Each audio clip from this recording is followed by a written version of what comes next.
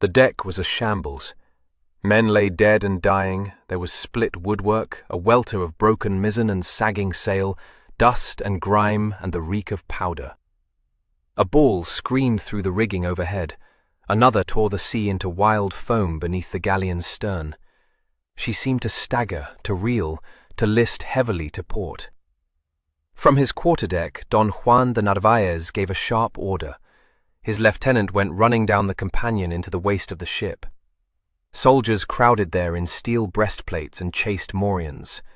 They had halberds and pikes, and some held long, double-edged swords. They looked out to sea, to where the smaller ship came steadily on, the red cross of St. George flying at her mainmast head. They were sure now that it would end in a hand-to-hand fight. They were even glad of it. They knew themselves to be the finest soldiers in Christendom. What chance could these bold English have against them at close quarters?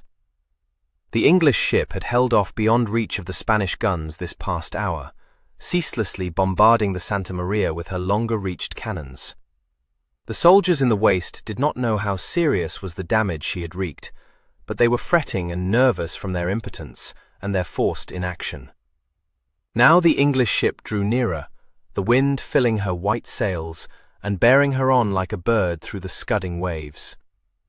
Don Juan watched her come, and saw his guns belch fire upon her.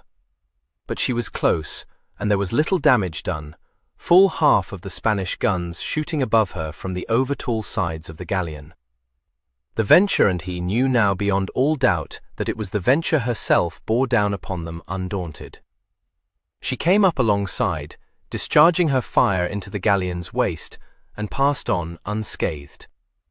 Drawing a little ahead of the Spaniard she wore suddenly, came sailing across the galleon's bows, and raked her cruelly fore and aft. The Santa Maria was riddled and groaning. There was panic aboard, and a hopeless confusion. Don Juan knew his ship was crippled, and cursed softly in his beard. But he had cool courage enough, and he knew how to rally his men.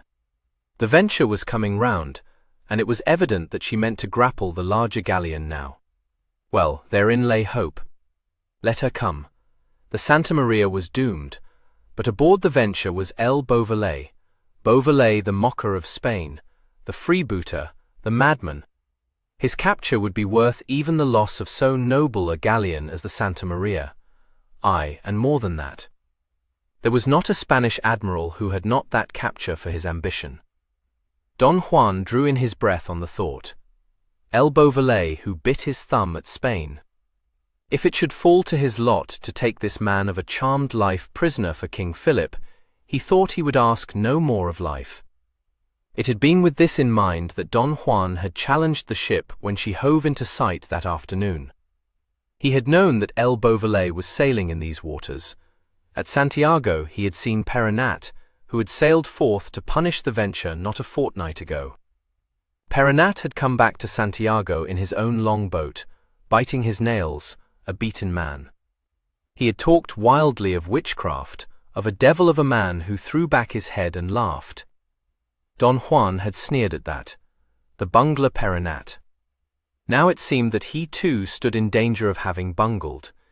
He had thrown down the gauntlet to Beauvallet, who never refused a challenge, and Beauvallet had picked it up, and flirted his dainty craft forward through the sparkling sea. There had been some desire to show a lady what a Narvaez could accomplish. Don Juan chewed his lip, and knew a pang of remorse. Below, in the panelled stateroom, was no less a personage than Don Manuel de Rada y Silva, late governor of Santiago, with his daughter Dominica. Don Juan knew only too well in what peril they now stood. But when it came to hand fighting, the tables might still be turned. The soldiers were armed and ready in the waist and on the forecastle. There were gunners, grimed and stained with sweat, standing by their culverins. The brief panic had been swiftly quelled. Let the Venture come. She was near, standing the fire from the long basiliscos. She drew nearer, and through the smoke one might see the men on her with boarding axes and swords, ready for the order to board the Spaniard. Then suddenly there was a crack and a roar. the bursting flame and the black smoke of a score of swivel guns on her decks, all trained upon the waist of the Santa Maria. There was havoc wrought among the Spanish soldiery. Cries, groans, and oaths rent the air, and swiftly, while havoc lasted, the Venture crept up and grappled the tall galleon. Men swarmed up the sides, using their boarding axes to form scaling ladders. From the spritsail yard they sprang down upon the deck of the Santa Maria, daggers between their teeth and long swords in hand. No might of Spanish soldiery, maimed as it was by the wicked fire, could stop them. They came on, and the fight was desperate over the slippery decks, sword to sword, slash and cut, and the quick stab of daggers. Don Juan stood at the head of the companion, sword in hand, a tall figure in breastplate and tassets of fluted steel. He sought in the press for a leader amongst the boarders, but could see none in that hurly-burly. It was hard fighting, frenzied fighting, over wounded and dead, with ever and again the crack of a dag fired at close range. The pandemonium was intense. No single voice could be distinguished amongst the hubbub of groans, shouted orders, sharp cries, and clash of arms. One could not tell for a while who had the advantage. The fight swayed and eddied, and the Santa Maria lay helpless under all. A man seemed to spring up out of the mob below and gained the companion. A moment he stood with his foot upon the first step, looking up at Don Juan, a red sword in his hand, a cloak twisted about his left arm, and a black pointed beard upthrust. A chaste morion shaded the upper part of his face, but Don Juan saw white teeth agleam, and crouched for the stroke that should send this stranger to perdition. "Down, perro," he snarled. The stranger laughed, and answered him in pure Castilian. "Nay, senor, the dog comes up." Don Juan peered to see more closely into the upturned face. "Come up and die, dog," he said softly, "for I think you are he whom I seek." "All Spain seems to seek me, senor," answered the stranger merrily. "But who shall slay Nick Beauvallet? Will you try?" He came up the first steps in a bound, and his sword took Don Juan's in a strong parry that beat it aside for a moment. He brought his cloak swirling into swift play, and entangled Don Juan's sword in it. He was up on the quarterdeck in a flash, even as Don Juan, livid, shook his sword free of the cloak. The two blades rang together, but Don Juan knew that he had met his master. He was forced back and back across the deck to the bulwarks, fighting grimly every inch of the way. Cruzada, his lieutenant, came running from the poop deck. Beauvallet saw and made a quick end. His great sword whirled aloft, cleaved downwards, hissing through the air, and shattered the pauldron over Don Juan's shoulder. Don Juan sank, half-stunned, to his knees, and his sword clattered to the deck. Beauvallet turned, panting, to meet Cruzada. But there were Englishmen on the quarterdeck now, hard upon the heels of their leader, and from all sides came cries from the Spaniards for quarter. Beauvallet's sword held Cruzada in check. "Yield, senor, yield," he said. "I hold your general prisoner." "But yet I may slay you, pirate," gasped Cruzada. "Curb ambition, child," Beauvallet said. "Here, Daw, Russet, Curlew. Overpower me this springald. Softly, lads, softly." Cruzada found himself surrounded, and cried out in fury. Rough hands seized him from behind, and dragged him back. He saw Beauvallet leaning on his sword, and cursed him wildly for a coward and a poltroon. Beauvallet chuckled at that. "Grow a beard, child, and meet me when it's grown. Mr. Dangerfield." His lieutenant was at hand. "Have a guard about the worthy senor," said Beauvallet, and indicated Don Juan by a brief nod. He bent, picked up Don Juan's sword, and was off, light-footed, down the companion into the waist of the ship. Don Juan recovered his senses to find himself unarmed and El Beauvallet gone. He came staggering to his feet, an English hand at his elbow, and was aware of a fair boy confronting him. "You are my prisoner, senor," said Richard Dangerfield in halting Spanish. "The day is lost." The sweat was in Don Juan's eyes. He brushed it away, and could see the truth of this statement. All over the galleon his men were laying down their arms. The rage and anguish that convulsed him were wiped suddenly from his face. By a supreme effort, he recovered his sosiego, and stood straight, and looked impassively as should befit his breeding. He achieved a bow. "I am in your hands, senor." Over the quarterdeck towards the poop, men were hurrying already in search of plunder. Some 3 or 4 stout fellows went clattering down the companion that led to the staterooms. They came upon a sight to astonish them.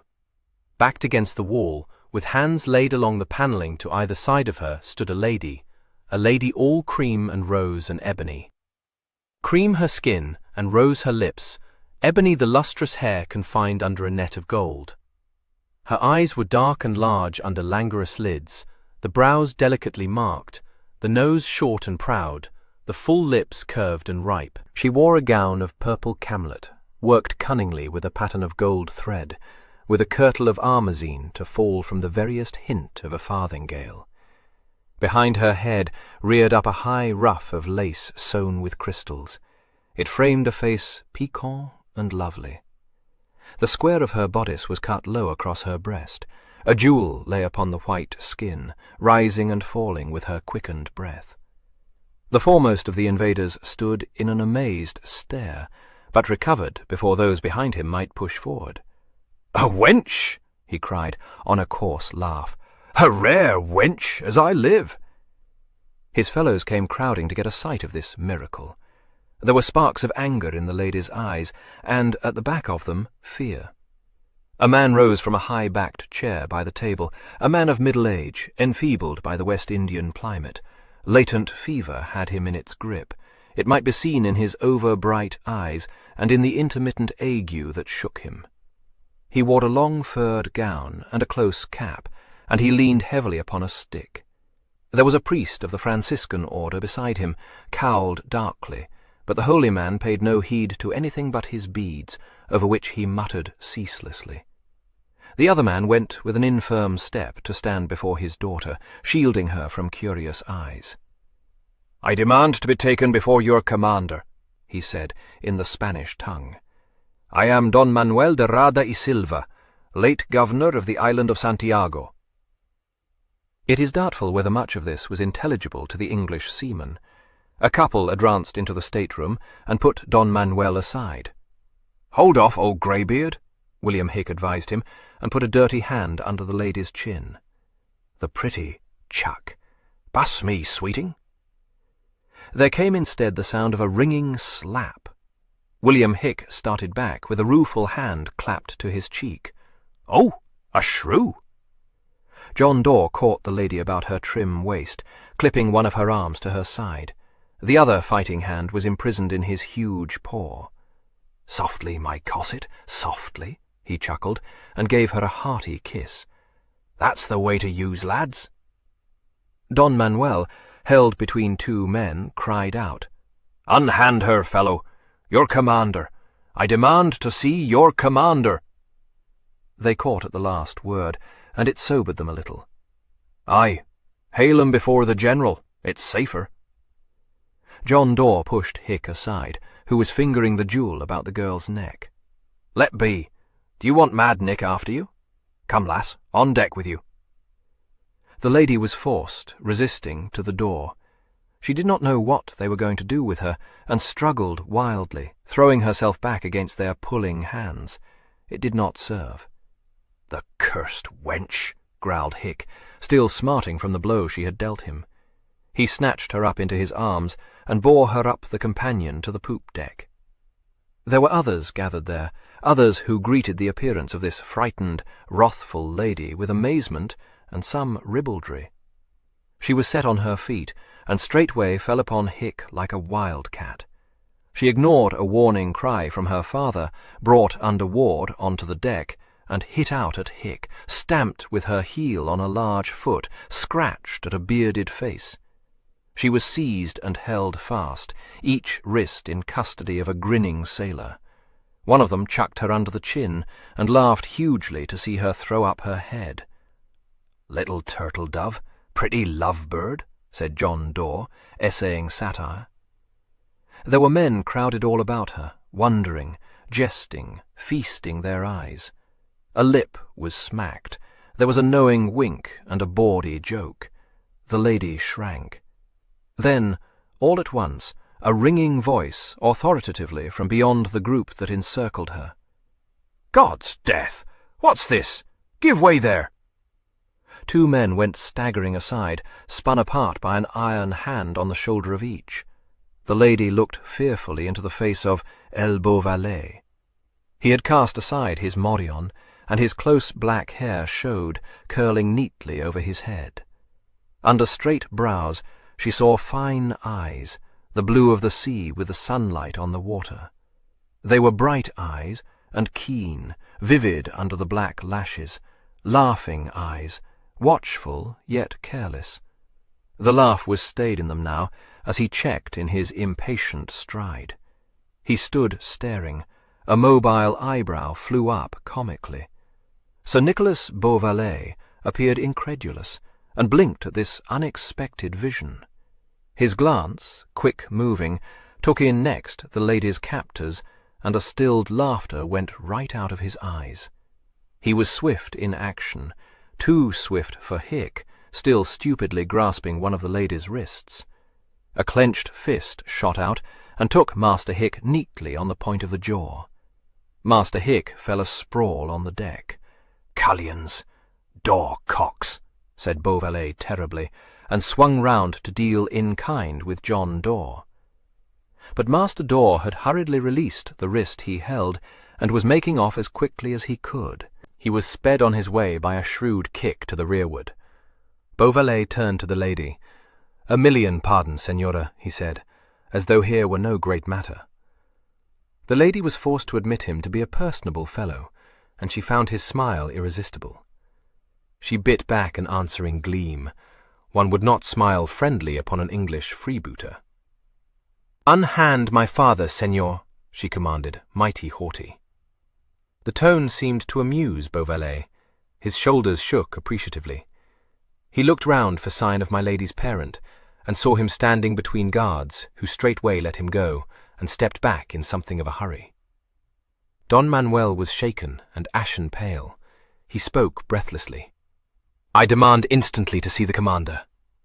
"A million more pardons," Beauvallet responded. "Behold the commander, Nicholas Beauvallet, at your service." The lady exclaimed at that. "I knew it! You are El Beauvallet!" Beauvallet turned to her. The eyebrow was raised again, and the eyes themselves were twinkling. "Himself, senora, wholly at your feet." "I," said Don Manuel stiffly, "am Don Manuel de Rada y Silva. You address my daughter, Donna Dominica. I demand to know the meaning of this outrage." "Outrage?" said Beauvallet, honestly puzzled. "What outrage, senor?" Don Manuel flushed and pointed a shaking finger to the shambles forward. "You need ask, senor?" "The fight! Why, to say truth, noble senor, I had thought that this ship opened fire upon me," said Beauvallet pleasantly, "and I was never one to refuse a challenge." "Where," demanded Donna Dominica, "is Don Juan de Narvaez?" "Under guard, senora, until he goes aboard his own longboat." "You beat him? You, with that little ship?" Beauvallet laughed out at that. "I, with that little ship," he bowed. "What of us?" Don Manuel interrupted. Sir Nicholas looked rueful, ran a hand through his crisp hair. "You have me there, senor," he confessed. "What a plague are you doing aboard this vessel?" "I conceive that to be none of your business, senor. If you must know, I am on my way home from Santiago to Spain." "Why, an evil chance," said Beauvallet sympathetically. "What folly possessed that numbskull of a commander of yours to open fire on me?" "Don Juan did his duty, senor," said Don Manuel haughtily. "Alack, then, that virtue has not been better rewarded," said Sir Nicholas lightly. "And what am I to do with you?" He bit his finger, pondering the question. "There is, of course, the longboat. She puts off as soon as may be for the island of Dominica. It lies some 3 miles to the north of us. Do you choose to go aboard her?" Donna Dominica took a quick step forward. Since her fears were lulled, her temper rose. This careless manner was not to be borne. She broke into impassioned speech, shooting her words at Beauvallet. "Is that all you can say? Sea robber, hateful pirate. Is it nothing to you that we must put back to the Indies and wait perhaps months for another ship?" "Oh, nothing, nothing. You see where my father stands, a sick man, and you care nothing that you expose him to such rough usage. Base, wicked robber, what do you care? Nothing. I could spit on you for a vile English freebooter." She ended in a sob of rage and stamped her foot at him. "Good lack," said Beauvallet, staring down into that exquisite face of fury. A smile of amusement and of admiration crept into his eyes. It caused Donna Dominica to lose the last shreds of her temper. What would you? She was a maid all fire and spirit. She struck at him, and he caught her hand and held it, pulled her closer, and looked down into her face with eyes a twinkle. "I cry pardon, Senora. We will amend all." He turned his head and sent a shout ringing for his lieutenant. "Loose me," Dominica said, and tried to pull her hand away. "Loose me." "Why, you would scratch me if I did," Beauvallet said, teasing. It was not to be borne. The lady's eyes fell and encountered the hilt of a dagger in Beauvallet's belt. She raised them again, held his in a defiant stare, and stole her hand to the dagger's hilt. Sir Nicholas looked quickly down, saw what she would be at, and laughed. "Brave lass." He let her go, let her draw out his dagger, and flung wide his arms. "Come then, have at me." She stepped back, uncertain and bewildered, wondering what manner of man was this who could mock at death itself. "If you touch me, I will kill you," she said through her teeth. Still he came on, twinkling, daring her. She drew back until the bulwark stayed her. "Now strike," invited Beauvallet. "I'll swear you have the stomach for it." "My daughter!" Don Manuel was aghast. "Give back that knife. I command you." "Senor, be good enough to stand back." Beauvallet turned away from the lady. It seemed he gave no second thought to the dangerous weapon she held. He waited for Dangerfield to come up, standing with his hands tucked negligently into his belt. "Sir, you called me?" Beauvallet indicated Don Manuel and his daughter with a comprehensive sweep of his hand. "Convey Don Manuel de Rada y Silva and his daughter aboard the Venture," he said in Spanish. Don Manuel started. Dominica gave a gasp. "Is it a jest, senor?" Don Manuel demanded. "In God's name, why should I jest? You make us prisoners?" "Nay, I bid you be my guests, senor. I said I would amend all." The lady broke out again. "You mock us. You shall not take us aboard your ship. We will not go." Beauvallet set his hands on his hips. The mobile eyebrow went up again. "How now? First you will, and then you will not. You tell me I am a dog to hinder your return to Spain, and curse me roundly for a rogue. Well, I have said I will amend the fault. I will convey you to Spain with all speed. What ails you then?" "Take us to Spain," said Don Manuel uncomprehendingly. "You cannot," cried Dominica, incredulous. "You dare not." "Dare not? God's son, I am Nick Beauvallet," said Sir Nicholas, amazed. "Dared I sail into Vigo a year back, and lay all waste? What should stop me?" She flung up her hands, and the dagger flashed in the sunlight. "Oh, now I know that they named you well who named you Mad Beauvallet." "You have it wrong," Beauvallet said, jesting. "Mad Nicholas is the name they call me. I make you free of it, senora." Don Manuel interposed. "Senor, I do not understand you. I cannot believe you speak in good faith." "The best in the world, senor. Is an Englishman's word good enough?" Don Manuel knew not how to answer. It was left for his daughter to say no very hotly. All she got by that was a quick look and a slight laugh. Across the deck came Don Juan de Narvaez, stately even in defeat. He bowed low to Don Manuel, lower still to Donna Dominica, and ignored Beauvallet. "Senor, the boat waits. Permit me to escort you." "Get you aboard, Senor Punctilio," said Sir Nicholas. "Don Manuel sails with me." "No," said Dominica, but it is very certain that she meant yes. "I have no desire to jest with you, Señor," Don Juan said coldly. "Don Manuel de Rada naturally sails with me." A long finger beckoned to Don Juan's guard. "Escort Don Juan to the longboat," said Sir Nicholas. "I do not stir from here without Don Manuel and his daughter," said Narvaez, and struck an attitude. "Take him away," said Sir Nicholas, bored. "God speed you, Señor." Narvaez was led away, protesting. "Señora, be pleased to go aboard the Venture. Dickon, have their traps conveyed at once." Dominica braved him to see what might come of it. "I will not go," she clenched the dagger. "Constrain me at your peril." "A challenge?" inquired Beauvallet. "Oh, rash, I told you that I never refused a challenge." He bore down upon her and dodged, laughing, the dagger's point. He caught her wrist and had his other arm firmly clipped about her waist. "Cry peace, sweetheart," he said, and took the dagger from her and restored it to its sheath. "Come," he said, tossed her up in his arms, and strode off with her to the quarterdeck. Dominica forbore resistance. It would be useless, she knew, and her dignity would suffer. She permitted herself to be carried off, and liked the manner of it. They did not use such ready methods in Spain. There was great strength in the arm that upheld her, and the very carelessness of the man intrigued one. A strange, mad fellow with an odd directness. One would know more of him. She was carried down the companion into the waist, where the men were busy with the treasure china silks and linen cloths, ingots of gold, bars of silver, and spices from the islands. "Robber," said Dominica softly. He chuckled. It was annoying. To the bulwarks he went, and she wondered how he would manage now. But he did it easily enough, with a hand on the shrouds and a leap up. He stood poised a moment. "Welcome aboard the Venture, sweetheart," he said audaciously, and climbed down with her safe tucked in his arm to his own poop deck below.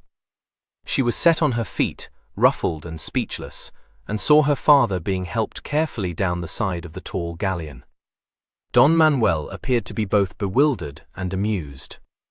"See them well bestowed, Dickon," Beauvallet bade the fair youth, and went back the way he had come. "Will it please you to come below, Señora?"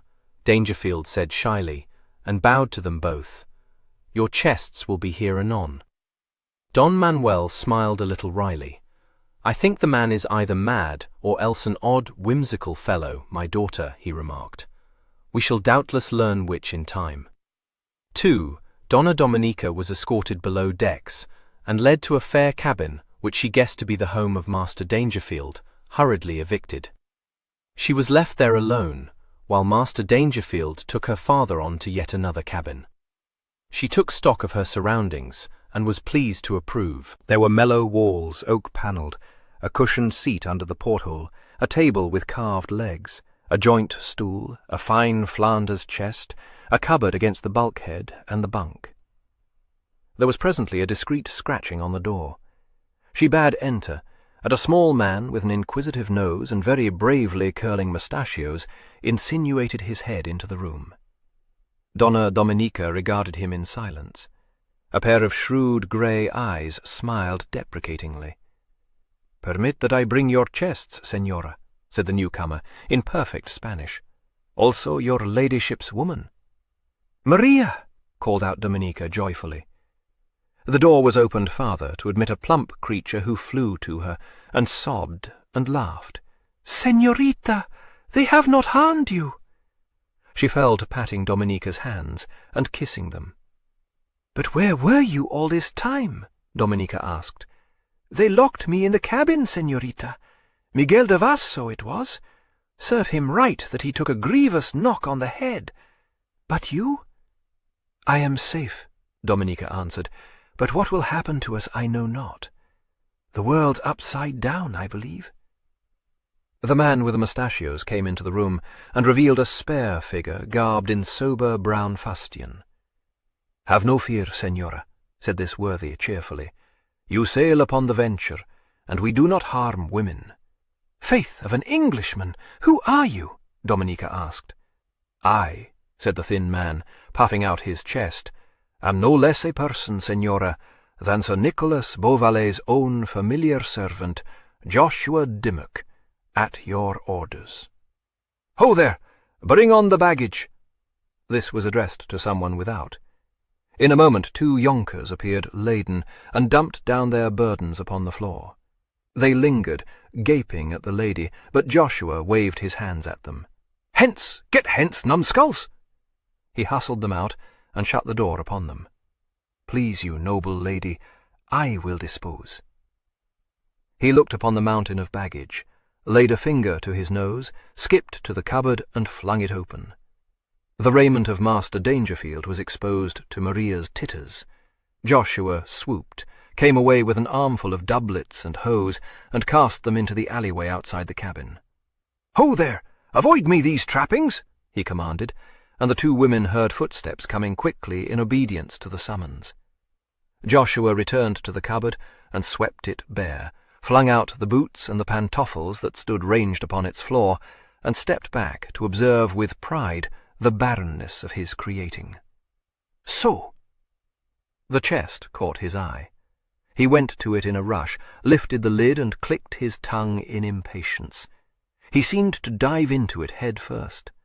Dominica sat down on the cushioned seat to watch the surprising gyrations of Master Dimmock. Maria knelt by her, clasping a hand still in both of hers, and giggled under her breath. An indignant voice was uplifted in the alleyway. "Who cast them here? That coistril?" "Dimmock. Joshua Dimmock. May the black vomit seize you. Master Dangerfield's fine Venice hosen to lie in the dust. Come out, ye skinny rogue." Joshua emerged from the chest with an armful of shirts and nether stocks. The door was rudely opened. Master Dangerfield's servant sought to make a hasty entrance, but was met on the threshold by Joshua, who thrust the pile of linen into his arms and drove him out. "Avoid them! Avoid, fool! The noble lady hath this cabin. By the general's orders, mark you. Hold your peace, wastrel. The Venice hose! What's that to me? Make order there! Pick up that hand-ruff, that boot, those stocks! There are more shirts to come. Await me!"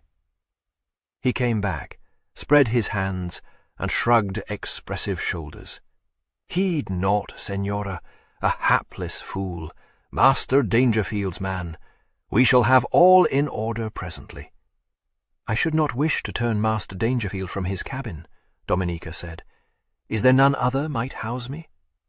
"Most noble lady, waste no moment's thought upon it," Joshua said, shocked. "Master Dangerfield, forsooth? A likely gentleman, I allow, but a mere lad from the nursery. This mountain of raiment! Ho, the young men, all alike! I dare swear a full score of shirts. Sir Nicholas himself owns not so many." He threw the rest of Master Dangerfield's wardrobe out of the cabin, and shut the door smartly upon the protests of Master Dangerfield's man. Dominica watched the disposal of her baggage about the room. "I must suppose you a man of worth," she said, gently satirical. "You may say so, indeed, Senora. I am the servant of Sir Nicholas. I have the ear. I am obeyed. Thus it is to be the lackey of a great man, lady," Joshua answered, complacently. "Oh, is this Sir Nicholas a great man by your reckoning?" "None greater, lady," said Joshua promptly. "I have served him these 15 years, and seen none to equal him. And I have been about the world, mark you. Aye, we have done some junketing to and fro." I allow you, Sir Francis Drake, to be a man well enough, but lacking in some small matters wherein we have the advantage of him. His birth, for example, will not rank with ours. By no means. Raleigh? Pshaw! He lacks our ready wit. We laugh in his sour countenance. Howard? A fig for him. I say no more, and leave you to judge. That popinjay Leicester? Bah! A man of no weight. We, and we alone, have never failed in our undertakings. And why, you ask? Very simply, Senora. We reck not. The Queen's Grace said it with her own august lips. God's death quoth she, her favourite oath, mark you. God's death, Sir Nicholas, you should take reck not to be your watchword. With reason, most gracious lady, certain we reck not. We bite our glove in challenge to whosoever ye will. We take what we will, Beauvallet's way. Maria sniffed, and cocked up her pert nose. Joshua looked severely. Mark it, mistress, I speak for both. We reck not. He is a bold man, Dominica said, half to herself. Joshua beamed upon her. You speak sooth, Senora. Bold. Aye, a very panther. We laugh at fear. That's for lesser men. I shall uncord these bundles, gracious lady, so it please you. What is he? What is his birth? Dominica asked. Is he base or noble? Joshua bent a frown of some dignity upon her. Would I serve one who was of base birth, Senora? No. We are very nobly born. The knighthood was not needed to mark our degree, an honour granted upon our return from Drake's voyage round the world. I allow it to have been due, but we needed it not. Sir Nicholas stands heir to a barony, no less. So, said Dominica with interest. Aye, and indeed, he is own brother to Lord Beauvallet. A solid man, Senora, lacking our wits, maybe, but a comfortable, wise lord. He looks askance at all this trafficking upon the high seas. Joshua forgot for a moment his role of admiring and faithful servant. Well he may. Rolling up and down the world, never at rest, it is not fit. We are no longer boys to delight in hare-brained schemes and chancy ventures. But what would you? A madness is in us. We must always be up and about, nosing out danger. He rolled up the cords he had untied. I leave you, Senora. Ha! We cast off. He hopped to the porthole and peered out. In good time, that hulk is done. I go now to see the noble Senor safely housed. By your leave, Senora. Where is my father? Dominica asked. Hard by, Senora.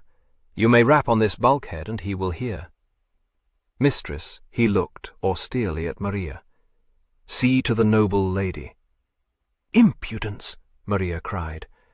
But the door had shut behind Joshua Dimmock. An oddity, said Dominica. Well, like master, like man. She went to the port and stood on tiptoe to look out. The waves were hissing round the sides of the Venture. I cannot see our ship. That man said she was done. She came away from the port. And so here we are, upon an English ship, and in an enemy's power. What shall come of it, I wonder? She did not seem to be disturbed. Let them dare to touch you, Maria said, arms akimbo. I am not locked in my cabin twice, señorita. She abandoned the fierce attitude and began to unpack my lady's baggage. She shook out a gown of stiff crimson brocade and sighed over it. Alas, the broidered taffety that I had in my mind for you to wear this night, she lamented. Dominica smiled secretly. I will wear it, she said. Maria stared. Your finest gown to be wasted on a party of English pirates. Now, if it were Don Juan. Dominica was impatient suddenly. Don Juan, a fool, a beaten braggart. He strutted and swore he would sink this ship to the bottom of the sea and take the great Beauvallet a prisoner to Spain. I hate a man to be beaten. Lay out the gown, girl. I will wear it, and the rubies too. Never say so, señorita, cried Maria, in genuine horror. I have your jewels safe hid in my bosom. They would tear them from your neck. The rubies? Dominica repeated. We are here as the guests of El Beauvallet, and I vow we will play the part right royally. There was a soft scratching on the door, and Don Manuel looked in.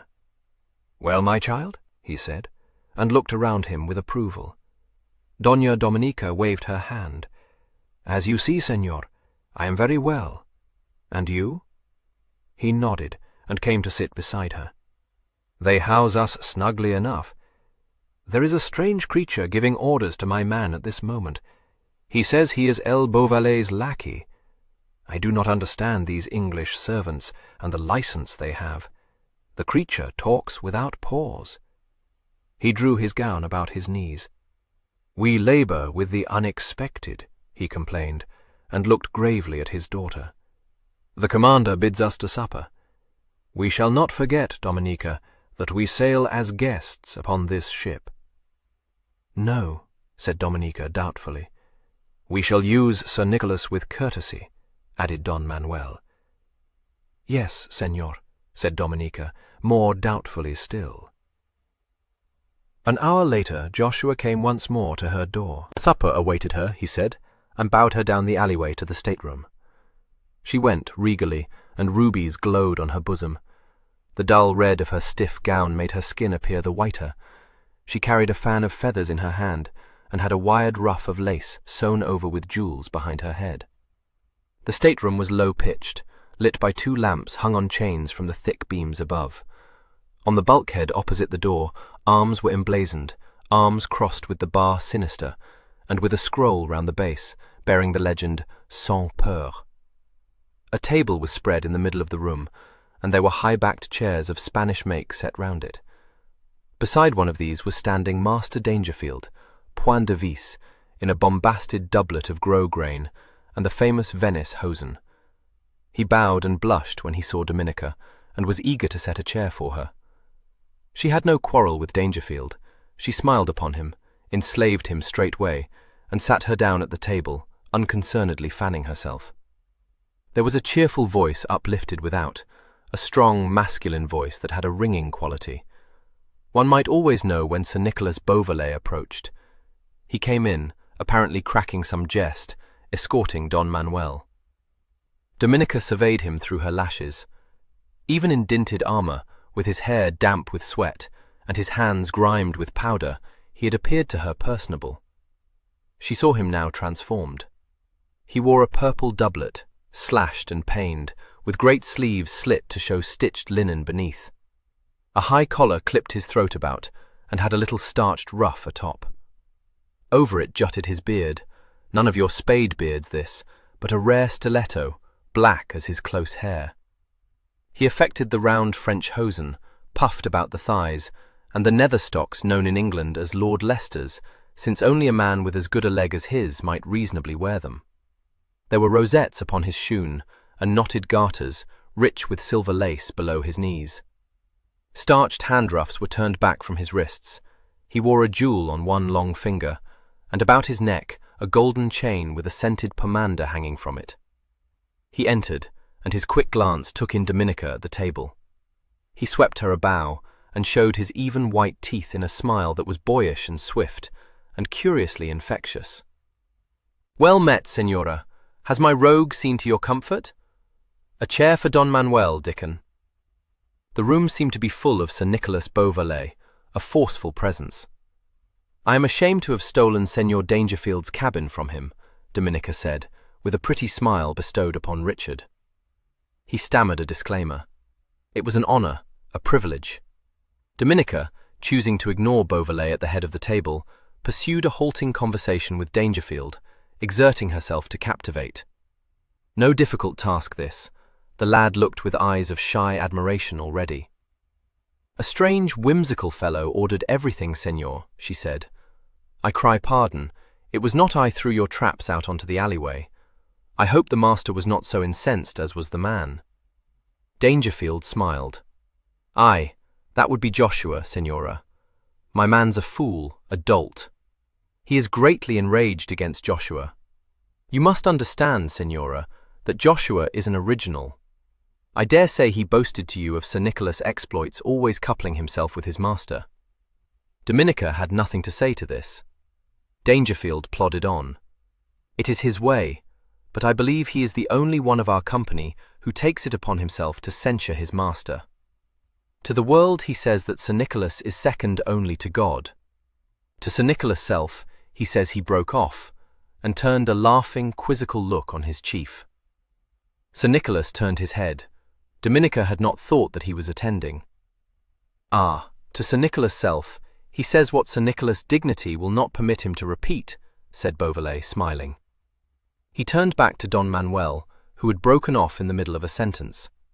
Your servant did not seem to hold him in so great esteem as he holds himself, Senor, said Dominica. Ah, no, Senora, but then he threw my clothes out into the alley. I doubt it was dusty, Dominica said demurely. Do not let Sir Nicholas hear you say that, Senora, Dangerfield answered gaily. By a half-smile that was certainly not conjured up by her father's conversation, Dominica saw that Sir Nicholas was still attending. Meat was set before the lady, breast of mutton served with a sauce flavoured with saffron. There was a pasty beside, and a compost of quinces. She fell to, and continued to talk to Master Dangerfield. Don Manuel tried more than once to catch his daughter's eye, but he failed, and was forced to pursue his conversation with Sir Nicholas. You have a well-found vessel, Senor, he remarked courteously. My own, Senor. Beauvallet picked up a flagon of wine. I have here an Alicante wine, Senor, or a Burgundy, if you should prefer it, or there is Rhenish. Say but the word. You are too good, Senor. The Alicante wine, I thank you. He observed that his cup was of Moorish ware, much used in Spain, and raised his brows at it. Delicately he forbore comment. You remark my cups, Senor, said Beauvallet, lacking a like delicacy. They come out of Andalusia. He saw a slight stiffening on the part of his guest, and his eyes twinkled. Nay, nay, Senor, they never were upon a Spanish galleon. I bought them upon my travels, years ago. He threw Don Manuel into some discomfort. Don Manuel made haste to turn the subject. You know my country, Senor? Why, yes, a little, Beauvallet acknowledged. He looked at Dominica's averted face. May I give you wine, Senora? So wrapped in conversation with Dangerfield was the lady that it seemed she did not hear. Beauvallet watched her a moment in some amusement, then turned to Don Manuel. Do you suppose, Senor, that your daughter will take wine from my hands? Dominica, you are addressed, Don Manuel said sharply. She gave an admirable start and turned. Senor? She encountered Beauvallet's eyes, brimful with laughter. Your pardon, Senor. He held out a cup in his long fingers. She took it from him and turned it in her hand. Ah, did this come from the Santa Maria? She asked, mighty innocent. Don Manuel blushed for his daughter's manners and made a deprecatory sound, but Beauvallet's shoulders shook. I had these quite honestly, Senora. Dominica appeared surprised. Supper wore on its way. Don Manuel, shocked at the perversity of his daughter in bestowing all her attention on Dangerfield, began to talk to the young man himself, and success fully ousted Dominica from the conversation. She bit her lip with vexation and became absorbed in the contemplation of a dish of marchpane. At her left hand, Beauvallet lay back in his chair and played idly with his pomander. Dominica stole a sidelong glance at him, found his eyes upon her, wickedly teasing under the down-dropped lids, and flushed hotly. She began to nibble at a piece of marchpane. Sir Nicholas let fall his pomander and sat straight in his chair.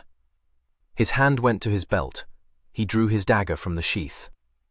It was a rich piece, with a hilt of wrought gold and a thin, flashing blade. He leaned forward and presented the hilt to the lady. I make you a present of it, Senora, he said in a humble voice. Dominica flung up her head at that and tried to push the dagger away. I do not want it. Oh, but surely. You are pleased to mock me, Senor. I have no need of your dagger. But you would like so much to kill me, Sir Nicholas said softly. Dominica looked at him indignantly. He was abominable, and to make matters the more insupportable, he had a smile that set a poor maid's heart in a flutter. You laugh at me. Take your fill of it, Senor. I shall not heed your sneers, she said. I? Beauvallet said, and shot out a hand to grasp her wrist. Now look me boldly in the face and tell me if I sneer at you. Dominica looked instead toward her father, but he had turned his shoulder and was descanting to Master Dangerfield upon the works of Livy. Come, insisted the tormentor. What, afraid? Stung, she looked up. Defiance gleamed in her eyes. Sir Nicholas kept his steadily upon her, raised her hand to his lips, kissed it fleetingly, and held it still. "You will know me better some day," he said. "I've no ambition for it," Dominica answered, but without truth. "Have you not? Have you not indeed?" His fingers tightened about her wrist. There was a brilliant look of inquiry before he let her go. It disturbed her oddly. The man had no right to such bright, challenging eyes. A silence fell between them. Don Manuel, absorbed in his topic, had passed on to the poet Horace, and was inflicting quotations upon Master Dangerfield. "What came to Don Juan, Señor?" asked Dominica, finding the silence oppressive. "I suppose him to be steering for the island of your name, Señora," Sir Nicholas replied, and cracked a nut between finger and thumb. The problems besetting Don Juan seemed to hold no interest for him. "And Señor Cruzada? And the rest?"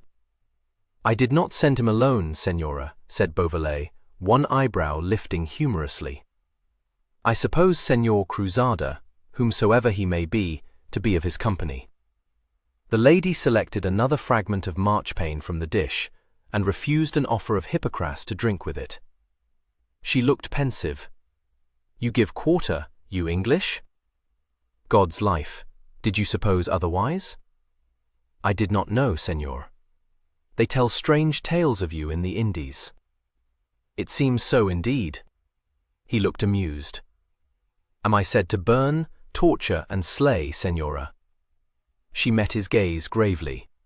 "You are a hardy man, Señor. There are those who say you use witchcraft." He flung back his head and laughed out at that. Don Manuel was startled and broke off in the middle of a line, to the relief of Master Dangerfield. A nod over his wine. "The only craft I use is seacraft, Señora," Beauvallet said. "I wear no charms, but I was born, so they tell me, when Venus and Jupiter were in conjunction." "A happy omen! All honor to them!" He raised his cup to these planets and drank to them. "Alchemy is a snare, as also astrology," said Don Manuel sternly. "I regard the tenets of Paracelsus as pernicious, Señor, but I believe they are much studied and thought of in England." "A creed both absurd and heretical. Why, I have heard a man doubt that his neighbor was born under the sign of Sagittarius, for no better reason than that he had a ruddy cheek or a chestnut beard. Likewise you will meet those who will not stir beyond their doors without they have a piece of coral about them, or a sapphire to give them courage, or some other such toys, fit only for children or infidels. Then you will hear talk of the sky's division into houses, this one governing such and such a thing, and that some other. A silly conceit, obtaining credulity of the foolish." Thus Don Manuel disposed of Paracelsus, very summarily. 3. The second day was very bright, with a hot sun beating down upon the sea, and a stiff breeze blowing to fill the sails. Don Manuel remained below on his bunk, worn and shaken by the agitations and exertions of the previous day. He made a poor breakfast of sops dipped in wine, and sent his daughter from him. He shook with fever, and complained of the headache. Hovering assiduously about him was his own man Bartolomeo, but he had also Joshua Dimmock to attend to his wants. This was done mighty expertly. Joshua discoursed learnedly on several fevers, and, not sharing Don Manuel's views on the Chaldean creed, prescribed the wearing of some chips from a gallows as a certain cure. These he produced from somewhere about his person, and expatiated fervently upon their magical properties. Don Manuel waved them testily aside, but consented to drink a strong cordial, which, he was assured, came straight from the still room of my Lady Beauvallet herself, a dame well versed in these mysteries. "A sure potion, Señor, as I have proved," Joshua told him, "containing julep and angelica, a handful of juniper berries and betony, as also mithridate, so I believe, not to mention wormwood, which the world knows to be very potent against all manner of fevers. The whole, noble Señor, steeped in a spirit of wine by my lady's own hands, and sealed up tightly, as you perceive. Deign only to test of its values." Don Manuel drank off the cordial, and was assured of a speedy recovery. But Joshua shook his head secretly over the case, and told Sir Nicholas in his private ear that he carried a dying man aboard the Venture. "I know it," Beauvallet said briefly. "If I read well the signs, the cameras de sangre is in him." "I observed it, sir. A glance, you would say. His man a lank, melancholic fool, if ever I saw one. Stands prating of quotidian fevers, but no, quoth I, say rather the cameras de sangre, dolt. I shall poke out the folds of the ruff, please you, sir." He performed this office for Sir Nicholas, and stood back to regard his handiwork. The poking stick was levelled at Sir Nicholas next by way of emphasis. "Moreover, master, and mark you well, it is not to be considered a favourable omen. By no means. A death portends disaster. I do not speak of such willy-nilly deaths as might chance in battle. That is understood. A lingering sickness is another and quite different matter. We must set the worthy signor ashore with all speed." "How now? What's this, rogue?" demanded Beauvallet, lying back in his chair. "Set him ashore, where and for what?" "I judge the Canaries to be a convenient spot, sir. The reason is made clear. He must die upon land, or at least upon another ship than ours. We need not concern ourselves with that." He ducked quickly to avoid a boot hurled at his head. "Cullion," Beauvallet apostrophized him, "curb that prattling cheat of yours. We set the gentleman ashore in Spain. Mark that." Joshua picked up the boot, and knelt to help Sir Nicholas put it on, no whit abashed. "I shall take leave to say, master, that this is to put our heads in a noose again." "Be sure yours will end there one day," said Sir Nicholas cheerfully. "As to that, sir, I do not go roistering up and down the world, sacking and plundering," replied Joshua, entirely without venom. "A gentle thrust, sir, and we have the boot on." So, he smoothed a wrinkle from the soft Cordovan leather, and held ready the second boot. "You are to understand, sir, that it is no matter to me, for it was clearly proved in the reading of my horoscope that I should die snug in my bed. It would be well to have your horoscope cast, master, that we may know what to beware of." "Beware your bed, dizzard, and get you hence.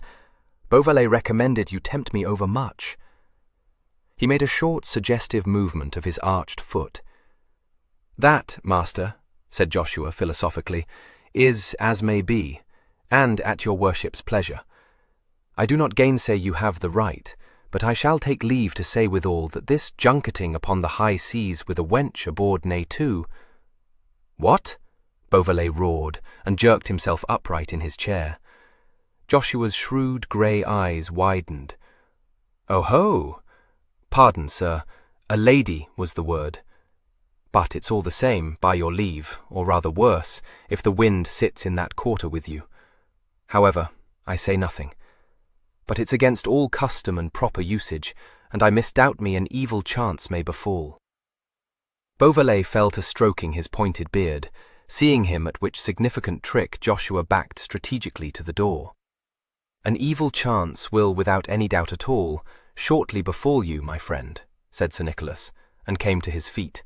"At the toe of my boot. If that is your humour, sir, I withdraw with all speed," said Joshua promptly, and retired nimbly. Beauvallet swung out in his wake, and went up on deck to oversee an inventory of the Santa Maria's cargo in the waist. Thus Donna Dominica, when she came up on deck to take the air, chanced upon a sight that made her curl her lip and lift her chin. She wandered to the quarter-deck, and stood looking down into the waist, where bales of cloth were lying, and where ingots were being weighed upon a rough scale. Master Dangerfield had a sheet of paper and an inkhorn upon an upturned cask, and wrote carefully thereon, while a stout, hairy fellow called weights and numbers. Near him, upon another cask, lounged Beauvallet with a hand on his hip and a booted leg swinging. His attention was held by what was going forward about him. He did not observe my lady upon the deck above. You are to know that this seeming piracy was a sort of licensed affair, a guerrilla warfare waged upon King Philip II of Spain, who certainly provoked it. Englishmen had a lively hatred of Spain, induced by a variety of causes. There was, many years ago, the affair of Sir John Hawkins at San Juan de Ulloa, an instance of Spanish treachery that would not soon be forgot. There was grim persecution at work in the Low Countries, which must make any honest man's blood boil, and a holy inquisition in Spain that had swallowed up in hideous manner many stout sailormen captured on English vessels. If you wished to seek farther, you had only to observe the way Spain used towards the natives of the Indies. It should suffice you. On top of all, there was the abundant pride of Spain, who chose to think herself mistress of the Old World and the New. It remained for Elizabeth, Queen of England by God's grace, to abate this overweening conceit. In this she was ably assisted by such men as Drake, bluff, roaring man, and Beauvallet, his friend, Frobisher and Gilbert, Davis and the Hawkins, father, sons, and grandson. They put forth into Spanish waters without misgiving, and harried King Philip mightily. They laboured under a belief, and you could not rid them of it, that one Englishman was worth a round dozen of Spaniards. Events proved them to be justified in their belief. Nicholas Beauvallet, a younger son, spent the restlessness of his youth in wanderings upon the continent, as befitted his station. He left his England a boy overflowing with such a spirit of daredevilry that his father and his elder brother prophesied it would lead him to disaster. He came back to it, a man seasoned and tried, but it was not to be seen that the daredevilry had departed from him. His brother, succeeding to their father's room, shook a grave head and called him Italianate, a ruffler, a veritable swashbuckler, and wondered that he would not be still. Nicholas refused to fulfill his family's expectations. He must be off on his adventures again. He went to sea, he made some little noise about the New World, and in due course accompanied Drake on his voyage round the world. With that master mariner, he passed the Straits of Magellan, saw the sack of Valparaiso, reached the far Pelew Islands and Mindanao, and came home round the perilous Cape of Storms, bronzed of face and hard of muscle, and rich beyond the dreams of man. This was well enough, no doubt, but Gerard Beauvallet, a sober man, judged it time to be done with such traffickings. Nicholas had won an honourable knighthood. Let him settle down now, choose a suitable bride, and provide the heirs that came not to my Lady Beauvallet. Instead of this, incorrigible Nicholas had sailed away, after the briefest of intervals, this time in a ship of his own. So far from conducting himself like a respectable landowner, such as his brother wished him to be, he seemed to be concerned only to make a strong noise about the world. This he did with complete success. There was only one Drake, but also there was only one Beauvallet. The Spaniards coupled the two names together, but made of Beauvallet a kind of devil. Drake performed the impossible in the only possible way. The Spaniards said that El Beauvallet performed it in an impossible way, and feared him accordingly. As for his own men, they held him in some affection, and believed firmly in his luck and his genius. They thought him clearly mad, but his madness was profitable, and they had long ceased to wonder at anything he might take it into his head to do. They might be trusted to follow where he led, knowing by experience that he would not lead them to disaster. His master, Patrick Howe, of bearded mien, would wag a solemn finger. "Look you, we win because our Nick cannot fail. He is bird-eyed for opportunity and blind to danger, and he laughs his way out of every peril we come to." Mad? Aye, you may say so. The truth was that Sir Nicholas would swoop lightning swift into some hare-brained emprise and be off again victorious while you stood agape at his hardihood. Thus with his sweeping off of Donna Dominica before she had time to fetch her breath, and all with no more than a careless snap of the fingers, as it were. Oh, a hardy fellow, God wot! Dominica thought of all this, as she stood looking down at him now, and since Beauvallet paid no heed to her, nor ever looked up towards the deck where she stood, she presently gave vent to a scornful little laugh, and remarked to the chasing clouds, "A merchant, counting stolen goods." Beauvallet looked quickly up. The sun was on his uncovered head, and in his blue eyes he put up a hand to shade them. "My Lady Disdain, give you 1,000 good morrows. The morrow will not be good while I am upon such a ship as this," she said provocatively. "Now, what's amiss?" demanded Sir Nicholas, and sprang down from the cask. "What ails the ship?" He was halfway up the companion, which was maybe what she wanted, but she would not have him know that. "Pray you, stay below amongst your gains, Señor." He was beside her on the deck now, swung a leg over the rail, and sat there like some careless boy.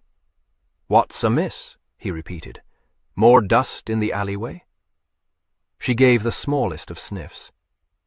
"There is this amiss, Señor, that this is a pirate vessel, and you are mine enemy." "That in your teeth, my lass," he said gaily. "I am no enemy of yours." She tried to look witheringly upon him, but it seemed to have no effect. "You are the declared enemy of all Spaniards, Señor, and well I know it. But I have it in mind, sweetheart, to make an Englishwoman of you," said Beauvallet frankly. She was fairly taken aback. She gasped, flushed, and clenched her little hands. "Now, where's that dagger?" said Beauvallet, watching her in some amusement. She flounced round upon her heel and swept away to the poop. She was outraged and speechless, but she could still wonder whether he would follow. She need have been in no doubt. He let her gain the poop, out of sight of his men, and came up with her there. He set his hands on her shoulders and twisted her round to face him. The teasing light went out of his eyes, and his voice was softened. "Lady, you called me a mocker, but for once I do not jest. Hear my solemn promise. I will make you an Englishwoman before a year is gone by, and so seal my bond." He bent his handsome head quickly, and kissed her lips before she could stop him. She cried out indignantly, and her hands flew to avenge the insult, but he had her measure, and was ready for the swift reprisal. She found her hands caught and imprisoned, and his face close above hers, smiling down into her angry eyes.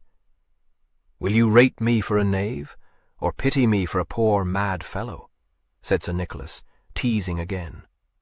"I hate you," she said, and spoke with some passion.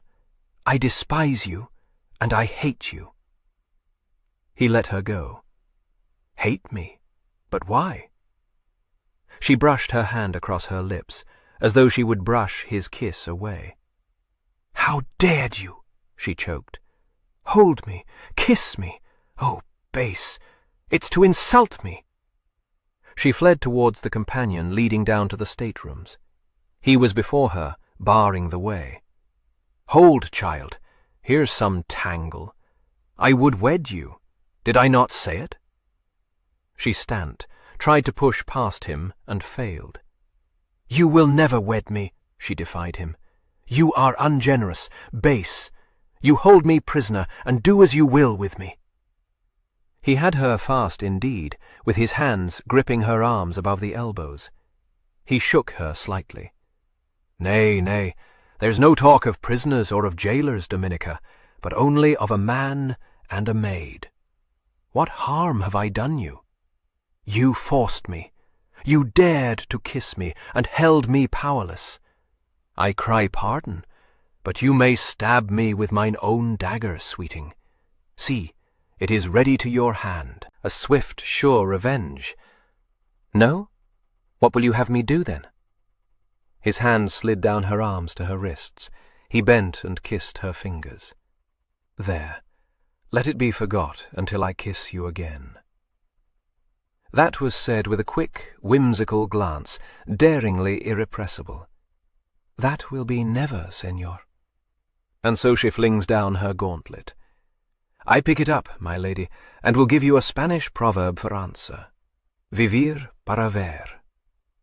You will scarcely wed me by force, she retorted. Even you.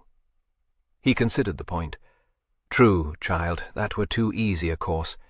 I warrant you would not find it so. Marry, is it yet another challenge? He inquired. She drew back a pace. You would not? Nay, have I not said I will not? Be at ease, ye shall have a royal wooing. And where will you woo me? She asked scornfully. My home is in the very heart of Spain, it have you know. Be sure I shall follow you there, he promised, and laughed to see her face of incredulous wonder. Braggart! Oh, idle boaster! How should you dare? Look for me in Spain before a year is out, he answered.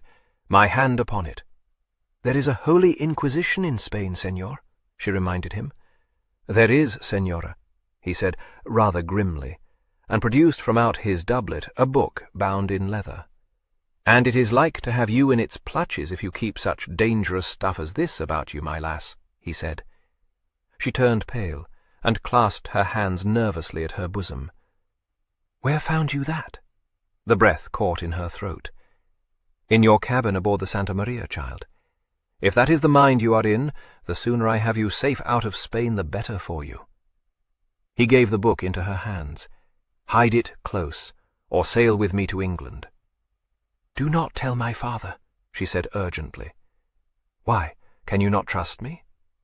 Oh, unkind. I suppose it is no affair of yours, senor, she said, recovering her dignity. I thank you for my book. Now let me pass. I have a name, child. I believe I made you free of it. She swept a curtsy. Oh, I thank you, Sir Nicholas Beauvallet, she mocked, and fled past him down the companion. For Donna Dominica thought it imperative that Beauvallet's impudence should be suitably punished, and took it upon herself to perform this pious office. Master Dangerfield was a tool ready to her hand. She sought him out, cast a thrall about that susceptible lad, and flirted with him, somewhat to his embarrassment. She brought her long eyelashes into play, the minx, was all honey to him, and flattered the vanity of the youthful male. She used a distant courtesy towards Beauvallet, listened when he spoke to her, folded meek hands in her lap, and turned back to Master Dangerfield at the first chance. Beauvallet had stately curtsies and cool impersonalities from her. She let it be clearly seen that Dangerfield could have, if he chose, a hand to kiss her smiles and her chatter.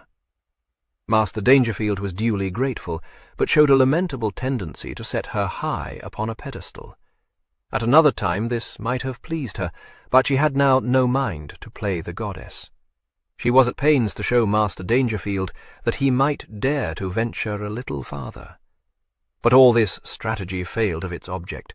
Donna Dominica, out of the tail of her eye, saw with indignation the frank amusement of Sir Nicholas. Beauvallet stood back and watched the play with a laughing, an appreciative eye. The lady redoubled her efforts. She was forced to admit Dangerfield's dull sport, and chid herself for hankering after the livelier company of his general. With him one met the unexpected. There was a spice of risk to savour the game, an element of adventure to whet the appetite.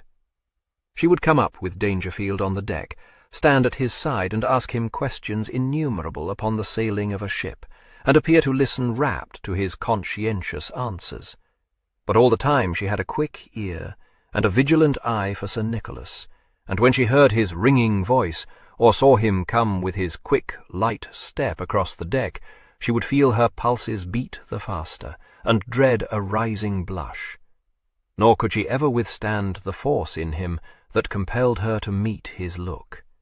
She might fight against it, but soon or late she must steal a glance towards him, and find his eyes, brimful of laughter, upon her, his hands lightly laid on his hips, his feet firmly planted and wide apart, mockery in his every line. Since pride forbade her to give him her company, she found a certain solace in talking of him to his lieutenant. Master Dangerfield was willing enough, but he was shocked to hear what an ill opinion she had of the hero. He could allow that Sir Nicholas had maybe too boisterous and reckless a way to suit a lady's taste, but when Dominica poured more scorn upon Beauvallet, the boy was moved to protest. It was likely that she wanted this. "I marvel that you breed such ruffling bullies in England, senor," she said, nose in air. "A bully?" Dangerfield echoed Sir Nicholas. "Why, I believe you must not say so aboard this ship, senora." "Oh, I am not afraid," Dominica declared. "You have little need to be, senora. But you speak to Sir Nicholas, Lieutenant. Maybe we who serve under him know him better." At that she opened her eyes very wide. "What? Are you all besotted, then? Do you like the man so well?" He smiled down at her. "Most men like him, senora. He is very much a man, you see." "Very much a braggart," she corrected, curling her lip. "No, senora, indeed. I allow he has the manner, but I have never known him promise what he has not performed. If you knew him better—" "Oh, spare me, senor. Wish me no better knowledge of your bully. Maybe he is too swift for you. He goes too straight towards his goal for a lady's taste, and uses no subtleties." She pounced on that, and put the question that had long hovered on her tongue. "I take it your English ladies think as I think, senor?" "Nay, I believe they like him very well," Dangerfield replied, smiling a little. "Too well for his desires." Dominica saw the smile. "I make no doubt he is a great trifler." Dangerfield shook his head. "Nay, he is merry in his dealings, but I believe he will stay for no woman." Dominica spent a moment pondering that. Dangerfield plodded on painstakingly. "I would not have you think, though, that he holds women in poor esteem, senora. Indeed, I think he is gentle with your sex." "Gentle?" the lady ejaculated. "I marvel you can say so. A rough fellow I have found him, a boisterous, rough fellow." "You have naught to fear from him, senora," Dangerfield said seriously. "On my honor, he would not offer hurt to one weaker than himself." Dominica was affronted. "I fear him? Senor, know that I do not fear him or anyone," she announced fiercely. "Brave lass!" applauded a voice behind her. Dominica jumped and turned to see Beauvallet lounging against the bulwarks. He held out his hand invitingly. "Then, since you have no fear of him, come and talk with the boisterous, rough fellow." Master Dangerfield beat a discreet retreat, and basely left the lady alone. She tapped a slender foot on the deck. "I do not wish to talk with you, senor." "I am not a senor, child." "True, Sir Nicholas. Come," he insisted, and his eyes were bright and searching. "Not at your bidding, Sir Nicholas," said Dominica haughtily. "At my most humble prayer." But his look belied the words. "I thank you. I am very well where I am," Dominica said, and turned her shoulder. The mountain would not. Well, there was a sequel. He was at her side in 2 steps, and instinctively she drew back in some kind of enjoyable alarm. He frowned quickly at that, and set his hands on her shoulders. "Why do you shrink? Do you think I would offer you hurt indeed?" "No, that is, I do not know at all, senor, and nor do I care." "Brave words, but still you shrank. What, do you know so little of me even now? You shall be better acquainted with me, I promise you." "You are hurting me. Let me go."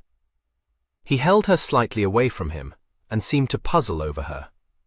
"How do I hurt you? By holding you thus?" "Your fingers grip me well nigh to the bone," said Dominica crossly. He smiled.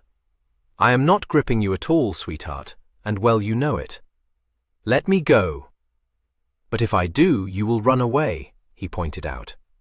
"I wonder that you desire to talk to one who hates you." "Not I, child, but you do not hate me." "I do. I do." "God's death, then, why do you play poor Dickon on your line to tease me?" That was too much for the lady. She hit him full across his smiling mouth. It was no sooner done that she knew a frightened leap of the heart, an instant regret, for he swooped quickly, caught her hands fast in his, and locked them behind her back. She looked up, in part afraid, in part defiant, and saw him laughing still. "Now what do you think you deserve of me?" Beauvallet asked. She had recourse to her strongest weapon, and burst into tears. She was set free on the instant. "Sweetheart, sweetheart," Beauvallet said remorsefully. "Here's no matter for tears. What, am I so grim an ogre? I did but tease you, child. Look up. Nay, but smile. See, I will kiss the very hem of your gown. Only do not weep." He was on his knee before her. She looked down through her tears at his bent head, more shaken still, and heard footsteps coming up the companion leading from the waist of the ship. She touched Beauvallet's crisp hair fleetingly. "Oh, do not. One comes, get up, get up." He sprang up as his master appeared at the head of the companion, and stepped quickly forward to shield Dominica from this worthy's notice. It was easily possible now for her to escape below decks. Sir Nicholas' attention was held by his master. The way lay open to her. Donna Dominica walked to the bulwarks, and carefully dried her eyes, and stood looking out to sea. In a minute or two the master's retreating steps sounded, and a lighter footfall nearer at hand. Beauvallet's fingers covered hers as they lay on the rail. "Forgive the rough, boisterous fellow," he begged. The tone won her. A dimple peeped and was gone. "You use me monstrously," complained Dominica. "But you do not hate me?" She left that unanswered. "I cannot find it in me to envy the lady you take to wife," she said. "Nay, how should you?" She looked sharply up at that, blushed, and turned her face away. "I do not know how the English ladies can bear with you, Señor." He looked merrily down at her. "Why, I have not called upon them to bear with me, Señora." She faced him suddenly. "You will scarce have me believe you have not trifled often and often," she said hotly. "No doubt ye deem women of small account." "I do not deem you of small account, child." She smiled disdainfully. "You are mightily apt. Do you use this manner with the English ladies, pray?" "Nay, sweetheart, this is the manner I use," Sir Nicholas answered, and promptly kissed her. Dominica choked, pushed him violently away, and fled down the companion to her cabin. She found her woman there, and was at once conscious of a heightened colour and ruffled hair. Maria, noting these portents and the storm in her mistress' eyes, set her arms akimbo and looked fiercely. "That bully," she said darkly. "He has insulted you, señorita? He dared to lay his hands on you?" Dominica was biting her handkerchief. Her eyes looked this way and that, and at the end she laughed uneasily. "He kissed me," she said. "I will tear the eyes from his head," vowed Maria, and made for the door. "Silly wench, fond fool, stay still," Dominica commanded. "You shall not again stir forth without me to be your duenna, señorita," promised Maria. Dominica stamped her foot. "Oh, blind! I wanted him to kiss me." Maria's jaw dropped. "Señorita!" Dominica gave a tiny laugh. "He swears he will come into Spain to seek me, if he but dared. Not even an Englishman would be fool enough, señorita." "Alack, no," Dominica sighed. "But if he did, oh, I become infected with his madness." She lifted the tiny mirror that hung at her girdle and frowned at her own reflection. A pat here and a twist there, and she had her curls demure again under the net. She let fall the mirror, blushed to see Maria still wondering at her, and was off to visit her father. She found Joshua Dimmock in the cabin, vociferous in defence of his gallows chips, which he believed privately might serve at least to stave off Don Manuel's death until he was set safe ashore. Don Manuel looked wearily at his daughter. "Is there none to rid me of this fool?" he said. Joshua tried the effect of coaxing. "Si, señor, I have them safe tied in a sachet. I bought them of a very holy man, versed in these matters. If you would but wear them about your neck, I might vouch for a certain cure. Bartolomeo, set wide that door," commanded Don Manuel. "Now, fellow, depart from me." Most gracious Señor Bartolomeo fell back from the open doorway, bowing. A voice that to Dominica's fancy seemed to hold all the sunshine and the salt wind of fine days at sea smote her ears. "What's this?" Sir Nicholas stood on the threshold. Don Manuel raised himself on his elbow. "Señor, in good time. Rid me of your knave there, and his damnable chips from a gallows." Beauvallet came quickly in, saw Joshua standing aggrieved by the side of the bunk, and caught him by the nape of the neck, and with no more ado hurled him forth. He kicked the door to behind him, and stood looking down at Don Manuel. "Is there aught else I may do for you, Señor? You have but to name it." Don Manuel lay back against the pillows and smiled wryly. "You are short in your dealings, Señor, but to the point, you'll allow. I am come to see how you do this morning. The fever still hath you in its hold?" "A little." Don Manuel frowned a warning. Beauvallet turned his head to observe the reason of this. Dominica was standing stiffly by the table. It seemed this abominable man must be everywhere at once.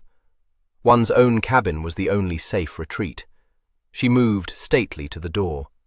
Bartolomeo went to open it, but was put aside by a careless hand. Sir Nicholas held the door wide, and my lady went out with a quickened step. "You too, Bartolomeo," Don Manuel said, and lay watching Beauvallet. He fetched a stifled sigh.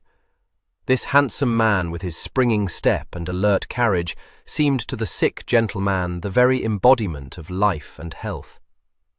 Beauvallet came to the bunk and pulled a joint stool forward and sat down upon it. "You want to speak with me, Señor?" "I want to speak with you." Don Manuel plucked at the sheet that covered him. "Señor, since first you brought us aboard this ship, you have not again spoken of our disposal." Beauvallet raised his brows quickly. "I thought I had made myself plain, Señor. I shall set you ashore on the northern coast of Spain." Don Manuel tried to read the face before him. The blue eyes looked straightly. Under the neat mustachio the mouth was firm and humorous.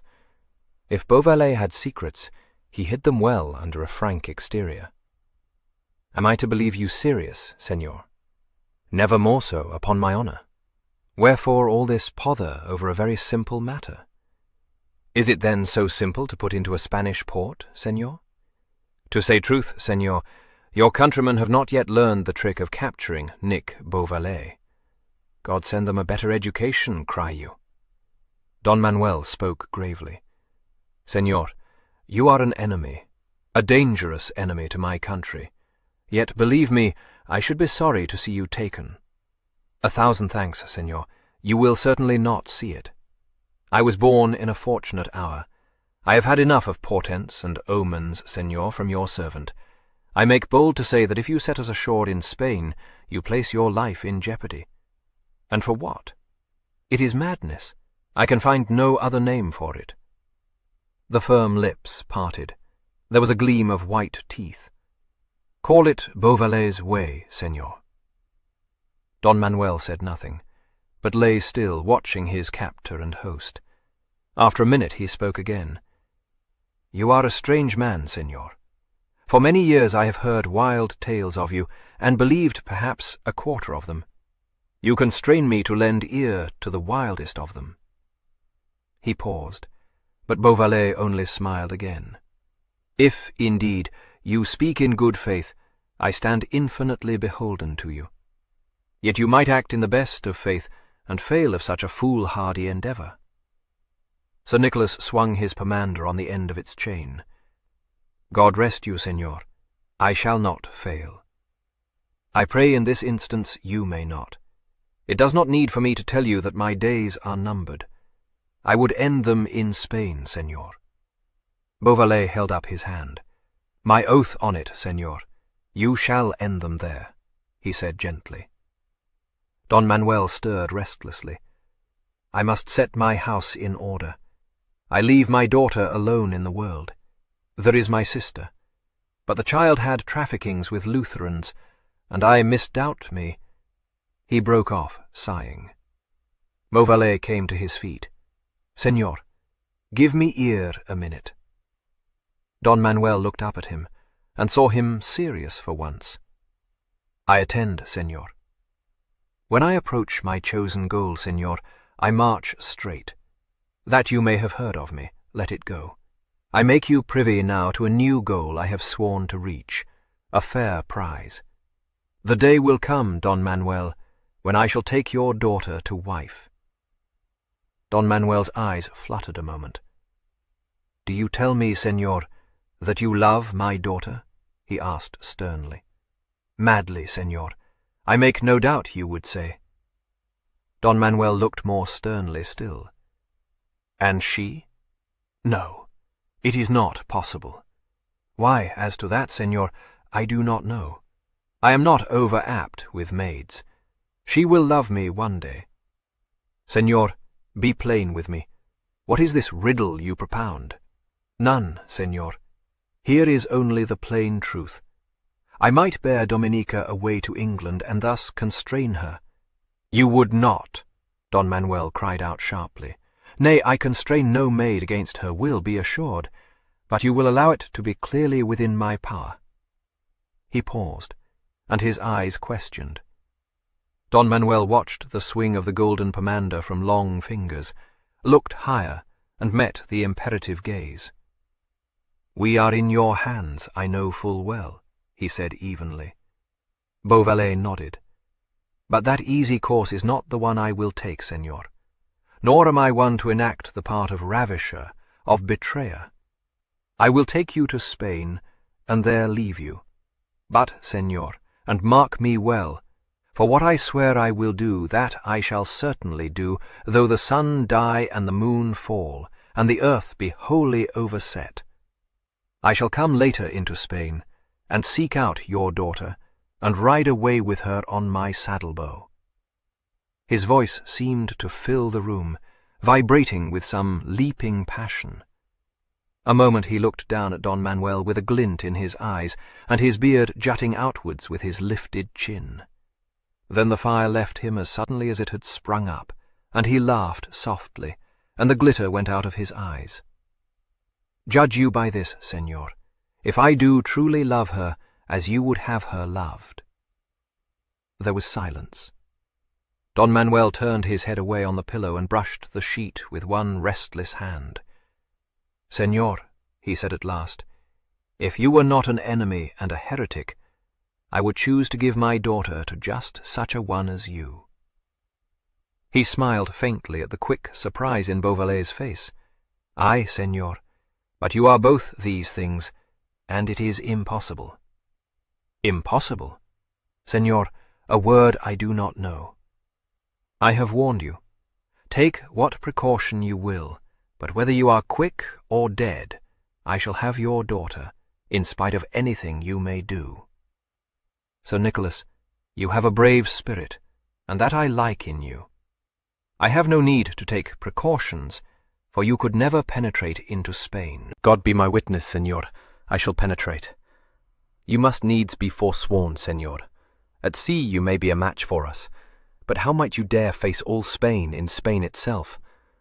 "I shall certainly dare, senor," said Sir Nicholas calmly.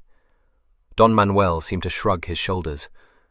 "I see, senor, there is to be no hoe with you. You may be but an idle boaster, or a madman, as they say, I know not. I could wish you were a Spaniard. There is no more to say." Don Manuel took an early opportunity of finding out, as he imagined, what were his daughter's feelings. He asked her, without preamble, how she liked Sir Nicholas. God knows what the poor gentleman thought to get from her. "Very ill, senor," said she. "I fear me," said Don Manuel, closely watching her, "that he likes you too well, child." Dominica perceived that she was being tested, and achieved a scornful laugh. "Unhappy man, but it's an impertinence." Don Manuel was entirely satisfied. Liking Beauvallet well enough himself, he could even be sorry that his daughter had conceived so vehement a distaste for him. "I am sorry that he is what he is," he said. "I could find it in me to like a man of his mettle." "A boaster," said Dominica, softly scornful. "One would say so indeed. But before we set sail, Dominica, Methought you made some sort of a hero of him in your mind. You were always eager to hear tell of his deeds. I had not met him then, Señor, Dominica answered primly. Don Manuel smiled. Well, he is a wild fellow. I am glad you have sense enough to see it. But use him gently, child, for we stand somewhat beholden to him. He swears to set us ashore in Spain, and Madre de Dios. I believe he will do it, though how I know not. The upshot of all this was to make Dominica curious to know Beauvallet's plans. She tackled Master Dangerfield about it that very evening as he played cards with her in the stateroom, and demanded to know what his general had in mind. Master Dangerfield professed ignorance, and was not believed. What? Said my lady, incredulous. I am not to suppose you are not in his confidence, Señor, surely. It is just that you will not tell me. Upon my oath, Señora, no, Dangerfield assured her. Sir Nicholas keeps his counsel. Ask your question of him. He will tell you, I doubt not. Oh, I desire to have no traffic with him, said my lady, and applied herself to the cards again. There came soon enough what she had hoped to hear. A bluff voice, a brisk tread, a laugh echoing along the alleyway. The door was flung open. Beauvallet came in, with a word tossed over his shoulder for someone outside. Save you, lady, quoth he.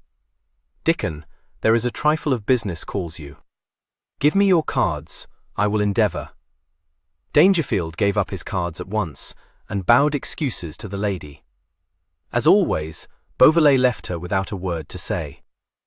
Truth to tell, she was glad to have him in Dangerfield's stead, but why could he not ask her permission? He sat down in Dangerfield's chair. Dangerfield, with his hand on the door, paused to say, smiling, Donna Dominica hath all the luck, sir, as you shall find. And you none, Dickon. I may believe it, but I will back myself against her. Away with you. He flicked a card out from his hand, and smiled across the table at Dominica. To the death, lady.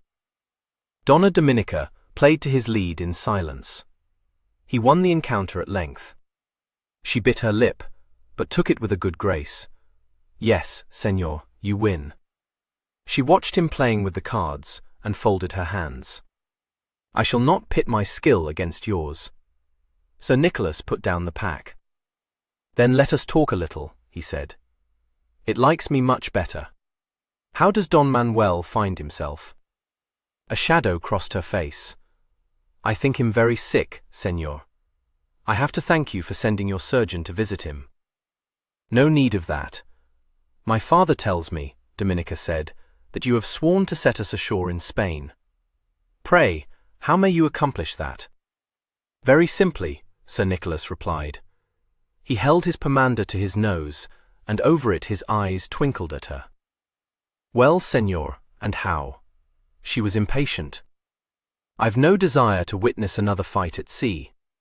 Nor shall you, fondling. What, do you suppose that Nick Beauvallet would expose you to the risks Narvaez courted? Shame on you.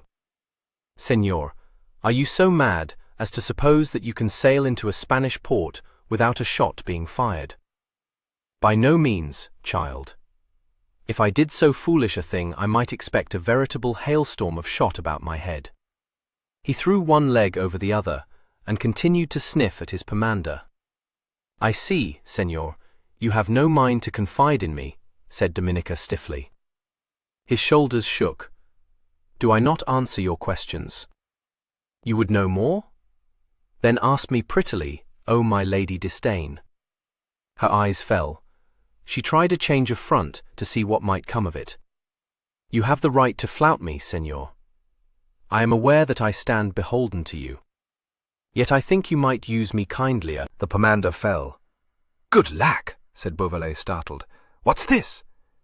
He uncrossed his legs and stretched a hand to her across the table. Let there be no such talk betwixt us two, child. Yet stand in no way beholden to me. Say that I do what I do to please myself, and cry a truce. The smile crept into his eyes. Do I flout you?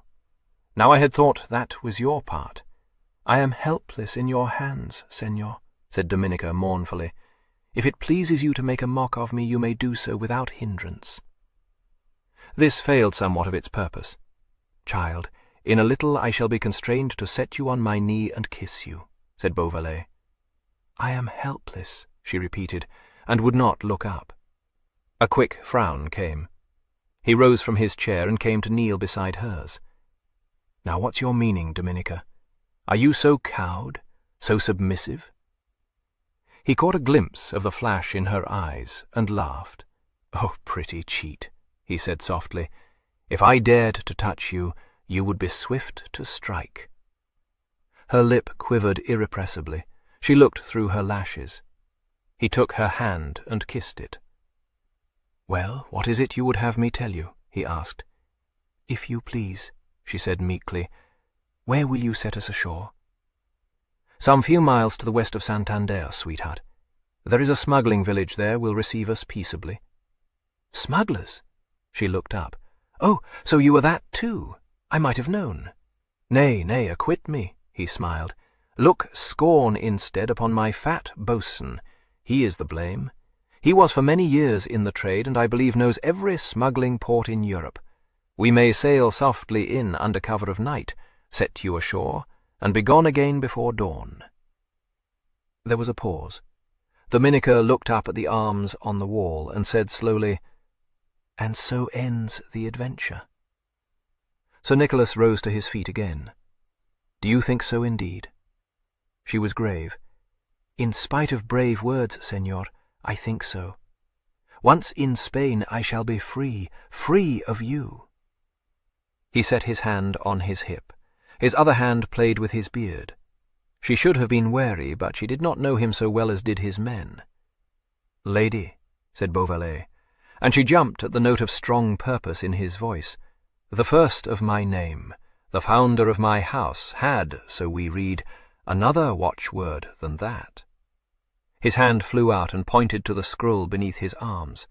"There is an old chronicle writ by one Alan, afterwards Earl of Montlis, wherein we learn that Simon, the first Baron of Beauvallet, took as his motto these words, 'I have not, but still I hold.'" His voice rang out and died again. "Well, Senor?" faltered Dominica. "I have you not yet, but be sure I hold you," said Beauvallet. She rallied. "This is folly, sweet folly. I do not believe that you would dare set foot in Spain. God's death, do you not? But if I dare indeed—" She looked down at her clasped hands. "Come, if I dare? If I reach you in Spain and claim you then, what answer shall I have?" She was flushed, and her breast rose and fell fast. Ah, if there were a man brave enough to dare so much for love! "He stands before you. What will you give him?" She got up, a hand at her bosom. "If he dared so much, I should have to give myself, Senor." "Remember that promise," he warned her. "You shall be called upon to redeem it before a year is out." She looked fearfully at him. "But how? How?" "Dear heart," said Beauvallet frankly, "I do not know, but I shall certainly find a way." "Oh, an idle boast!" she cried, and went quickly to the door. His voice stayed her. She paused and looked back over her shoulder. "Well, Senor, what more?" "My pledge," Beauvallet said, and slipped a ring from his finger. "Keep Beauvallet's ring until Beauvallet comes to claim it." She took it half unwilling. "What need of this?" "No need, but to remind you, maybe. Keep it close." It had his arms engraven upon it, a gold piece, heavy and cunningly wrought. "I will keep it always," she said, "to remind me of a madman." He smiled. "Oh, not always, sweetheart. A pledge is sometimes redeemed even by a madman." "Not this one," she said on a sigh, and went out. It seemed to her in the days that followed that Spain drew near all too soon. They had fair weather and for the most part a favourable wind to bear them home. The Canaries were reached in good time, and Dominica saw adventure's end in sight. She was gentler now with her impetuous wooer, but aloof still, refusing to believe him. She let him teach her English words and lisped them after him prettily. She forbore to entangle Master Dangerfield in her wiles. Time was too short and romance too sweet. Maybe she would have been glad enough, saving only her father's presence, to be borne off to England, a conqueror's prize. But if she had doubted Beauvallet's good faith at first, these doubts were soon lulled. He meant certainly to take her to Spain. She had both a sigh and a smile for that, but it is certain that she honoured him for it. For the rest, she might not know what to believe. The man talked in a heroic vein and seemed to be undisturbed by any doubt of his own omnipotence. He would have a poor maid believe him little less than God. Well, one was not so poor a maid as that. Maybe it pleased his strange braggart fancy to cut a fine figure. Surely he would forget just as soon as he set foot on English soil. Donna Dominica had to admit her heart assailed dangerously. A certain smile haunted her dreams and would not be banished. Yet he was a hardy rogue, surely.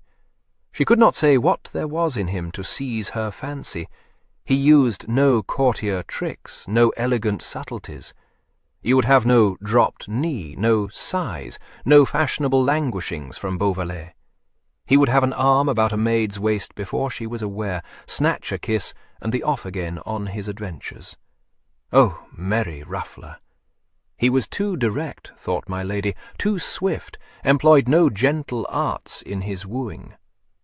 She played with the idea that he was like a strong wind, vigorous, salt-tanged. He had no repose. He must be here and there, restless, so charged with vitality that it almost seemed to brim over. See, too, his challenging eyes, wickedly inviting under the down-dropped lids. Shame. Shame that one should know an answering leap of the heart. He would swing past along the deck, a hand on his hip, careless, heedless. One was bound to watch him willy-nilly. He might stop beside his master a brief while. His quick, gay speech would be borne back to one in snatches on the wind. One would see him fling out a pointing hand, give a decisive shake to his neat black head, crack some jest to set the master chuckling, and be off down the companion to mingle amongst his men. It seemed they held him in some esteem, no little awe. No good came of an attempt to trifle with Sir Nicholas Beauvallet. He was a leader to love, but one to fear withal. Donna Dominica, catching at new-learned English words, heard stray comments, enough to show her what Beauvallet's men thought of him. They thought him a rare jest, she gathered, and pondered over the strange mentality of these English who spent their time in laughing. They did not behave thus in Spain, and Spain, with its courtly propriety, its etiquette and its solemn grandeur, grew nearer and ever nearer. Mad days at sea were nearly done now, and adventure was coming to an end. Don Manuel, reclining on his pillows, spoke of duennas. My lady hid a shudder and turned wistful eyes towards Beauvallet. To one reared in the freedom of the new world, trammels of the old would not be welcome. Don Manuel said severely that he had permitted his daughter too great a license. Faith, the girl thought for herself, was pert, he doubted, and certainly headstrong, as witness her behaviour on board the Santa Maria. A maid surprised by piratical marauders should have stood passive, a frozen statue of martyrdom. A daughter of Spain had no business to kick and bite and scratch, or to brandish daggers and spit venom upon her captors. Don Manuel had been shocked indeed, but knew her well enough to forbear comment. He trusted that his sister would find a strict duenna to govern her. He had marriage plans in mind too, and hinted as much to her. He would see her safely bestowed, he said, and drew a fine picture of her future life. Donna Dominica listened in growing horror, and escaped from her father's cabin to the free air above. "Oh," cried she, "are English ladies so hedged about, and guarded and confined, as we poor Spaniards?" They were in colder latitudes, and the wind bit shrewdly. Beauvallet loosened the cloak about his shoulders and clipped it fast about my lady, so that it fell all about her. Nay, he'll not confine you, sweet, but I shall know how to guard my treasure. Don't doubt it. She drew the cloak about her and looked up, wide-eyed. Do you in England set vile duennas to watch your wives? She asked. He shook his head. We trust them, rather. Her dimples quivered. Oh, almost you persuade me, Sir Nicholas. She frowned a warning as his hand flew out towards her. Fie, before your men? I said almost, Senor. Know that my father plans my marriage. A careful gentleman, said Beauvallet. So faith do I. If you came indeed into Spain, you might haply find me wed, Senor. A gleam came into his eyes, like a sword, she thought. Might I so? He said, and the words demanded an answer. She looked away, trembled a little, smiled, frowned, and blushed. No, she said. Too soon the day came that saw Spanish shores to the southward. Don Manuel braved the cold air on deck for a while, and followed the direction of Beauvallet's pointing finger. Thereabouts lies Santander, Senor. I shall set you ashore tonight. The day wore swiftly to its close. Dusk came, and my lady watched Maria pack her chests. Maria stowed jewels away in a gold-bound box, and jealously counted each trinket. She could never be at ease amongst these English, but must always suspect darkly. My lady was seized by an odd fancy, and demanded to stow her jewels with her own hands. She took the casket to the light, and laid its contents out on the table, and debated over them with a look half rueful, half tender. In the end, she chose a thumb ring of gold, too large for her little hand, too heavy for a lady's taste. She hid it in her handkerchief, and quickly locked up the case that Maria might not discover the loss of one significant piece. In the soft darkness of the evening, she flitted up on deck, a cloak wrapped about her, and her oval face pale in the dim lamplight. The ship made slow way now, the dark water lapping gently at her oaken sides. There was a little bustle on the deck. She heard the master's voice raised, "Steady your helm." She saw Beauvallet standing under the light of a swinging lamp, with his boatswain beside him. The boatswain held a lantern, and was peering into the darkness. Far away to the south, Dominica could see the little glow of lights, and knew that Spain was reached at last. She stole up to Beauvallet, and laid a timid hand on his arm. He looked quickly round, and at once his hand covered hers where it lay on his latticed sleeve. "Why, child? I came to speak with you a minute," she said uncertainly. He drew her apart, and stood looking down at her quizzically. "Speak, child, I am listening." Her hand came out from the shelter of her cloak. In it she held the golden ring. "Senor, you gave me a ring of yours to keep. I think you will never see me again, and so, I would have you take this ring of mine in memory of me." The ring and the hand that held it were alike caught in a strong hold. She was swept out of the circle of light cast by the lamp above, and stood face to face with Beauvallet in the friendly darkness. She felt his arms go round her, and stood still, with her hands clasped at her breast. He held her in a tight embrace, laid his cheek against her curls, and murmured, "Sweetheart, fondling, madness, madness, but it was sweet to be mad just once in one's life." She lifted her face, put up a hand to touch his bronze cheek, and gave him back kisses that were shy and very fugitive. Her senses swam. She thought she would never forget how an Englishman's arms felt, iron barriers holding one hard against a leaping heart. A shiver of ecstasy ran through her. She whispered, "Querida, dear one, do not quite forget." "Forget," he said. "Oh, little unbeliever. Feel how I hold you. Shall I ever let you go?" She came back to earth. She was blushing and shaken. "Oh, loose me," she begged, and seemed to flutter in his arms. "How may I believe that you could do the impossible?" "There is naught impossible that I have found," he said. "You shall leave me for a space, since to that I pledged my word, but not for long, my little love, not for long. Look for me before the year is out. I shall surely come." A rich voice sounded close at hand. "Where are you, sir?" They answer the signal right enough." Beauvallet put the lady quickly behind him. The boatswain came to them, peering through the darkness. What followed passed as a dream for Dominica. There was a furtive light dipping and shining on the mainland. She escaped below decks, and saw her baggage borne away, and heard the bustle of a boat being prepared. Don Manuel sat ready, wrapped about in a fur-lined cloak, but shivering always. "He hath come past it," Don Manuel said in quiet satisfaction. "He is a brave man. Master Dangerfield came to fetch them in a little while.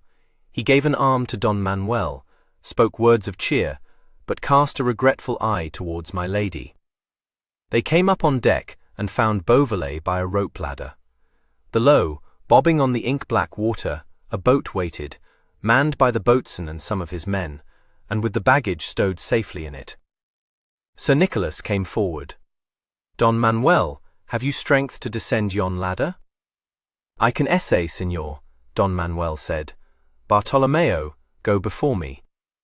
He faced Beauvallet in the shaded lamplight. "Signor, this is farewell. You will let me say." "No need, Signor. Let it be said anon.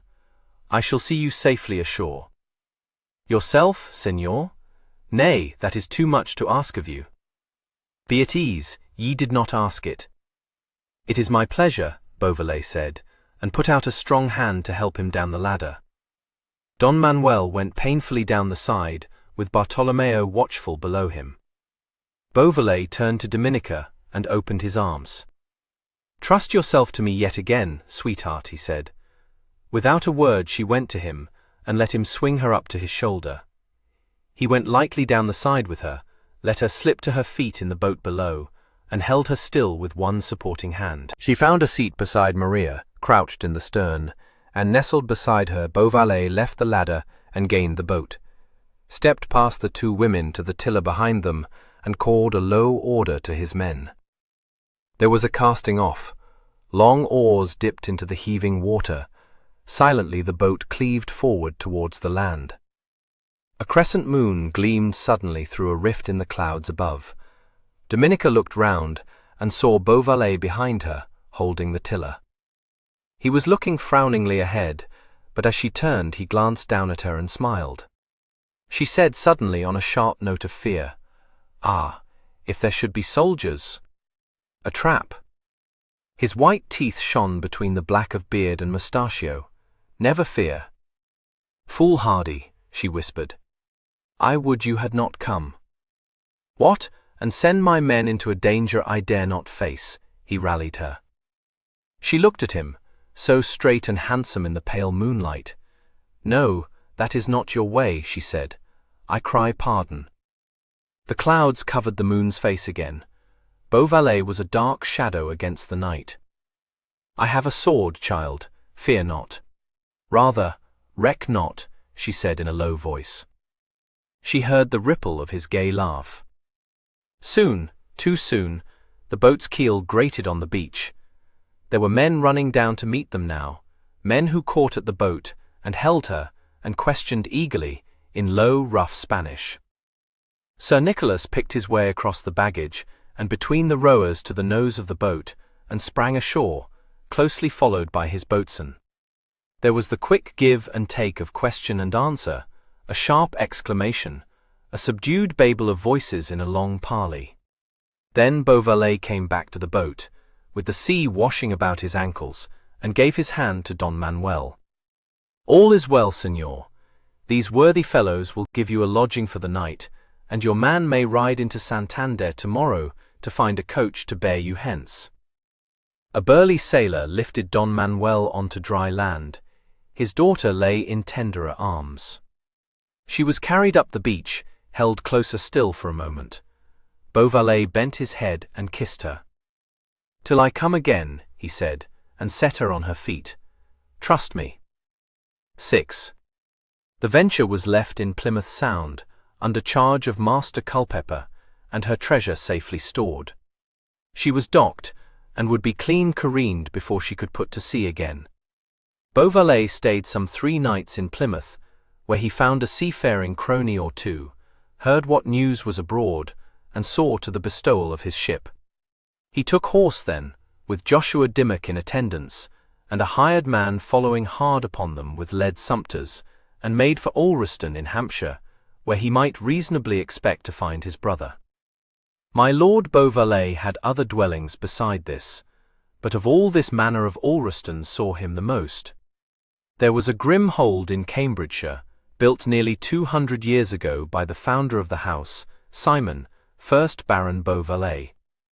A left-handed scion of the old house of Malvalais, Simon cleaved for himself a new name and a new title. Under King Henry V, he saw much fighting in France, and when those wars were done, came riding back into Cambridgeshire with a French bride, a countess in her own right, holding lands and a stronghold in Normandy. You might read of this first Beauvallet's mighty deeds in the dreamy chronicles of his close friend, Alan, Earl of Montless, who occupied the latter years of his life with the writing of his reminiscences. It is a diffuse work, something poetical in tone, but contains much of interest. Since the days of the Iron Baron, the family fortunes had fluctuated. The French county was lost to the English branch very early, for Simon, finding himself continually at loggerheads with his firstborn, bestowed it upon his second son Henry, who was thus the founder of the present French house. Geoffrey, the second Baron, survived the Wars of the Roses, but left the barony considerably impoverished by his vacillations. His heir, Henry, took to wife Margaret, heiress of Malvalais, by which wise alliance the two families were made one. His successors all laid schemes for the family's advancement, but the times were troublous, and it was not always possible to steer a safe course through the varying politics of the day. Thus, in this year, 1586, although the house of Beauvallet had by dint of careful marriages planted its roots in many great houses, and become one of the wealthiest in the land, the present holder of the title was only a baron, as his ancestor had been before him. This 7th Baron, Gerard, a solid man, had built the new house at Alreston, a noble mansion of red brick with oak timberings.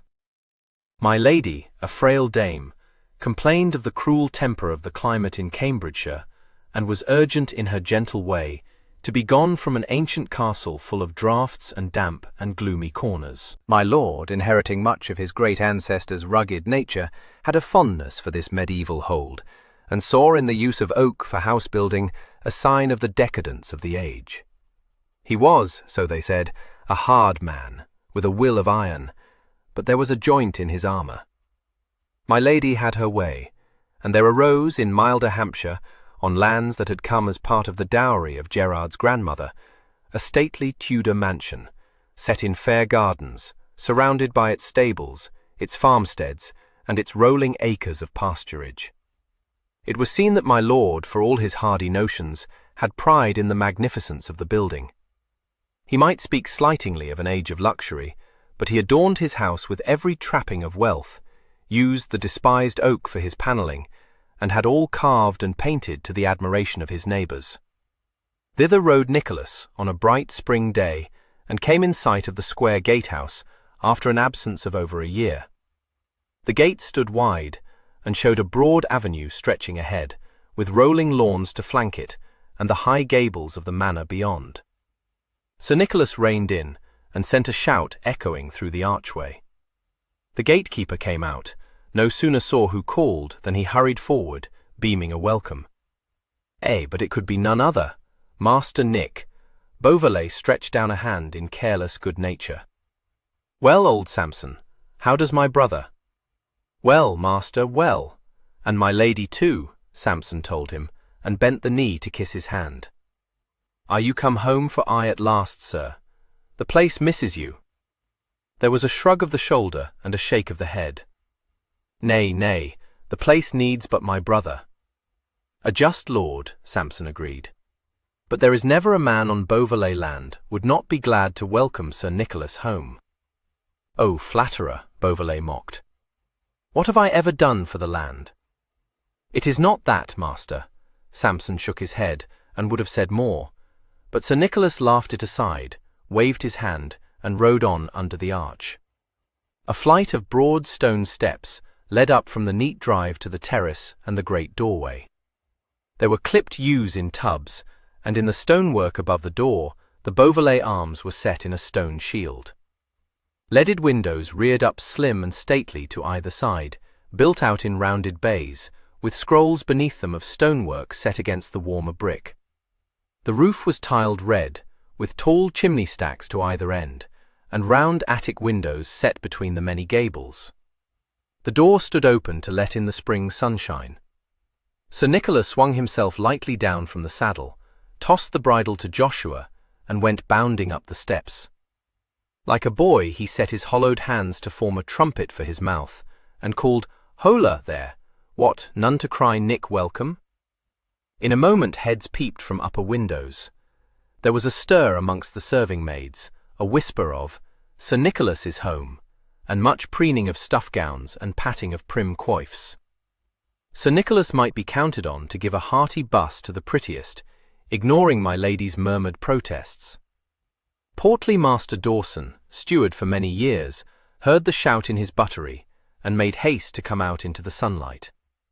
A couple of lackeys hurried at his heels, and Dame Marjorie, urgent to be the first to greet her nursling. She pushed past Master Dawson as he reached the door, dived under his arm without ceremony, a little wrinkled woman in a close white cap. "My cosset," cried Dame Marjorie. "My lamb, is it my babe indeed?" "Indeed and indeed," Sir Nicholas said, laughing, and opened his arms to her. He caught her up in a great hug, while she fondled and scolded all in one breath. He was a good-for-naught, a rough, sudden fellow to snatch up an old woman thus. But he was brown. She dared swear he was grown, but his cheek was thin. She misgave her he was in poor health. He was a sad wastrel to be so long gone, and to come home but to laugh at his poor nurse. She must pat him, stroke his hands, feel the thickness of his short cloak. A fine cloth by her faith, all tricked out with points and tassels of gold. Oh, spendthrift, take heed, take heed. Could he not see my lord coming to greet him?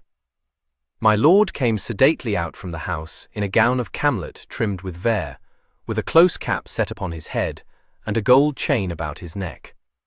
My lord wore a cathedral beard like a churchman. He was fair where Nicholas was dark, his eyes were blue, but lacked the sparkle that was in his brother's eyes. He was a tall man of imposing mien, had a grave countenance and a stately gait. "Well, Nick," he said, with a glimmer of a smile. My lady heard a shouting and commotion, and straightway saith Nick must be home. "How is it with you, lad?" The brothers embraced. "As you see me, Gerard. And you?" "Well enough. A tertian fever troubled me in February, but it is happily past." "He must needs go into Cambridgeshire to that damp, unhealthy castle," sighed a mournful voice. "I knew what would come of it. I foretold an ague from the start. Dear Nicholas, give you good den." Nicholas turned to greet my Lady Beauvallet, kissed her hand right dutifully, and so came to her lips. "Do I see you well, sister?" "Nick." She blushed faintly and shook her finger at him. "Ever the same swift way? Nay, the hard winter, harder than any I remember, was it not, my lord? Tried me sorely. At the New Year I had the sweating sickness. Then, at Candlemas, an ague seized me, and was like to have carried me off, methought. But the spring comes, and you grow strong with it," suggested Nicholas. She looked doubtful. "Indeed, Nicholas, I trust it may be found so, but I have the frailest health, as you know." Gerard broke in upon this lamentation. "I see you bring home that ruffler," he said, and nodded to where Joshua stood in parley with the lackeys. "Have ye schooled him yet?" "Devil a bit, brother. Joshua, here, rogue, come pay your duty to my lord." He put an arm round my lady's waist, and swept her into the house. "Have in with you, Kate. The nip of the wind is like to lay you low of a second ague." My lady went with him protesting. Nick, so hardy still. Not a second ague, I assure you, but more like the seventh, for, indeed, no sooner am I raised from one than another strikes me down. Come into the hall, brother. There should be a fire there, and they will bring wine for you. Or there is some March beer of 2 years' tunning. Dawson! Dawson! Bring he is gone. Well, come in, Nicholas. You will be chilled from your ride. They went through the screens to the great hall. This was a noble apartment, with the roof high over their heads, crossed and recrossed with oaken timbers. Tall windows were set all round the walls, at a height above a man's head. Between them, the walls were covered with panels of linen fold. A dais was set at one end, in the bay of the front windows, with a long table upon it and benches around. A great fireplace stood in one wall, with logs burning in it. Above the lofty mantelpiece, supported by pilasters, my lord's quarterings hung. Rushes, with rosemary strewed amongst them, covered the floor. There was a settle on either side of the fireplace, and some carved and panel-backed chairs ranged neatly along the wall. My lady sat down on one side of the fire, and since her monstrous farthingale seemed to occupy most of the settle, Sir Nicholas went to the other. "Yes, sit down, dear Nicholas," she said. "Dawson will be here anon, and my lord too, I dare swear." Sir Nicholas loosed the cloak from about his shoulders and tossed it aside. It fell over one of the chairs against the wall, and Marjorie, peeping round a corner of the screens, frowned to see the fine things so rudely used. My lady caught sight of that puckered face and smiled kindly. "Come you in, Marjorie. You will say it is a good day that sees Sir Nicholas come riding home." "Good indeed, my lady." Marjorie dropped a curtsy. "But a feckless, heedless boy. Ah, is there never one to school him?" She picked up the cloak and folded it carefully. Tut, the brave hat upon the floor. 2 feathers in it, i'faith. She looked a fond reproof at such extravagance.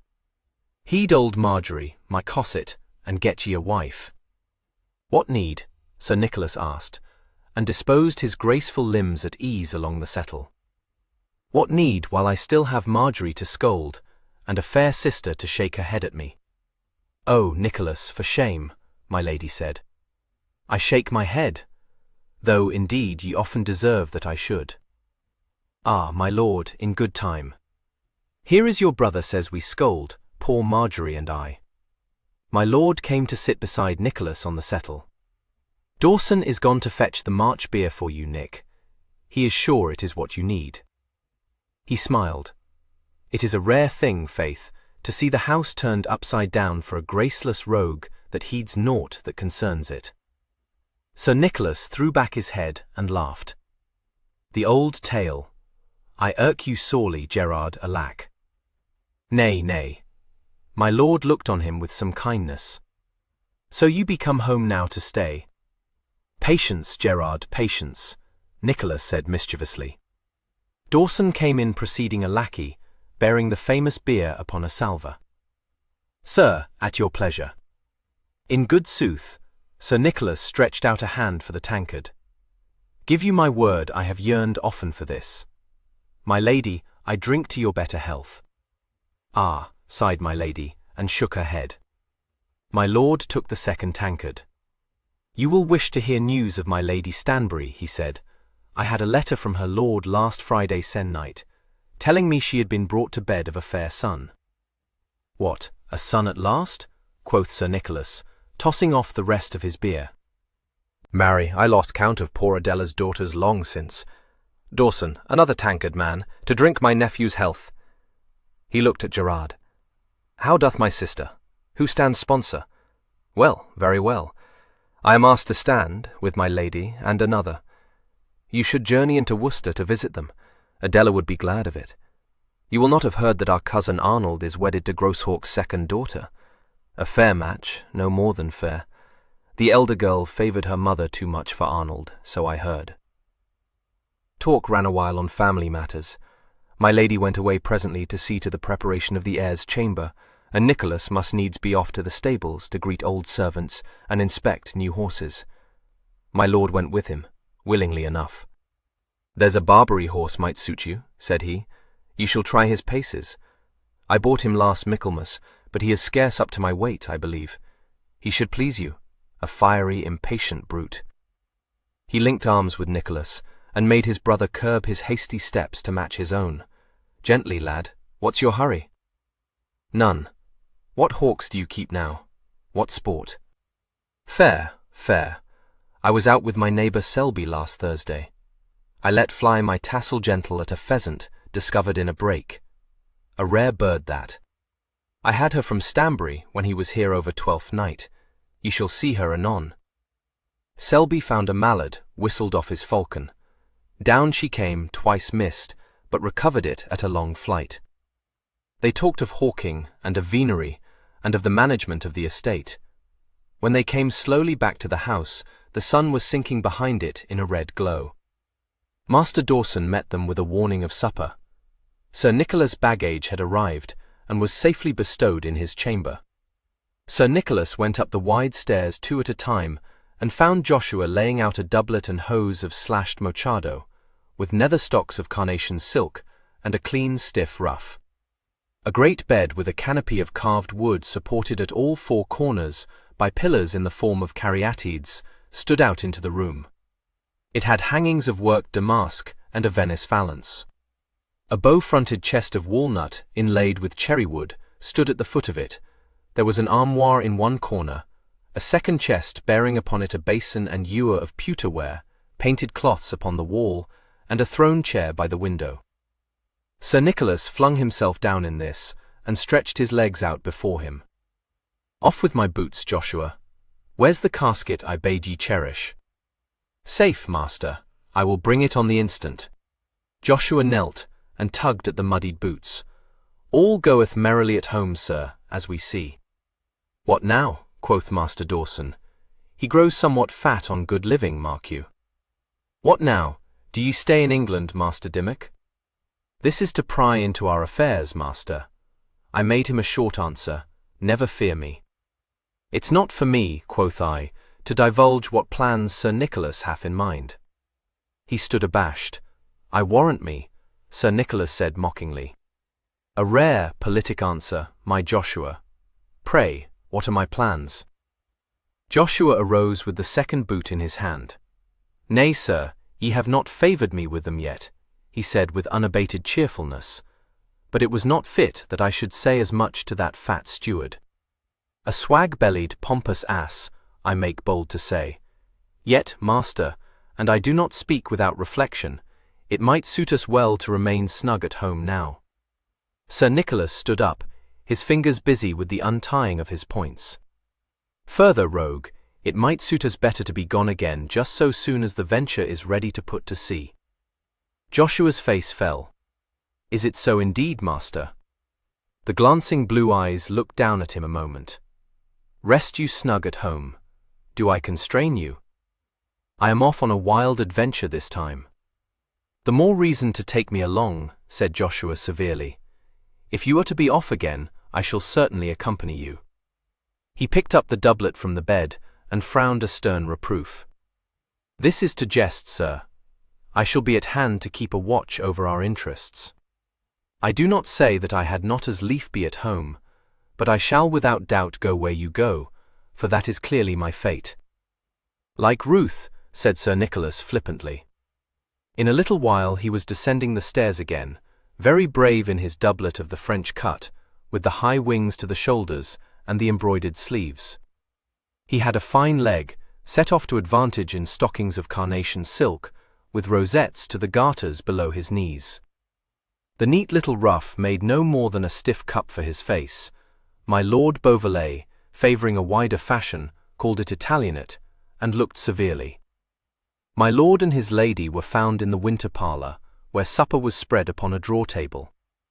Sir Nicholas came in upon them, splendid in his rich trappings, and set a small casket before my lady. "Spain pays toll to beauty, Kate," he said, and looked wickedly under his lashes at Gerard's disapproving countenance. My lady knew very well what she might expect to find in the casket, but chose to dissemble. "Why, Nicholas, what do you bring me?" she wondered, raising her watchet blue eyes to his face. "A poor gewgaw, no more. There is a length of China silk in my baggage you might make into a gown, or some such thing." My lady had opened the casket, and clasped her hands in breathless ecstasy. "Oh, Nick, rubies!" she gasped, and almost reverently drew forth a long chain set with the precious stones. She held it in her hands and looked doubtfully at Gerard. "See, my lord, Nicholas makes me a noble present." "Aye," said my lord glumly, "jewels filched from some Spanish hold."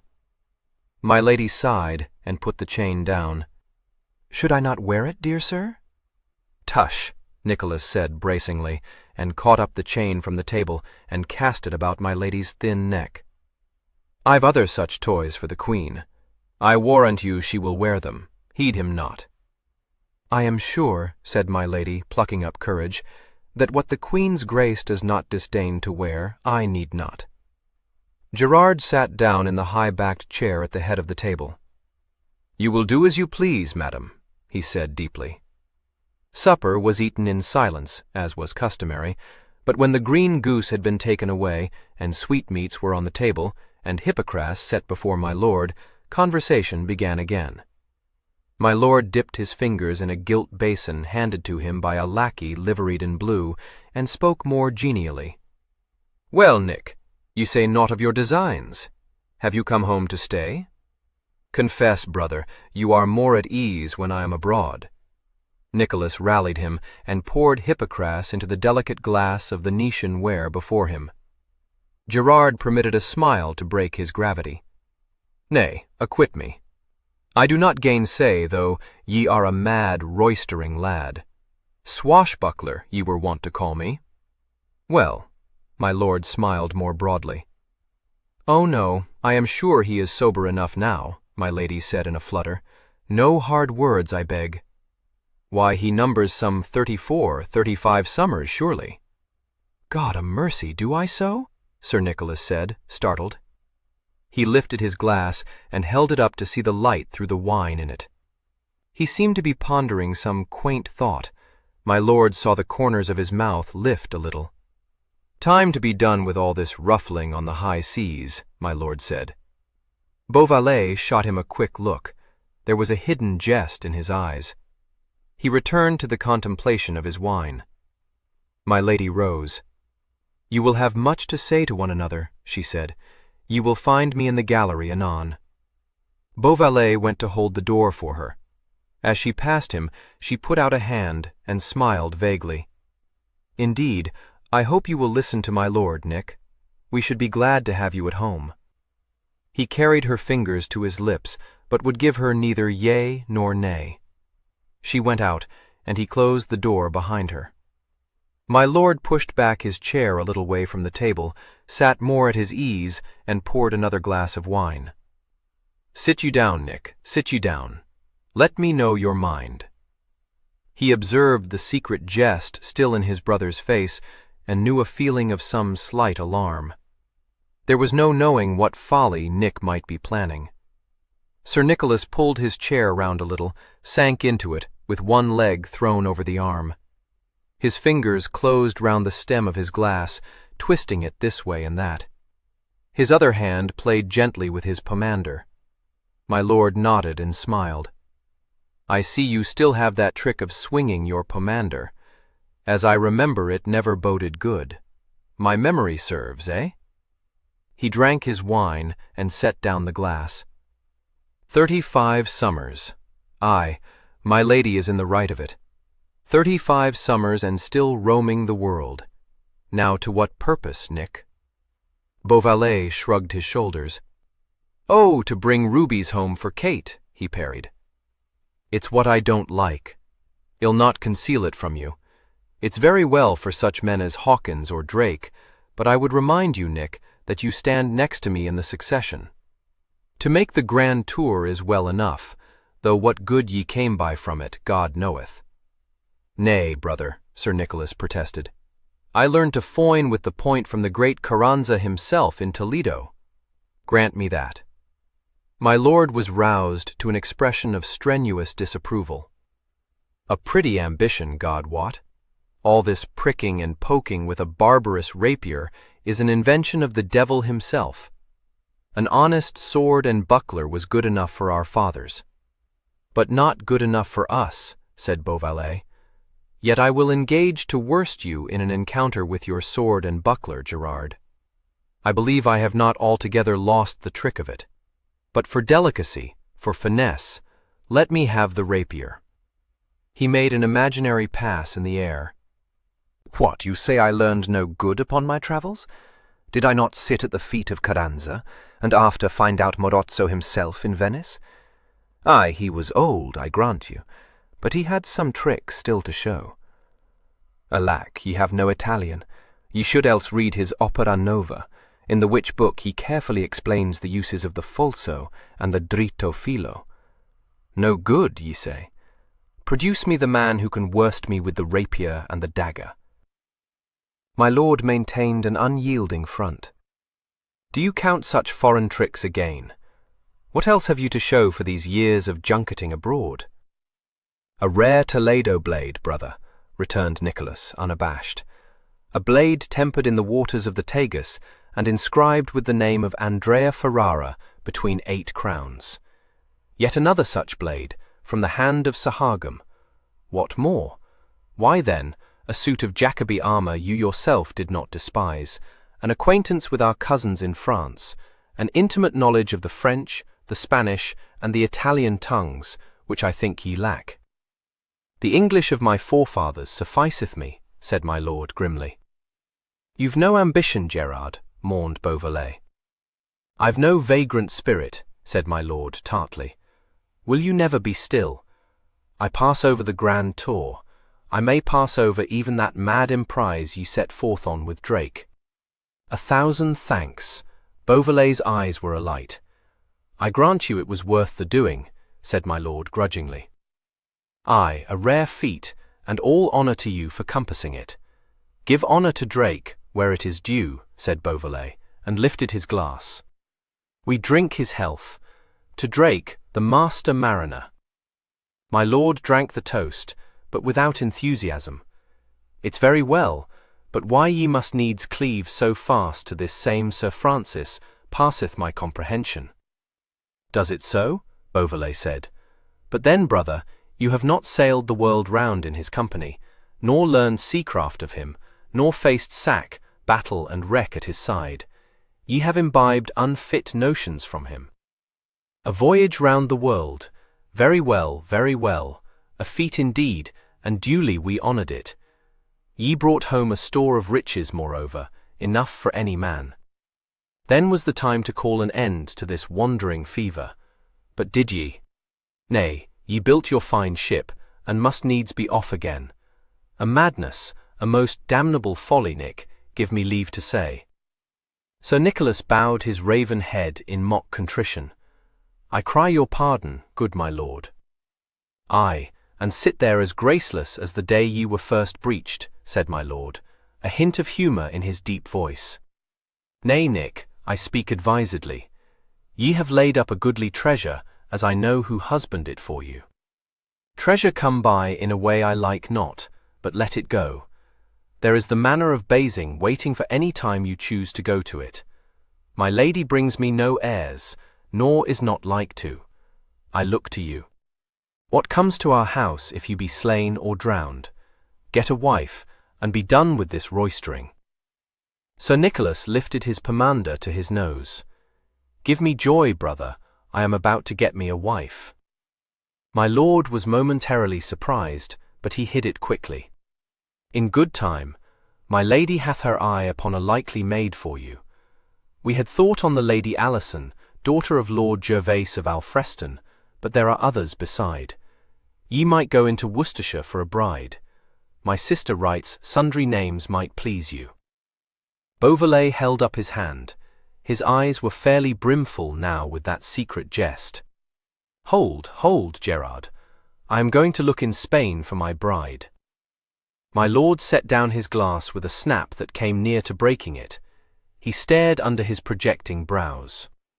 "What's this? What new folly?" "None, I swear. My choice is made. Give me joy, brother. I shall bring home a bride before a year is out." My lord sat back in his chair. "Expound me this riddle," he said quietly. "Ye jest, I think." "Nevertheless, I give you a new toast. He came to his feet and lifted his glass on high. Donna Dominica de Rada y Silva. My lord did not drink it.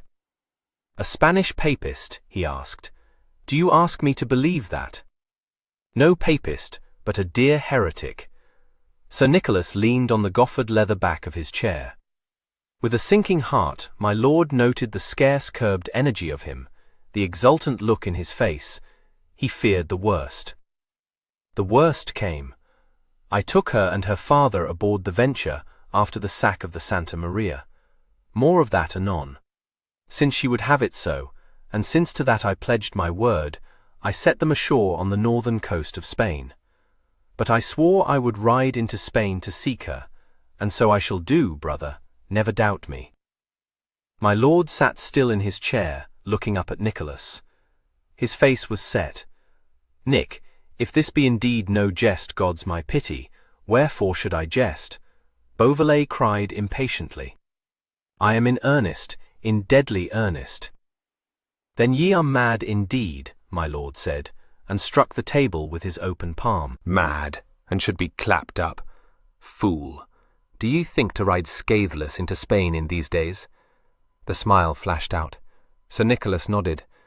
Aye, I think to come out of Spain with a whole skin. My lord got up out of his chair. Nick, what devil rides you? We have no ambassador in Spain today. How should you fare? Alone. The stars always fight for me, Gerard. Will you take a wager that I do not come home with a bride on my arm? Nay, have done with laughing. To what a pass has this senseless love of danger led you? Lad, heed what I say. If ye go into Spain, ye will never come out again. The Inquisition will have you in its damnable toils, and there is no power under the sun can save you then. Sir Nicholas snapped finger and thumb in the air. A fig for the Inquisition. Gerard, my careful Gerard, I give you reck not. 7. To my Lady Beauvallet, discovered in the long gallery, Gerard exposed the folly of his brother. He sat him down heavily in a chair covered with gilded leather, and spoke bitterly and long. My lady listened in amazement and distress, but Nicholas wandered down the gallery inspecting such new pieces as my lord had lately acquired, and gave no ear to the discourse. If you have more influence than I have, Kate, I pray you use it now, Gerard said. I grant you he lives but to plague me, but I should desire him to continue to live.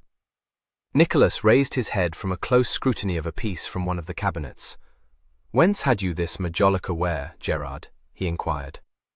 But Nicholas cannot mean it, my lady said hopefully. Prevail upon him to admit as much, madam, and call me your debtor. Prevail on him only to pay heed to sager counsel. She turned her head and saw Nicholas at the other end of the gallery, intent upon majolica ware. Good my brother, Nicholas, will you not tell me what you have in mind? Nicholas put back the piece and came sauntering towards her. Pottery, Kate, but Gerard denies me an answer. What's your will? God sane you, Nick, can you not be serious even now? My lord said sharply. Nicholas stood before them, swinging gently on his toes, with his hands tucked into his belt. A smile lilted at the corners of his mouth. Here's heat. I've said my say, Gerard, and mighty ill you liked it. What would you have now? Nick, put by this mad humour, and give me a sober answer. Tell me ye did but jest. Soberly, I tell you, brother, I did not jest. My lord's hand clenched on the arm of his chair, and he spoke with some force. It's to throw away your life for a whim. Are you tired of it? Does the thought of death please you so well? Or are ye besotted with success, and now think even to succeed in this? Nicholas nodded. Oh, but Nicholas, this is not like you, fluttered my lady. It's very like him, madam, Gerard retorted. Any wild scheme is meat for Nick. I might have known what would come of it. But to think to snatch a wench out of Spain, to bring her home, a foreigner and an enemy, to be my lady one day passes all bounds. Does it so indeed? Nicholas interposed swiftly. You're at fault, Gerard. I do but follow the example of the first Baron, who also brought home a foreigner and an enemy to be his bride. My lord glared, my lady stirred restlessly, and hurried into speech. "Of what like is she, Nicholas?" "Tush," said my lord awfully. Nicholas looked down at my lady. A gentler light was in his eyes. "Kate, she is a little lady all fire and spirit, with great brown eyes, and 2 dimples set on either side the sweetest mouth in Christendom." "But a Spaniard," my lady protested. "Trust me to amend that," he said lightly. She liked the savor of romance, smiled, and sighed. My lord brought her down to earth again very speedily. "What boots it to ask of what like she may be? Ye will never see her. Nor will ye see Nick again if he goes on this mad quest. That is certain." Nicholas laughed out. "Marry, only one thing is certain, Gerard, and that is that ye will never be rid of me. I always come back to be your bane. Lad, you know well I've no wish to be rid of you. Can I not prevail with you? For the sake of the house." Nicholas held up his hand, and showed the lady's thumb ring upon his little finger. "See my lady's token. I swore on it to reach her. Are you answered?" My lord made a gesture of despair. "I see there is once more to be no hoe with you. When do you look to go?" "Some 3 months hence," Nicholas answered. "The venture lies in dock, and will take some time refitting. I must to London within the week to pay my duty to the Queen. I have appointed young Dangerfield to meet me there. I might go thence into Worcestershire to see how Adela does. You will see me home again in a month, never doubt it." He left Orreston 2 days later upon the Barbary horse from my lord's stables, with Joshua Dimmock riding sedately behind him, and travelled cross-country at his leisure until the post road was reached. "Never at quiet," Joshua remarked to the heavens. "Caught drowning at sea, caught foundering in mire upon land, it's all one." "Peace, froth," Beauvallet said, and made his horse curvet on the green. They came within sight of the city late one evening as the gates were closing. "What, the good year!" Joshua cried, roused to wrath. "Shut Beauvallet out, is it? Now see how I will use these churlish Londoners. No swashbuckling here, Crackhemp. We rest at the Tabard." The great inn showed welcoming lights, and placed her best at Beauvallet's disposal. He stayed only one night, and was gone in the morning over London Bridge to the Devil Tavern in East Cheap, where he had reason to think he might find Sir Francis Drake. The host, who knew him well, accorded him a deferential welcome, and bustled about to prepare a chamber for his honour. Sir Francis lay at the inn indeed, but was gone forth that morning, mine host knew not where. But there was a dinner bespoke for 11 o'clock, and Master Hawkins would be there, nay, not Master John, but his brother, and Sir William Cavendish, so mine host believed, with some others. "Lay a place for me, Wadlow," Sir Nicholas said, and went out in search of Sir Francis, or any other friend who might chance to be abroad. Paul's Walk was the likeliest place to find Sir Francis. He would be sure to go there to learn what news might be current. Sir Nicholas strode off westwards through the crowded streets, came in good time to the great cathedral, and ran with a clank of spurred heels up the steps. Merchants and money-changers no longer congregated in the church, as they had done only 20 years ago, but Paul's Walk was still the meeting ground for every court gallant who wished to show himself abroad. If a man desired to see a friend, or hear the latest news, to Paul's Walk he must go, where he would be bound to meet, sooner or later, most of the notables of town. Beauvallet came up with a score of young gallants, exchanging court gossip. His glance swept over these. He clove a way through them and looked keenly round. Over the heads of 2 foppish gentlemen who eyed him with disfavour, he saw a bluff, square-set man, with a fierce golden beard and long grey eyes set slightly slanting in a broad face. This man stood with feet planted wide and arms akimbo, talking to an elderly gentleman in a long cloak. He wore a peascod doublet, hugely bombasted, and a jewel in one ear. Sir Nicholas pushed through the crowd and raised his hand in greeting. The square man saw. His narrow eyes opened wider. He waved and came to meet Beauvallet through the press. "What, my Nick?" he rumbled. His voice had some strength, as if he were accustomed to make himself heard above wind and cannon shot. "Why, my bully!" He grasped Beauvallet's hand and clapped him on the shoulder. "Whence do ye spring? God's light, I am glad to see you, lad." Some heads were turned. A gentleman pushed forward, saying, "Beauvallet, as I live, save you, Nicholas." Beauvallet greeted this friend, and others who drew near. With Drake's hand on his shoulder, he stood bandying idle talk some little while, answering eager questions. But soon Drake bore him off, and they walked back together towards the Devil Tavern. "What news?" Drake said. "I had word of you in the main, ruffling still. What chance?" "Good," Sir Nicholas answered, and recounted briefly some of his adventures. Drake nodded. "No mishaps?" "Some few deaths, no more. Perinat came out from Santiago to teach me a lesson." He chuckled, and flung out a hand on which a single ruby ring glowed. "Oh-ho! I took that from Perinat for dear remembrance's sake." Drake laughed, and pressed his arm. "Proud bantam. What else?" "A galleon bound for Vigo, laden with silks and spices and some gold. More of that anon. Tell your tale."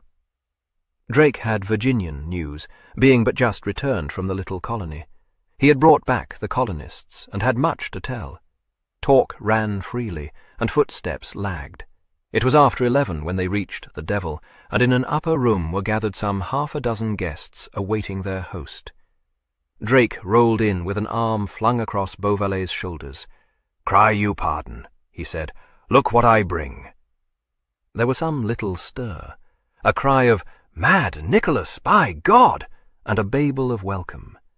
There was Frobisher, ready with a quiet greeting, Master William Hawkins, solid, frieze-clad man, young Richard, his nephew, standing beside Cavendish, a courtier among the sea-dogs, Master John Davis, rugged man, and a scattering of others, most of them known to Sir Nicholas. The rafters rang soon with wild tales tossed to and fro, laughter, and the clink of tankards. Drake sat fatherly at the head of his table, and had Sir Nicholas upon his right hand, Frobisher on his left. Frobisher bent his brows at Beauvallet and said, "I heard of your coming. There were some men of yours met some of mine at the gallant Howard. Fine doings. I am advised you sail with women aboard. How now, Beauvallet?" Drake cocked a wise eyebrow in Beauvallet's direction. Young Cavendish looked as though he would like to hear more, yet hardly liked to raise his voice in this august gathering. "True enough," Sir Nicholas said lightly. "Rare work for a sailor," Frobisher said ironically. "A new cantrip, I doubt." "You're jealous, Martin," Drake cut in with a deep laugh. "What's the reason, Nick?" "Simple enough," Beauvallet said, and told it very briefly. Drake dipped a sop in his wine and looked sideways a moment. Frobisher said grimly, "Beauvallet looks for romance upon the high seas, and makes his fine gesture. I would not sail with you, Beauvallet, for £1,000. "No stomach for it, Frobisher?" Sir Nicholas said sweetly. "None, beshrew me. What fresh devilment this voyage." "Some fine prizes," Drake said. "And a ring from Perinat for remembrance's sake, Nick, eh?" "I am a plain man," Frobisher remarked, "too plain for such doings." "Drake and you. Drake and you." He shook his head over them. Master Devis let a sudden laugh at this, and began at once to speak of a mooted expedition in search of the North-West Passage he so fervently believed in. "Aye, you're a mad runagate, Nick, but there's a place for you with me if you care to venture forth." At that there broke out a general discussion, some ribaldry, and a gentle twitting of Master Devis' earnestness. Cavendish, listening bright-eyed to all this discourse, ventured a word here and there, and presently spoke of his own plans. He had 3 ships fitting out for a West Indian expedition, and was agog to follow brave examples set him. Sir Nicholas wished him God-speed, and drank success to his venture. He found the grave, considering grey eyes of young Richard Hawkins upon him. He threw him a gay word, and young Richard blushed and laughed. "This babe sails with you, Drake?" Sir Nicholas said. "Well a day! I left him scarce out of his swaddling bands." "Aye, aye," Drake said, "all alike these Hawkins, born to the sea. Did you have speech with old Master Hawkins at Plymouth?" "Long speech, over a tankard of rare beer. I hear the great John grows greater still, Richard." "My father talks of war with Spain," Richard said. "He says Walsingham looks keenly for it." "A cup to the happy day," Beauvallet said. Frobisher struck in to inquire of Beauvallet's plans. Master Devis, aroused from a dish of eels, struck the table with his clenched fist, and loudly bade Beauvallet sail with him to the northwest passage. Beauvallet turned it off with a laugh, and gave Frobisher an evasive answer. Drake looked sideways again. But it was not until much later, when these two sat alone in the empty room, over a fire of sea-coal, that Drake put his question. Then he puffed at his long pipe and stretched his massive legs out before him, and looked up at Beauvallet out of his narrow, all-seeing eyes. "What devilment, Nick? Let me have it." Beauvallet brought his quick gaze up from the red heart of the fire and looked challengingly. "Why must I needs have devilment in mind?" Drake pointed the stem of his pipe. "I know you, Nick, d'ye see? You've not given me the full sum of it, but Martin jumped your fine secret for you." So he had it then, in a few graphic words. It made his jaw drop a little, but it made him twinkle too. "Pretty, very pretty," he said, "but what now?" "I shall go to Spain to fetch her," answered Sir Nicholas, in much the same tone as he would have said he would go to Westminster. At that Drake let out a mighty, echoing laugh. "God amend all!"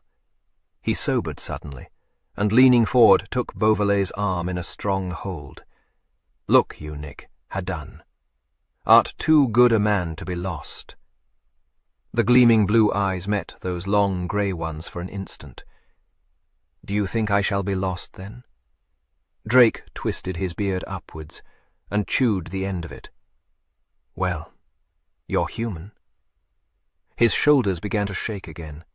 "Ho! Pull me Philip's long nose, Nick, if ye see his satanic majesty. You would come safe out of hell, I dare swear. But how to come into Spain? Your smuggling port? Nay, I had thought of it, but it's to court exposure. I must have papers to show at need. The plague is on it, we have no ambassador in Madrid today." "English papers would never serve," Drake said. "You're frustrated at the very outset. Go to, put the folly aside. Not I, by God. I shall try my fortune with my French kinsman." "God's death, have you any?" "A many. One in particular would be glad to serve me for old times' sake, I believe. The Marquis de Belremy, with whom I travelled many leagues on the continent years ago. Aye, and we saw some scrapes together, God wot." He laughed softly, remembering. "If he can put me in the way to get French papers, well. If not, I shall still find a way." Drake puffed in silence for a moment. "And a license to travel overseas, Master Madman. Letters of marque won't serve for this emprise. It's in my mind the Queen may have other plans for you than to lose you in a hare-brained venture to Spain. Trust me to get a license. If the Queen will not, think you Walsingham would be so nice?" Drake pulled a grimace. "Aye, marry. We know he'd be glad enough to send a spy into Spain. Beshrew your heart, Nick, it's madness. Do you hold your life of so mean account?" "Nay, but it's charmed. Yourself said so, Drake. Where lies the court?" "At Westminster." "Then I'm for Westminster tomorrow," said Sir Nicholas. He came to the palace in the forenoon of the next day, very bravely tricked out in a slashed doublet, scented with musk, and his beard fresh trimmed. He had a cloak of the Burgundian cut a-swirl from his shoulders and caught up carelessly over one arm. It was not difficult to gain access to the palace, especially for Sir Nicholas Beauvallet, who was known to be a favourite with the Queen's grace. She had always a soft corner in her heart for a handsome daredevil. Sir Nicholas reached, without difficulty, one of the long galleries to which he had been directed. Some of the Queen's ladies were gathered here, and many of the court gallants. He learned that the Queen was closeted with the French ambassador, Sir Francis Walsingham, and Sir James Crofts in attendance. This he had from the Vice-Chancellor, Sir Christopher Hatton, strutting in the gallery. Hatton gave him a cool, polite greeting and 2 fingers to do what he willed with. Beauvallet let them fall soon enough, and fell into talk with the elegant and grave Raleigh, also waiting for her Grace to come into the gallery. Sir Christopher rolled a fiery eye, and seemed to withdraw the hem of his garment from Raleigh's vicinity. At that Sir Nicholas grinned openly. Sir Christopher's jealousies seemed to him absurd. He had to wait perhaps half an hour, but he employed his time pleasantly enough, and very soon drew a shocked titter from one of the maids of honour, who rated him for a bold, saucy fellow. This he certainly was. There came a stir at the far end of the gallery. A curtain was held back, and 4 people came slowly into the gallery. First of these was the Queen, a thin lady of no more than middle height, but mounted on very high heels. A huge ruff, spangled with gems, rose behind her head, which was of fiery colour, much crimped and curled, and elaborately dressed with jewelled combs and the like. Still more monstrous loomed her farthingale, and her sleeves were puffed out from her arms and sewn over with jewels. She was dazzling to behold, arrayed in the richest stuffs, glinting with precious stones.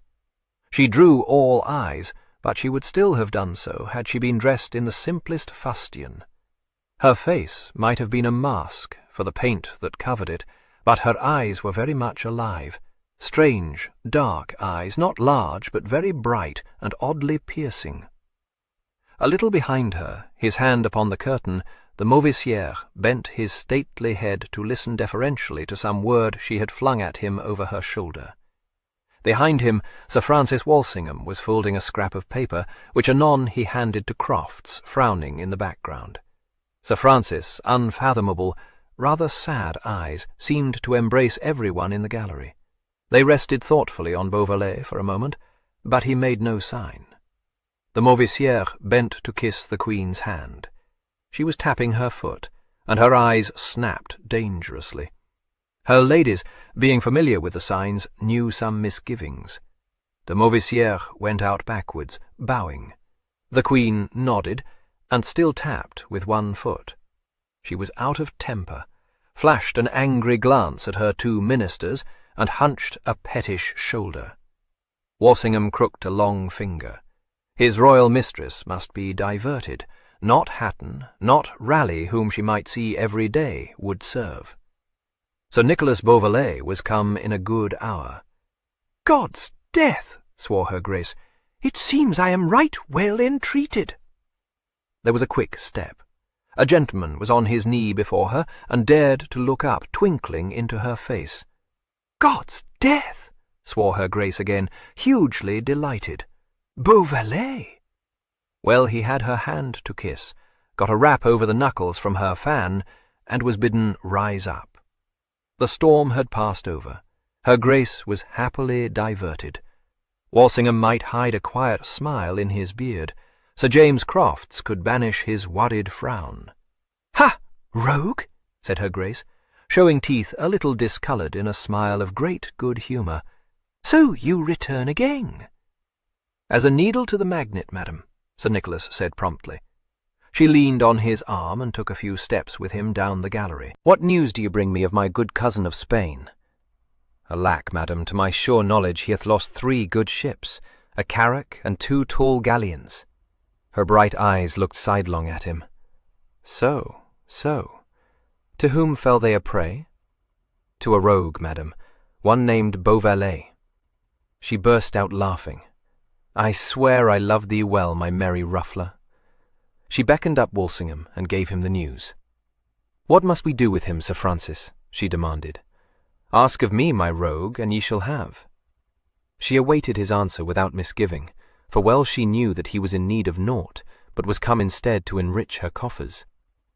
"2 boons, madam, I crave on my knees." "God's son, this is churlish sounding by my faith. Name 'em then." "The first is that your Grace will accept of a New Year's gift I am come so tardily to offer, a trifle of rubies, no more. The second is that your Grace will give me leave to travel into France for a space." That did not please her so well. She frowned over it and would know more. "I vow I'll give you a place about the court," she said. It was his turn to frown. Your true courtier would have smiled and murmured his eternal devotion. This mad Nicholas must needs twitch his black brows together and give a quick, unmannerly shake of his head. "By God, you're a saucy knave," her Grace said stridently. But she sounded more amused than angered. "What's this? You'll none? Give me leave to travel a while, madam," begged Sir Nicholas. "I'm minded to box your ears, sirrah," said her Grace. "Oh, madam, forgive a tongue unused to speak softly. I had rather serve you with the strong arm abroad than lie idle at your court." "Well, well, that's prettily spoken, Walsingham? But I don't need your strong arm in France. Nay, I grant no license to you. Be plain with me, sirrah." She saw his blue eyes dancing and struck him lightly on the arm with her fan. "Ha, you laugh. God's death, you are a daring rogue. Let me hear it. Speak, Beauvallet, the Queen listens." "Madam, I'll not deceive you." Beauvallet dropped to his knee. "Give me leave to go into Spain a while." This startling request fell into an amazed silence. Then her Grace burst out again into her loud laugh, and those at the far end of the gallery envied mad Nicholas, who could so amuse the Queen. "A jest, an idle jest," the Queen rapped out, but her piercing gaze was intent upon him. "Wherefore, then?" "Madam, to perform a vow. Grant me so small a boon. Grant you leave to throw away your life. What shall that profit me? Do you hear this, Walsingham? Is the man mad in good sooth, think you?" Walsingham was stroking his beard. He too watched Sir Nicholas, but there was no reading what was in his mind. "Sir Nicholas might haply bring news out of Spain," he said slowly. The Queen turned an impatient shoulder. "Oh, get some other to do your spy's work, sir." "Well, and if I grant this boon, Sir Nicholas, what then?" "Why, madam, only tell me what you would have me bring you out of Spain." Maybe the swift rejoinder pleased her. Maybe she was curious to know what he would do. She said gaily, "Marry, the best that Spain holds, sir. Mind you that." Then Walsingham spoke in his soft, cold voice, leading the talk away from this request. Beauvallet was content to have it so. The Queen gave neither yea nor nay, but Sir Francis Walsingham would certainly give a license to Sir Nicholas Beauvallet for the good intelligence he saw might come of it. 8. It was over 3 months later that Sir Nicholas Beauvallet went riding southwards from Paris towards the Spanish border. There had been some necessary delay at home, treasure to be bestowed at the Queen's pleasure, and his own affairs to look to. He had also to visit his sister in Worcestershire, and she would not soon let him go. He made a merry month of it there, but told Adela nothing of his plans, and trifled shamelessly with the ladies she brought forward to tempt him into matrimony. The license to travel was obtained from Walsingham easily enough. Beauvallet was closeted with this enigmatic man for a full hour, and protested afterwards that the secretary made him shiver. But it is believed that they were much of a mind in that both would welcome war with Spain. With Joshua Dimmock and a fair stock of money against his needs, Sir Nicholas came at last to Paris, and inquired for his distant kinsman, Eustache de Beauvallet, Marquis de Belramy. This nobleman, whom Nicholas had not met since certain riotous days in Italy, when both were in the early 20s, was not to be found at his town-house. His servants reported him to be at Belramy, in Normandy, but Beauvallet heard other news that placed the Marquis farther south, on a visit to a friend. There was nothing to be gained from seeking the elusive Marquis through France. Beauvallet swore genially at the delay, and sat him down to await his kinsman's return. He did not visit either the English ambassador or the court of Henri III. For the one, he preferred his presence in France to be unknown. For the other, the fopperies of the French court were not at all to his taste.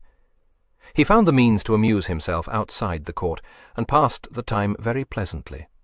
At the end of a month, the Marquis returned to Paris, and hearing of Beauvallet's visit, straightway kicked his major domo for allowing his so dear kinsman to lodge otherwhere than in his house, and set forth in a horse-litter to find Sir Nicholas. Beauvallet had a comfortable lodging near the Seine. It suited him very well, but Joshua muttered darkly, and saw a Catholic murderer in every convivial guest who came there. St. Bartholomew's Day was fresh enough yet in a plain Englishman's mind, said he. The Marquis, a wiry, resplendent personage, no more than a year older than Beauvallet, came tempestuously into his room and clasped his kinsman in an ecstatic embrace, with many suitable exclamations and reproaches. It was long before Beauvallet could come to his business, for the Marquis had much to say, and much to ask, and many mad memories to recall. But at length the reason for this visit was asked, and then they came to grips. When the Marquis heard that Sir Nicholas wanted a French pass into Spain, he at first threw up hands of despair, and cried, "Impossible!" At the end of half an hour he said, "Well, well, perhaps. But it is madness, and it will be a forgery, and you are a good for naught to ask it of me." Within the week he brought the pass, and said only, "Aha!" when Beauvallet asked how he had managed to procure it. It gave leave for a Monsieur Gaston de Beauvallet to travel abroad. Beauvallet learned that this Gaston was a cousin of the Marquis, and chuckled. "But look you, my friend," the Marquis cautioned him, "do not stumble upon our ambassador, for he knows Gaston well, and us all. I caution you, be wary." Ah, but to travel into Spain at all, and with that name! Madness! Unutterable folly! "Basta, basta!" said Sir Nicholas, and frowned upon the pass. Now as he rode south, it was in his mind that this pass, though it would safely carry him across the frontier, was likely to lead him to exposure at Madrid. He rode in silence, pondering it rather ruefully, but presently he twitched his shoulders as though to cast off these cares, and spurred his horse to a gallop. Joshua, following at a soberer pace with a lead sumpter, watched his master disappear down the road in a cloud of dust, and shook his head. "Our last venture," said Joshua, and kicked his horse to a brisker pace. "A plague on all women! Come up, jade!" They made no great haste on the journey, for Sir Nicholas was loath to part with the horse he had bought in Paris. It bore him nobly, and he cherished it well. They went south by degrees, resting at the inns along the post road, and came at last to a lonely tavern within half a day's ride of the frontier. It lay in a squalid village, and was obviously unfrequented by travellers. The last great inn they had passed housed a sick man, whom Joshua was quick to nose out. He got wind of a pestilent fever, and was urgent with his master not to remain. The afternoon was young yet, and the sun warm. Beauvallet consented to ride on. So they came at dusk to this rude inn, lying a little way off the post road. None came forth to welcome them, so Joshua went to kick the door, and raised a shout. Mine host came out, surly seeming, but when he saw so richly caparisoned a gentleman he lost his scowl, and bowed to the ground. There was a room for the gentleman, to be sure, if Monseigneur would condescend to this poor abode. "I condescend," said Sir Nicholas. "Have you a truckle bed, my man? Then set it up in my chamber for my servant." He swung himself down from the saddle, and fondled his mare a moment. "Eh, my beauty!" He had had her through the Marquis's advice, a fine, fleet black, with powerful quarters and a mouth of velvet. "Take her, Joshua." He stretched himself, and swore at his stiffness. The landlord set open the door, and bowed him into the low-pitched tap-room. Beauvallet sent him to fetch wine, and seemed to snuff the air. Faugh! It was squalid in the tap-room, of a piece with the untidy yard without. He went to the window and forced it open to let in the clean air. The landlord came back with the wine, looked askance at the open window, and muttered a little under his breath. Sir Nicholas drank deeply, and upon the shuffling entrance of an out-at-elbows servant stretched out his legs to have the high boots pulled off. He was at supper, a meagre collation which drew sundry pungent remarks from Joshua, when there came the sound of a led horse on the cobbles outside, A moment later, the door was thrust open, and a young gentleman came in, very out of temper. He was dressed richly, but dust lay on his fine clothes. He scowled at Beauvallet, seated at the table, and shouted for the landlord. Upon this worthy's coming, the young gentleman burst into a flood of angry talk. His woes seemed to be many. There was, to start with, the excessive dust upon the road, which had well nigh choked him. To go on, there was a sick man at the regular inn some miles back. To crown his troubles, his horse had gone lame, the jade, and another must be brought him on the instant. Having delivered himself of this demand, my fine gentleman flung off his cloak, bespoke supper, and sat down on the settle with the air of a thwarted schoolboy. The problem of horseflesh was beyond the landlord's solving. He gave his new guest to understand that he had no riding horses in his stables, nor could he tell where any might be found in this hamlet. Monsieur must send to the nearest town, back along the road. At this, Monsieur let forth an oath, and declared that he had no time to waste, but must be gone over the frontier first thing in the morning. Mine host had nothing to say to this, but shrugged sullenly, and turned away. His ear was seized between a finger and thumb. "Look you, a horse, and swiftly," snarled Monsieur. "I keep no horse," reiterated the landlord. He rubbed his ear, aggrieved. "There are but 2 horses in my barn, and they belong to this gentleman." Upon this, Monsieur became aware of Beauvallet, struggling with a tough fowl. He bowed slightly. Sir Nicholas raised an eyebrow, and nodded in return, wasting little ceremony. "Give you good evening, Monsieur." The young gentleman tried to conceal his ill temper. "You will have heard that I have suffered a misfortune." "Aye, faith, the whole house will have heard it," said Sir Nicholas, and poured out more wine. Monsieur bit his lip. "I have urgent need of a horse," he announced. "I shall be happy to buy one or other of your nags, if you will sell." "1,000 thanks," Sir Nicholas answered. Monsieur brightened. "You will oblige me?" "Desolated, sir. I cannot oblige you," said Sir Nicholas, who had small mind to part with his horses. This seemed final, to be sure. A rich colour mounted to Monsieur's cheeks. He choked back his spleen and condescended to plead, though stiffly. Sir Nicholas tilted back his chair and tucked his hands in his belt. He looked mockingly at the young Frenchman. "My good young sir, I counsel you to be patient," he said. "You may send to the town in the morning and procure a horse against your needs. I do not part with mine." "One of these nags," Monsieur snorted. "I do not think that would suit me, sir." "And I am quite sure it would not suit me, sir," said Sir Nicholas. The Frenchman looked at him with evident dislike. "I have informed you, sir, that my need is instant." Sir Nicholas yawned. For a moment the Frenchman seemed inclined to burst forth into fresh vituperations. He bit his nails, glaring, and took a quick turn about the room. "You use me ungraciously," he flung over his shoulder. "Well-a-day," said Sir Nicholas ironically. Monsieur took yet another turn, seemed again to choke back some hasty utterance, and at length forced a smile.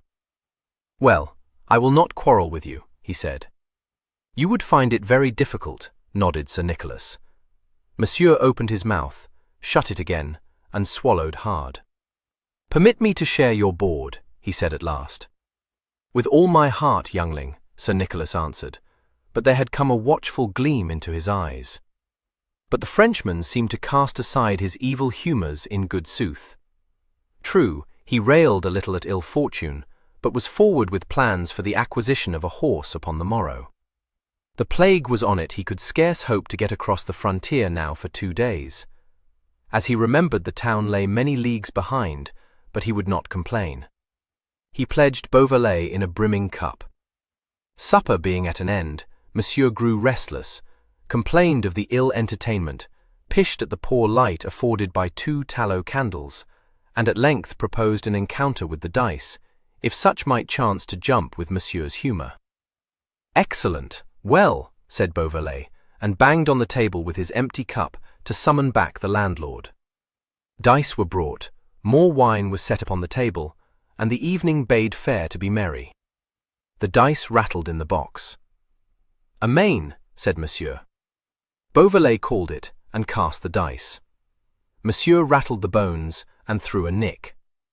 Coins were pushed across the greasy boards. Fresh wine was poured. The two men bent over the table, absorbed in the game.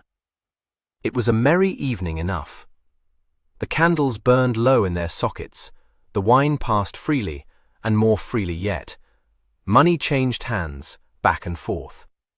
At last, one of the candles guttered dismally and went out. Beauvallet thrust back his chair and passed a hand across his brow. "Enough," he said somewhat thickly. "Gods me, after midnight already." He rose unsteadily and stretched his arms above his head. This made for a slight stagger. He laughed. "Cup shotten," he said, and laughed again and swayed a little on his toes. The Frenchman sprang up, steady enough upon his feet, but flushed and somewhat wild-eyed.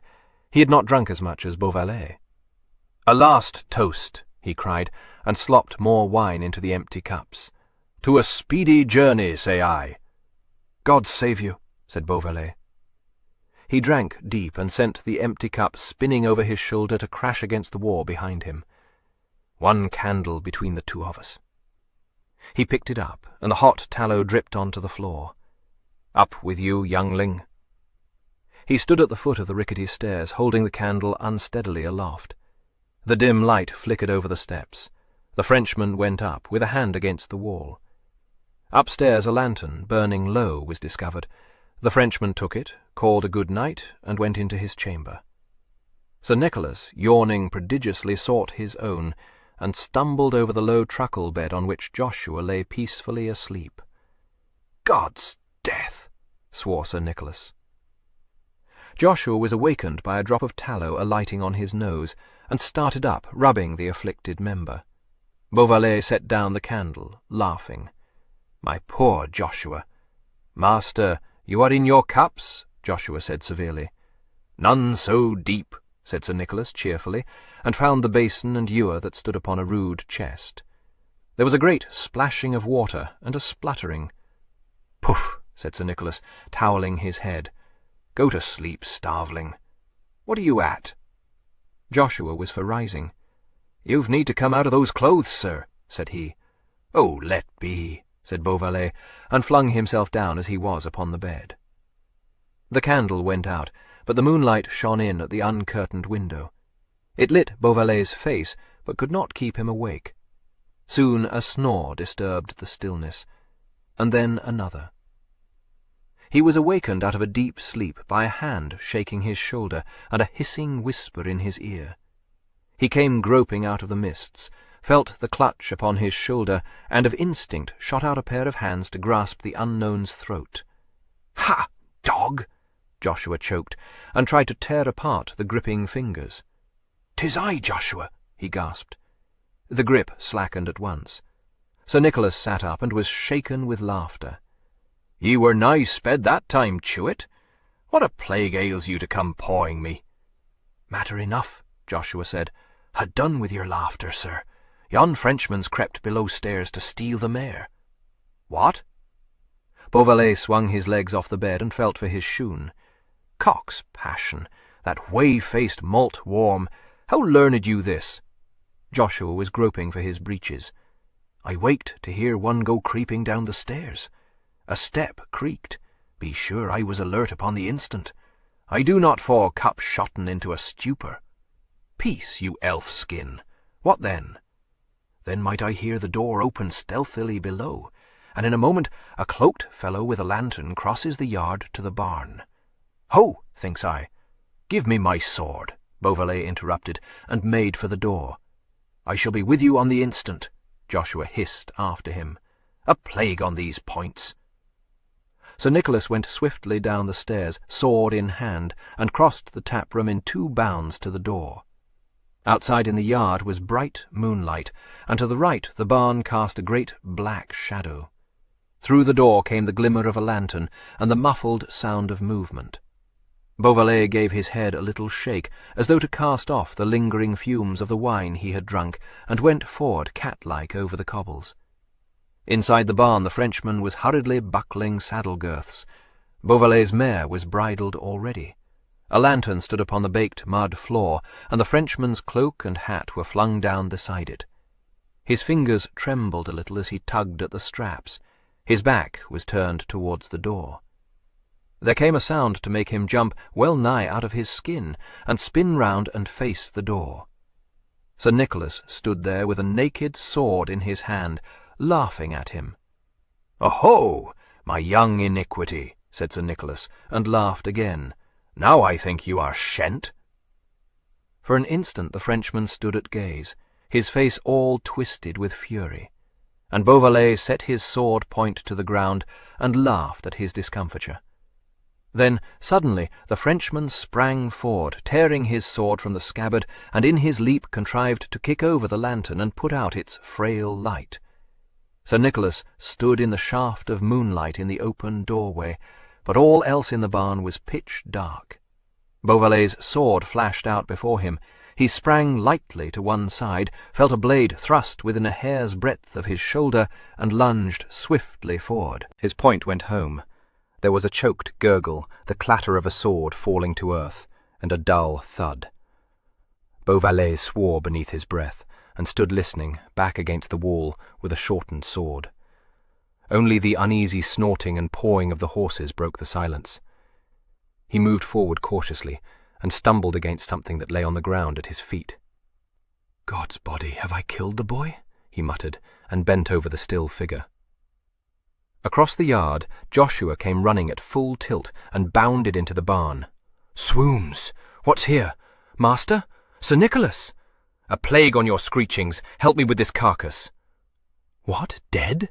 gasped Joshua, feeling in the darkness. "I know not." Sir Nicholas spoke curtly. "Take you his legs and help me to bear him out. So." They carried their burden out into the moonlight and laid it down on the cobbles. Beauvallet knelt and stripped open the elegant doublet, feeling for the heart. A clean-edged wound was there, deep and true. "Peste! I thrust better than I knew," Beauvallet muttered. "The devil! But the young traitor sought to murder me. What's this?" A silken packet was in his hand, attached to a riband about the dead man's neck. "Open," said Joshua, shivering. "Perchance you might learn his name." "What should that benefit me, fool?" But Sir Nicholas took the packet and thrust it into his doublet. "This is to ruin all. We must bury him, Joshua, and that speedily. No noise, mind." "Bury? With your sword?" Joshua said. "The evil hour. Nay, wait. As I remember, there are tools within the barn." An hour later, the grim work done, Sir Nicholas, thoroughly sobered now, came softly back to the inn. He was frowning a little.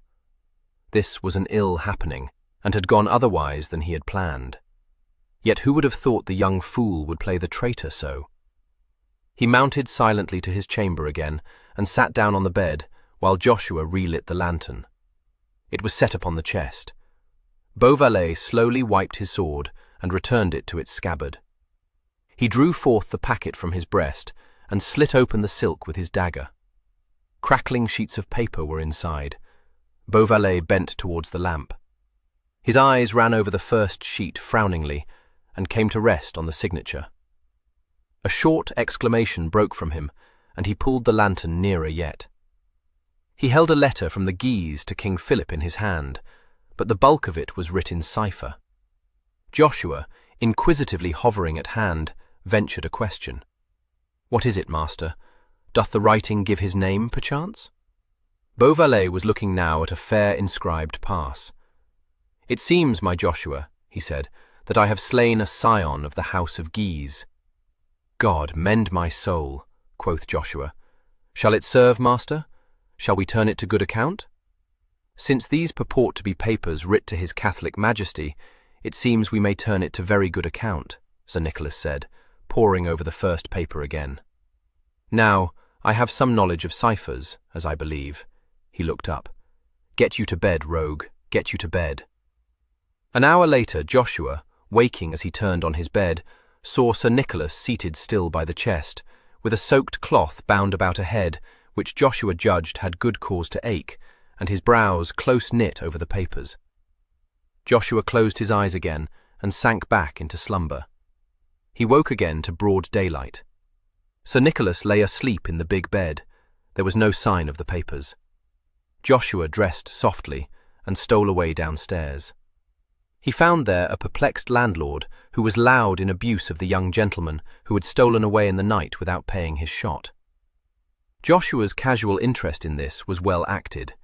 He asked the proper questions, exclaimed piously at such behaviour, and thought privately of the night's work. In a little while, the voice of Sir Nicholas was heard, calling for his man. Joshua skipped upstairs with a tray bearing his master's breakfast. Sir Nicholas was wide awake, and as brisk as though he had not sat up through the night puzzling over a cipher. His eyes were bright and unclouded. Only a damp cloth on the floor bore witness of the night's labours. Joshua set down a tray and shook out a clean shirt for Sir Nicholas. "Look you, master, there is a deal of pother below, on account of we know what. Where is the man gone? Why is he gone? I do not presume to answer me, but I consider it meet we should make all speed over the frontier." "Just as soon as I have broken my fast," said Beauvallet. "See that door well shut. Now, rogue, give ear a minute." He drank some wine and broke off a piece of rye bread. "I am become overnight the Chevalier Claude de Guise. Do you mark me?" "Well, master?" "I said we might turn all to good account. The best. I don't fathom all these papers, and one is sealed fast, but enough to serve, I judge." "Matters too high for you. But you may know that we travel henceforth as a secret messenger from the Guise to King Philip. Hey, but I have meat for Walsingham in this." He stretched and reached out a hand for his shirt. "A great venture, rogue, the greatest I have been on. Like to end in nasty wise," Joshua grumbled. "Secret messengers, forsooth. Aye, we shall be so secret there's none will hear of us again. An ill jest. This as mad a quest as I have ever known. Does your courage fail? Turn back then, you have still time." Joshua threw out his chest. "Oh, pretty speaking. I follow to the end. Moreover, it has been foretold that I shall die in my bed. What have I to fear?" "On then," said Sir Nicholas, and laughed. "On, and reck not." 9. It was an easy matter to cross the frontier, armed with the Chevalier de Guise's credentials. From as much of the dispatch to Philip as he could read or was not sealed, Beauvallet had learned that the youthful Frenchman was some sort of a cousin to the Duc de Guise, and it seemed probable from so particular a mention of him that he had not been employed on an errand into Spain before. Beauvallet did not doubt that he could brave out the imposture, but he knew that he carried his life in his hand. One evil chance, one Frenchman in Madrid to whom the Chevalier was known, and he might expect to find himself sped. The knowledge made him set his horse caracoling on the road, never so keenly enjoying life as when he stood in danger of losing it. He tossed his sword up in the air, and caught it deftly as it fell. The sunlight glinted all along the shimmering blade. Between 8 crowns the name Andrea Ferrara was inscribed, and beneath it a pungent motto, "My bite is sure." "A sword and my wits against all Spain," sang out Beauvallet, and whistled a catch between his teeth. Then he fell to thinking of her whom he went to seek, and the leagues passed uncounted. There was time enough for meditation during these long days upon the road, for it took them close upon 2 weeks to come within sight of Madrid, a white town perched on a spur above a vast plateau, looking north over many windy leagues to the Guadarrama mountains, and south to the grand chain that guarded Toledo. The roads called forth curses from Joshua, struggling with a lead sumpter. Years ago he had journeyed into Spain with Beauvallet, but he protested that he had forgotten long since how incomparably bad were the roads. He rode to the rear, and observed all with bright, calculating eyes. "Naught but sheep," he grunted, "enough to ravage the land. God's life, but this is a poor country. Ruin stares us in the face, master, from all sides. Here are no crops, no snug farmers, naught but bare rocks and dust. And sheep? I forget the sheep, which you would have thought hardly possible. Why call you this a road? Ho, we Englishmen can still teach the Spaniards some few matters, it seems. Set a guard on that tongue of yours, Beauvallet said sharply. Let me hear no talk of Englishmen. Aye, this is a waste country. Now, how might a runner go at speed to the frontier, let us say? He might not, master, on these roads without foundering. It's a land of the Dark Ages, one would say. Bethink you of the fair manor my lord has built him in Alreston, and look on these grim fortresses. He spoke of a gloomy castle seen some miles back along the road, and shuddered. Nay, I like not this land. It frowns, master. Mark what I say. It frowns. Over the Guadarrama mountains they climbed, and dropped onto the great parched plateau. They rode league upon weary league, and at last saw Madrid ahead, and came to it in the cold of the evening. Joshua shivered on his horse, and muttered against the climate so extreme. He was roasted by day, he swore, but when evening fell, arctic winds arose that were like to lay him low of a fever. Beauvallet knew Madrid of old, but found it grown since his day. He made his way to the Inn of the Rising Sun, lying some paces off the Puerta del Sol. It was not necessary to caution Joshua again. That wary individual ceased complaining as they climbed the steep streets into the heart of the town, and might be trusted to carry all off with a bold front. Beauvallet had no fear of unwitting betrayal from him. French he spoke fluently, if roughly, and Spanish very fairly. He was not likely to slip into his own tongue through inability to find words in a foreign language. Sir Nicholas bespoke a private room at the inn, and supped there that evening, waited on by Joshua. Since it is very certain that the French ambassador is not privy to this correspondence I carry, you will say, Joshua, that I am travelling for my pleasure. You know naught of secret documents. Master, what will you do with those papers? Joshua asked uneasily. The corners of Sir Nicholas' mouth lifted under the trim mustachio. Why, present them to his Catholic Majesty. What else?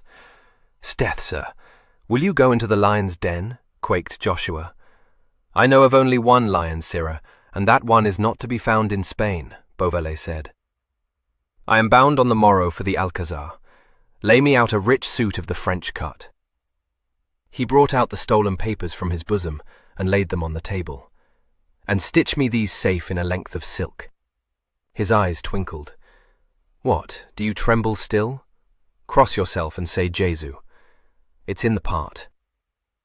Access to the Alcazar was not found to be so easy as access to any of Queen Elizabeth's palaces. There was a long delay, many questions, and the pseudo-chevalier's credentials were taken from him, while he was left to cool his heels in the great austere hall. He sat down on a carved chair of cypress wood and looked about him with interest.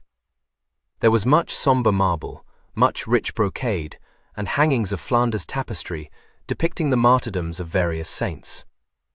A statue in bronze stood at the foot of the wide stairway. There were Turkey carpets on the floor, strange sight to an English eye, so that footsteps fell muffled. Certain, there was no sound in the Alcazar. Lackeys stood graven on either side of the great door. Sundry personages passed across the hall from time to time, but they spoke no word.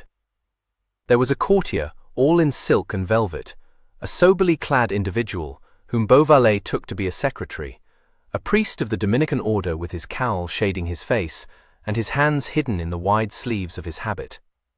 An elderly man who looked curiously at Beauvallet, an officer of the guard, a hurrying woman who might be a maid of honor. It was oppressive in the lofty hall. The very hush of the place might have preyed on nerves less hardy than Beauvallet's. Here, to an Englishman, was a place of grim foreboding, of lurking terror. It did not need the sight of that dark priest to conjure up hideous pictures to the mind. But Sir Nicholas saw no hideous pictures, and his pulse beat as steadily as ever.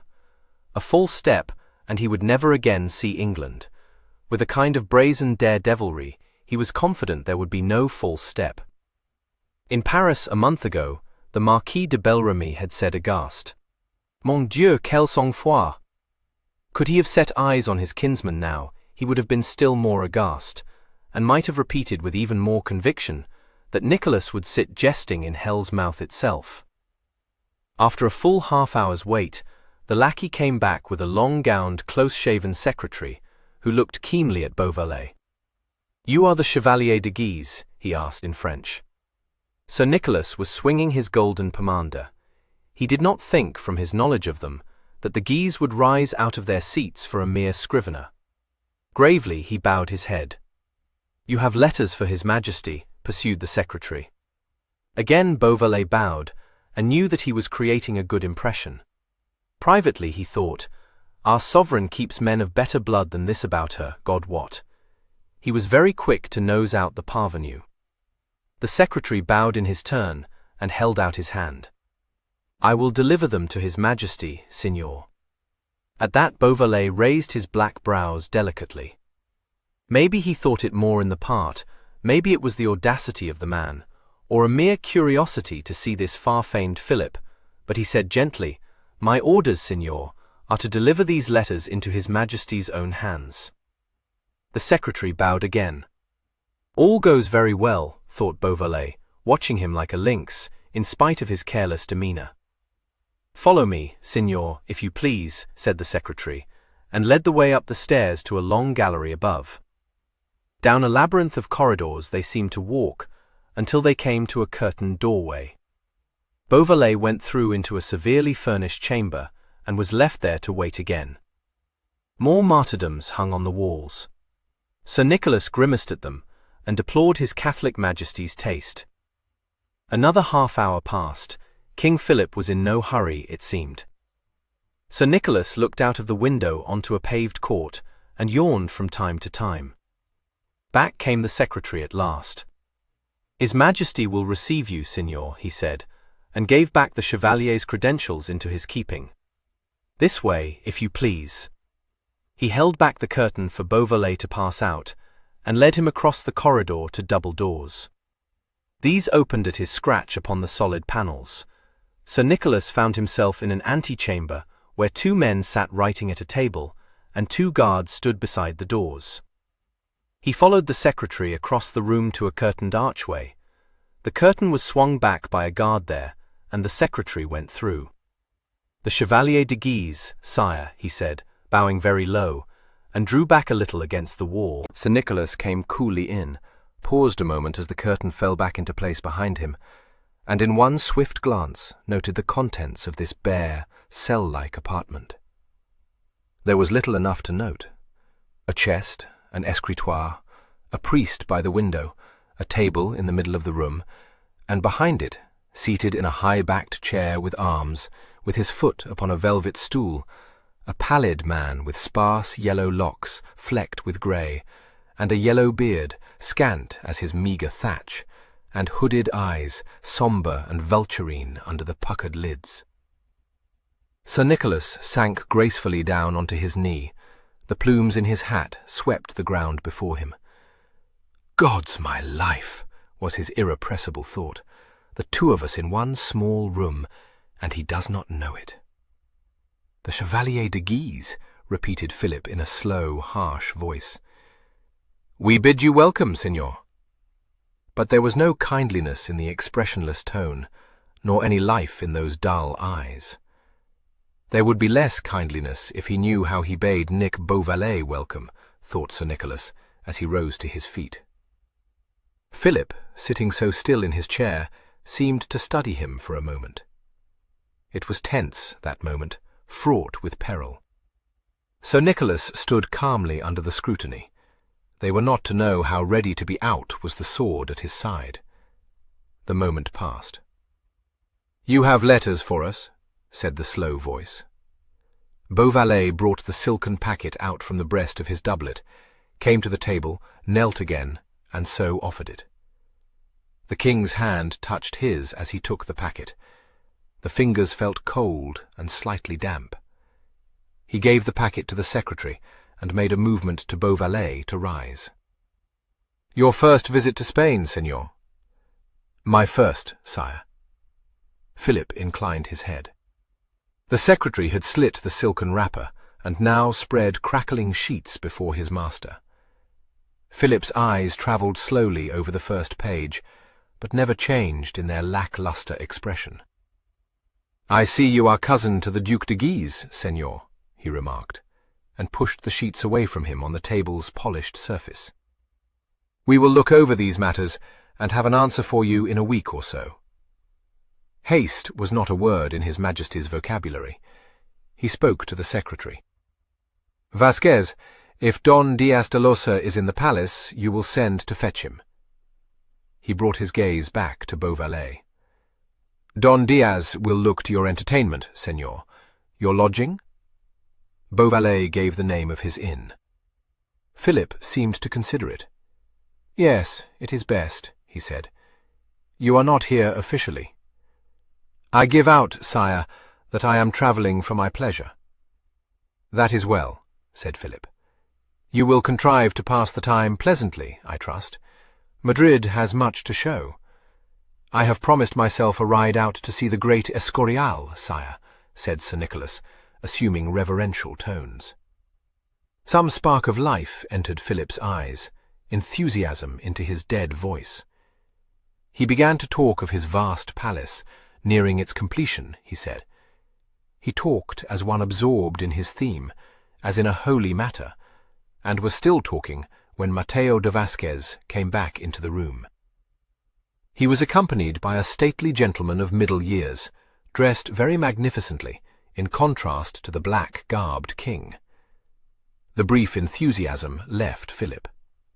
He presented Don Diaz de Losa, and consigned the chevalier to his care. In the wake of this nobleman, Beauvallet bowed himself out of the king's cabinet. It seems that Don Diaz was in the king's confidence, for he asked none but the most trivial questions. He had a grave Castilian courtesy, and begged that the chevalier would call on him for any needs he might have. He escorted him through the corridors to a gallery, where a fair sprinkling of gentlemen were gathered, and presented him punctiliously to all who were present. The chevalier was a gentleman from the French court, travelling to enlarge his knowledge of the world. Thus Beauvallet was sponsored into society. Don Diaz requested his company at a party at his house that evening. Beauvallet accepted without hesitation. He stayed some while in the gallery talking to these grandees of Spain, and presently took his leave. Don Diaz went with him to the hall, and they parted with great politeness. Joshua was anxiously awaiting his master's return, and heaved a large sigh of relief upon seeing him come in. Sir Nicholas flung himself into a chair. "God's death, what a court!" he said. Then he began to laugh. "What a king!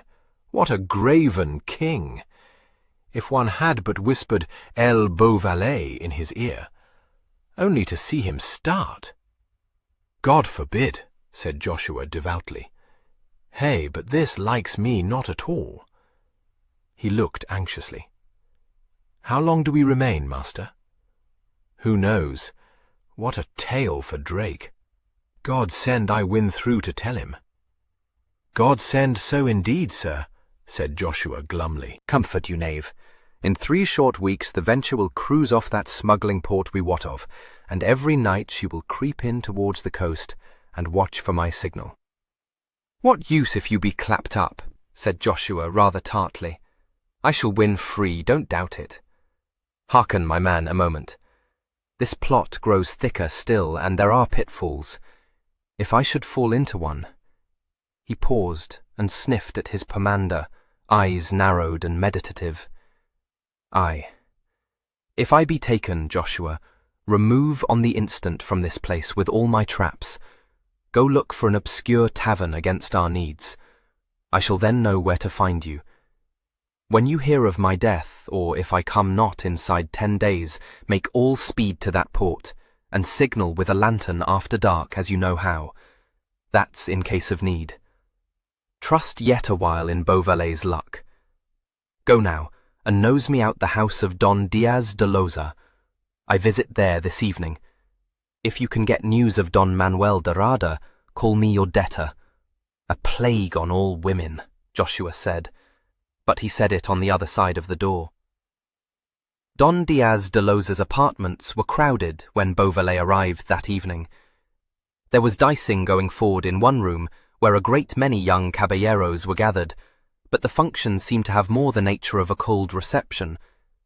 Magnificent gentlemen strolled from group to group. There were ladies amongst them, not so discreet as had been the ladies of Spain in a bygone age. Serving men in the de Loza livery, each one bearing his master's cognizance, offered refreshments on heavy silver trays to the guests. There was wine in glasses of Venetian ware, Valdepeñas from Morena, red wine of Vinaros and Benicarlo, manzanilla, lightest of Xeres wine from Sanlúcar. With these went sweetmeats and fruit, Asturian pomegranates and grapes from Malaga, but other refreshment there was none. To an English taste this might seem meagre, to be sure, in the face of so much ostentatious display. Don Diaz's house had carpets to tread upon, chairs lined with cut velvet, candelabras of wrought silver, a Toledo clock of rare design, hangings of silk and tapestry, but it did not seem to be the Spanish custom to entertain guests with banquets, as would have been done in kindlier England. There was an oppressive grandeur over all, as though each man were mindful of his high degree and the canons of polite behaviour. No voice was raised light-heartedly. All talk was measured and punctilious, so that Beauvallet's laugh sounded strangely in this sedate gathering, and men turned their heads to see whence came the carefree sound. It had been provoked by a gentleman from Andalusia, to whom Don Diaz had made the Chevalier known. This southerner had a gaiety lacking in the grave Castilians or the proud Aragonese, and had cracked some joke for the Chevalier's delectation. They stood chatting easily enough, so easily that Don Juan was moved to congratulate the Chevalier on the excellence of his Spanish. No doubt the Señor had been in Spain before, or had at least Spanish friends. Beauvallet owned to a Spanish friend, and said that this one had enjoyed the acquaintance of Don Manuel de Rada y Silva. Had he the name aright? Ah, the late governor of Santiago, Don Juan said, and shook his head. The golden pomander was held to the Chevalier's nose. Over it his eyes were watchful. I had thought to present myself to him, Beauvallet said. You have not heard, Señor. Don Manuel is dead these 3 months.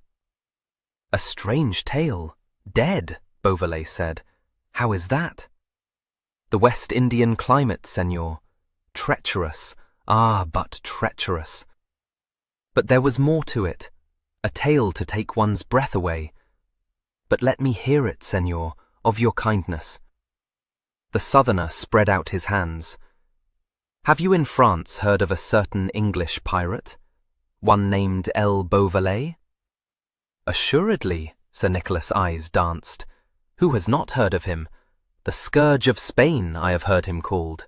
Am I right? Very right, Señor. Alas, they say the man uses witchcraft. Don Juan crossed himself and was swiftly imitated. Sir Nicholas' black lashes hid the laughter in his downcast eyes. When he raised them again, they were grave, if you could discount the merriness that must always lurk at the back of them. Don Juan, absorbed in his tale, did not notice it. He sacked and sank the ship that bore Don Manuel home, and you will scarce credit it took Don Manuel and his daughter aboard his own vessel. So, Beauvallet raised politely surprised eyebrows. But wherefore? Who shall say, Señor? A mad whim, one would suppose, for one can hardly credit such a man with chivalrous intent. They say he is mad, who have had traffic with him, but he had the effrontery, Señor, to put into a port of Spain, and there to set Don Manuel ashore. You astonish me, Señor, said Sir Nicholas. I suppose he bore off the daughter to England, this famous freebooter. One might have expected it. But no, Donna Dominica took no hurt, though her father died soon after his landing. She is under the guardianship of her good aunt, Donna Beatrice de Carvalho. Thank you for that information, thought Sir Nicholas, and made a mental note of the name. Aloud he said, "But this is a wonder that you recount, Signor. To escape unhurt from the clutches of so desperate a villain as this Beauvallet?" His shoulders shook ever so slightly.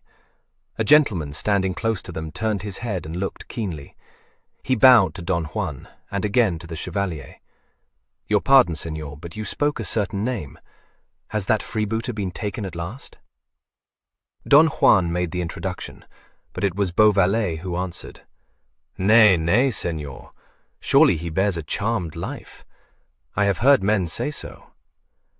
"As to that, we shall see, Signor," said the newcomer. "You have set eyes on him, maybe?" "I have seen him, yes," Sir Nicholas answered. The long fingers that swung the pomander gently to and fro never quivered. "In Paris, where he sometimes visits." Don Juan displayed a lively curiosity. "Is it so indeed? And is he as mad as they say?" "They tell us, who have had dealings with him, that he is a man with black hair who laughs." White teeth gleamed for a moment. "Yes, he laughs, Senor," said Sir Nicholas. A chuckle came. They little knew how audacious. "I dare swear if he stood in this room surrounded by his enemies at this moment, he would still laugh. It is a habit with him." "One hardly credits it, Senor," the stately gentleman replied. "There would very soon be an end to his laughter." He bowed slightly and passed on. Don Diaz came up at that moment and laid his hand on Beauvallet's arm. "I have been searching for you, Chevalier. I would present you to a countryman of yours, your ambassador, Monsieur de Lauvinière." Not by the flicker of an eyelash did Beauvallet betray how unwelcome this courtesy was to him. Danger crouched before him. He went smiling towards it, Beauvallet's way. Don Diaz led him across the room, and spoke in a soft undertone. "It is judged best, Signor, that no secret should be made of your visit to Madrid. Monsieur de Lauvinière might then suspect. I need not warn you to be on your guard with him. There he stands, near the door." The Frenchman was a man with grey hair and a hook nose. His eyes were deep set, and he looked piercingly. Upon Don Diaz's presentation of the Chevalier, he bowed, and looked with a keenness that probed deep. "A cousin of the Duc de Guise," he said. "I do not think—" He frowned a little, and his eyes never wavered from Beauvallet's face. "But I claim the very slightest acquaintance with the Guises." Therein lay a certain safeguard, thought Beauvallet. It was not to be expected that a member of the court party would be on terms of friendship with the great Guise family. "I am a distant cousin of the Duke's, monsieur," said Sir Nicholas. "So?" De Lauvinière looked still more searchingly. "Of what branch of the family, monsieur, if one may ask?" It would not do to hesitate. "Of the junior branch, monsieur. The Duke is my cousin in the second degree." "I have heard of you, monsieur," the ambassador said. "I had thought you were a younger man. Do you make a long stay in Madrid?" "Why no, monsieur, I believe not. I have a desire to visit Seville and Toledo." "Ah, yes, you should certainly journey south," nodded de Lauvinière. A lady came up on the arm of her husband to claim his attention. Beauvallet drew back thankfully. Had he been vouchsafed a glimpse of a postscript added to de Lauvinière's letter home, and dispatched upon the morrow, it might have shaken his nerve. "I should be glad," wrote His Excellency, "if you would discover what age man is the Chevalier Claude de Guise, cousin to the present Duke. Let me have what news you can hear of him, in especial of what like he is, of what height, and of what lineaments. Your assured friend, Henri de Lauvinière." 10. In bed next morning, Sir Nicholas sipped a cup of chocolate, and gave ear to his servant. Joshua had the news he wanted, and imparted it after his own fashion, as he laid out his master's dress. A bottle of wine with the landlord of the Rising Sun had loosened a tongue that dealt much in gossip. Who so clever as Joshua Dimmock at finding out information? Let Sir Nicholas be at ease. The lady was found, in the guardianship of her aunt. "I know," Sir Nicholas said. "Joshua was put out." Aye, so it is, and Don Manuel dead these 3 months. The lady inherits all. That does not concern us, said Beauvallet. She cannot carry her lands to England. True, master, very true. But here is somewhat you may not have heard. Her espousals are talked of. Sir Nicholas yawned. They will be more talked of yet, said he. Master, the tale runs that she will wed her cousin, Juan Diego de Carvalho. So, said Beauvallet. Early days to talk of betrothals yet. Cousin, eh? That means a dispensation, or am much at fault. You mistake me, sir. Nothing is yet done. These are rumours. He laid a finger against his nose. This gives to think, master. I learn that the Carvalhos are as poor as may be. Nothing to gape at there, you say. True, there seem few enough nobles here with coins to rub together. Curious. And yet so much pomp. We do not use that way in England. Under my breath I say it, have no fear of me. Perpend then, master. What if this aunt, her name is Beatrice, for your better information, hath made a little plot to possess herself of all this wealth? Very possible, nodded Sir Nicholas, and a bribe to the church to hasten the dispensation. Certain, I think, master. These priests, if what one hears be true. What do you learn of Don Diego? Demanded Sir Nicholas. Little to the point, sir. A creature of no weight, as it seems to me. These Spanish caballeros. Faugh! Match me a young Englishman, say I. Well, he is prodigal. All young men are so. It's to say nothing. He does what all spring aids do in ruffling it about the town. For the rest, I learn that he is accounted well-looking, rides comely, knows how to handle a bilbo, hath elegant accomplishments by the score. You nose out a fop. I do not gainsay it, for so it appears to me. He need not concern us. He might concern us very nearly, said Sir Nicholas. What else? Is the father of this fine sprig alive? Surely, master, but here again I would say, a creature of no account. As I read our host's talk in his cups, he waxes a thought garrulous. Strange sight in one so prim. He lies beneath his good lady's thumb. He made a descriptive gesture. So, by all I can understand, that is a lady of odd manners, sir. You would say an original. We shall doubtless know more anon. They have estates somewhere to the north of Burgos, as I apprehend, but at this present, sir, they stay, all 4, at their house in Madrid. This I have found, off the Plaza de Oriente. While you slept, master, I have been about the town a little. Some fine buildings, to be sure, and a quantity of popish churches enough to turn a man's stomach. The house of the Carvalho you may find easily. There is a wall grown with a vine at the back, and, as I judge, a garden upon the inner side. He rolled a knowing eye. Thought I, we may find a use for that. Further, master, there is to be a ball given this day week at that house, in honour of our Diego's birthday. This is much talked of, for it seems these Spaniards do not give them often. All the world will be there. Then so must I, said Beauvallet, and sprang out of bed. Now how to make the acquaintance of the Carvalhos? Walk on the Mentidero, master, Joshua advised. It is still the haunt of your court gallant, as I hear. You might compare it with Duke Humphrey's walk at home to its disadvantage, mark you. A happy thought, said Beauvallet, pulling on his nether-stocks. I might perchance come up with my friend of last night.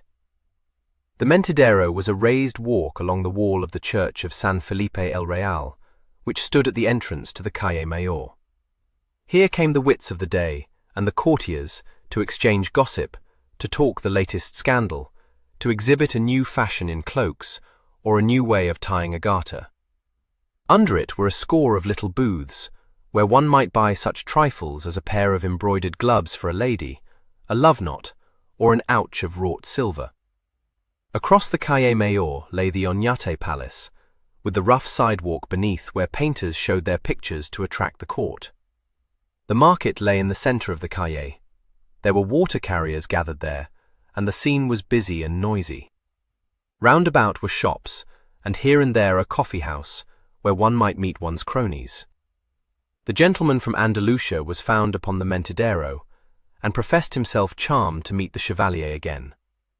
Sir Nicholas joined him in his strolling up and down, and came at length to his business with him.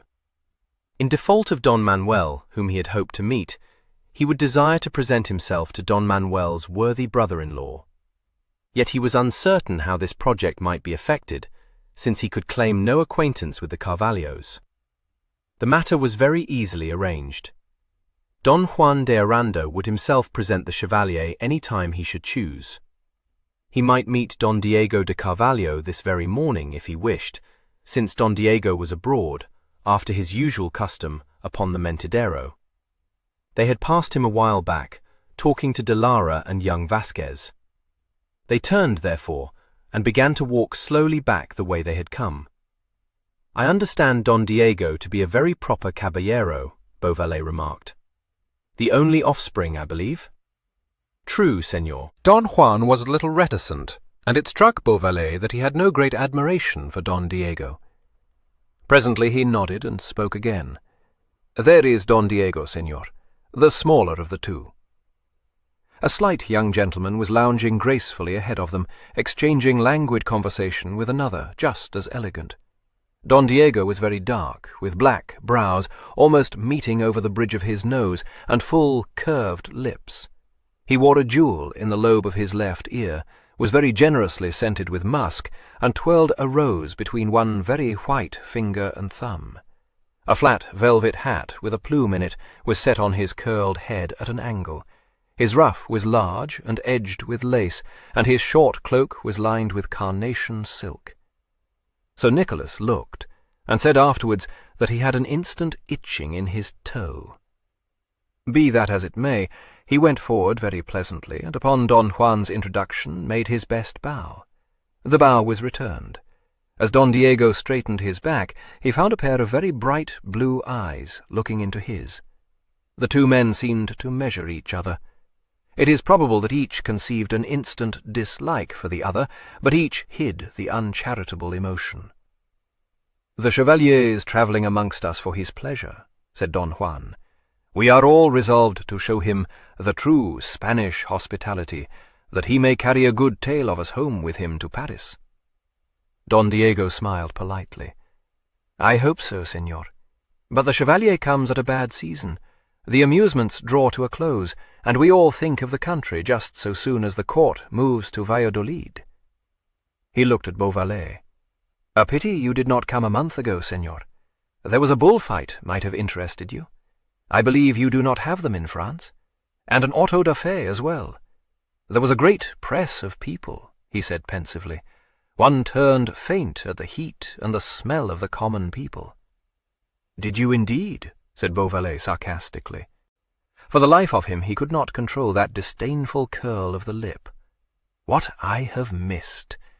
Yes, I fear we shall see no more such sights yet awhile," said Don Diego regretfully. His wandering gaze came back to Beauvallet. "I regret I was not at Delosa's house last night, where I was told I might have had the felicity of meeting you." He bowed again. "My loss, senor," said Sir Nicholas. "I looked for Don Manuel de Rada, known to me through hearsay, and alas, heard the sad news of his death." "Alas, indeed," Don Diego answered. But it did not seem to Beauvallet that this sentiment came from the heart. "I shall do myself the honour of waiting upon your father, senor," said Beauvallet. "My father will count himself honoured, senor. Do you stay long in Madrid?" "Some few weeks, perhaps. No more, I believe. But I detain you." He stepped back, doffed his cap again, and bowed. "I shall hope to see more of you, senor." "The pleasure will be mine, senor," returned Don Diego. On that they parted. Later in the day Sir Nicholas sought out his sponsor, Don Diaz de Losa, and had no difficulty in getting from him a letter of introduction to Don Rodriguez de Carvalho. "All goes merrily," he said to himself, as he walked back to the rising sun. "Enough for one day, I think. Patience, Nick." Upon the morrow he made his way to the Casa Carvalho, and was fortunate enough to find Don Rodriguez at home. If he had hoped to see Dominica, he was disappointed. No glimpse of her could be obtained, though he sharply scrutinized the windows that gave on to the patio as he crossed it behind the lackey. He was ushered into a dusky library that looked out onto the walled garden Joshua had discovered. Volumes in tooled leather lined the room. There were several chairs of walnut, tortuously carved, a Catalan chest with flat pilasters upon its front and sides, and an escabeau over against the window. Don Rodriguez came in presently, with Delosa's letter open in his hand. He was a lean man of middle age, with eyes rather too close set to be trusted, Beauvallet thought. They shifted here and there, never resting for long on any one object. His mouth bore some resemblance to his son's, but there was weakness in the lines about it, and a kind of petulant uncertainty in the slightly pouting underlip. He received the Chevalier kindly, and said a great deal that was proper on the sad subject of his brother-in-law's death. His sighs were gusty, he shook his head, cast down his eyes to the floor, and meandered on in his talk of the exigencies of the West Indian climate. Beauvallet was becoming impatient of this tedious exchange of futilities when they were interrupted by a sound on the gravel walk outside. The long window was darkened, and there was the gentle hush of a lady's skirts. Sir Nicholas turned quickly, but the lady who stood looking in was not Dominica. She was a large woman, built on flowing lines, and dressed very richly in an embroidered gown of purple mochado. Her hair was extravagantly coiffed, her farthingale brushed the window frame on either side as she came through, and her ruff stood up high behind her head. She was certainly handsome, and must have been lovely before increasing years made her stout. Her mouth was faintly smiling, and her eyes, almond-shaped under weary eyelids, smiled too. The hinted smile betokened a sort of compassionate amusement, as though the lady looked cynically upon her world and found it foolish. She moved as one who would never hurry, and in spite of her ungainly farthingale, she walked with a certain lazy grace. "Ah, Chevalier, my wife Doña Beatrice," Don Rodriguez said. He addressed the lady with a hint of fluster in his voice, as though he stood in lively awe of her. "My love, permit me to present to you a noble stranger to Madrid, Monsieur le Chevalier de Guise." The disillusioned eyes ran over Sir Nicholas. The smile seemed to deepen. Doña Beatrice held out a passive hand, and appeared to approve Beauvallet as he bent over it. Her voice was as languid as her carriage. "A Frenchman," she remarked. "I had ever a kindness for a Frenchman. Now, what do you make here, Chevalier?" "Nothing but my pleasure, Senora." It seemed an effort to her to raise her brows. "Do you find pleasure in Madrid?" she inquired. She went to a chair and sank into it, and began slowly to fan herself. "I find it unbearably fatiguing." "Why, Senora, I find much pleasure here," Beauvallet answered. "You are young," she said in extenuation, "and French. So much vigor, so much enthusiasm." "Plenty of food for enthusiasm in Madrid, madam," said Sir Nicholas politely. "Ah, but when you attain to my years, Senor, you will realize that there is nothing in the world to feed enthusiasm." "I shall hope to preserve my illusions, madam." "It is far better to have none," drawled the lady. Don Rodriguez, hovering solicitously about his spouse, smiled deprecatingly. He found himself in constant need to temper her oddities by this fidgety, excusing smile. "Let us talk in your own tongue, Chevalier. I speak it very indifferently, but it is a polite language." She spoke it very well. "My love, the Chevalier had hoped to find your poor brother. We have been speaking of his sad death." She answered without taking the trouble to look at him. "Why sad, Senor? One must hope that he has found repose." So you were acquainted with my brother, Chevalier? No, madam, but I knew a friend of his once, and I had hoped to present myself to his notice upon that score. You would not have found him at all entertaining, said Doña Beatrice. It is far better to know me. Sir Nicholas bowed. I am sure of it, madam, he said, and was inclined to think he spoke sooth. I must have you come to my ball on Friday evening, she announced. It will be very painstaking and very dull. You shall solace my boredom. I suppose you must meet my son. She signed and addressed Don Rodriguez. Señor, Don Diego is somewhere at hand. Pray send for him. I have already had that pleasure, madam. I met your son upon the Mentidero yesterday. Ah, then you will not want to see him again, she said, as though she perfectly understood. You need not send, señor. Sir Nicholas bit his lip. On the contrary, I shall be charmed, madam. Her eyelids lifted for a moment. He thought he had never seen eyes so curiously cold, so cynical, yet so good-humoured. Señor, send for Don Diego, she sighed. In a minute or two Don Diego came in, and with him the scent of musk. He was very punctilious in his manner towards Sir Nicholas, and while the two men spoke together, his mother lay back in her chair, watching them with her omniscient smile. You will see the Chevalier at your ball, my son, she said. My dear Chevalier, how remiss I am. I did not tell you that it is in my son's honour. His anniversary. I forget which, but no doubt he will tell you. It can be of no interest to the Chevalier, Señora, said Don Diego, annoyed. I shall hope to have the felicity of meeting your niece, madam, said Beauvallet. Or perhaps she does not go into public yet. Don Diego looked cross. Doña Beatrice continued to fan herself. She will be present, she said placidly. It struck Beauvallet that both father and son looked sharply at her, but she gave no sign. He rose to take his leave, kissed her hand, and was ushered forth. When the door had closed behind him, Don Diego gave a pettish shrug of the shoulder and flung over to the window. Why must you invite him for Friday? He asked. Are you so enamoured of him? He walks abroad as though he had bought Madrid. I thought he might amuse me, his mother replied. A very personable man.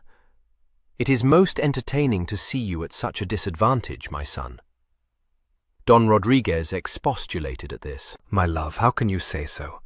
Diego is a proper caballero, the properest in Madrid, I dare swear. His air, his carriage, very exquisite, señor. I have never seen him otherwise, and I fear I never shall. I do not profess to know what you would be at, señora, said Don Diego with a half-laugh. She got up out of her chair. How should you? You should live in a painting, Diego, a painting of soft lines and graceful attitudes. I doubt the Chevalier would never stay still in it. She went out, chuckling to herself. Father and son looked at each other. Your mother has a odd twist in her humour, said Don Rodriguez weakly. My mother, señor, said Don Diego tartly, likes to be thought enigmatic. She said that Dominica would be present, but will she? He opened the little comfit box that he carried and put a sweetmeat into his mouth. If she consents, it will be for the first time. Leave her to your mother. She is a very remarkable woman, Diego. Likewise is my cousin, a very remarkable, self-willed chit, said Don Diego. He licked his fingers and shut up the box. She is as cold as ice, he said impatiently, bewitched, a scornful piece that wants schooling. Bethink you, it is very soon after Don Manuel's death for her to be thinking of bridals, Don Rodriguez said excusingly. You would maybe do well to deal gently. Do I not deal gently? The sneer was clearly marked now. And while I stay supplicating, she but grows the colder, and every caballero in the town is eager to hazard his luck. She is like to be off with another if this continues, or her uncle de Tobar will take a hand in the game and try to get her for that overgrown fool Miguel. Oh yes, she hinted that she might write to him. A vixen. Don Rodriguez murmured a vague expostulation. I don't think it. I don't think it. She has no mind to wed yet, and your mother hath an eye on her. Belike you do not go well to work with her. I will use her more hardly if this coldness endures, said Don Diego. His eyes glinted, and Don Rodriguez looked away. Leave it to your mother, he advised feebly. It is early yet to despair. There was some excuse for Don Diego's ill humor. He had a very pretty cousin, heiress to great wealth, marked clearly by heaven to be a bride for him, and the devil was in it that the girl must needs flout him. Such a thing had never happened to him before. He was at first incredulous, then sullen. As for Dominica, there was a good reason for her refusal to fall in with the wishes of her family, had they but known it. How should a maid think of Diego, who had lain trembling in Beauvallet's arms? Since those mad days at sea, much had happened in her life. She found herself bewildered, undaunted certainly, but wary. Her father came home only to die, and he left her in the ward of his sister Beatrice. She discovered that she was wealthy, mistress of large estates in the south, a rare matrimonial prize in effect. She was gathered under her aunt's ample wing, and knew not what to make of that lady. There was no gainsaying Donna Beatrice's kindness, but there was more to her than mere indolent good humour. Dominica had not been long under her roof before she discovered that her uncle, even her cousin too, were puppets, whose strings were pulled by Donna Beatrice. She suspected that she also was to be a puppet, and lifted her chin at the thought. Donna Dominica, accustomed for many years to be mistress, did not take kindly to a subordinate position, nor could she stomach the strict rule under which well-born maidens lived in Spain. She let it be seen that she had a will of her own, and tossed up her head to face wrath. None came. No one had ever seen Donna Beatrice put out. She blinked her sleepy eyelids and continued to smile. Charming, my dear, charming. It suits you admirably, she said. Nonplussed, Dominica stammered. What suits me, aunt? Donna Beatrice made a little gesture with her fan. This display of spirit, my dear. But it is wasted, quite wasted. Show my poor son these flashing looks. I am much too old to be moved, and far too lazy. Dominica, aware even then of the family's designs, chose to come into the open. Senora, if you mean me for my cousin's bride, I think it only fair to tell you that I will have none of him, so please you. Of course I mean you for his bride, her aunt said calmly. My dear, pray sit down. You fatigue me sadly. I had guessed it, Dominica said indignantly. It was not very difficult to guess, said Donna Beatrice, but we shall not talk of bridals yet. Decency must be observed. I have often thought how absurd is this to-do we make over death, but it is the way of the world, and I never go against custom. Senora, I do not like my cousin enough. Donna Beatrice was not at all disturbed. No, my love, I had not supposed you did. I find him very lamentable myself, and I bore him. But what has that to do with marriage? Do not make that singular error of confusing liking with marriage. It has nothing to do with it. I choose to think it has, aunt. I could not marry where I did not love. Her aunt yawned behind her fan.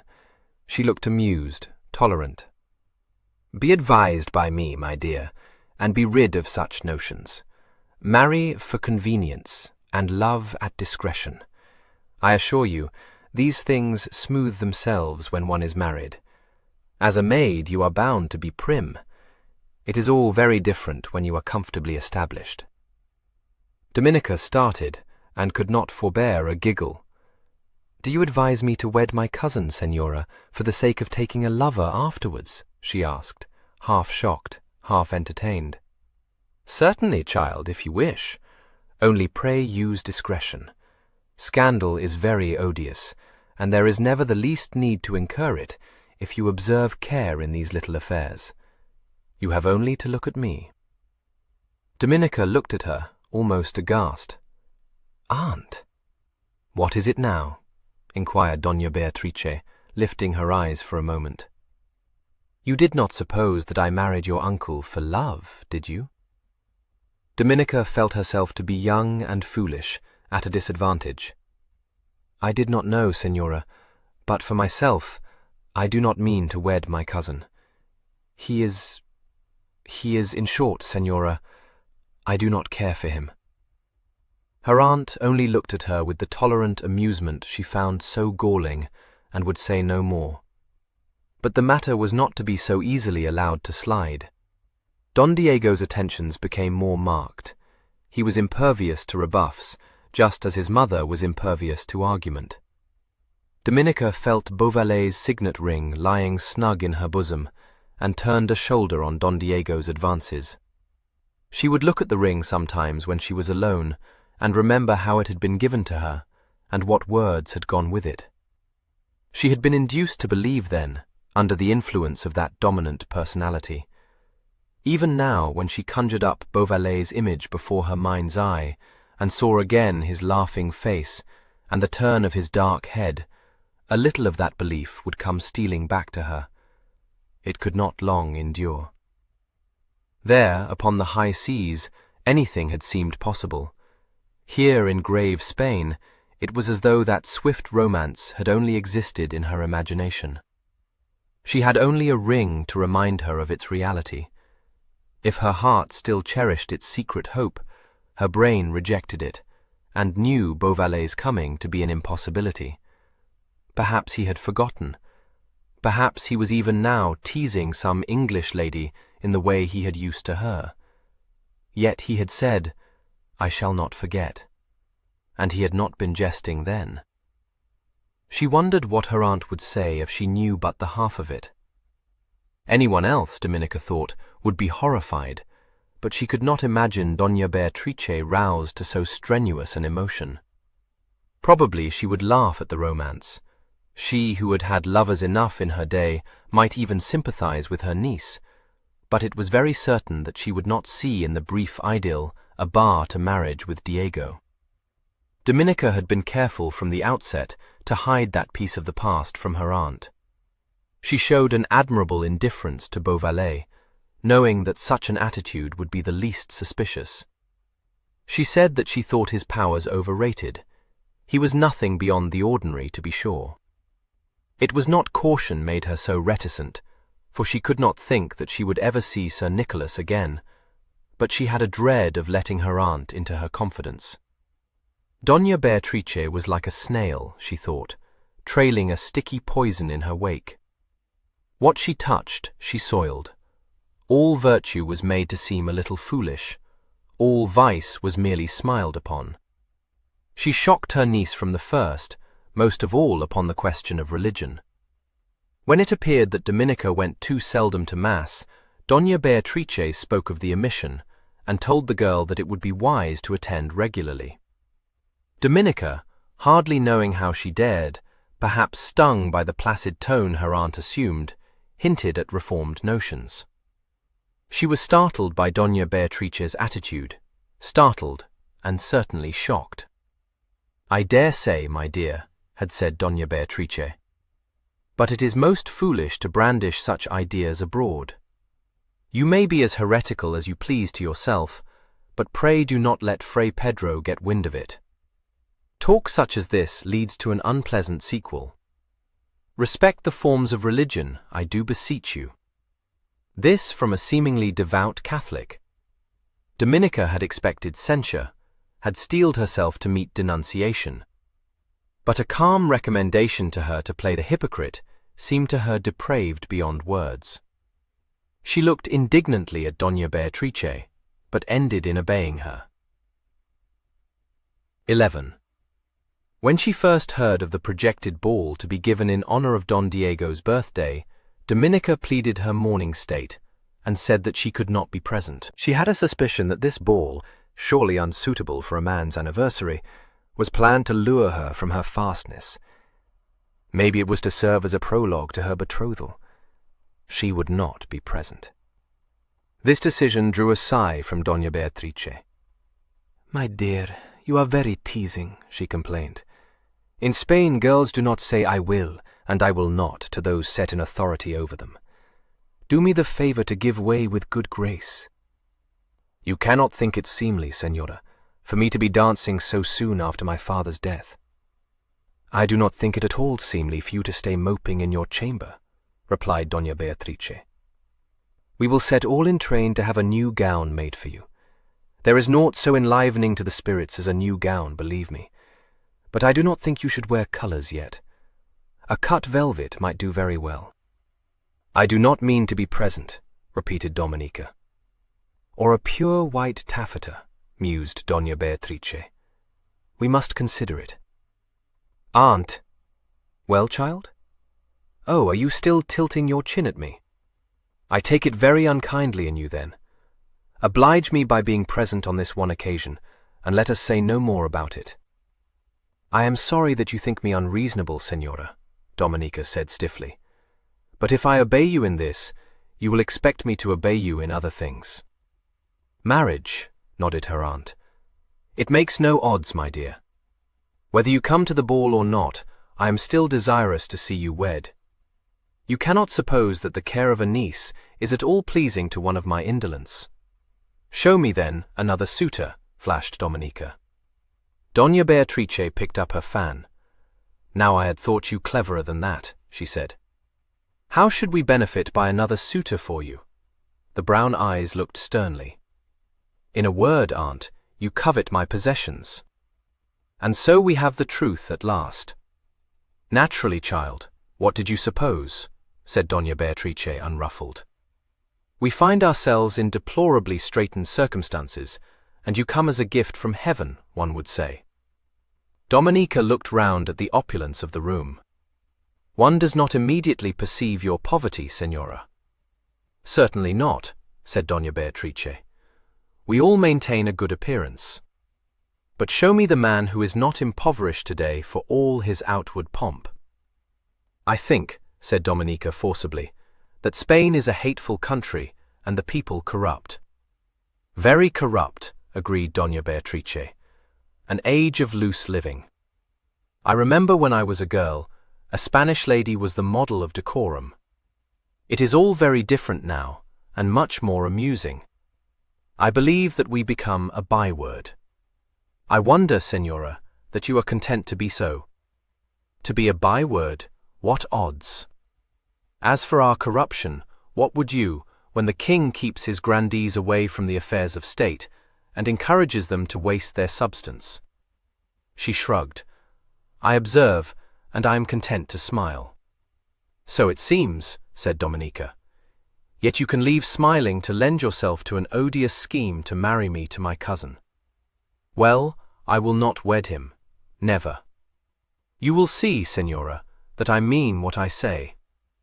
"I don't doubt it, my dear. You are a very charming girl, and you have wit a little. But when you put your wit against mine, you must lose. When you find, Senora, that my wits have won the day," her aunt rose, "I shall have a lively respect for you, my dear. Cut velvet and your pearls. I will see to it." Well, in the end Dominica gave way, and not quite from a sense of duty. Her aunt's duty had given her pause. That placid, smiling dame frightened her. There was no gainsaying it. She guessed that she was required to appear in public to give the lie to a world that might possibly be saying that the Carvalhos kept her cooped up against her will. There was her uncle on the mother's side, one Miguel de Tobar, who had 2 likely sons of his own, and might conceivably have designs upon her himself. One suitor was as distasteful as the other, but it might serve to play off Tobar against the Carvalhos, Dominica thought. She began to scheme and ponder, weaving her toils. She was afraid of Dona Beatrice, but she would fight her for all that, and find joy in it. She put a finger to her lips, bit the rosy tip, and looked this way and that, frowning at fate. Policy dictated an end to her seclusion. She must go out into the world, and nose about for a deliverer. Tobar would serve to alarm the Carvalhos. She had very little intention of carrying it further than that. She had had letters from him, guarded enough to be sure, but sufficiently plain in their purport to tell her that she might call on him and find a ready answer. An end to this moping, then. She got up briskly, with a little toss of the head, as though she would be free of a curbing rein. She would go to this ball, but dance she would not. She would wear what was put out for her to wear, and show herself a martyr to tyranny. But velvets and love knots, pearl-sewn lace, and the fashioning of a corsage must necessarily interest a young lady, and when tailors were busy, she abandoned the attitude of martyr and asserted herself. She would have the neck cut so, and the kirtle of such a silk, and there should be crystals sewn on her ruff. She harried the tailors, and sent her maid, not Maria now, who had left her to marry a hopeful young groom, but an older woman, sour-faced and silent, bustling to find a certain point lace that was laid by. When the day came, she was secretly glad that she was to be at the ball. A maid cannot weep forever, and, to say truth, she was heartily sick of her seclusion. The new gown pleased her. Her pearls looked remarkably well about her slim neck, and her hair under its silver net was dressed to her satisfaction. It was a pity her cheeks were so pale, but she would have none of her aunt's rouge paste. Let the whispering world see her pale and wan, and draw what conclusions it liked. Nor would she by any means carry a very pretty fan of pink feathers, sent to her with her cousin's compliments. This trifle, says my lady, mighty haughty, this fan, which pleases me not at all, you may have, if you like, Carmelita. I do not want it. Señorita, it is the fan Don Diego gave you, old Carmelita reminded her. Is it so? Dominica held it up, and turned it this way and that. I do not like it. Take it if you will, or give it to your niece. She tossed it aside, and would have no more to do with it. She went downstairs presently, a snow maiden, trying to look sadly martyred. She found her aunt in the great hall, with Don Rodriguez at her side. He was ready to take Dominica's hand and fondle it. He could never be at ease in her presence. Her large eyes looked too straightly, nor would she ever give him any help. She thought him a poor creature, and despised him accordingly. If he were to play the villain, then a God's name let him play it boldly, and put a brave face onto it. A villain who was yet a man would not infuriate her near so much as this man, who was a villain against his kinder nature. He complimented her now, and said that he was glad indeed to see her amongst them, and looking so beautiful. Donna Beatrice, almost overpowering in apple-green silk, with pink embroideries and an ornate headdress, looked her over critically. Yes, you are very well, she said. We shall have serenades beneath your window, I suppose. One could not be proof against such flattery. Dominica dropped a demure curtsy, and said she was glad she pleased her good aunt. There came an interruption to drive the dawning smile out of her eyes. Don Diego came into the hall from the ballroom, and bowed with great flourish. Dominica looked at him with warm indignation in her face. Whether of intent or not, and she was very sure that it was of intent, he had chosen to array himself in white to match her. He wore pearl-colored Venetian hose, embroidered cunningly with pale pink, and a plain doublet to go with them. His points had silver aiglets, his ruff was stitched with silver, and was so large that it looked like a dish through which he had stuck his head. He had a rapier with a jeweled hilt at his side, a single ruby drop in one ear, and he carried a pure white rose in his hand. Dominica looked him up and down, and gave the tiniest of sniffs. Her aunt's soft laugh sounded behind her. What a pretty caballero, said Donna Beatrice. Where, oh where could one find a prettier? Don Diego chose to ignore this tribute. He came up to Dominica with the smile she so much disliked, and kissed her hand. Fairest cousin, I salute you. In my honor, this ball? Nay, rather in yours, the loveliest lady in Spain. He released her hand, and held out his rose. a white rose to match you, sweet cousin. I should be loath to deprive you of it, cousin. He came closer. Only give it me again when the ball is ended. I shall wear it next my heart then. Let me pin it on your bosom. Roses should bloom together. She drew her skirts away. Keep your rose, cousin. You tease me to no purpose. He lowered his voice. Still so cruel, still so cold. You who sets hearts flaming. God send a shower to quench them, she said, and moved away to her aunt's side. She stayed there for a long hour while guests arrived and were announced. All were strangers to her. She had to be presented again and again. To her annoyance, Don Diego stood upon her other side. It must look as though they were betrothed already, she thought, and was careful never to turn in his direction. The hall became crowded. Already they were dancing in the ballroom beyond. Dominica's foot tapped the floor involuntarily. Diego saw it and came possessively close. "Dare I hope for the honor of leading you out, sweet cousin?" he murmured. "I hope you dare not," she answered smartly. "I do not dance tonight." She made a movement as though to bid him stand further off. "Pray go and lead out some other lady," she said. Above the sound of the rebecs, above the subdued chatter of guests gathered in the hall, sounded the steward's voice. There was a stir at the door. "Monsieur le Chevalier de Guise," called a steward, and bowed in this late arrival. Dominica looked towards the door, wondering who the Frenchman might be. A knot of gentlemen gathered there parted to let the newcomer pass. There was a quick, decided step.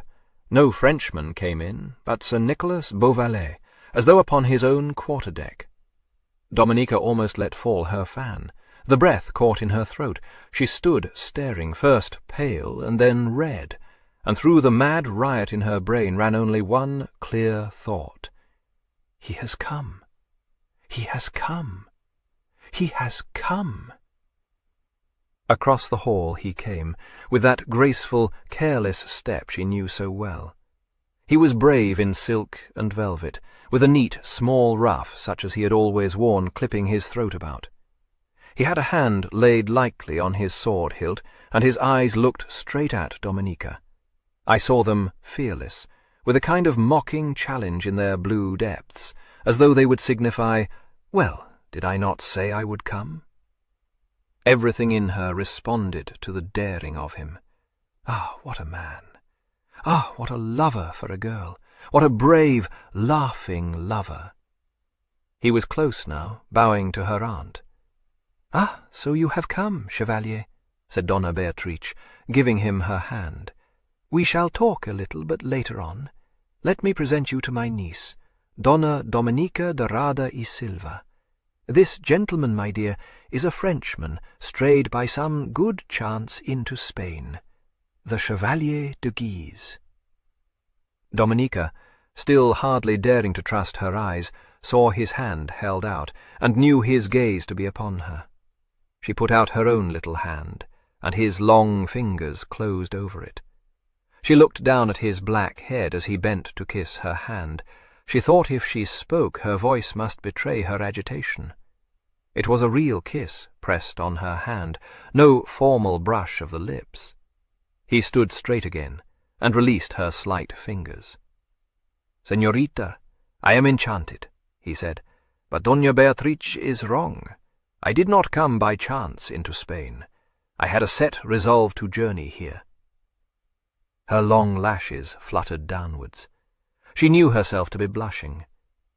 "Indeed, señor?" she said faintly. "Such an odd resolve," commented Doña Beatrice. "What can you hope to find here to amuse you?"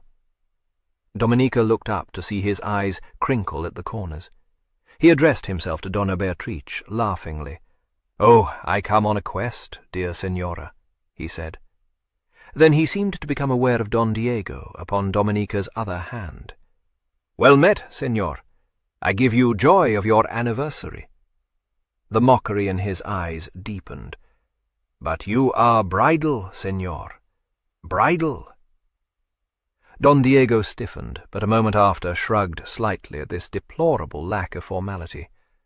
"My attire does not like you, Chevalier?" he said disdainfully. "On the contrary," said Sir Nicholas gaily, "it reminds me of my own nuptials, which draw close." Dominica's hand, slowly waving her fan to and fro, faltered a little. What a game to play with fire! Oh, he was mad indeed, divinely mad. "I felicitate you," said Don Diego. "Permit me to find you a partner for the coranto." Sir Nicholas turned. "I shall crave the hand of Donna Dominica," he said. Don Diego spoke before she could reply. "My cousin does not dance, senor." "How foolish," said Doña Beatrice, turning her head. "Let the Chevalier lead you out, my dear. There are no men to rival Frenchmen at dancing." "If you will dance, cousin, let mine be the honor of leading you out," said Don Diego. Sir Nicholas had taken her hand. The pressure of his fingers was insistent.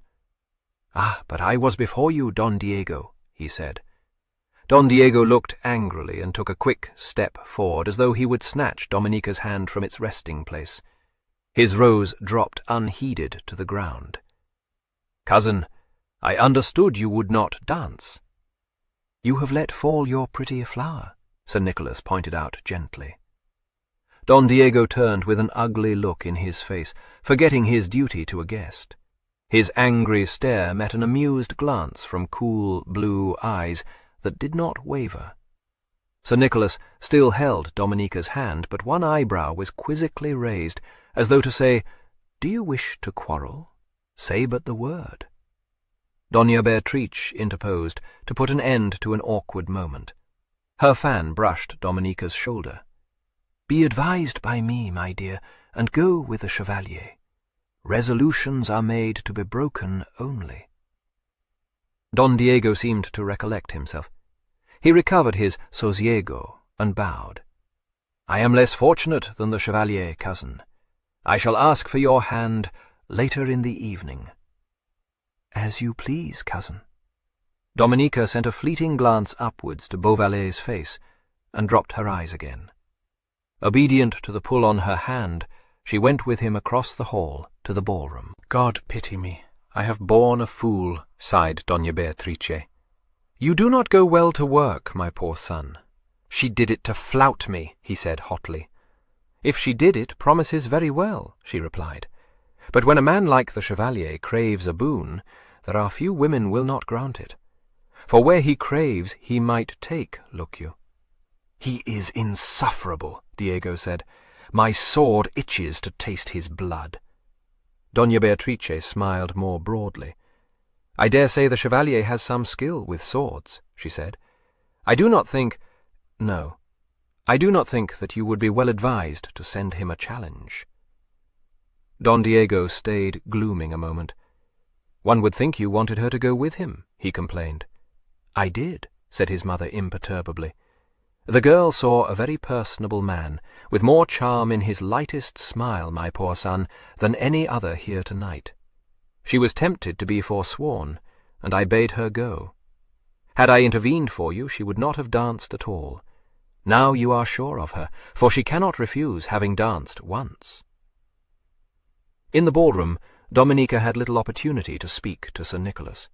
She dreaded lest some overheard phrase might betray him. For the first few steps of the dance she could only look up eloquently into his face. They drew together a moment, and she whispered, "You have come. How could you dare?" "Had you not my word, little doubter?" They drew apart again. Another couple was too close to allow them to say more. The music stopped. Sir Nicholas was bowing, and Don Diego was possessively at Dominica's elbow. She lived through another hour in a fret. Don Diego stayed close at her side. She could only watch Beauvallet across the room, and long to be alone with him. It seemed she would never find the opportunity, but presently her cousin's attention was claimed, and he had to lead another lady out to dance. Dominica cast a quick look round, saw her aunt at the other end of the room, and drew back behind the ample form of a portly dowager. She slipped along the wall then to where heavy curtains hung, shutting off a small antechamber. Knowing Beauvallet's eyes to be upon her, she went through and stood breathlessly waiting. The curtains moved. He was before her. She went to him in a little run, with both her hands held out, and her eyes full of happy tears. "Oh, to see you again," she whispered. "I never thought it possible." He gathered her hands in his, and held them clasped against his breast. "Softly, my heart. This is dangerous work." His voice was quick and decisive, for all he spoke so low.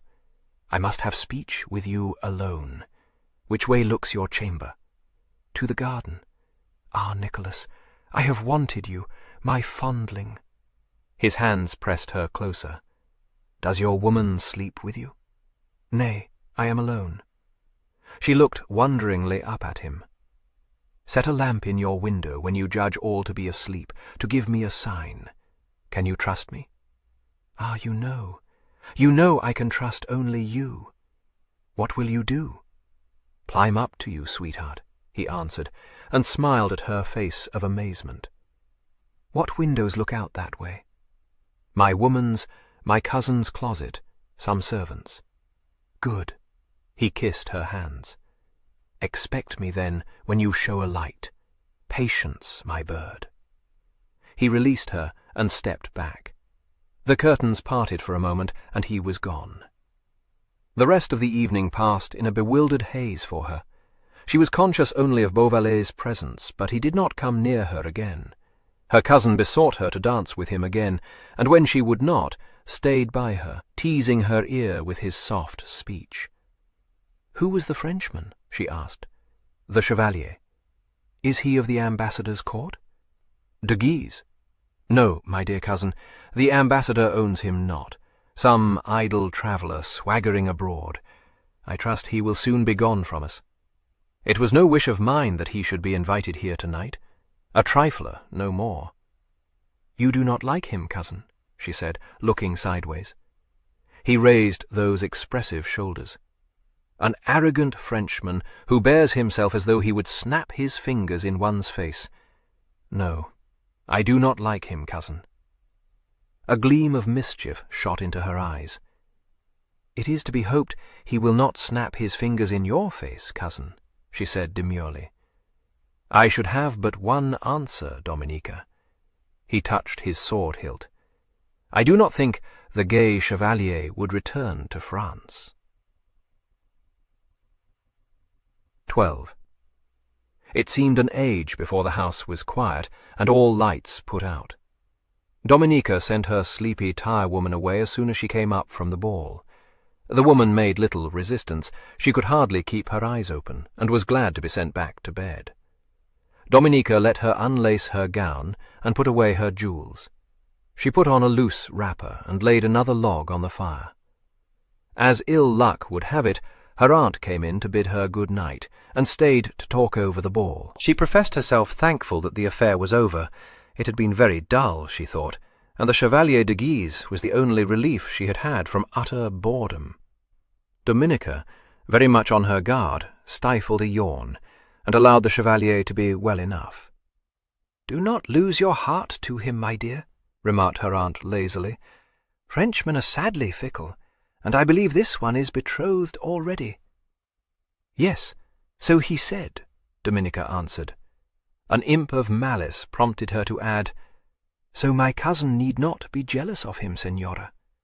Diego is too much in love with you to forbear jealousy of any man who looks twice at you," said Doña Beatrice, a hint of cynicism in her voice. "Or is he in love with my money?" asked Dominica sweetly. "Very much, my dear. We all are." Nothing, it seemed, could disturb Doña Beatrice's composure. She got up out of her chair and tapped her niece's cheek. "No more of this seclusion, child. You will show yourself abroad a little, and remember that we shall soon leave this tiresome town for a little quiet and peace." Dominica's eyes were cast down, but the breath was stayed in her throat. "Very well, Senora," she said submissively. "But do we leave Madrid indeed?" "Shortly, my dear. We shall go north to Vasconossa as soon as may be, and we hope that Diego in the country will like you better than Diego in town." Dominica dropped a curtsy. "I don't think it, Senora." "No? But you can try to, my dear." Doña Beatrice went out with her slow tread, and a minute later a door shut in the distance. Dominica sat down by the fire to wait. Presently she heard her aunt's tirewoman pass by her door to the stairs that led to the servants' quarters above. Don Rodriguez, coming up from downstairs, called a good night to his son and went into his room.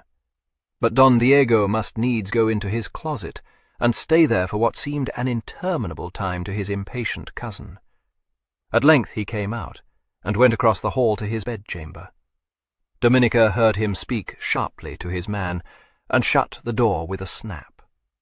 There was silence for a while, and then the same door opened and shut again. His servant had put Don Diego to bed at last. The man's footsteps died away on the stairs, and silence settled down on the house. Still Dominica waited, counting the slow minutes. She went presently to her door and softly opened it. All was dark in the passage. Holding her gown close about her that no rustle might betray her presence, she stole down the short corridor to the upper hall. A bar of light beneath one of the doors showed that Don Diego was still awake. Dominica stayed where she was, motionless against the wall. In a few minutes the light disappeared. She crept back to her chamber, put more wood upon the fire, and went to arrange her curls in the mirror. When she judged that Don Diego had had time to fall asleep, she went out again into the passage, and this time took the precaution of listening at her tirewoman's door. She heard a snore, and was satisfied, knowing how very hard to wake was Carmelita. Flitting silently in her stockinged feet, she reached the hall, went ghost-like to 3 doors, and of each listened intently. She must be sure, very sure, that the whole house slept before she signalled to Beauvallet, for he came to certain death if he should be discovered. No sound reached her straining ears. She crept back to her room, stealthily shut the door, and little by little turned the key in the lock. It went home with a click that seemed to din through the stillness. She stayed, breathing fast, her ear to the crack. No answering stir sounded, nothing but the grating of a mouse nibbling at the wainscoting somewhere down the passage. She left the door then, and went to the window, and parted the heavy curtains that hung over it. Holding her lamp in her hand, she stepped out onto the little semicircular balcony. Moonlight flooded the garden below, and the trees cast ink-black shadows on the ground. From out the shadow, a shadow moved. She saw Beauvallet cross the garden, and raised her free hand in a little welcoming sign. He was beneath her balcony now. She had to lean over to see him. How he would contrive to climb up she did not know, but that he would manage it somehow she was very sure. He made surprisingly little work over it. A climbing rose gave him his foothold. He came up swiftly and silently, braced a foot against the iron pipe that ran down the side of the house from the rain gutter, seemed to measure the distance with his eye, and threw himself forward.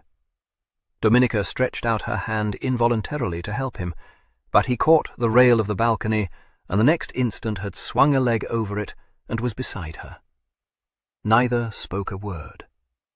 Sir Nicholas had an arm about Dominica's waist and led her into the room, his other hand laid lightly across her parted lips. She set the lamp down on the table while he closed the long windows and drew the curtains over them.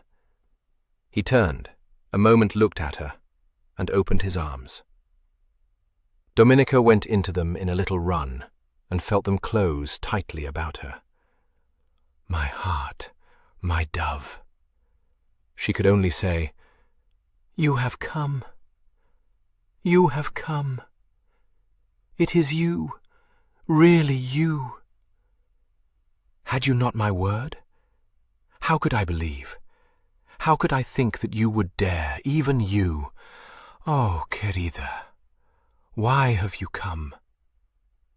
Her hands tugged at his shoulders. "There's death lurking in every corner for you. I have played many games with death, fondling, but the dice always fell my way. trust me?" "Mad," she whispered. "Mad, Nicholas." He kissed her. For a while she was content to lie in his arms, but presently she said on a sigh, "Folly, oh, folly! I have brought you to your death." "Nay, nay. I came of mine own free will, as I swore I would, to make an Englishwoman of you." He made her look up. "How now, my heart? Will you go with mad Nicholas?" She tried to hide her face. "It is not possible. You know it is not. God knows how you are here, but you must go quickly, quickly. You could never escape with me to burden you. Give me a plain answer, fondling. Will you go with me?" She evaded him.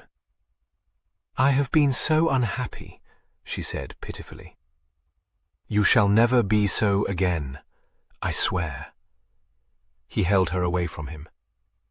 "Will you trust me further yet? Will you put your life in my hands?"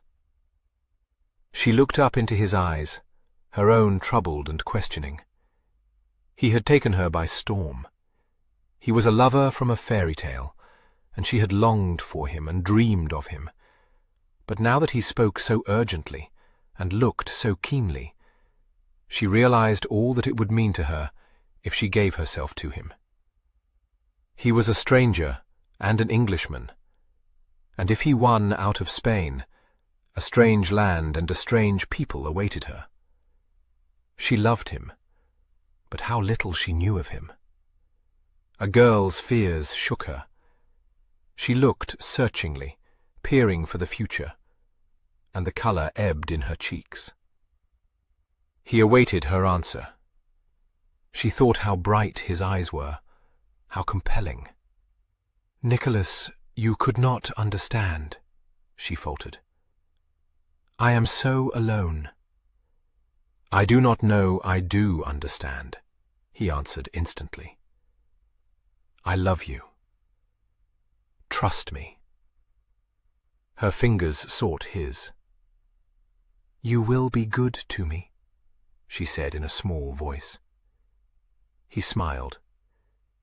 "I will never beat you," he promised. At that she smiled too, but fleetingly. "Nay, do not jest. Do not laugh at me," she said. He raised her hands to his lips and kissed them. "On my soul," he said, "I've only the one ambition left: to care for you." She nestled back into his arms. "If we could, if we only could." "What? Doubting still?" he rallied her. "What do you fear, little faint heart?" "To lead you to your death," she said. "How can I not fear it?" "Nay, nay, 'tis I shall do the leading," he smiled. "Have faith, O Lady Disdain." "Not that," she protested, but a smile trembled on her at the old memories the name conjured up. His arm was hard about her shoulders. "Do you love me?" he asked, and his eyes compelled an answer from her. She looked up. "Do you not know that I do, doubter?" He swooped then, and kissed her almost before she was aware. Holding her close still, he asked her with the teasing note in his voice, "Shall I make an Englishwoman of you after all, my bird?" She nodded. "Only take me away," she said.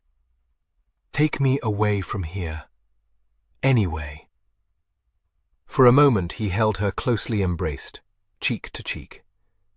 Then he let her go, brought her to the fire, and made her sit down on the faldstool before it. He stirred the smouldering log with his booted foot, and it fell apart, and the flames sprang up.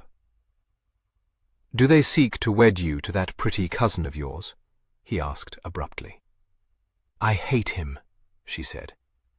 "I have told my aunt I will never, never wed him, But she, Nicholas, you do not know her. She smiles and nods and agrees with me, but she is like a rock. She frightens me, Nicholas. She is so quiet, and it is like a fate pursuing one. Yes, I am afraid.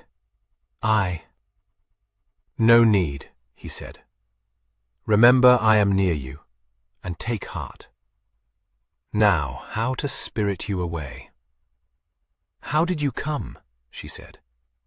In the venture, that fishing village. Nay, over the border, openly, with letters to King Philip, he replied. She gasped. Are you a wizard, then? Tell me, how? Very simply, child. My luck, no more. I fell in with a secret envoy to the king, and him I slew perforce, and came on in his place. But to get you to the coast is the problem now. It is a many weary leagues, and the hunt will be up then in right earnest. Baffle. She sat straight on the faldstool. Nay, but listen, Senor Nicholas. We leave Madrid soon now. I do not know when, but soon. Doña Beatrice told me so tonight, and hoped I might like Diego better in the country than I do here. We go north, to Vasconosa, near Burgos. I do not know when, but Doña Beatrice would wish it to be soon. God illed her then. What keeps her? Diego, I think. Oh no, she does not care for him. But of what use to take me into the country if he be not by? And he hath engagements still, and will not go till they are done. Fiend seize the princocks, Beauvallet said. North of Burgos. It will serve, it will serve. She looked eagerly up at him. It is not more than a day and a night from the coast, but they will watch me close. Can you do it, Nicholas? Surely, sweetheart, have no fear. The venture will lie off that port you wot of, and if the luck holds, we may make it safely. He went to the window and drew back the curtain a little way. It is growing light, child. I must be gone. He came back to her and took her hands. Leave me to find a way, Chuck. Only let me have a sight of you, and a word with you at need. I lie at the rising sun if you should want me, and Joshua is with me to bear a message. I have been about this town a little, but in no house do I meet you. You lie close, love. I would not go out. That's over now. I shall go with my aunt to Don Alonso de Alepero's house on Monday. Will you be there? I can arrange it, he said. Expect to see me in this house as soon as may be. This aunt of yours seems to have a fondness for me. He bent and kissed her hands. Now fare thee well, my heart, and fear naught. Only for you, she said. Fear for me when you hear of my death, he smiled. Not till then. He held her close a moment. Keep Diego at arm's length, my lass, he said, twinkling, or I might be tempted to outsword and thrust him there. Oh, you must be prudent, she said urgently. Promise me. He hates you already. He said tonight almost as much. God save his puppyhood, said Sir Nicholas lightly. Am I to be in a sweat for fear of Master Puke-stocking? We shall come to grips yet, he and I. I can snuff out a fight with the best. He's hot for it. He bent to kiss her lips. A last good night. She gave it, clinging to him. You must go, yes, you must go. Oh, my love, I love you. 13. It was not perhaps surprising that in so short a time the gay Chevalier de Guise made some noise about the town. He had the trick of it. To be secret, to lie close, seemed to be no part of his design. His credentials were good. Los's patronage carried him whithersoever he listed, and he used it to the full. There was scarcely anyone in Madrid who had not heard of the Chevalier, few who had not met him. From the court came no sign. Philip must ponder his reply, annotate the dispatch, sleep upon it, lay it aside to ponder it yet again. Those who sought to hurry the Catholic king did so to their own despair. He would do nothing without carefully weighing it. If his brain worked slowly, he at least was not aware of it. He was methodical, plodding, infinitely conscientious, and he prided himself upon his cautious judgment. For Philip to be dilatory up to a point suited Sir Nicholas very well, since, as he saw it, nothing could be done in his affair while Dominica still lay at Madrid. If Philip delayed too long, however, he would have to employ another messenger to carry his answer back to the Guise. Sir Nicholas would be very well pleased to get that answer into his own hands, for it promised to be interesting to an English Protestant. Walsingham would be glad of it, but Sir Nicholas had no notion of serving Master Secretary to his own plans' undoing. There was food enough for Walsingham in the Guise's ciphered letter, a copy of which was safe in Beauvallet's possession. It concerned one Mary Stuart, unfortunate lady, at present a state prisoner in England, and certain illuminating schemes for her future as compiled by His Majesty King Philip and the Duc de Guise. Fine doings there, enough to make Master Secretary's hair stand on end. For the rest, Sir Nicholas went junketing about the town, and by the way gleaned some useful information likely to interest not only Walsingham, but Sir Francis Drake too, and not less the Lord Admiral, Howard of Effingham. There was a fleet building in Cadiz harbour. Sir Nicholas made copious mental notes of the size and strength of those tall galleons, and even toyed with the notion of travelling south to see for himself. His behaviour during this period provoked nervous qualms in Joshua Dimmock, who declared himself to be a meacock creature and shivered from time to time. He had reason for his qualms, for he had good cause to know that never was Beauvallet so reckless as when he played with danger on every hand. "Master," said he, "is there never one who suspects?" "I, the French ambassador," Sir Nicholas answered. "One of his satellites hath been set to question me very cleverly," so he thought. "God's me, this is to undo all." "And you said, master?" "Oh, I gave him a bountiful answer, be sure," was all he could get from Sir Nicholas. On Monday evening Dominica was to be seen at the Alipere house, off the Calais Mere. When Sir Nicholas could escape from the amiable clutches of her aunt, he made his way to her side, ousted an admiring caballero from his place of vantage there, and proceeded, to all appearances, to pay his court to her Don Diego. Watchful in the background, was swift to interpose his presence, but got little by that. "Ah, my bridal friend," said Sir Nicholas, very urbane. "You are come in a good hour, Señor. Doña Beatrice is inquiring for you. You shall not let us keep you." "My mother, Señor," said Don Diego, glaring his disbelief. "Your mother, my dear friend. You are loath to leave us, I perceive, and I should be flattered, but that I suspect the charms of this lady to be the true cause." He bowed to Dominica. "I cannot suppose, Señor, that my mother's need of me is urgent," said Don Diego, colder still. "I am sure you underrate yourself," returned Sir Nicholas. Don Diego looked furious, but did not see how he might remain. "I am obliged to you, Chevalier," he said, mighty sarcastic. "I do not permit myself to forget that you are a visitor to Spain." There was a good deal of meaning to this. Dominica stirred uneasily, and shot a quick look up at Sir Nicholas. The mobile eyebrow was up. Sir Nicholas waited. Don Diego met his look for a moment, then bowed ceremoniously and walked away. They understood one another well enough. What the tongues were not permitted to say, the eyes said fully. "Oh, folly," Dominica breathed. "Why anger him? To what purpose?" Sir Nicholas was watching Don Diego go across the room. "I am certain I shall not leave Spain until that Paraquito and I have measured swords," he said thoughtfully. "Señor Nicholas, I do not think that I was ever afraid until I met you," Dominica said. "Why will you do these things?" He looked down at her. "What, afraid for me? Let be, child, there's no need." "You run on your fate," she insisted. He laughed impenitently. "I had liefer do that than run from it, sweetheart," he said. "What news for me?" Her face clouded. "Not as we had hoped, Señor Nicholas. The king puts off his removal to Valladolid, and we wait upon him. My uncle is in attendance till then, you see, but I think I could contrive a little." She looked up inquiringly. His eyes were warm with amusement. "Let me hear your plot, little contriver." "Then do not laugh at me, robber," she retaliated.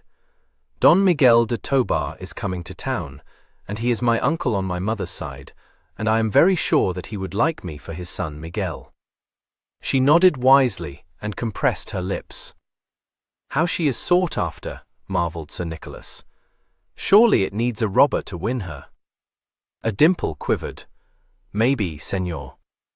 Now I think it would not suit my good aunt to have me throw myself upon Don Miguel's protection, for he has influence with the king, and he might well get an injunction to have me away from the Carvalhos. I think, Senor Nicholas, that if I were to talk roundabout a little, they would be very glad to bear me away to Vasconosa, out of reach of Don Miguel. And there marry me, doubtless, but you will be at hand. Be very sure of it. Weave your toils, fondling, but walk warily, for I misdoubt me that aunt of yours hath the seeing eye." Her eyes sparkled with mockery. "A word out of your own mouth, Senor Pirate, trust me." At his mother's side, Don Diego learned with little surprise, but considerable annoyance, that she could not remember to have inquired for him. She seemed amused when she heard how he had been sent off. "The rogue," she said, and chuckled. "This cousin of mine who will not think of espousals," said Don Diego. "She is willing enough to have that French ruffler whisper honey words in her ear. Mark you that?" "Of course she is," agreed Doña Beatrice. "I have no doubt he is very adroit. If you were more of his complexion, my son, you might make better speed with her." Don Diego made what speed he could next day, when he offered Dominica his hand and his heart, and spoke his piece in passionate terms. She saw her opportunity in this, and was quick to seize on it. Don Diego was bidden take both hand and heart elsewhere. He pressed his suit more ardently, dared to attempt a kiss. She whisked herself out of his hold, flew into a royal rage, and flounced away to find her aunt. Doña Beatrice was confronted by flaming indignation in a charming form, and blinked at it. "Senora," broke out Dominica, panting over it, "I have to complain of my cousin. I thought you had understood me very well when I told you that I had no mind to wed with him, yet today I am to be teased, it seems, by his demanding of my hand, and more beside." "Ah, more indeed." Her eyes flashed sparks, her tongue darted its rage. "Your son, senora, dares to lay hands on me. I am to be mauled like any kitchen wench." I say it is not to be borne, senora, nor will I bear it. This is no way to go to work with me." "You must learn, senora, and your son with you, that I am not to be so entreated. No, not I. And if you will not learn, then my uncle of Tobar shall hear of it. What, am I Rada y Silva, to have easy kisses thrust on me, hateful fondlings, unmannerly hugs? No, senora, no." Her cheeks flew storm signals. She had her hands clenched hard at her sides. Doña Beatrice put by the book of poems she had been reading, but continued to fan herself. She watched closely under her weary eyelids. "Well, you are in a great heat," she remarked.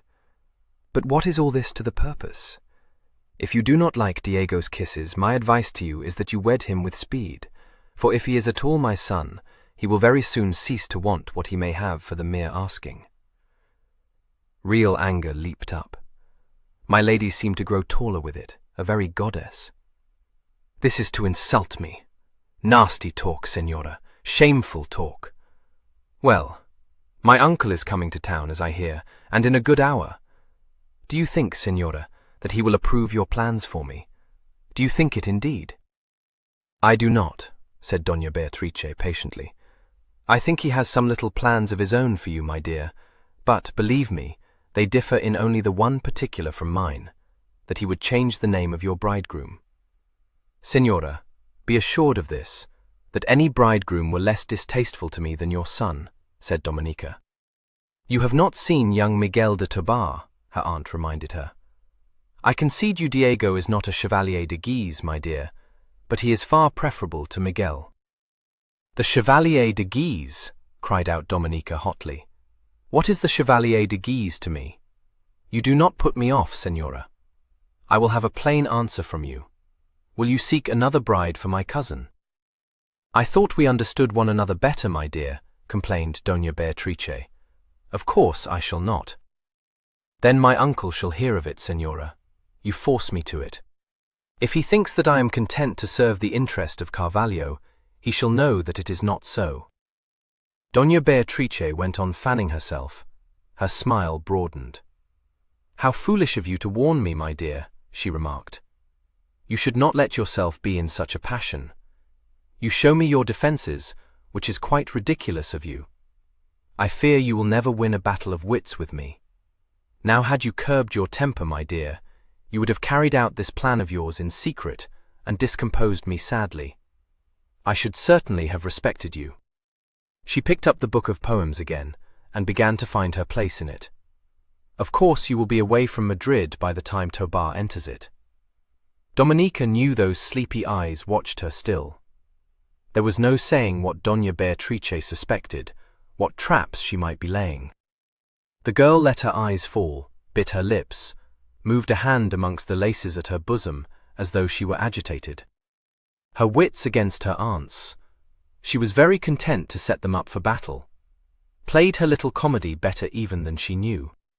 "Aunt," she pretended to seek for words, put her hands together as though she would clasp them, moved them apart again. Her eyes lifted, she tossed up her head. "And I will still find means to let him know how you use me," she cried. "You may do as you please, Senora, but you will not induce me to wed with Don Diego." She judged that to be enough. There had been sufficient childish petulance in her voice to satisfy her aunt. She flung round on her heel and ran out. Doña Beatrice went on reading her poems. At dinner, some hours later, she spoke to her husband in a slow, lazy voice, and with a glance of amusement at Dominica. "I find, Señor," she said, "that these heats tax me too much. Madrid becomes insupportable." Don Rodriguez was all solicitude at once, wondering fussily what might be done to relieve the lady. She broke into his talk. "I have a simpler remedy than these of yours, Señor. I shall go to Vasconosa ahead of you." She paused and pulled a dish of sugar plate towards her. "Today is Tuesday," she remarked. "Shall we say a week from today?" Don Diego looked sharply. Dominica kept her eyes down. She judged from her aunt's faintly derisive tone that she had ascertained the date of Tobar's arrival in Madrid. She could have wished it had been nearer, since every day Sir Nicholas spent in Madrid added to his danger. There could be no peace for her while he stayed. A grim fear stalked beside her. Every day she dreaded to hear of his capture. Every time she saw him, his very carelessness brought her heart into her mouth. There was a price to be paid by the lady who was loved by mad Nicholas. He came that evening to wait on Doña Beatrice. It seemed he had an assignation with her. She had lent him a romance, and he came to give it back to her, and stayed on talking French with her. His audacity passed all bounds, Dominica thought. She withdrew towards the window and looked severely when he flung a compliment, like a challenge, at her. She bore herself like a maid whose primness was shocked. Only he was to know that her reproachful look was to reprimand his recklessness, not his gallantry. She wondered whether she dared tell him that she was to leave Madrid that next week. While she sought in her mind for a phrase that would seem innocent enough, her aunt took the words out of her mouth. Having got the information he wanted, Sir Nicholas soon took his leave. There was some idle play between him and Doña Beatrice. Dominica had to bite her lip to keep from smiling. Sir Nicholas humoured Doña Beatrice to the top of her bent, whispered his audacities into her receptive ear, and showed his watchful lady very plainly that he knew well what way to use with her sex. But even as he devoutly kissed Doña Beatrice's large white hand, he shot a rueful, laughing look at Dominica, as though to deprecate her silent reproof. He came to take his leave of her. She was on tenterhooks at what his mad humour might prompt him to say or do, and curtsied very stiffly. She would not look at him as she held out her hand. It lay in his, held firmly, but he did not kiss it at once. His voice sounded brimful of teasing mischief. "But how she is cold," he said. She tried to draw her hand away. She was near to boxing his ears. "My dear Chevalier, you have shocked my niece," said Doña Beatrice, amused. "She is unused to your French ways. We do not go to work so hardily in Spain." "Have I shocked her? Will she not look at me and smile at me as she knows how?" At that her eyes lifted. She had no smile for him, but a straight look, a little fierce. She saw the laugh dancing in his eyes and dropped her own again. "I fear she is very angry with me," said Sir Nicholas sadly. "She frowns, alas. I think if she had let us say, a dagger to hand, I were sped." Her hand quivered. "You are pleased to jest, Señor." He bent his head and kissed her fingers. "Señorita, my heart is under your feet." "Chevalier, Chevalier, you are a trifler," said Doña Beatrice. "A moment since I had thought it was under mine." Dominica got her hand free at last. Sir Nicholas turned to Doña Beatrice. "Ah, madame," he said, "you are severe, but I have so many hearts." She laughed. "Ungallant, I protest, and is there ever a one among the many that will be true, I wonder?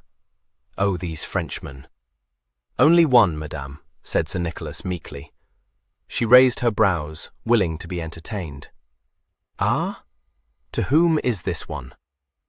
"Madame, to my betrothed," said Sir Nicholas. "She hath it all." She shrugged at that. "Why, it's very dutiful, Signor, but I wonder what you will say a year hence." Dominica turned her back and looked out into the garden.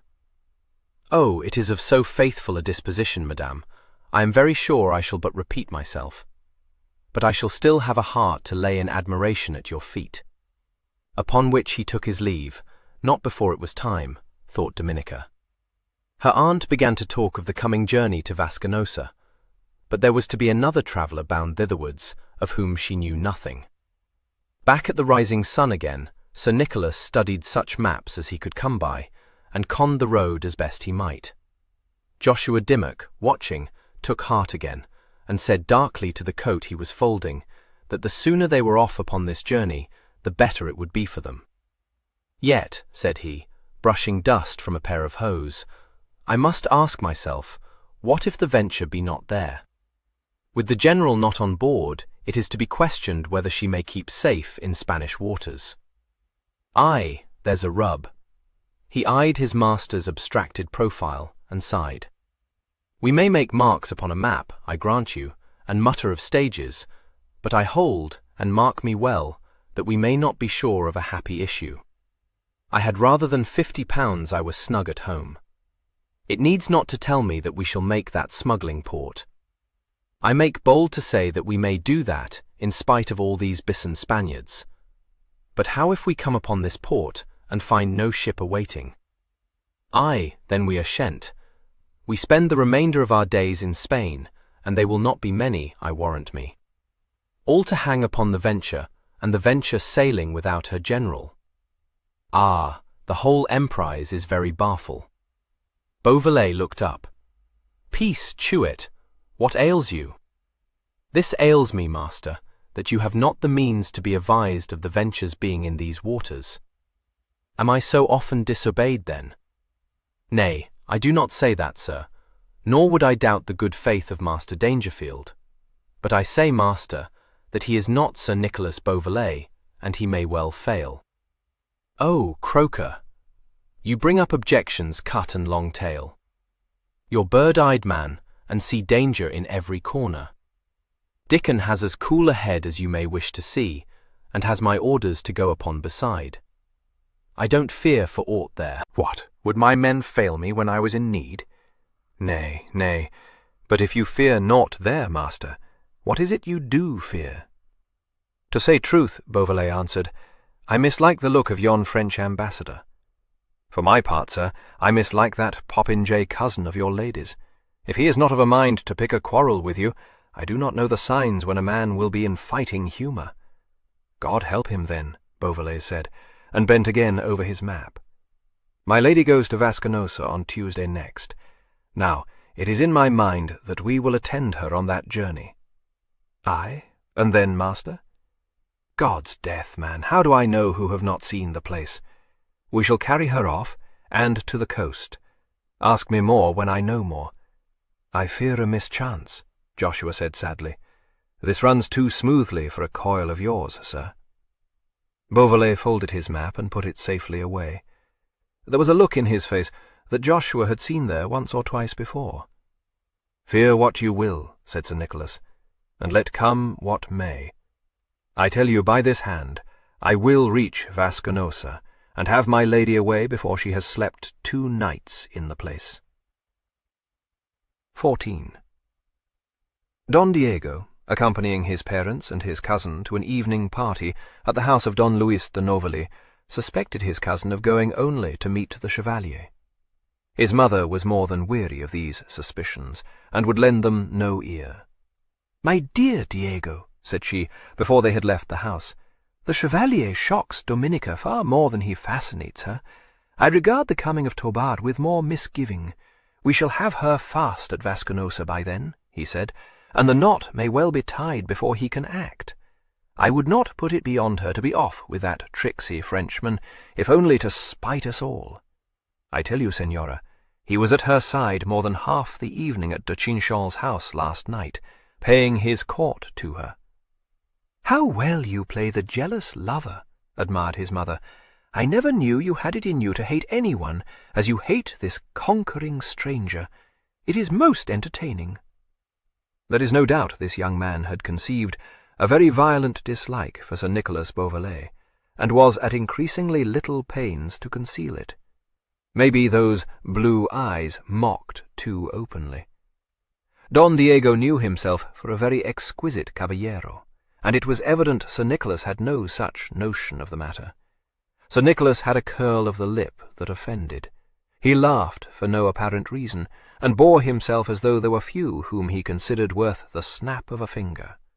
His careless eyes, with the laughter half stayed in them, looked quizzically, as though he would say, "Do you want to fight me? Well, I am ready for you, but I shall not wait upon you." He went abroad with a light, swinging stride, as though he were very much at home, and the very carriage of his neat head betokened arrogance. Don Diego burned to let a little of this proud blood. He felt all his suspicions confirmed when he saw that the Chevalier was present at the gathering. Since his mother refused to pay any heed to his suspicions, he determined to keep a close watch on Dominica himself, and stayed as near her as he might all the evening. She bore this as best she might, and hoped that Beauvallet would not come near. He was quite capable of coming to her out of sheer devilry, she thought, and when she caught his eye across the room she put all the warning she could into her look. He made a grimace, but for once was obedient to the pleading in her eyes. She had scolded him well for his behaviour at the Casa Carvalho when she had met him last night. She told him that such dangerous work brought her heart up into her mouth, and he had kissed her fingers, and sworn he was a villain to alarm her.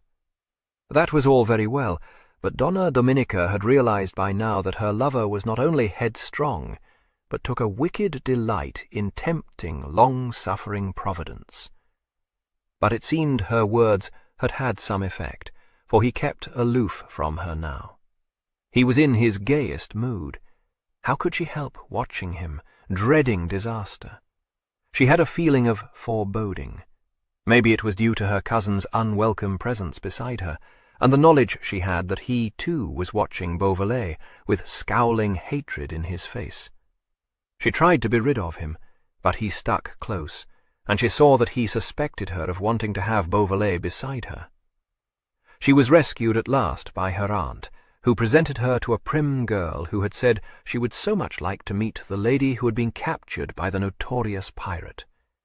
Sir Nicholas was within earshot, and what must the prim girl do but ask a score of questions about El Beauvallet? Donna Dominica answered as briefly as she might, afraid every moment that Sir Nicholas' merry humour would break out. Out of the tail of her eye, as she told her eager listener that she had not been brutally used by the demon pirate, she saw the smile lilting on his lips, and knew that he was listening. "Oh, señorita, it was a miracle," said the prim girl fervently. "But tell me, what is he like, this terrible man?" "Indeed, señora, there is very little to tell," said Dominica, impatient. "He is a man like other men. I observed nothing remarkable in him." "I had heard," said the girl, rather disappointed, "that he was very handsome, and we know that he is daring." "He is well enough," said Dominica. "I think you in Spain have made too great a figure of him. He is nothing above the ordinary." The black head turned.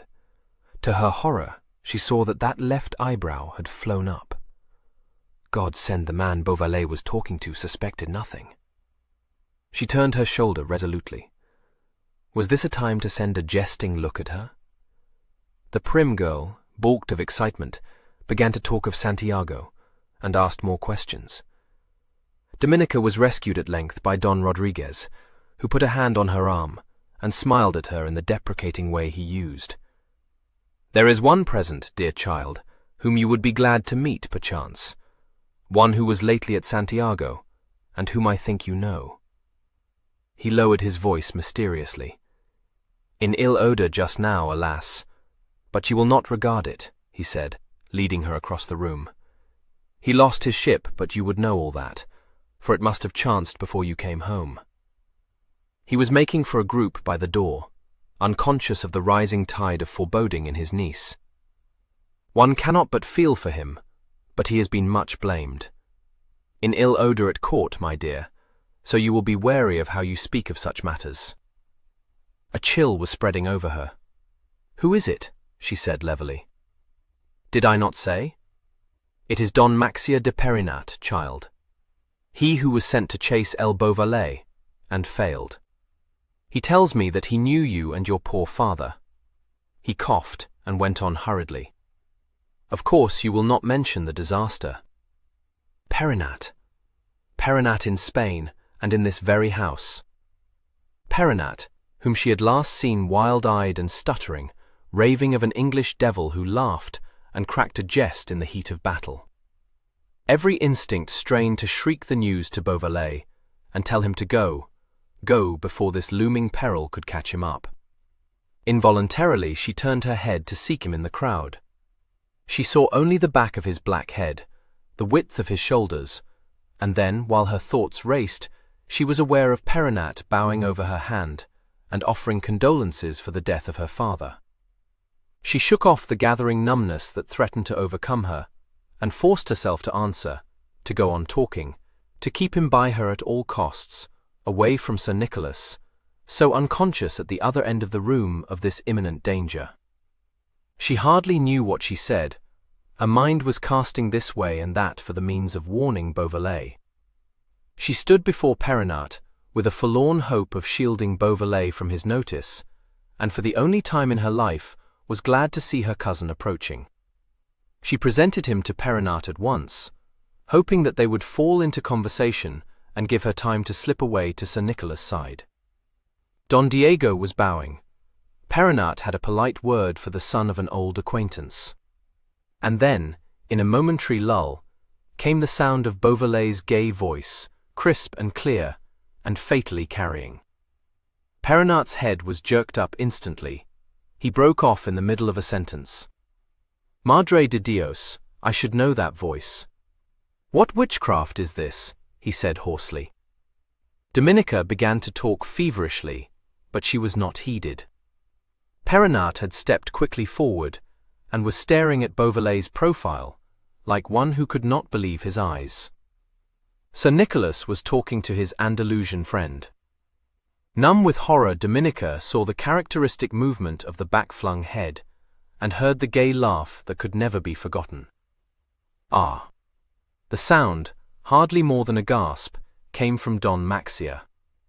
His hand was fumbling at his sword hilt.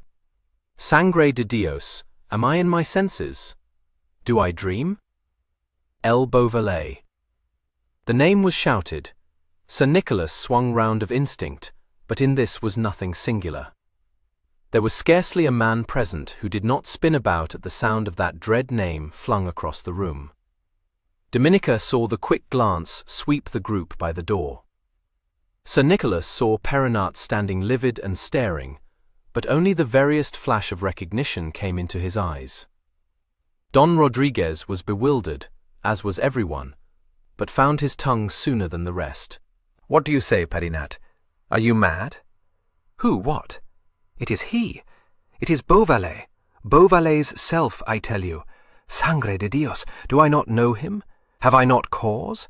Shall I ever forget that face, or that laugh, body of God? Ah, dog! Ah, villain! At last! At last!" The startled whisper, "El Beauvallet! El Beauvallet!" ran round the room. Perinat's shaking hand pointed straight at Sir Nicholas. Amazed faces peered. Those near Beauvallet fell back suddenly, and more than one hand felt for a sword hilt. Only Sir Nicholas stood unmoved, an eyebrow raised in mild surprise, a look of interrogation on his face. But that is the Chevalier de Guise," someone said in a dazed voice. "How should El Beauvallet be in Spain?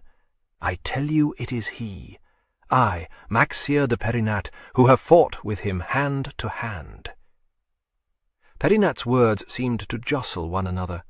"Lay hands on him. Will you let him escape? I swear on the cross it is El Beauvallet." "Perinat's misfortunes have turned his brain," whispered the Andalusian. Dominica stepped forward a pace. "Why, what are you saying, Don Maxia? That is not Beauvallet." Her voice was perhaps unnaturally calm. "I should know, surely. This man is certainly not he." There was a movement behind her. Don Diego's hand gripped her wrist. "Ah, jade, I have it at last," he said fiercely. "This is El Beauvallet, this flaunting chevalier, and he is your lover." There was a buzz of excited whispering. Someone moved to the door as though to guard it. Beauvallet's voice cut through the subdued babel. "God's life, I am flattered," he said, and even in the midst of her sick terror Dominica could exult in the cool amusement in his tone, and worship the iron nerve that could keep him careless and mocking still. "Do you take me for El Beauvallet, senor? Jesting dog of a pirate, are you not he? Ah, dare you look me in the face and say you are not he? What need? This is moon madness, senor, or you are cup-shotten. If I were Beauvallet, what in God's name should I hope to make here?" "I believe him." Don Diego was at Perinat's side. "There is more to this Chevalier de Guise than we know. I will tell you what you hoped to make, pirate. You hoped to snatch my cousin away. I see it all now, but you shall go to perdition on my sword's point first." He dragged his sword from the scabbard as he spoke, and sprang forward. There was a hiss of steel, the glint of candlelight on a blue, shimmering blade. Beauvallet's leaping sword was out, a true piece from the hand of Sahagom of Toledo. Don Diego's thrusting point was caught on the swift blade and beaten aside. Beauvallet sprang back to the wall and stood facing his assailant. Dominica saw the gleam of white teeth as he smiled. "Well, gentlemen, well, I await you. Is there any other will come to Don Diego's assistance? If I am El Beauvallet, it will take a many and a many." Stand back, this is for me," Perinat cried, and thrust Don Diego aside. "Measure your sword with mine yet once again, pirate. Do you remember how the deck was slippery beneath your feet? Ha! Do you remember, dog?" He snatched at his dagger and bore down on Beauvallet, a weapon in either hand. "Hold off your madman," said Sir Nicholas. "Perchance I may do him a mischief." So, senor. Gently, then, and keep your guard." He saw Don Diego advancing on him from the side and shifted to face him, holding Perinat at check. Novelli, master of the house, was shocked out of his stupefaction and rushed forward, pulling out his sword. "What more?" said Sir Nicholas. "Oh, brave! I am well matched indeed." Hold, Novelly cried, and beat up the swords. "What, are you crazy, Perinat? Put up, young senor, put up, I say, this, in my house? Shame! Shame on you both! Seize on him!" Perinat gasped. "Seize on him, I tell you! Will you let him go, you fools? It is El Beauvallet." Beauvallet stood leaning lightly on his rapier, and laughing as though he found the situation irresistibly amusing. "Peace, Senor Greybeard. I am here still." "He laughs at you. See how he mocks," Perinat cried, almost beside himself. "Put my words to the test. Call the guard. Call in the guard." Diego put up his sword. "Yes, let the guard be called in," he said. "We will sift this to the bottom. Ho there! Call in the guard." Novelly turned quickly. "Do you give orders in my house, Don Diego?" But many voices took up the cry. "Yes, let the guard be summoned. Let the matter be looked to, Novelly. If Perinat is mistaken, the Chevalier will pardon it. If he speaks sooth, nay, have in the guard." Novelly looked uncertainly at Beauvallet, torn between his feelings as a host and his suspicions. Behind Beauvallet was a phalanx of men, watching for the least sign of an attempt to escape, and Beauvallet held his sword between his hands and laughed. "I should send for the guard, senor," he said. "Chevalier, you will pardon such seeming rudeness," Novelly said, seriously put out. "With all my heart, senor," Beauvallet answered lightly. His glance flickered to Dominica's face of despair. His hand went to his beard, and for an instant a finger lay across his lips. He saw her eyes fall, and knew that she had understood. Someone had sped forth to call the guard. Sir Nicholas turned his head, and seemed amused to see so many gathered between him and the door. "God's my life! You hold this Beauvallet a desperate man, do you not, senors?" he said. Perinat put up his sword. His first wild passion had died down. He spoke calmly now, but with great bitterness. "Desperate indeed must you be to dare come into Spain," he said. "You have made a jest of me and of others, Beauvallet, but he who laughs last may laugh the longest." Beauvallet's eyes glinted. "The last laugh, senor, is certainly going to be mine," he said. "You say that I am Beauvallet, but there is one yonder who says I am not, and it seems she should know." "She does know," Don Diego said, ignoring a warning look from his mother. "You cannot fool us thus, dog. Enough of that." Again Novelli intervened. "This is for other interrogation than yours, Don Diego. Hold your peace, I command you. If we do you an injustice, Chevalier, I hope you will be kind enough only to laugh at us." "You may be sure of it, senor," said Sir Nicholas. "We shall all laugh." Again his glance flitted to Dominica's face. "Let no one be ill at ease. This affair will have a happy ending, don't doubt it." There came a stir by the door, and the clank of spurred heels.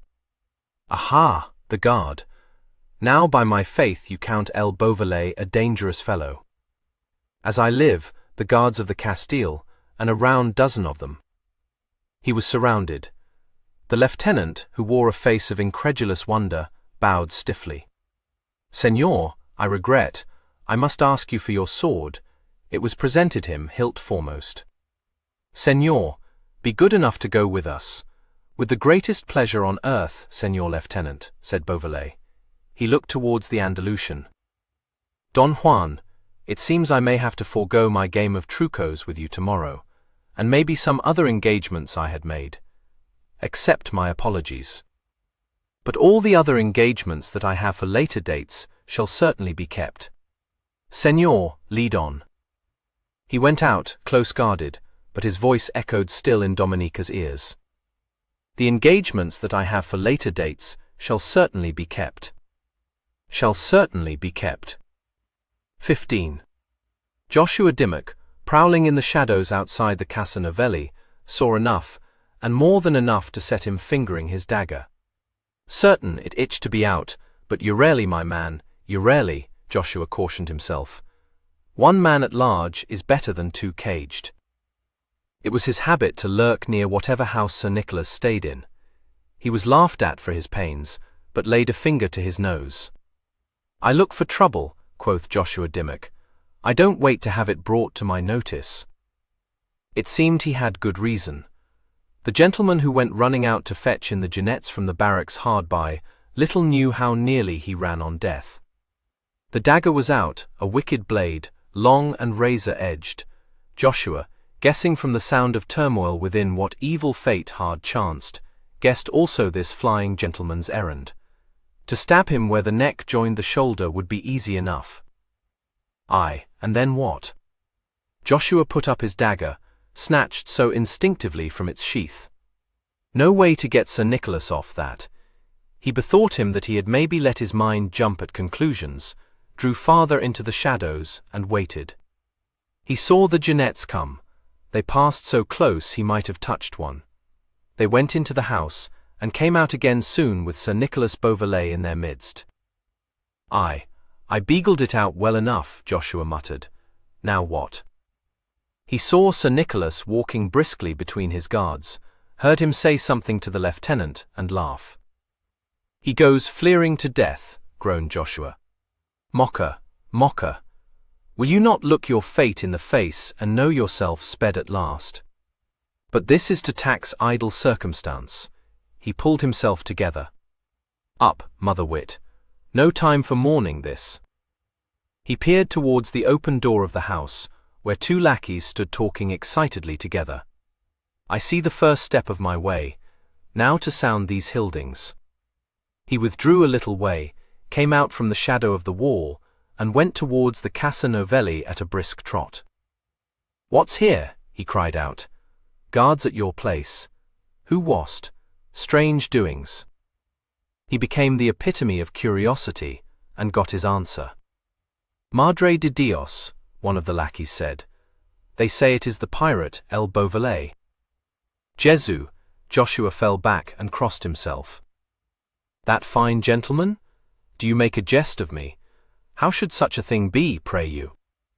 The first man shook his head hopelessly. It was his companion who answered, as he prepared to go indoors.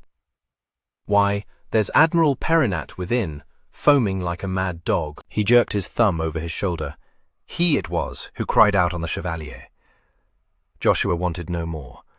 The lackeys went in, remembering their duties. Joshua went speeding towards the Puerta del Sol. He was in time. No guards had come yet to the Rising Sun to ransack his master's baggage. He slipped in at the back entrance, waited for a cookmaid's back to be turned, and so got him upstairs unseen. He did swift work there. Doublets, hose, boots, shirts were flung from the chest by the window, some of them stowed away pell-mell into a pack, the rest left to lie on the floor. "Here we play the knavish servant," Joshua encouraged himself. "What it is to have a head on one's shoulders." He found Sir Nicholas' strong-box, and forced it open with the point of his dagger. Aye, thus it goes. We take the money, and some few papers we may need, and leave the box to tell of our thieving. Ha! What's this? He unfolded the Chevalier de Guise's pass. "Softly, Joshua, that should be found, for I think we have no more need of it, and it may very easily help Sir Nicholas. We must be supposed to have searched in vain for it." He looked round him, saw a loose mandillion he had pulled out of the cupboard, and caught it up. "In the pocket, I believe. Lie there, then, and I hope they may find you." He tucked the pass into an inner pocket, and hung the coat up at the back of the cupboard. "Aye, we sought it, and found it not. It may serve you yet, master." He came away from the cupboard. "Cheerly, Joshua, all will be well yet. Now to stow these clothes away." He packed as much of Sir Nicholas' raiment as he could carry with him, hid the jewels about his own person, and nipped out to get such of his own traps as he should need. Still there came no sound of guards approaching to seize Beauvallet's papers. Joshua spied from the window, listened, heard only the voice of a tapster below, and drew in again to finish his work. 2 neat bundles stood ready upon the floor, but this did not seem to be enough for Joshua Dimmock. He went to work to create more havoc, and succeeded very fairly. A small chest he had emptied he chose to lock, and then break open. He tossed an old doublet into it, a pair of stocks, a riding boot. Aye, that is the way it goes. the naughty knave to rifle his master's chest.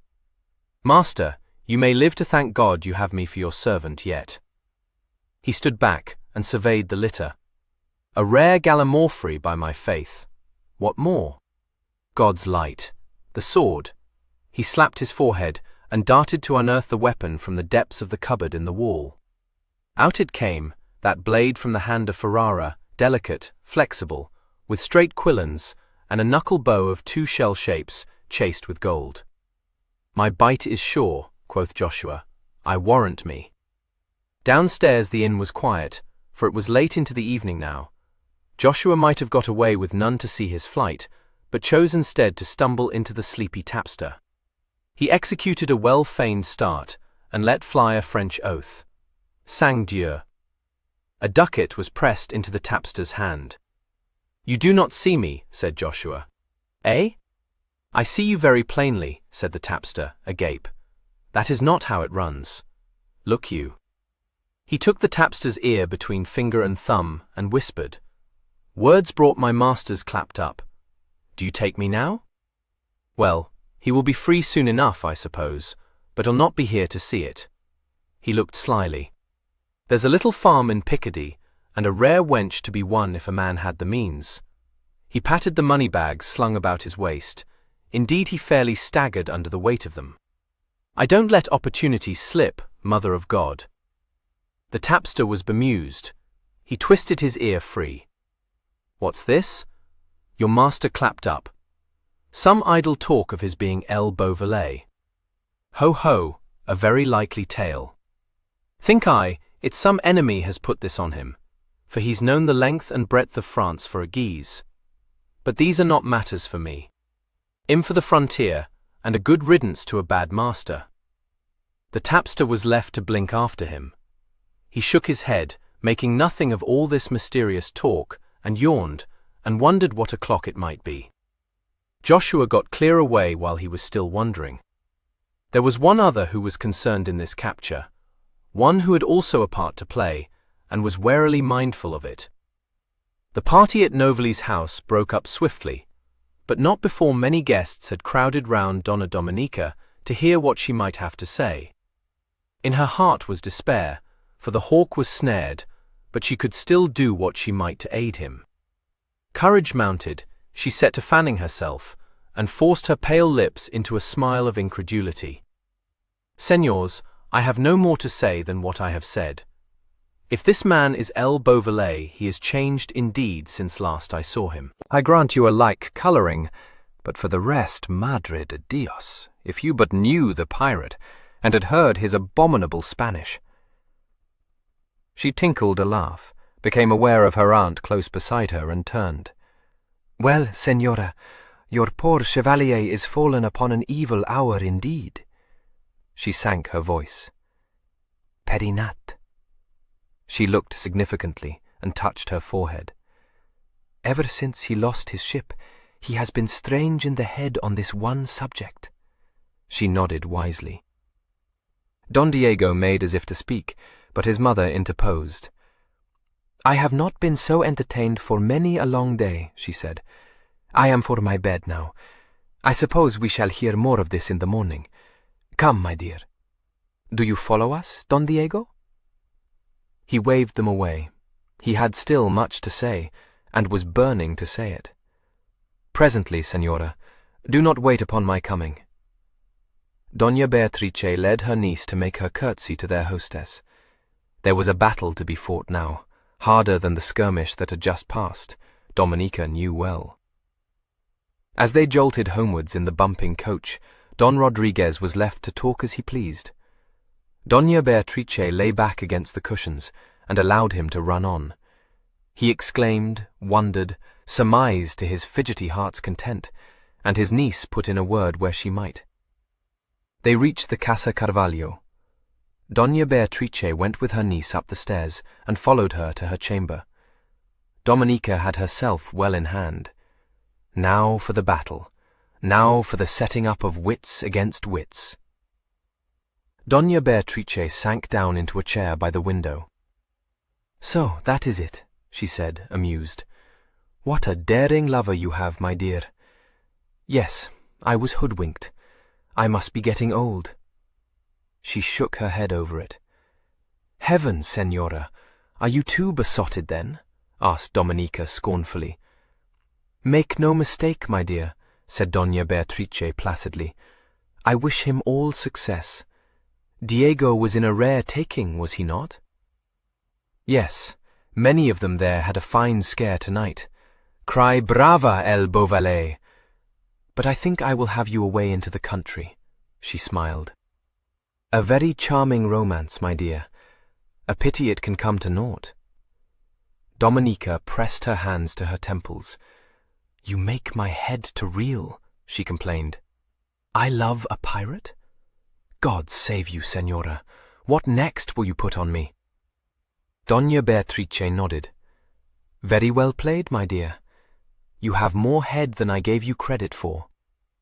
But you need not be so careful now. I have no wish to see your hero perish. No, none whatsoever, I assure you. I have nothing but respect for a man of such daring. I wonder how he contrived to come by those papers of his. It would make a rare tale, I do not doubt. Alack, I am not like to hear it, she sighed. But for you, my child, you must be got away with all speed. Why must I? Dominica blinked at her. Am I in peril, Senora, because your infamous son accuses me of having a pirate for my lover? Yes, was it not foolish of him? Madness, agreed her aunt. He has no head.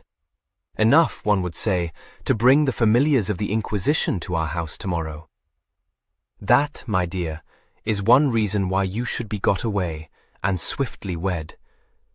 We shall give the lie to suspicion of heresy against you. No doubt, if his papers are in order, as I dare say they may be, El Beauvallet will be set at large. Faith, a man who would take his life in his hand right to the heart of Spain might even contrive to snatch you from under my nose. Well, child, all honor to him if he can compass it, but you shall not expect me to lend him my aid. If his papers are in order, Dominica pointed out, he will stand proved to be the man he says he is, so what fear? Ah, but I too have brain. I see much now that I confess was hidden from me before. She smoothed the heavy silk of her dress. She was still smiling, still imperturbable. Such a personable man to be a pirate. I do not blame you at all, my dear. You made rare work of it aboard that ship, did you not? It is all most enlivening. For you, I admit a pang or two. It will pass, and you will remember that you have had more romance than comes to most women in this weary world. But we shall leave Madrid. Certainly we shall leave Madrid. As you please, Senora, but you give me no good reasons. Doña Beatrice picked up her fan. I will give you one you may perceive to be good, child. If you stay here, you may haply be examined. Now, I do not want that. I am very willing, aunt. I can but say what I have said.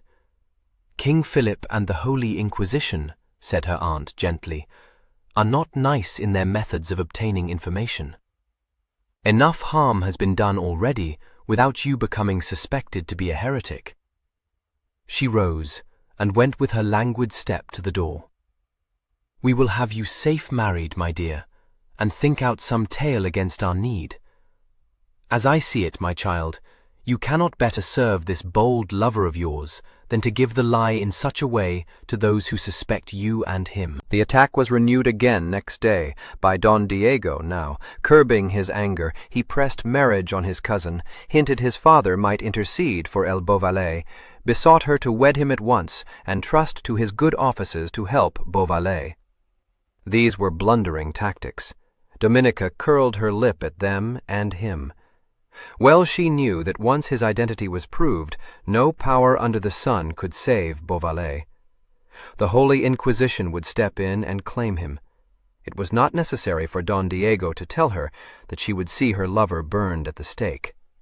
She knew it, had faced the horror squarely, and would not now change color. Desperate need lent her courage and agility of mind. She never hesitated, never blanched, could still laugh her scorn. "This is very kind, cousin," she said tauntingly. "And if the unfortunate gentleman were indeed Beauvallet and beloved of me, no doubt I should avail myself of your offer." Oh, but her tongue had a sting in it still. She watched him flush and bite his lip. She curtsied. "But I have no interest in the Chevalier de Guise, my good cousin, and I doubt he does not stand in need of my help." He took her wrist and shook it. "You think you hoodwink me? You think I do not know that fellow for what he is? Well, you shall see him burn." She smiled disdainfully. "Shall I so? I think it is you, my cousin, who will know yourself for a fool before many days are out. Loose my wrist. You will get nothing by this usage." He left her, sought out his mother. He was in a fret, biting his nails. He flew out upon her coolness and was urgent with her to have the girl away at once. Doña Beatrice regarded him blandly. She seemed amused by his agitation and set her finger at the root of it. "One would say, my dear Diego, that you went in considerable fear of this Englishman." "I do not fear any man, Signora, but this devil." He crossed himself. "There's witchcraft at work." "You have not talked with Perinat. He tells me in league with the devil, Signora." "What, could he have come otherwise into Spain, or sunk so many good ships of ours? We know El Draque to employ evil arts, and this man was trained under him." "Witchcraft," said Doña Beatrice. Her shoulders shook. "I wonder if his arts will bring him off from that prison." "You speak very lightly, Signora. You cannot appreciate the dangers of our situation. While that man is alive, and my cousin still a maid, we may not know a moment's peace. At any time he might even be released. Have you thought of that? Perinat has little credit. His word may not serve against the fiend's papers. What, are we to have him loose amongst us, and you'll sit smiling?" "I was never more in smiling humor," she remarked. "To see you so disturbed, my son. I owe the pirate a debt of gratitude, it seems. And you were within an ace of biting your glove in his face." "And would do so still," he said sharply. "Make no mistake, Signora, if he and I stand up together with a sword apiece, I shall know what to do. If I fear aught, it is his wiles, his devilish cunning. A man may not fight against witchcraft. Horrible sin, deadly danger." Again he crossed himself. "Do you look to see him waft off Dominica in a cloud of smoke?" she inquired. "I find you ridiculous, Don Diego." Maybe. It is easy to sit contemptuous, Signora, but you have had no dealings with the man." "I have had some pretty traffic with him. He is a very bold rogue, and I had ever a fondness for such men." Moreover, her fan waved rhythmically. "I like the merry look he has. A proper man, when all is said. I shall be sorry if I hear he comes not off." "You will be sorry," he ejaculated. "Oh, Signora, will you lead my cousin to him, and say, 'God bless you, pirate, take my niece'?" "You are a fool to ask me," said his mother composedly. "I dare say I am as much his enemy as you are, but I have this gift, my son, that I can respect my foes. You may conjure up what nightmares of witchcraft you please. I shall not be in a heat for that. I am sure the man would laugh if he could hear you." He pounced on that. "Yes, Signora, yes. And will you tell me that it is not Satan who prompts him to laugh? Will you tell me that a mere man laughs as this warlock does when he faces death and sees the dead all about him? Perinat could tell a tale." "I make no doubt he could," agreed Doña Beatrice. "I pray I may not have to hear him. I would stake my life all the magic this man uses is the magic of courage and the arts you and others such as you have endowed him with. He takes a galleon. Witchcraft, you cry. He sacks a town. More witchcraft. He comes into Spain on an errand of romance, foulest witchcraft of all, swear you. Well, I will tell you what I think, and I believe I am not a fool. He is English, therefore a little mad. He is a lover, therefore reckless. If he laughs, it is because he is of those sort of men who will laugh, though they die for it. There is all his magic, she yawned. I dare say he will laugh as he goes to the stake, as I fear he will go. You fatigue me, Don Diego, and put me out of all patience with myself that I bore a fool. Very well, Senora, he said hotly. It's very well, but will you take my cousin into the country? Certainly, she said. At once, Senora, with what speed you can make. She raised her eyelids momentarily. I shall leave Madrid for Vasconosa on Tuesday, as we have concerted, my son. Folly, he cried, and took a turn about the room. She lay back upon the daybed, completely at her ease. Do you think so? She said mildly. Maybe I see more clearly. All Madrid knows that I leave for Vasconosa on Tuesday. What do you suppose Madrid would think if I was off in a sudden start? There is only one thing that can make me put forward my departure, and that is the coming of Tobar. Pray you go harry your father with those fears and spare me. She shut her eyes as though she would go off into a doze. He checked, pondered it, and said grudgingly, I had not thought of that. No, she said, not troubling to open her eyes. You lack the habit of thought, I believe. I wish you would leave me. You disturb my siesta to no purpose that I can see. I pray you may not be disturbed by anything more disastrous than my presence, Senora, he said. You choose to sneer and think yourself wiser than us all, but I will tell you this. I shall warn my father if that devil escapes from his prison, he must send the king's men hot foot after him to Vasconosa.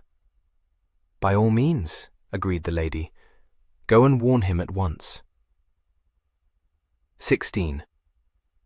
Upon the morning following the strange arrest, King Philip was disturbed at his orisons by a secretary made overbold by the amazing news. He must needs, forgetful of time and place, blurt out to his master that Beauvallet was taken prisoner. King Philip made no sign at all, but went on with his prayers. The secretary flushed scarlet and drew back. King Philip finished his prayers and went his stately way to his cabinet. He sat down at his desk there, placed his gouty foot upon the velvet stool, and pondered a document. A note was laboriously written in the margin. King Philip laid down his quill and raised his hooded eyes to the secretary. You said something, he stated, and folded his hands tranquilly before him.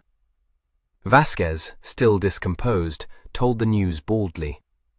Sire, Beauvallet was captured at the house of Novelli last night. Philip thought it over for a moment. That is not possible, he said at last. Explain yourself. The tale came tumbling out then, garbled, of course, but sufficiently arresting.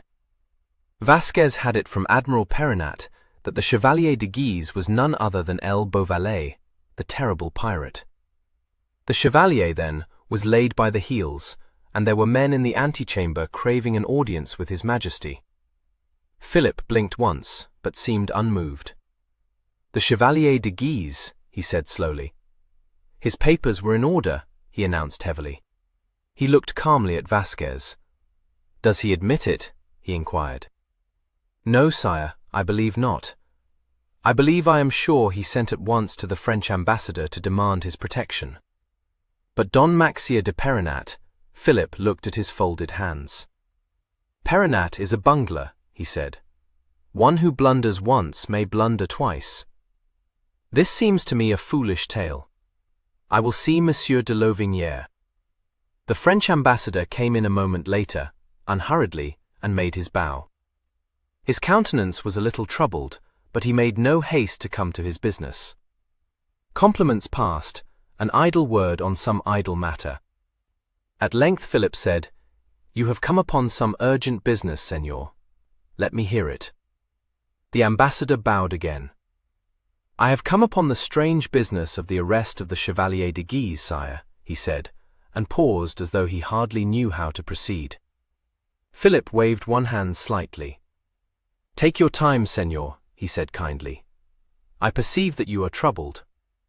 You may trust me with your whole mind." This was to set the ambassador at his ease.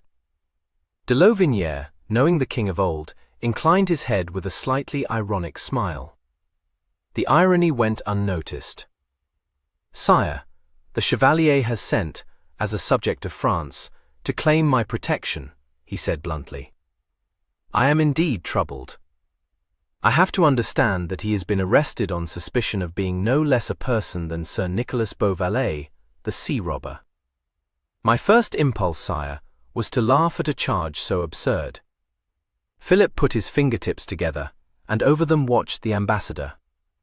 "Continue, Senor." "The Chevalier, sire, very naturally denies this. His papers are in order. I cannot find from anything that I hear that there is any proof to substantiate the charge than Don Maxia de Perinat's word." "I have seen Don Maxa, sire, and I must humbly confess that, although he speaks as a man altogether convinced, I cannot deem his conviction to be sufficient evidence against the Chevalier. Moreover, sire, it appears that a certain lady who was taken prisoner by this same Beauvallet not so many months ago utterly denies that this man is he." "I had not supposed it possible, Senor, that El Beauvallet could be in Spain," said Philip calmly. "You come to request his release?" The ambassador hesitated. "Sire, this is a very strange, a very difficult matter," he said. "It is no part of my desire to act hastily in it. Rest assured, Senor, we shall do nothing without careful consideration," Philip said. "Do you identify the Chevalier?" Again there was a momentary hesitation. "I cannot do that, sire. I am not over-familiar with the members of the House of Guise. I have never, to my knowledge, met this man. But from what I know of the family, I did from the first moment of seeing him suspect that this man might not be what he claimed to be.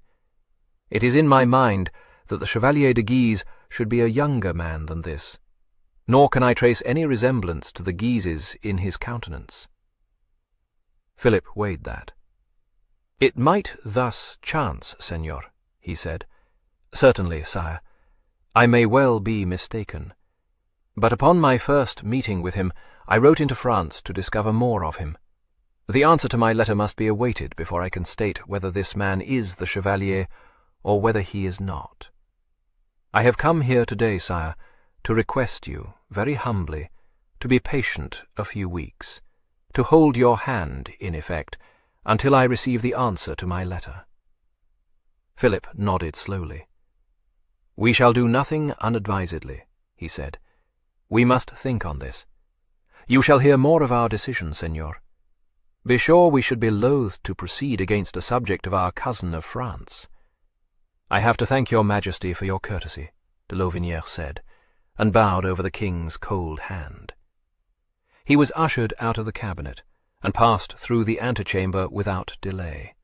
Perinat tried to stop him, and shot an eager question, but de Louvinière answered evasively, and passed on. The king would not see Don Maxa de Perinat. "It does not need for us to listen to Don Maxia," he said coldly. "He will make his deposition to the alcalde at a later time. We will give audience to Don Cristobal de Porres." Don Cristobal, commander of the guards of Castile, governor of the great barracks where Beauvallet was imprisoned, was awaiting the king's pleasure in the anteroom. He was a man of some 40 years of age, dark and tall, with a grave countenance and a thin mouth half concealed by his black mustachio and the pointed beard he wore. He came in very promptly, and stood just inside the door, deeply bowing. "Sire." "We have sent for you, Senor, to inquire into this matter of your prisoner. I do not immediately understand why the Ginettes were called in." "The Casa Novelli, sire, is hard by the barracks," Porres answered. "A gentleman came in hot haste with the news that El Beauvallet was captured, and my lieutenant, Cruza, perhaps acted without due reflection. I have held the man in ward against the hearing of your Majesty's pleasure." Philip seemed to be satisfied, for he said nothing for a moment or two, but gazed with apparent abstraction before him. Presently, he brought his eyes back to Porre's face and spoke abruptly. "Let search be made in his baggage," he said. "We shall require you to keep the Chevalier under surveillance, Don Cristobal, until such time as we make known our further pleasure. If he travels with a servant—" He paused. "It might be well to interrogate the man." "Sire!" Philip waited. "It was judged expedient, sire, to send early this morning to the inn where the Chevalier lodged. I do not know, sire, if this was agreeable to your Majesty, but in consideration the charge was of such a nature, there was a fear—" "Compose yourself, senor." "In short, sire, acting a little on Don Maxa de Perinat's advice, I caused search to be made through the Chevalier's effects, and sent to apprehend the servant, deeming it a measure your Majesty would approve." "You acted precipitately," said Philip. "These things are not done without good advice. Continue." "I ask your Majesty's pardon if I did wrongly. When my men came to the inn, they found the Chevalier's baggage strewn about, his chests and strong-box broken open and empty.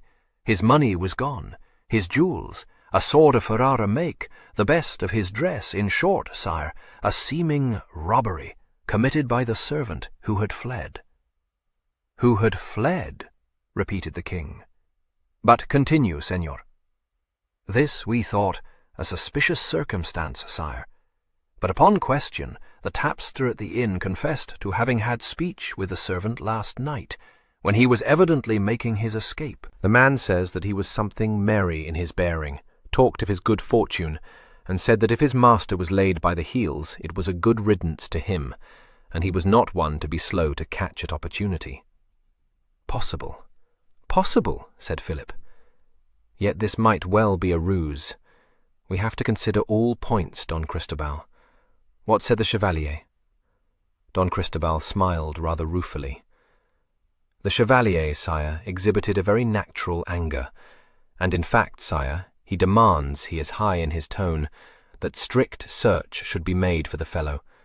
He would have us send after the man to the frontier, for he is left penniless. The Chevalier, sire, was particularly enraged at the loss of his sword. He started up, sire, and demanded to know whether the servant had made off with this piece, and upon being told that it was not to be found, he seemed like to fly into a very real passion. The next thing he asked, sire, was whether his papers too were gone, and it seemed to me, I was watching him closely, that he showed great relief when I could assure him that they were safe." "Ah, the papers were left?" Philip asked. "They were discovered, sire, in the inner pocket of a mandillion. I judged that the man had overlooked them in his haste. A wallet was found on the floor with a few odd bills in it, but nothing more.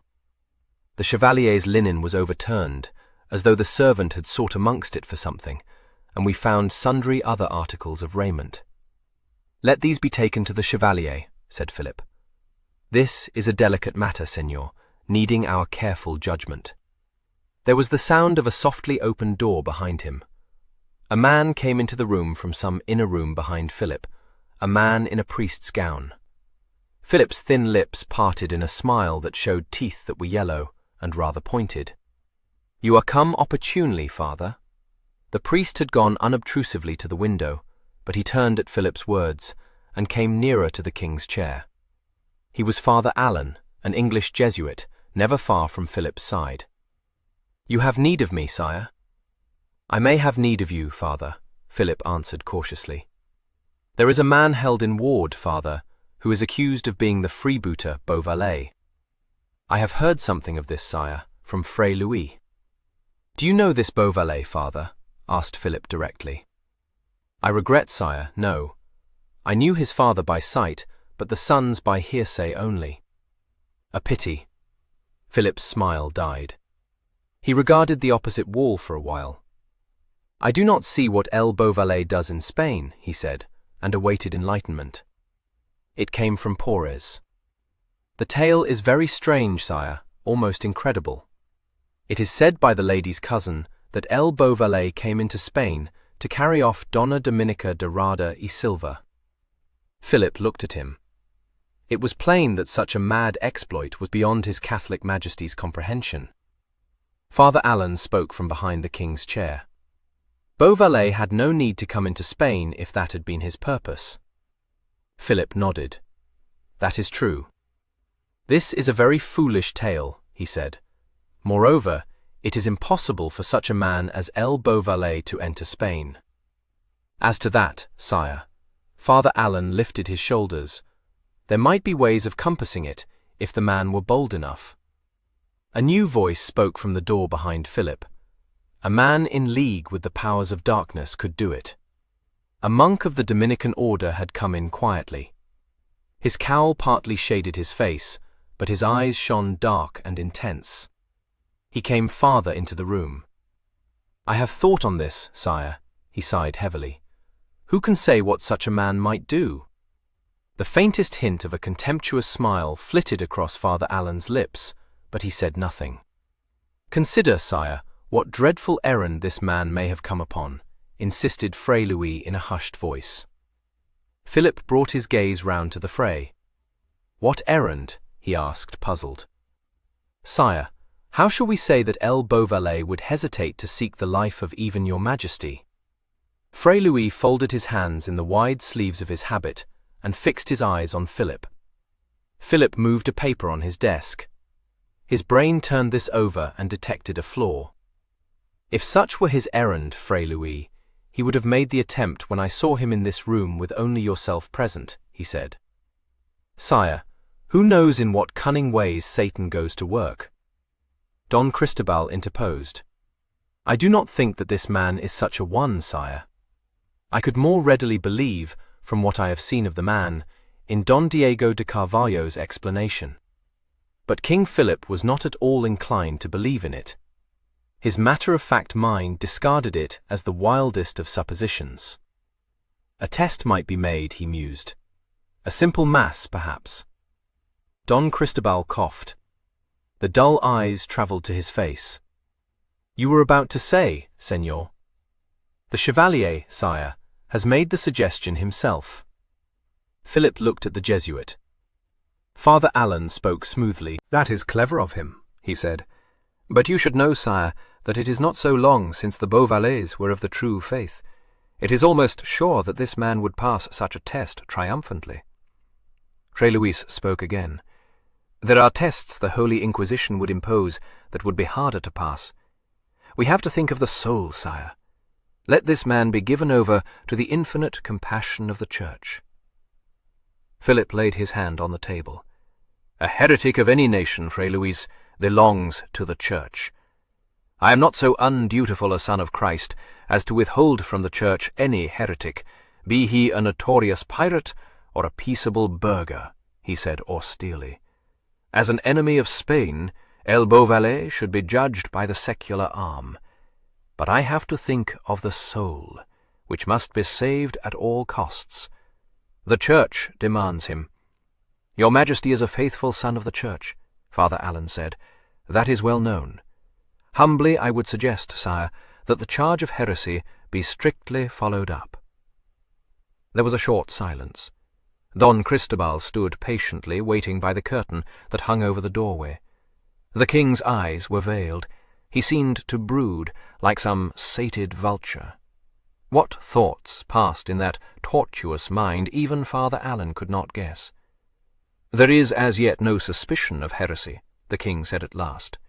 We must remember, Father, that we have to deal with a subject of France. Father Allen bowed his head and stood back. The matter was plain enough now. Philip had no wish to offend the French king upon so trivial a matter, nor did he want his own secret dealings with the Guises to be made public.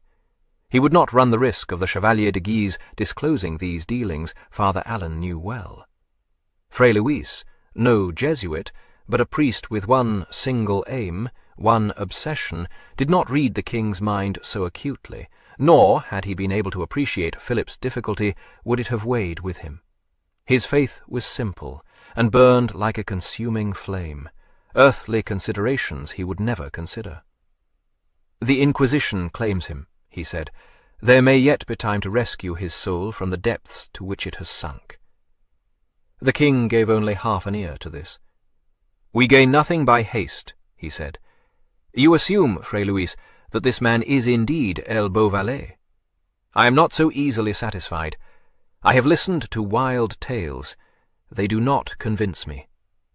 The Holy Inquisition, sire, is tender above all things and infinitely just, said Fray Luis earnestly. It does not leap to conclusions, and there can be nothing to be feared at its hands by a true son of Christ. If this man be the Chevalier, he could raise no objection to appearing before a tribunal appointed to sift him. Philip listened in silence. True, he said meditatively, there could be no objection. A son of the Church would not flinch from such a test. He paused and frowned. Much was revealed in such tests, he knew very well. Perhaps more in this instance might be forthcoming than would be agreeable to his Catholic Majesty. The king saw clearly that this was yet another case that went to prove the truth of his maxim that nothing should be attempted without mature reflection. His frown cleared. He repeated his former observation. We gain nothing by undue haste. If the man is proved not to be the Chevalier de Guise, I shall know how to act. Until such time as I receive intelligence from Monsieur de Lauvignière, the Chevalier shall be kept in ward. He turned to Porres. This will be your charge, Senor. You will treat the Chevalier with all consideration, but let him be kept in guard. The frown returned. He must be used with strict courtesy, he said slowly. He will appreciate the grave difficulties of our situation, but we would not have him in the least degree rudely entreated. Don Cristobal was a little puzzled. Pardon, sire. Is he to be a prisoner, or may he go abroad? Such bluntness was little to Philip's taste. His frown deepened. Father Allen interposed. Sire, if this man should be Beauvallet, you cannot guard him too securely. True, the king said. We have to think of the safety of our realm. You have some apartment, senor, in which he might be safely bestowed? Some room from which no exit is possible? We do not speak of prison cells. Yes, sire, he is in such a room now, pending your pleasure. There is no need to put indignity upon one who may well be proved innocent of the charge proffered against him, Philip said. A lock should suffice, and a sentry outside. You will see to it, senor. We shall hold you responsible for the Chevalier's safety and well-being. You will remark his bearing, and report to us the least sign of an attempt to escape. Don Cristobal bowed. I shall obey your Majesty in all my best, he said, and bowed himself out of the closet. No word came from the Alcazar to summon Dominica to answer an examination. Don Rodriguez, uneasily awaiting such a summons, brought back word first that the Chevalier was to be held in ward pending the arrival of word from France. Second, that his Majesty had spoken no word concerning Doña Dominica. And thirdly, that Don Miguel de Tobar had started for Madrid sooner than had been expected, and was likely to arrive within the next few days. Doña Beatrice was unwillingly roused to action. Sighing over it, she said that it was all very fatiguing, and not a little tiresome, but if suspicion did not rest on Doña Dominica, there was no reason why they should not leave Madrid upon Saturday.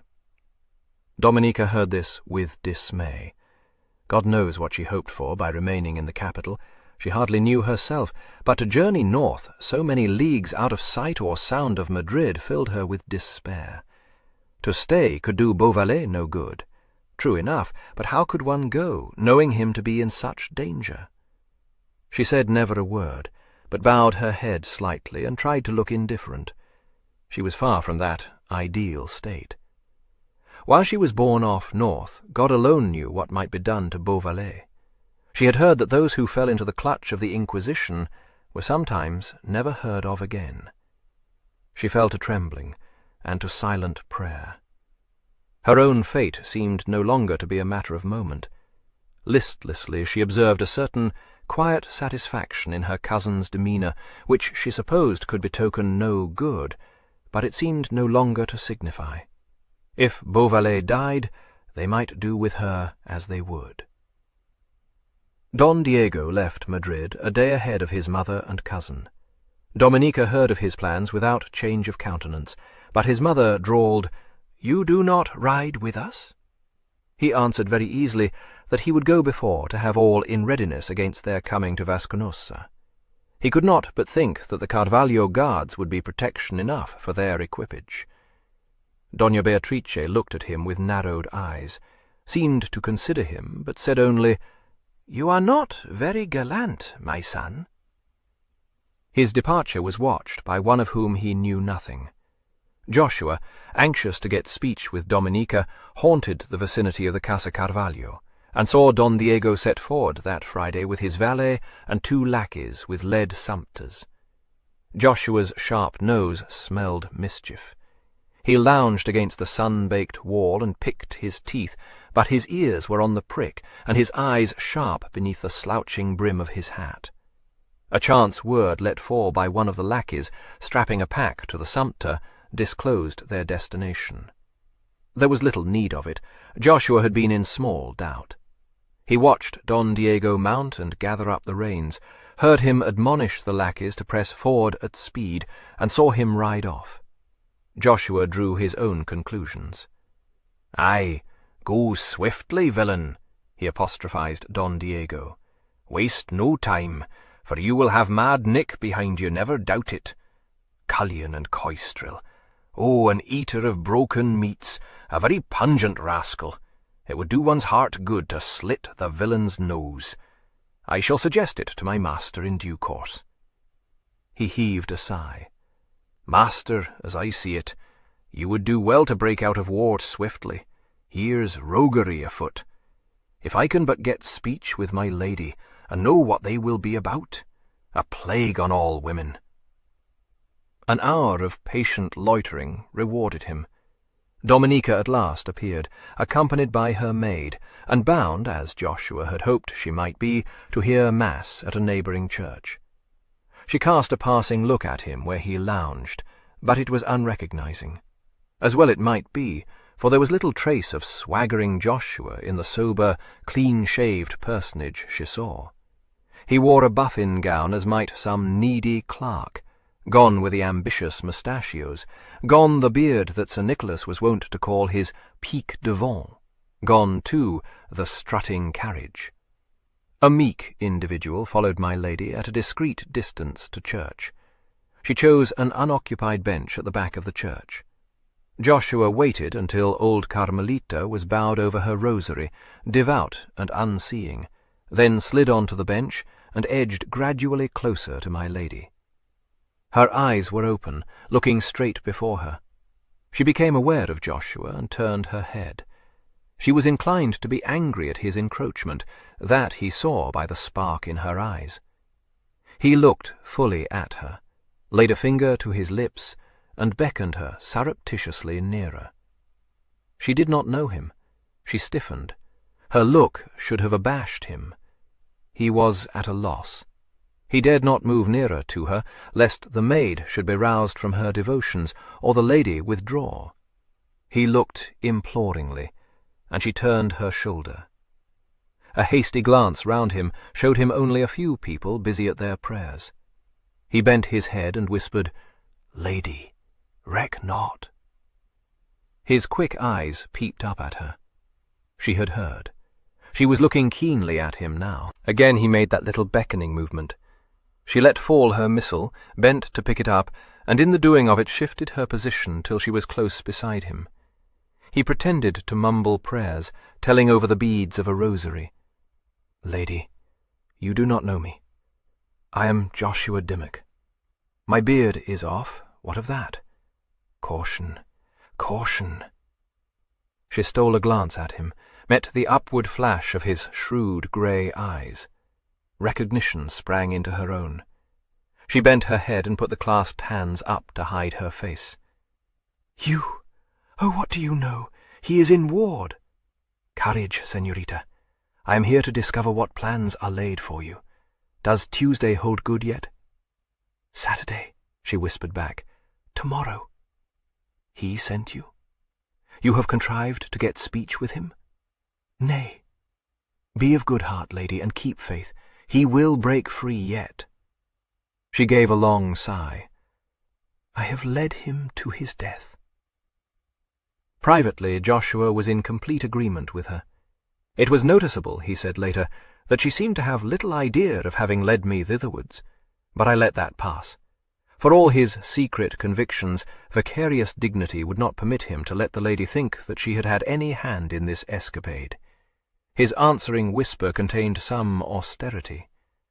"I have yet to learn, señorita, that my master is led by aught save his own inclination. Let it go. I am avised of your movements. It but remains for me to get speech with Sir Nicholas." Her eyes flickered to his face. "Is it so easy? Can you do it?" "It will not be easy," said Joshua severely, "but certainly I shall do it. Be of good cheer, trust me and trust my master. No more of this dangerous dealing." He edged away along the bench, and she was left to her seeming prayers. She was oddly comforted by this talk with Joshua. He spoke with an assurance he was far from feeling, but she was not to know that. She might doubt still, but she now had hope, for if Joshua, who knew Beauvallet so well, could be sanguine, she too might expect a happy issue. He was not, perhaps, so sanguine as he chose to appear, but for the timorous man he declared himself to be, he was very cool. A squalid tavern in the meaner part of the city now housed him. If he could but get a sight of his master, he would have only one regret, and this the loss of his brave mustachios. "Alack," he told himself mournfully, "I who was, I believe, a personable man, now look like some starveling scrivener." He spat into the kennel. "So much for that. It boots not to bewail my lost mustachios. They are very decently interred. The loss of a fair beard I can better support. One may call it a fortune of war. But the mustachios are another and more serious affair. Something of the cock of Beauvallet's own, I apprehend. I wore them with a good grace. A plague on all shaven lips. But this is to talk more and no more. I do not repine." He walked on towards his lodging. "Now what, I must ask myself. Do you come out of that stronghold, master? Nay, we must admit it to be an impossibility." He threw out his chest and strutted a little. "Ha! A word we do not know. We maybe have some few wiles left, that they may still blear the eyes of these Spanish doorcops." He abated his pace and abandoned the swagger. "Yet I own myself to be very pigeon-livered in this matter.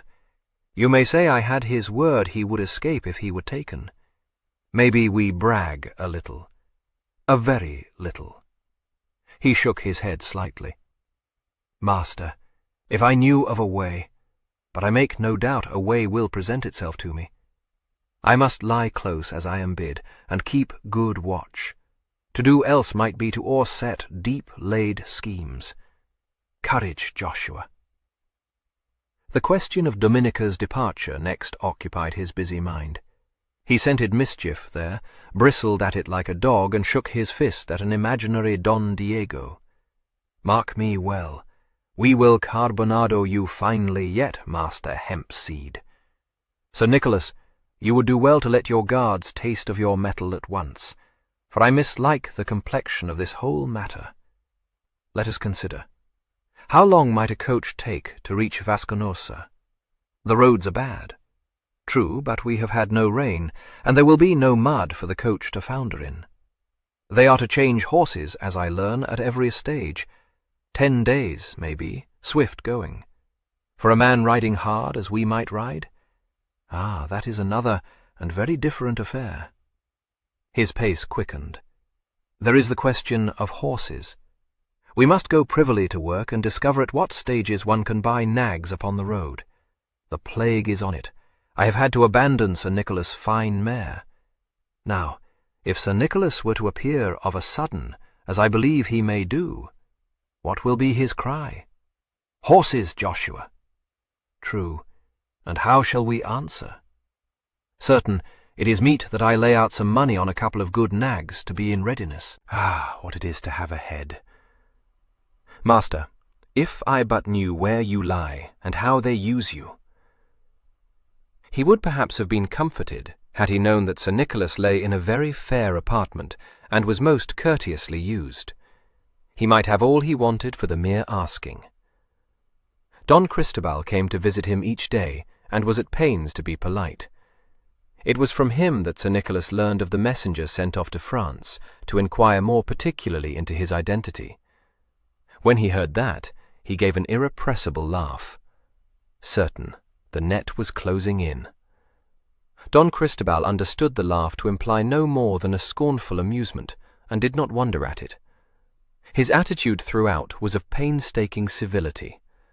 The difficulties of his position were felt keenly by him, and he was anxious that in the event of the Chevalier coming off triumphant, his prisoner would have no cause to complain of his treatment in ward. He had many talks with the Chevalier, and the more he saw of him, the more convinced he became that Perinat had made some ridiculous mistake. Don Cristobal could not conceive that a man who knew himself to be in such danger could wear so carefree a countenance, or could crack light-hearted jests at every turn. Some signs of unease there must surely have been, had the man been El Beauvallet indeed. He ventured upon one occasion to hope that all would go well for the Chevalier, and hinted at the Inquisition, watching Beauvallet keenly as he spoke. He got nothing by that. The black brows flew up in a kind of artless surprise. The smile only grew the more amused. "Sang Dieu!" said Beauvallet in mock alarm. "I hope so too." It was very evident that he had no doubts about it. Don Cristobal felt that he had passed another test satisfactorily. The Chevalier soon requested that he might be allowed some exercise. Don Cristobal had to admit this to be a reasonable desire, and made arrangements to grant it. Beauvallet was permitted the indulgence of walking in the courtyard for an hour each day, closely attended by the 2 guards who waited on him. There was more to this request than a mere desire for exercise.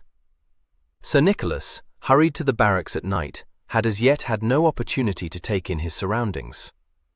To walk in the court would give him a chance to get a plan of the building in his mind, which was necessary to a man whose brain was busy all the time with schemes for escape. He knew already, from a glance out of his chamber window, that his prison was upon the 1st floor. His window overlooked a quiet street that was flanked on the opposite side by a blank wall. He wasted very little time here. Even if the bars across the window had been weak enough to pull out, the room was too high above the ground for a man to attempt the drop. Escape did not lie that way. When his guards came to escort him out to the court, he found that his room gave onto a stone corridor, or cloister, with tall open arches overlooking a paved courtyard. The barracks seemed to enclose this court in a square, and as far as Beauvallet could see the corridor ran right round, with doors opening off it upon the inner side. A quick glance up and down as soon as he came out of his room discovered a spiral stairway to the left, set in the width of the wall where the corridor turned at right angles to run along the south side of the court. The guards directed Beauvallet away from this stair, and went with him down the long corridor to the further corner, and round onto the north side. Sir Nicholas judged the length of the corridor to be as near 90 or 100 feet, as made no odds. On the north side was a large stairway, evidently the principal stair in the building, coming up from the arched gateway to the soldiers' quarters. They went down it, and Sir Nicholas found himself in the open courtyard, with the sun beating down upon him. To the north an arch led to the street. There were sentries on guard there. To one side of this arch was the stairway down which he had come, to the other was a closed door. They paced slowly round the court. The ground floor owned just such another corridor as was found on the floor above. There was another story, Sir Nicholas ascertained, but the corridor was enclosed here, and had windows set, perhaps, 8 feet apart all round the square, each with its little semicircular balcony, so typical of the Spanish house. Above was the flat roof and the chimney stacks. Sir Nicholas continued his promenade between the 2 guards, and chatted amiably with them, as his custom was. They had eyed him in round-eyed wonder at first, and had been suspicious of him, seeing under his gay exterior a very dreadful pirate, but those feelings had not lasted long. It was the opinion of the guards that the pleasant gentleman was being wrongfully imprisoned. He never gave the least sign of a wish to escape, was merry in his talk, and in their eyes was too much of a gentleman to be an English sea-robber. They were quite willing to talk to him, and saw no harm in his questions. He displayed a casual interest in the guards of Castile, and was surprised to hear how many of them were gathered in this place. However, it was no wonder, he supposed, and looked around him appreciatively. "I dare swear you might house 100 more in a place this size. Why, senor, if it comes to a pinch, more than that," one of the soldiers told him. "There are rooms up aloft," he nodded towards the second story, "that stand as bare as my hand." The other man was inclined to cavil at this. "Not many more," he said. "There are the stables, and there have to be rooms set aside for stores. The place is not so big as would seem, senor. Why, the armory alone, over yonder, takes up a great space, and no men housed there, and you have the guard-room as well upon this level." "But you might surely house 100 upon one side of the building alone," objected Sir Nicholas. "4 sides, nay, I forget. The gateway takes away from one side. 3 sides, then, all fit to house 100 men." "Nay, nay, there are the governor's quarters to consider," said the guard. "Ah, of course," said Sir Nicholas blandly. "I had forgot that he lived here." He looked rueful. "I give him joy of it. For my part, I find it a dreary place." "Well, senor, you are unfortunate," he was told. "The governor does well enough, with a very pretty garden to walk in, and a score of fine rooms, I warrant you." Sir Nicholas began to talk of something else. The disposition of the governor's quarters and the whereabouts of his garden was all he wanted to know now, and he would go his own way to work about that. He complained of the scorching sun, and brought his walk to an end. When Don Cristobal came to visit him later in the day, and inquired whether he had taken his exercise, Sir Nicholas thanked him, but believed that for the future he must confine his walks to the corridor. "I find it rather too sunny, senor." "Heyday, I would Monsieur de Louvignere's messenger might bestir himself a little." He observed Don Cristobal's troubled look, and smiled. "Nay, do not look so worried, senor. I must be content with the corridor, and this grim incarceration cannot last for many weeks." "Why, chevalier? I should be loath, certainly. The sun beats down very hotly. I do not think there could be any objection to your walking in my garden for a space every day. I will arrange for it." "But this is too kind, senor. Indeed, I shall take no hurt in the corridor." "I should not like to trespass into your garden," Beauvallet said. "No trespass, senor. Consider it agreed upon. I am held responsible for your well-being, and I am assured His Majesty is anxious to make this unfortunate time as pleasant for you as may be. Is there aught else I may do for you?" Beauvallet seemed to consider. He drew some coins from his pocket and looked at them with a grimace. "Lay that fellow of mine by the heels, senor, and I shall be much your debtor. But I believe I have enough to buy me some few things. Of your kindness, senor, some book to help while away the time. I do not know whether I am permitted to write to my friends?" Don Cristobal hesitated. "With the greatest reluctance, senor. I should feel myself bound to glance at any messages you may wish to send out of this place." "Oh, you may read all my papers with my very good will," Sir Nicholas told him. "I will send you some ink then, and paper," Don Cristobal promised, and withdrew. Upon the following morning, Beauvallet was escorted to the governor's quarters, by the stairway he had gone down the day before, and through the door he had noticed on the opposite side of the arched gateway. This led into a large hall, furnished very richly with fine hangings and chairs of Italian intarsia work.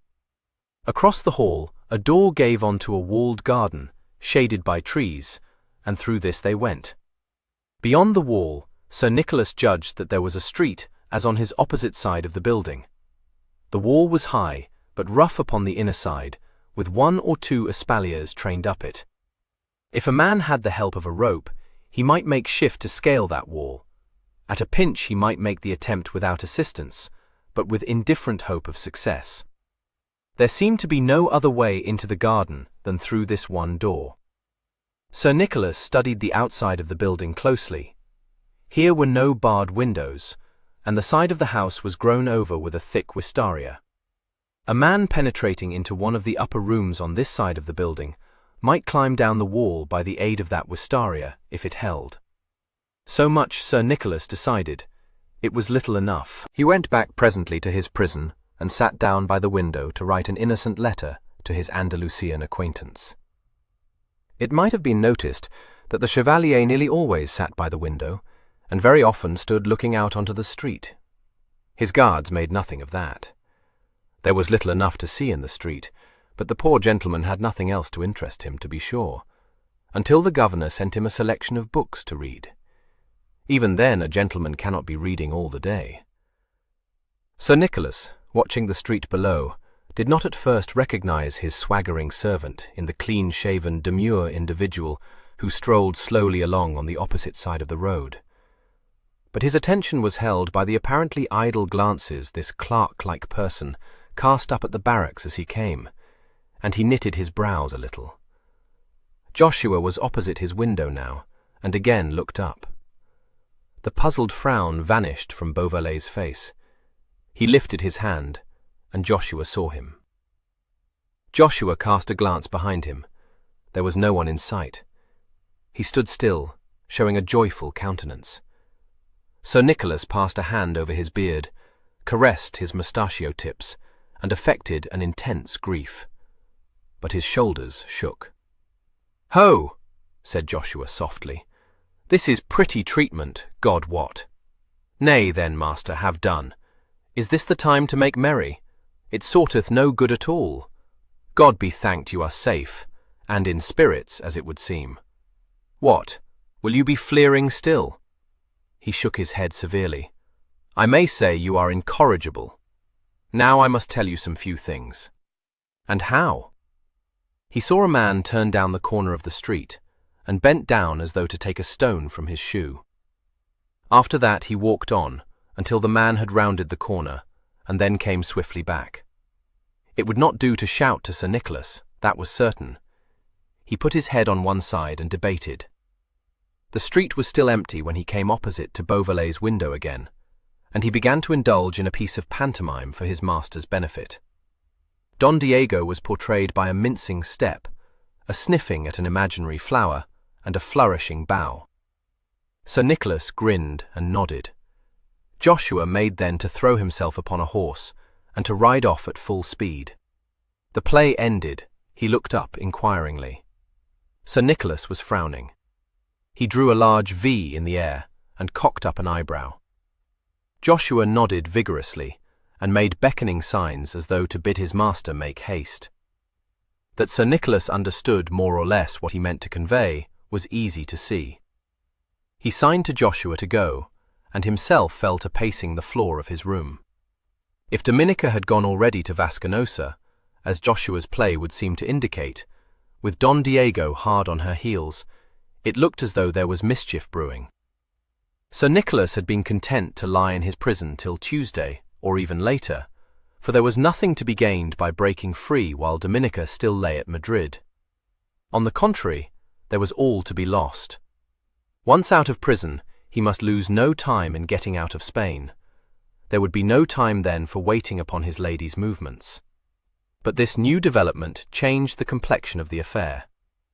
Sir Nicholas sat down on the edge of his bed and began thoughtfully to finger his beard. "Where Beauvallet, if you see him at that trick," would have said Joshua Dimmock. But the guards of Castile were not so familiar with Sir Nicholas Beauvallet's ways.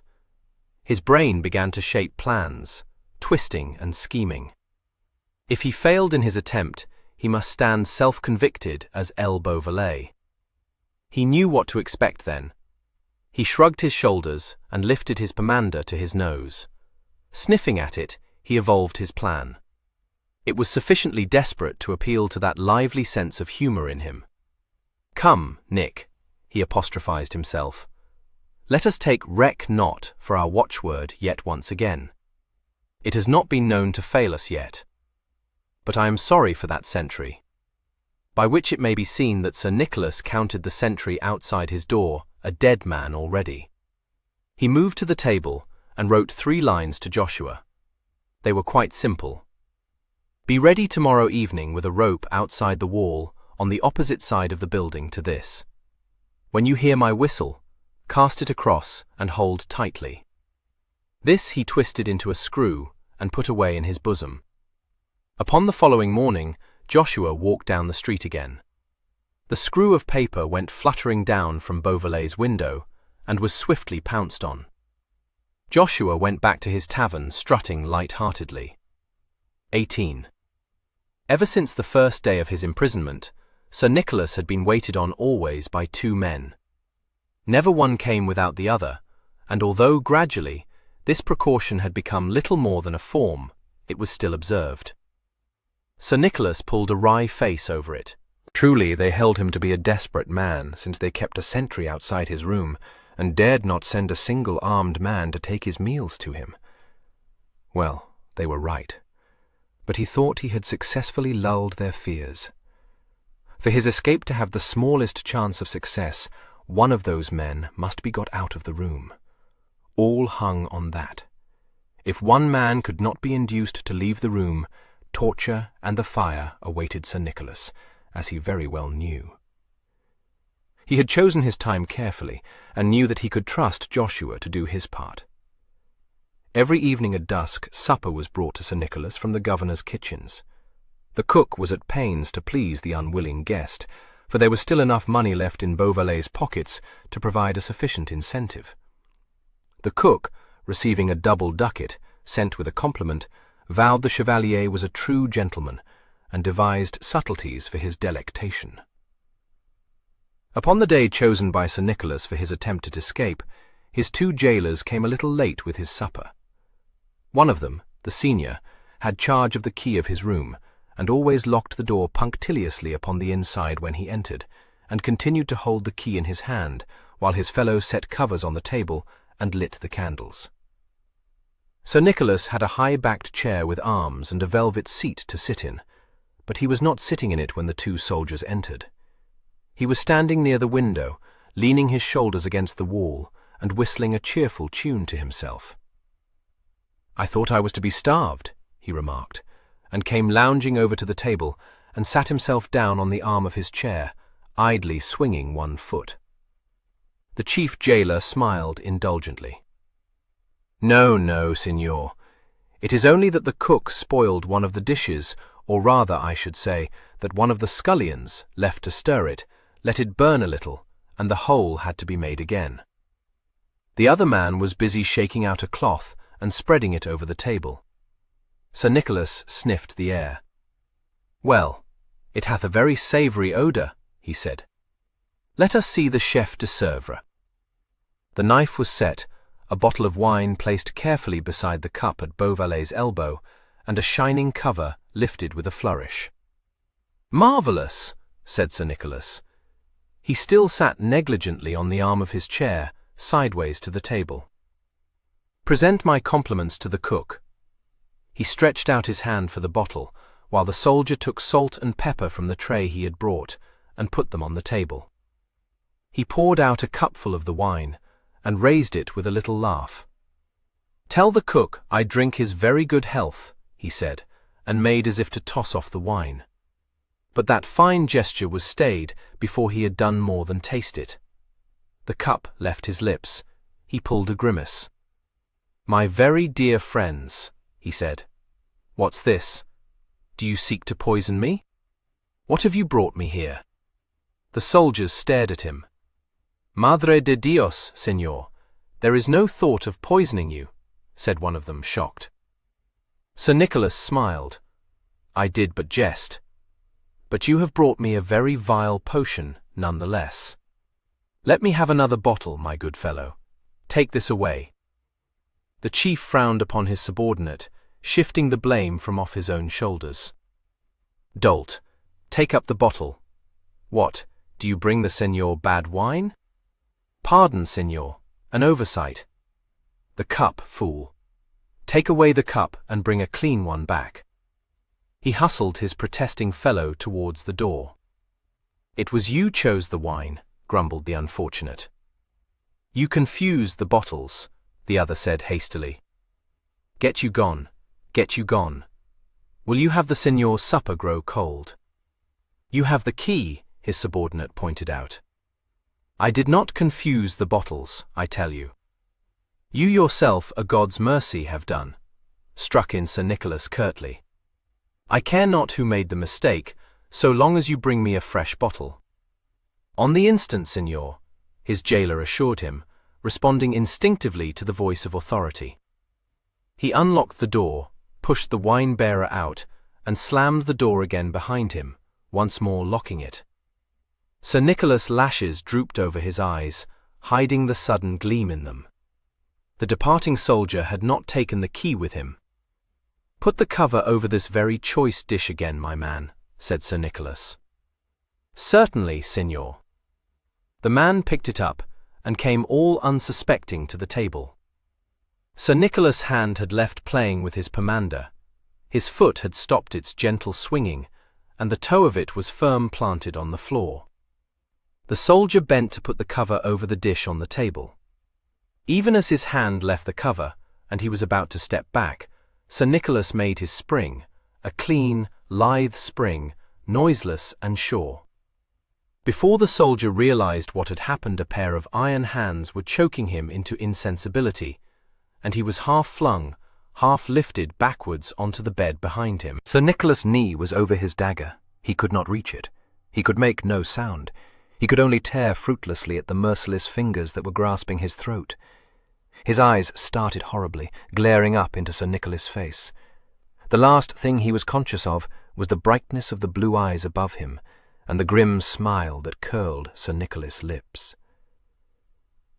Sir Nicholas' hands left the bruised throat. He stepped to the table, caught up the napkin laid ready there, and tied it expeditiously round the unconscious man's mouth. The dagger was drawn from its sheath, the key picked up from the floor where it had fallen. Holding the dagger in his right hand, Sir Nicholas went with a firm tread to the door, fitted the key in the lock, turned it, and opened the door. Outside the sentry stood, leaning on his halberd. Some instinct must have warned him of danger, for even as the door opened he turned his head sharply to see who came. He had only time to let out a startled cry, but that second's mischance brought an oath to Beauvallet's lips. The dagger went home between neck and shoulder, and the sentry seemed to crumple up where he stood. But the one cry, shrill as it was like to ruin all. An answering shout sounded, and from the main stairway a man came running. Sir Nicholas wrenched the dagger free and was gone in a flash towards the south side of the building. His intention had been to get round on this side to the governor's quarters, but now, with the alarm given and men running to the pursuit, this was clearly impossible. He bounded up the spiral stairway at the junction of the corridors and found himself in a similar passage to the one below, except that it was walled in, with embrasured windows over which hung heavy curtains, giving on to the court below. A cresset hung at the top of the stairs and threw a feeble light. There was another in the middle of the corridor to his left. Below there was the sound of running feet, shouts, and the clatter of pikes. Sir Nicholas sent a quick look round, and his eye alighted on a stout oak chest standing against the wall. He stepped quickly forward. There was a heave and a thrust, and the chest went crashing down the stair on top of the foremost man, who was running up. The chest jammed tight on the turn of the stair. There was a furious oath, clatter, and confusion. The first of the pursuers went tumbling backwards into the arms of the man behind him, who in his turn lost his balance under the sudden impact and fell heavily. Sir Nicholas laughed out at that, and having seen his chest securely wedged, turned. He had not the least idea what he was going to do next, and he rather thought that he was trapped, but his eyes were fairly blazing with sheer joy of action, and a smile of amusement was on his lips. Footsteps and voices sounded on the main stair at the other end of the quadrangle. Sir Nicholas stayed, poised on his toes, waiting to see which way these pursuers would come. They rounded the far corner of the eastern corridor, where he stood, some 3 or 4 soldiers running with halberds levelled. Sir Nicholas sprang to the left, and was off down the southern passage, making for the governor's quarters on the western side. He had almost reached the corner when he checked suddenly, and cast a quick glance round him for some way of escape. Ahead of him, down the western corridor, perilously close, was coming the thud of heavy feet running fast. He was indeed trapped. Another moment, and the men behind him would have rounded the corner and would have him in view again. Sir Nicholas made for the end window on this side, slipped into the embrasure, and drew the heavy curtains to behind him. The window opened onto its little railed balcony. Sir Nicholas stepped out, soft-footed, and cast a glance down into the court below. It was too dark to distinguish forms, but he could hear voices, and knew that there were soldiers gathered there. He thrust the dagger through his belt, tested the iron railing a moment with his hand, and peered through the gloom for the first balcony on the western side. He could just distinguish it. One moment he measured the distance, then he set his foot on the railing and came lightly up with a hand on the wall to steady himself. Judging by the sounds, the men running down the western corridor had now reached the corner. Sir Nicholas gathered himself together and jumped like a diver, head first for the next balcony. His hands just caught its railing. He hung there a moment, panting, put forth a great effort, and hoisted himself up. He had a leg over the rail in a minute, and the next instant he had disappeared in at the window. He found himself in a deserted passage. Down the corridor along which he had come were pelting the soldiers. In another moment they would collide with the other party whom Sir Nicholas had first seen. There would be more talk of witchcraft after this night's work, thought Sir Nicholas, and grinned appreciatively. Each of those converging parties were convinced they had the escaped prisoner trapped. They were very shortly to discover that Beauvallet had once more lived up to his reputation, and this time had vanished, to all appearances, into thin air. Beauvallet kissed his fingers in the wake of the zealous guards and made for the first door he could see. It was unlocked. He went in cautiously and found himself in an empty bedchamber, poorly furnished, and with one small cresset lamp burning over the mantelpiece. It was probably some tirewoman's chamber, he thought. He closed the door softly behind him and went to the window.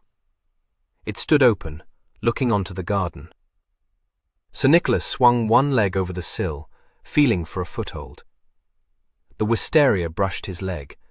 He found a branch, swung the other leg over, caught at the thick tendrils, and went sliding, scrambling down to the balcony immediately below, upon the first story. The wisteria tore away from the wall, but he reached to safety. He had one leg over the balcony rail, one hand feeling for a hold onto the creeper, when there came a noise to make him draw back quickly. The door leading into the garden from the hall below was flung open. There was the flare of a torch, and a voice said clearly, "Two of you keep guard lest he try to escape this way." Without a moment's hesitation, Sir Nicholas slipped in at the open window behind him. The curtains were slightly parted, and a soft light shone through. Sir Nicholas, keeping against the dark background of the curtain, peeped in. The room was empty. Sir Nicholas went in and pulled the curtains to behind him. "God's life," he muttered ruefully, "where am I now?" He stood in a large bedchamber, which was furnished in a massive style, with a great four-posted bed hung with curtains of velvet, a chest of inlay work, a table, chairs, and a hanging cupboard against the wall. There was a door opposite the window, and even as Sir Nicholas went towards it, footsteps sounded outside, and a hand was laid on the latch. Sir Nicholas drew swiftly back to the bed and slipped behind the heavy curtains. The door opened. Someone came in with a quick step, went to the table, and pulled a drawer out in it. There was a rustle of paper. Sir Nicholas parted the curtain and saw a man standing with his back to him, hurriedly turning over papers in the drawer. He was cloaked and wore a large Caputin hat with a drooping plume in it. At his side, hitching up the long folds of the cloak, hung a rapier. Inch by inch, cat-like, Sir Nicholas came towards him. A board creaked suddenly under his foot. The cloaked man turned sharply, and as he turned, Beauvallet's fist shot out. The man fell without a sound, and Sir Nicholas saw that he had knocked out no less a personage than Don Cristobal de Porres, Governor of the Guards. "God save the mark, my noble jailer," said Sir Nicholas, and stepped over Poret's prostrate form to the door. He shut it, cast a quick glance at the limp figure, and went to the bed. With one eye watchfully upon the governor, he slit the fine brocade coverlet into strips with his dagger, and came back to kneel beside the still form. "Nay, but I am sorry for this, my poor friend," he said, and stuffed one of his strips into Don Cristobal's slack mouth. Another, torn across, was tied hastily round to keep the rude gag in place. He unclasped the cloak from about Don Cristobal's neck, and the gleaming collar of the golden fleece met his eyes. Off it came. Sir Nicholas gave a tiny chuckle. "My dear friend," said he, "I believe this may stand me in very good stead. You shall not grudge it me." He fastened the collar round his own neck, unbuckled the baldric that held the governor's rapier, and neatly bound the unfortunate man's ankles and wrists. As he tied the last knot, Don Cristobal stirred, and opened his eyes. They fell on Beauvallet, seemed bewildered at first, and then, as full consciousness returned, furious. I know," said Sir Nicholas. "I am sorry for it, Signor, but you will admit I am hard-pressed." His eyes twinkled. "A churlish return for all your kindness, Don Cristobal, and I would not have had you think El Beauvallet so ungrateful a dog." He saw the look of consternation leap into the governor's face, and laughed. "Oh yes, Signor, I am El Beauvallet." As he spoke, he was buckling the baldric about his waist. "Signor, I must stow you away. Keep my sword in exchange for this of yours. It is a rare blade, and you may say with truth that you were the only man who ever took aught from Nick Beauvallet against his will. Now, Signor, if you please." He had opened the door of the cupboard, and now he bundled Don Cristobal into it and shut the door upon him. He picked up the cloak, fastened it about his shoulders, and disposed its ample folds about his person. The governor's lace handkerchief and long cane lay on the floor. Sir Nicholas gathered them up, set the broad-brimmed hat well over his eyes, thanked God for a beard and a pair of mustachios very like Don Cristobal's, and walked to the door. As he laid his hand on the latch, there was a scratching on one of the panels, and a man's voice called, "Senor, the coach waits." "In a very good hour," thought Sir Nicholas. "God send I may brazen this out. I thank my luck that the light is behind me. Forward, El Beauvallet." He opened the door and went calmly out into the passage.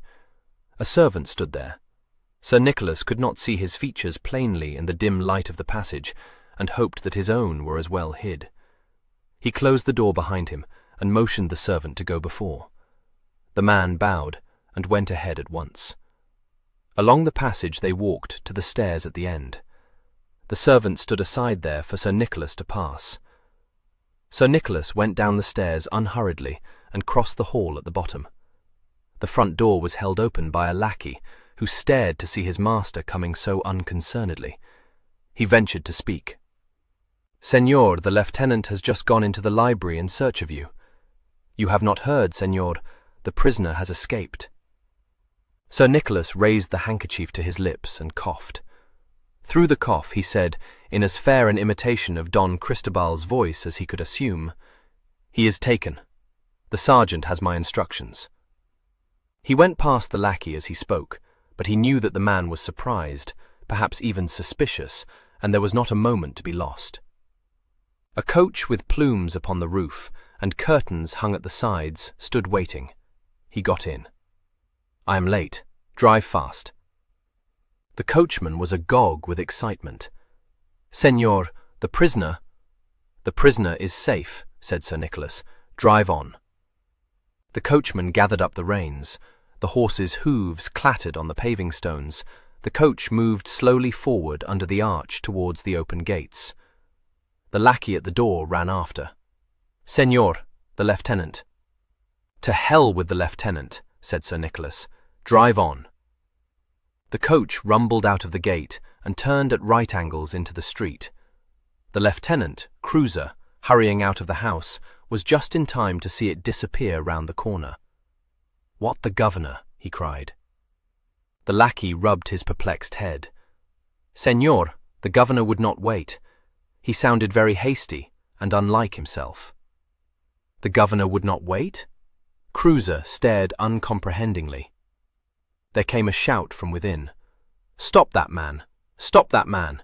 The governor is here, gagged and bound. Stop that man! Sangre de Dios, he is away, cried the lieutenant, and went bounding out through the archway. For your lives after that coach, he shot at the sentries. The prisoner is in it. Off with you. But when two labouring soldiers came up with the slow-moving coach, there was no one inside. Beauvallet had vanished.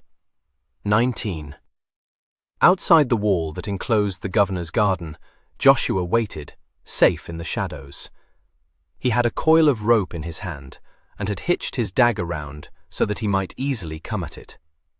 He shivered from time to time, started at small noises, and was finally scared by a marauding black cat.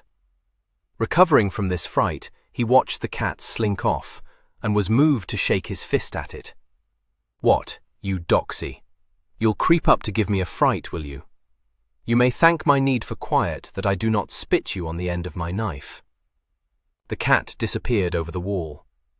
Aye, over you go, featly as you please, upon your naughty business, said Joshua bitterly. If a man might get over that wall so easily, I should be the better pleased. He set himself to listen again, but could hear only the rustle of the light wind through the trees. Can he make it? Muttered Joshua. I do not doubt, no, but I confess I shall be the more at ease when I see you safe beside me, master. Ha, what's this? He listened intently, heard the sound of voices on the other side, but could not catch what was said. A door slammed, he heard the gravel scrunch under a heavy boot, a sound as of a grounded halberd, and a murmur of voices. Dismay consumed him. He was in a fret to be gone from his post, to be up and doing, at least to know more. If Sir Nicholas had broken free, he could never escape this way, with men posted in the garden. And how to warn him? Joshua wrung his hands in impotent despair. Gods me, this is to ruin all.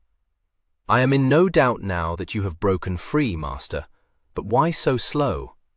Ah, why? You will walk into this trap.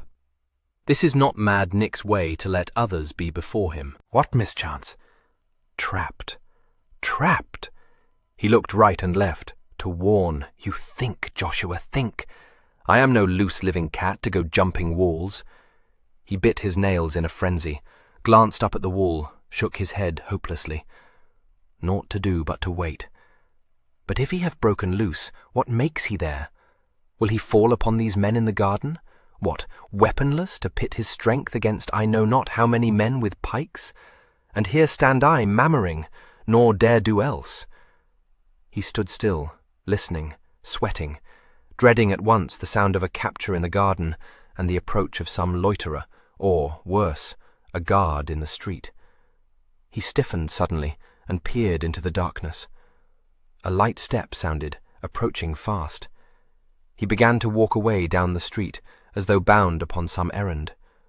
The footsteps were coming closer, rapidly overhauling him. He stole a hand to his dagger and went steadily on his way. If this was a guard, he was coming on his death. He was overtaken, felt a grip on his shoulder, and spun round, dagger out. A hand caught his wrist in mid-air, held it clamped hard.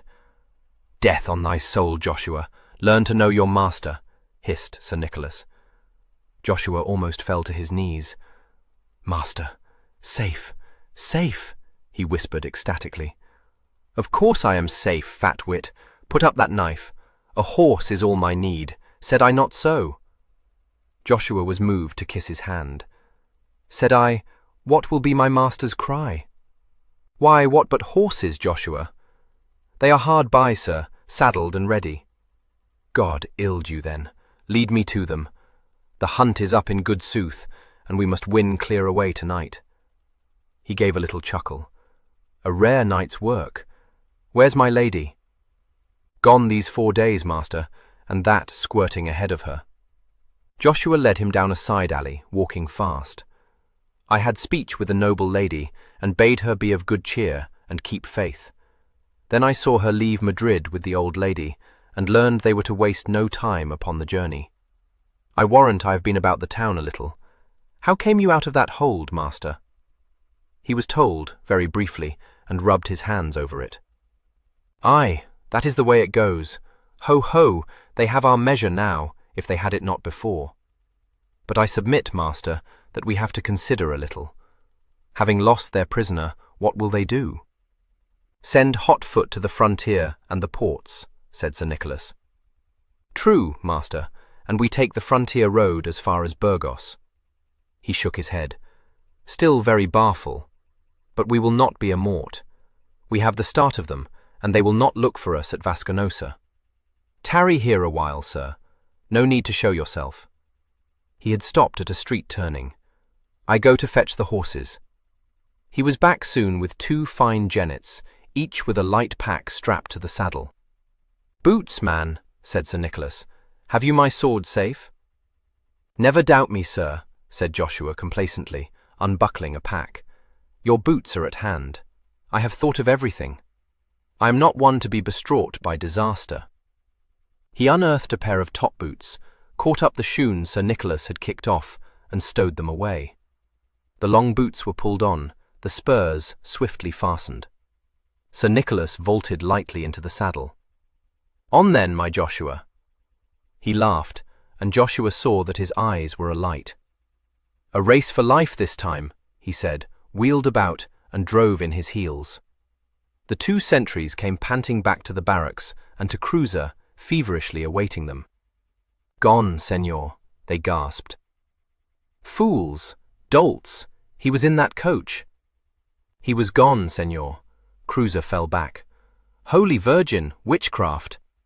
He hurried in to where his superior waited. Don Cristobal, unbound now, shaken but composed, received him with a questioning lift of the brows.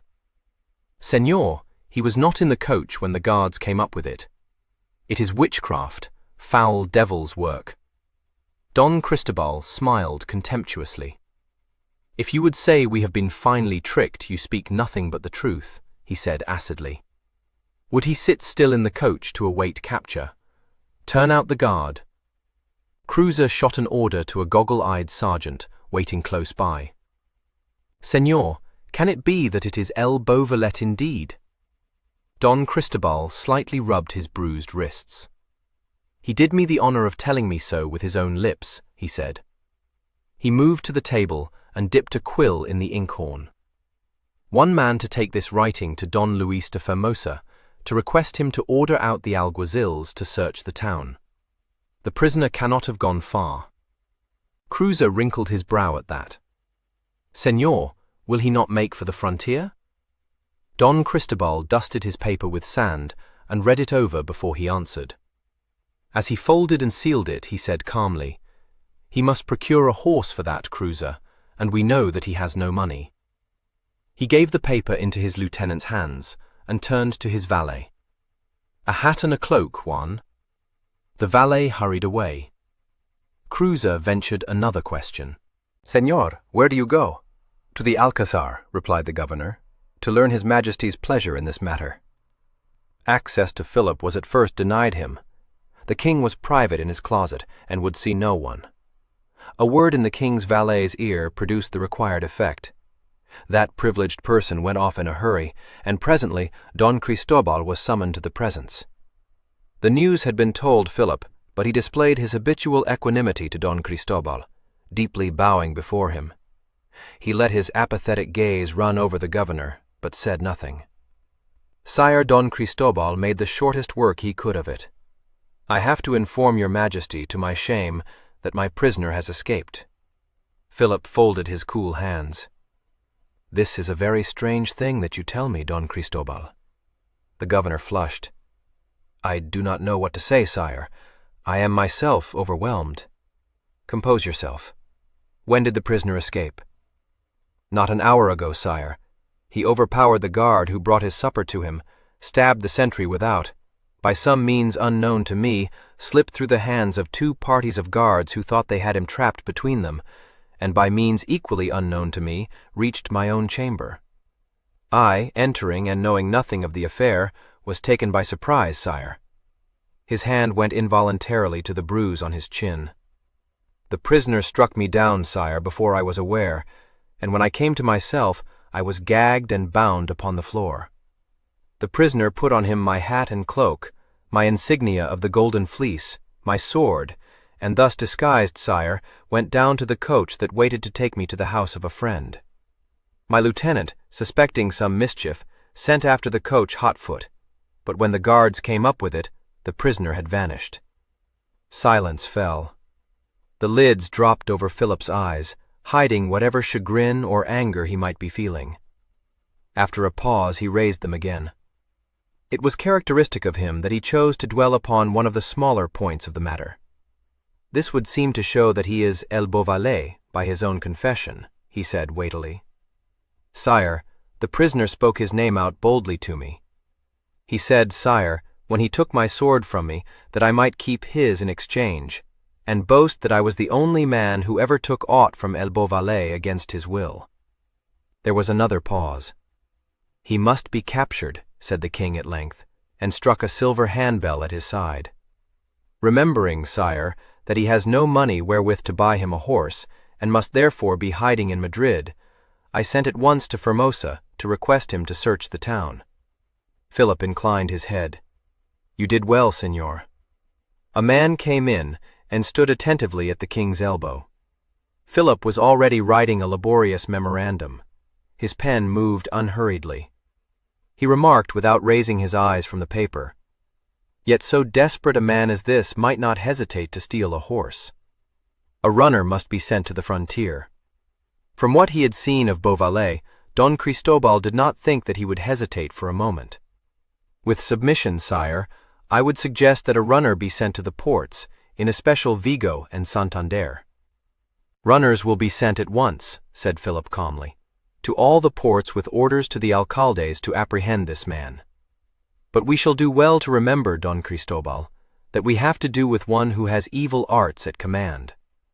Whatever doubts Don Cristobal might cherish as to Beauvallet's supposed wizardry, he merely bowed his head respectfully. Father Allen, until now a silent listener over against the window, came forward. "Your Majesty has forgotten that there is the servant to be reckoned with." The king's brain did not work fast, but it never forgot. "The servant fled, Father," he said positively. Father Allen bowed. "So we were led to believe, sire." Philip had to digest this. A shade of annoyance crossed his face. "I cannot think that I have been well served in this," he said, and motioned to the secretary to write at his dictation. The various dispatches were at last ready. Messengers were to ride to the frontier and to any port of size. Through the length and breadth of Spain would run the news that a famous pirate was at large. Philip leaned back in his chair with a thin-lipped smile of satisfaction. "He will run into a net," he said with unwonted urbanity. "We shall presently draw the strings tight." This was all very well, but there were others who did not share the king's optimism. Perinot, when he heard next day of the escape, fairly danced with mortification and predicted disaster to the awestruck circle. "To hold him and let him slip through the fingers," raved Perinot. "He should have been shackled and handcuffed and never left. What do you know of him?" "Nothing. I knew, but I was not heeded." "Oh, devil and fiend! Oh, warlock, you are away yet once again." Novelly cut into this impassioned outburst. "He cannot get away. Every port will be stopped, and none allowed to set sail on any vessel. The frontier will be barred before he can reach it, and even if it were not, you forget that he has no pass." Perinat pointed a prophetic finger. "You may stop the ports, you may bar the frontier, but he will slip through your guards and laugh at you as he does so. Ah, to have had him, and to let him go." His fierce gaze swept the group. The ports, the frontier. Why came he into Spain? Heard you not the true reason from Carvalho's lips? Where is Doña Dominica de Rada? "Why on the road to Vasconosa?" said someone. "But then, let the king send there for him," said Perinat, "and still he will be too late. The villain's away, I tell you." Another gentleman came to join the group, one whose eyes were restless and uneasy, and whose fingers twitched rather nervously. Don Rodriguez de Carvalho, on whom the news had fallen like a thunderbolt, was in a sorry case. Sharing to the full the popular dread of El Beauvallet, he did not know what to do. He feared for his son's life, he feared for his niece's safety, and he dared not divulge Beauvallet's probable destination, for fear of implicating Dominica, and seeing her and her wealth swallowed up by the Holy Inquisition. He came now, fussy and fidgeting, to hear what was being said of the escape, and was in time to catch Perinat's last words. Perinat pounced on him at once. "Ah, in a good hour, Carvalho. Tell me, will not this pirate be after your niece?" Don Rodriguez looked startled. He stammered, "I do not think it. I cannot suppose it." She was resolute in denying him. "Maybe we mistake what should El Beauvallet hope to make in Spain." "He is self-declared," interposed Aranda. "That evening when I first met him, he dared to speak his own name. Do you remember, Losa? He said that if El Beauvallet stood where he stood, then he would still laugh. What impudence! What daring! One gasps at it." Perinat, obsessed by the one idea, brushed this aside. "You waste time. The king should be told of this. It is for you, Carvalho, to warn him." Don Rodriguez hesitated and was lost. "If you think it wise, señors, but I cannot agree with you. I cannot suppose that my niece would suffer him. She is headstrong indeed, but she does not forget, in short, señors, if El Beauvallet seeks her, indeed, it is against her will." "Against her will, when she declared she knew him not?" burst out Perinat. The girls besotted. Losa lifted a finger to silence Perinat. "I think that the king should be told that Donna Dominica de Rada is on her way to Vasconosa, and that El Beauvallet may well be on her heels," he said. "Well, señor, well. If you do not think it is to waste His Majesty's time," Don Rodriguez said unhappily. He went to the king and found Don Cristobal de Porres there, announcing failure to find El Beauvallet in Madrid. He blurted out his mission as best he could, and was at pains to tell the king that he himself was no believer in the wild tale. Philip gave it his slow consideration. The first thing he said was, "If this is so, it casts grave doubts on Donna Dominica's faith. This must be looked into. Why was I not told that Donna Dominica had left Madrid?" Don Rodriguez made haste to say that he had come with the news the instant he had heard of El Beauvallet's escape. Followed a lengthy conference. Slowly, methodically, Philip pieced the whole thing together in his careful head, and when that was done turned to Porres, who was fretting to set matters in train. "We shall entrust this charge to you, señor," he said. Don Cristobal bowed. "I thank your majesty. I will have a party ride north at once. Give me leave to withdraw, sire." Philip waved him away. The governor kissed his hand, went out sedately backwards, but once clear of the king's closet, wasted no time. A party of guards was dispatched within half an hour, with orders to spare neither themselves nor their horses, but at all costs to reach Vasconosa ahead of El Beauvallet. Changes of horses they must have, and could get easily enough at the various post-stages, or if none were to be had there, they were on the king's business, and might commandeer what mounts they pleased. Cruiser, burning to capture the man who had slipped so easily through his fingers, was sent in charge of the little party, and swore to bring the pirate back in bonds. There would be little rest allowed to Cruiser's men on this wild ride north. 20. The big coach that bore Dominica away from Madrid pushed northwards with what speed it could make. 4 horses dragged it, and these were changed at every post. For a lady of such natural indolence, Donna Beatrice moved swiftly when she chose to move at all. The coach was decked with plumes upon the roof, hung with leather curtains that could be fastened at will, and fitted with padded seats of red velvet. The body was of the newest kind, slung on stout leather straps which helped to ease the discomfort of the journey. It was roomy enough to accommodate not only the two ladies, but their tirewomen as well, and a number of packages and bags. Behind it came lackeys with lead sumpters. Beside it rode guards of the Carvalho household, decked out in their master's livery, making a brave show of it on this journey through the country. Dominica, listlessly regarding this cavalcade, reflected that if her aunt feared to be overtaken by El Beauvallet, she had a very ample guard to protect her from this one man. Changes of horses had been bespoken beforehand at each stage. None but the strongest Flemish horses were harnessed to the equipage, and these great powerful beasts drew them rapidly on their way. The post road was full of potholes and deep ruts, hard baked by the sun. At times it was a mere track across the plain, at others it became a rocky mountain pass, where the number of horses had to be doubled to drag the coach up. They slept at inns along the road, but the coach never stopped until it was too dark to go farther, and it was off again betimes in the morning. When Dominica wearily asked the reason of such insensate haste, her aunt only smiled and said, "When I rouse myself to undertake such a disagreeable journey as this, my dear, I waste no time over it." The lady beguiled much of the tedium of the journey by sly references to Beauvallet, left behind them.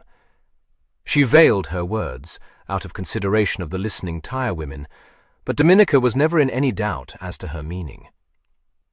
Dominica, jolted and bumped in her corner of the coach, was not at a loss for suitable answers.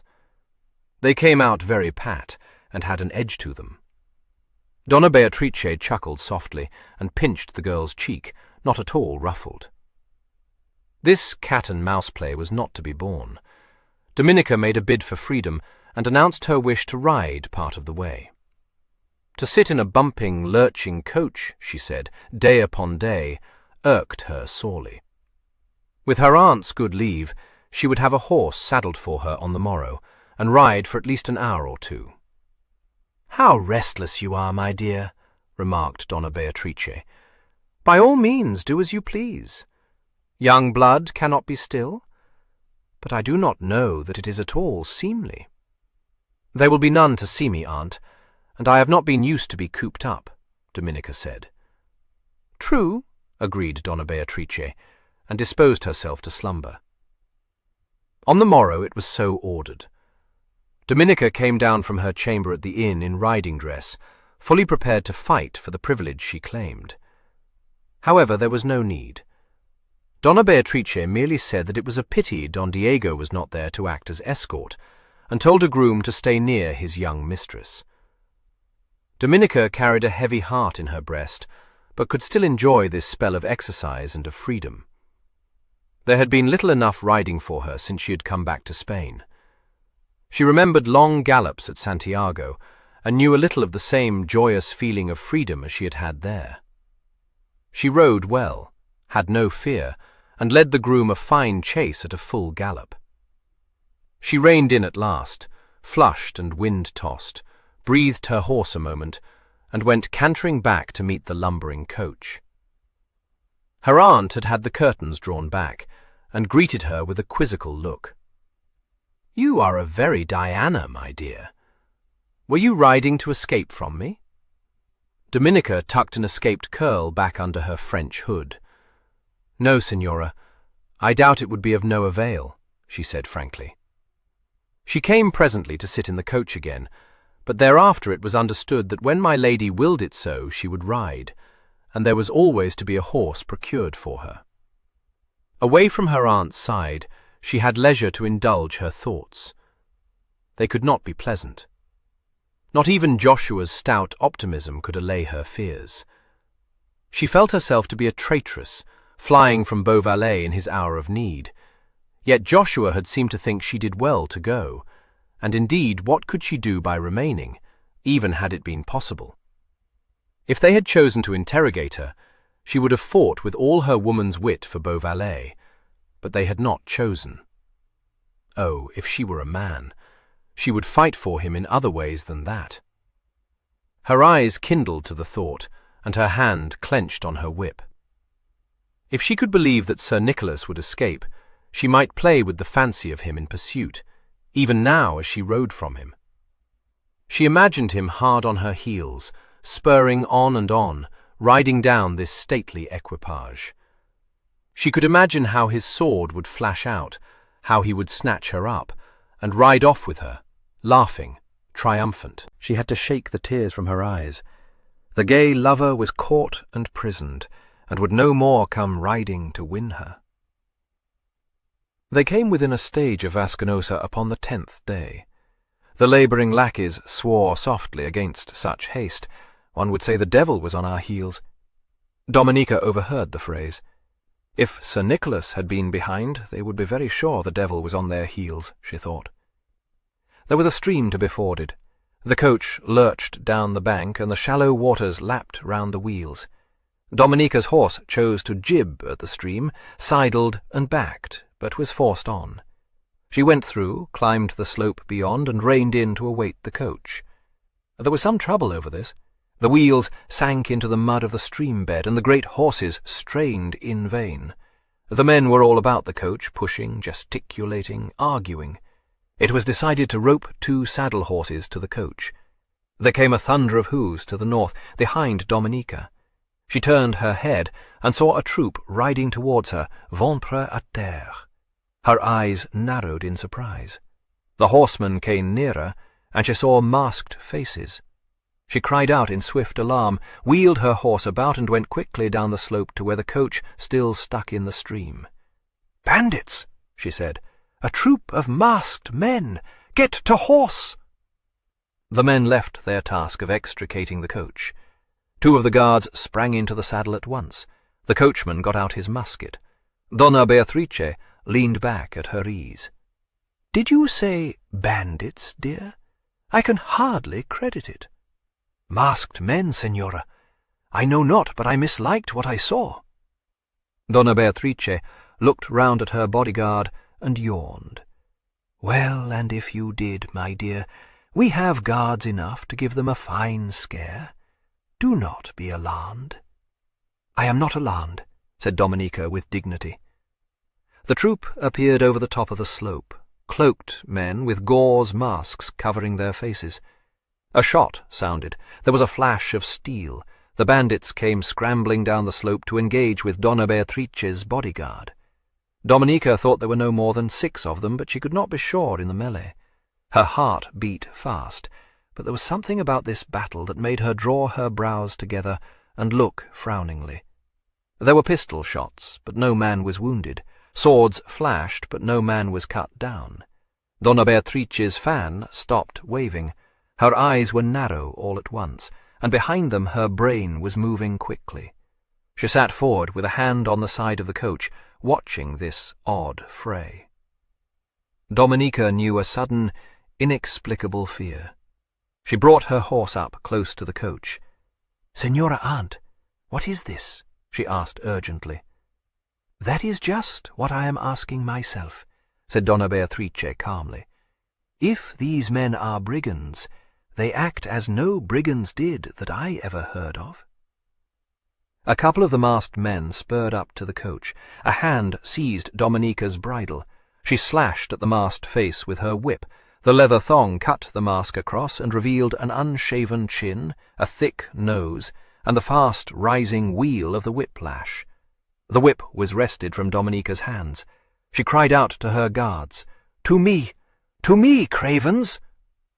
They were sheepish, laying down their arms as though worsted in the fight.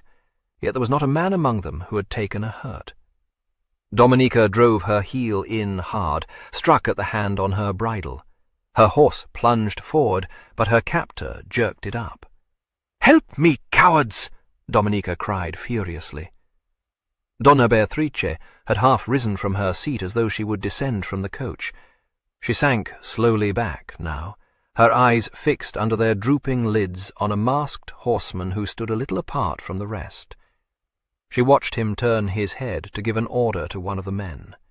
She could not hear his voice, but she had no need to hear it. A woman should know her own son.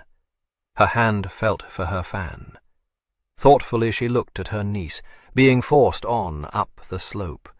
A very infamous proceeding. She was surprised that Diego should think of such a scheme. Her shoulders shook slightly. Meditatively, she bit one fingernail. Should she put a stop to it, or no? She had no doubt that a word from her would subdue Don Diego, but should that word be spoken? This was a crude performance by her standards, but she admitted she could have thought of no surer way of reducing her niece to obedience. She slightly raised her ample shoulders in a gesture of fatalism. Let Don Diego do as he chose. A girl never liked a man the less for being shown the strong hand. She turned her attention to her screaming tire-woman. "I beg you will be quiet," she said. "We are not attacked, and you do no good by that screeching." Old Carmelita pointed a shaking finger. "Señora, señora, they bear off the señorita." "I am not blind," said Donna Beatrice. "I can do nothing to the purpose. Pray you be calm." The masked riders had closed around Dominica. In another moment they were over the brow of the slope and had gone out of sight. One of the guards came to the side of the coach, pushed on by his fellows, and mumbled something inarticulate. "I suppose you to know what you are about?" said Donna Beatrice sharply. "Pray do not think me a want-wit. What did Don Diego pay you for this piece of work?" The man was put out of countenance, shifted uneasily from one foot to the other, stammered an unmeaning answer. "You are a fool," said Donna Beatrice. She had resumed her fanning. A movement of the fan beckoned the coachman forward. "Where is my son taking Donna Dominica?" she said languidly. "Señora, it I do not know," said the coachman. "You would be better advised to speak the truth," said Donna Beatrice. The coachman looked at her and seemed to think she might be right. "Señora, to the lodge." "Ah," said Donna Beatrice. "Who else is there?" "Señora, none but Luis, the valet." "You shock me," said the lady. "I think you had better set yourself to pull the coach out of the stream." The riders hedged Dominica closely about, and struggle as she might, there was no withstanding the insistent drag on her bridle.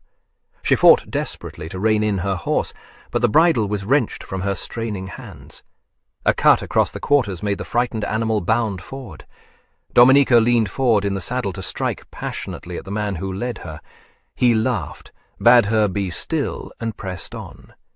She was sobbing with rage, quite powerless, but ready almost to fling herself from the saddle rather than be carried on thus ignominiously.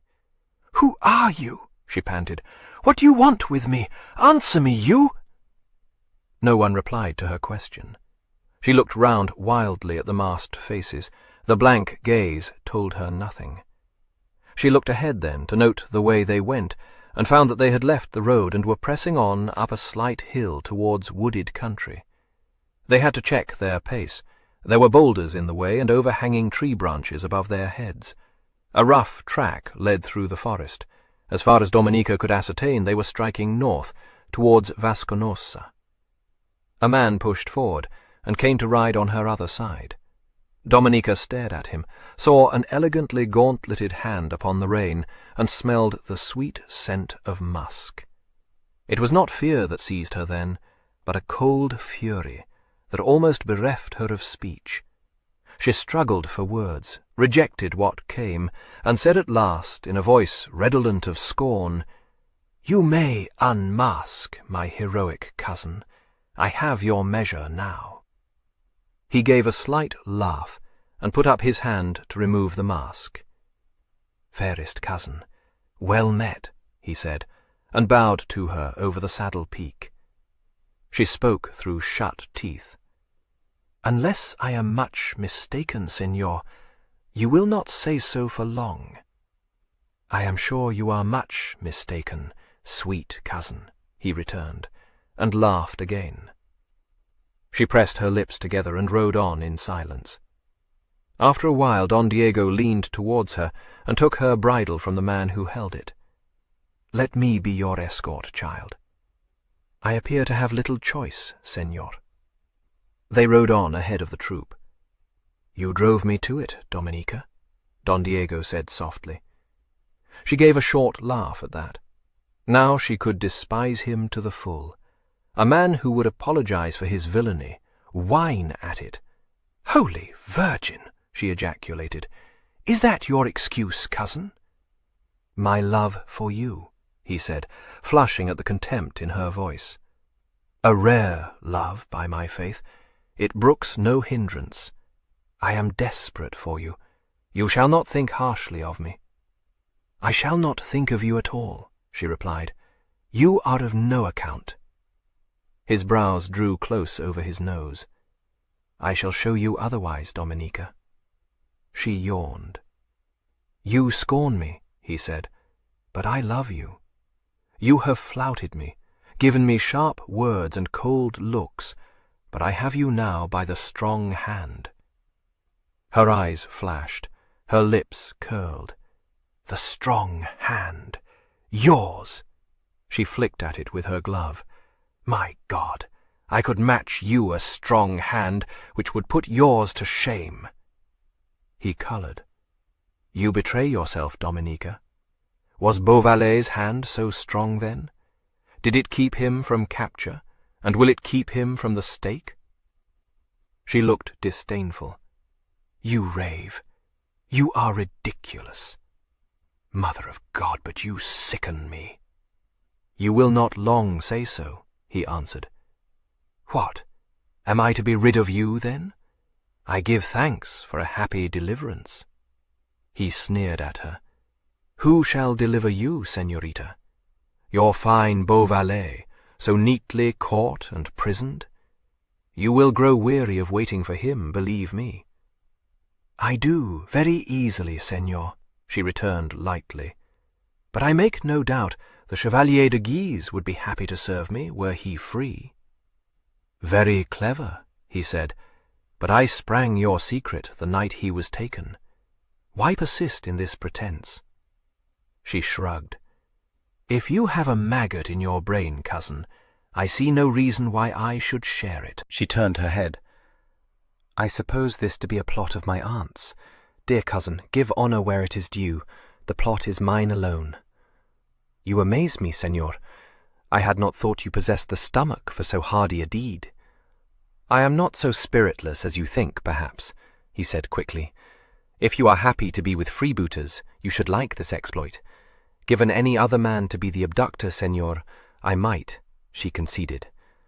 He jerked his shoulder up. "You gain nothing by such talk, cousin." They rode on in silence, farther into the forest, to a ride Dominica recognized. She was being taken to the old hunting lodge belonging to the Vasconosa estate. It seemed to her a crowning insult that he should dare to take her to a house not 5 miles from where her aunt lay. She fairly gnashed her little teeth over it, and her cheeks flew colors of rage. They drew up before the door. He lifted her down from the saddle, and, looking round, she saw that the troop had dispersed, only one man remaining to take their horses. Ignominy upon ignominy. She guessed the men to be Hildings employed upon the estate, and could imagine what chuckles and sly looks were passing between them at her expense. Anger consumed her. There was no room for fear. Luis, Don Diego's valet, had come out, bowing to them. He held the door wide. She hesitated a moment, and then brushed past him into the hall of the lodge. Diego, following her close, found her tapping her foot by the table. "Dearest cousin, you are surprisingly beautiful when you are enraged," he told her. "There is a chamber prepared for you upstairs. I regret I have no tirewoman to offer you, or any change of raiment. But you will find such things as you need, and you have only to call, and Luis will bring you what you ask for." "Your consideration passes belief, cousin," she said. "I do not purpose to make a long stay, I thank you. I shall be glad to know what you intend by me." The valet went discreetly away to the kitchens. Dominica was left facing her cousin, straight and stiff in the middle of the hall. "I intend marriage, child, as I think you know. Is this the way you woo in Spain, señor?" He came closer. "It is the only way to use with such a wild maid as you, Dominica. You are doomed to disappointment, señor. It is no way to use with me." He smiled. "You are tired from your long ride, and these alarms you have sustained. "Come, child, cry a truce, and let me lead you to your chamber. When you have reposed yourself a little, we will talk." She ignored his outstretched hand, but turned towards the stairs. She had need to collect herself, to marshal her defenses. She saw that she stood in great danger. She would need all her wits about her to evade it, and she was indeed shaken. Moreover, while he thought her safe upstairs, she might contrive to escape, she thought. Donna Beatrice might stand back and allow her son to do his worst, but Dominica was fairly sure she would not take a more active part in this villainy. If she could win to her side, she would be safe enough. This hazy idea was soon put to rout. Don Diego, ushering her into a chamber upstairs that gave on to a little garden at the back of the lodge, displayed a key. "You will forgive the discourtesy, dear cousin, but I must lock you in. I will come to fetch you at dinner in an hour, if it please you." She would not trust herself to speak, her breast heaved. She turned sharply on her heel and walked into the room. The door was shut behind her, the key grated in the lock. She stood still until she heard the stairs creak under Don Diego's retreating footsteps. Then she went in a little dash to the window and flung it open and looked out. It was unbarred, and for a sufficient reason. There was no need of bars, for the wall of the house fell sheer to the ground some 20 feet below.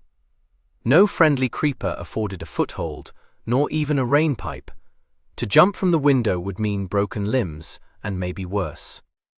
She stayed panting by it, her fingers gripping the ledge till the nails showed white. It was of no use, though, to rage and grind her teeth. Escape did not lie that way.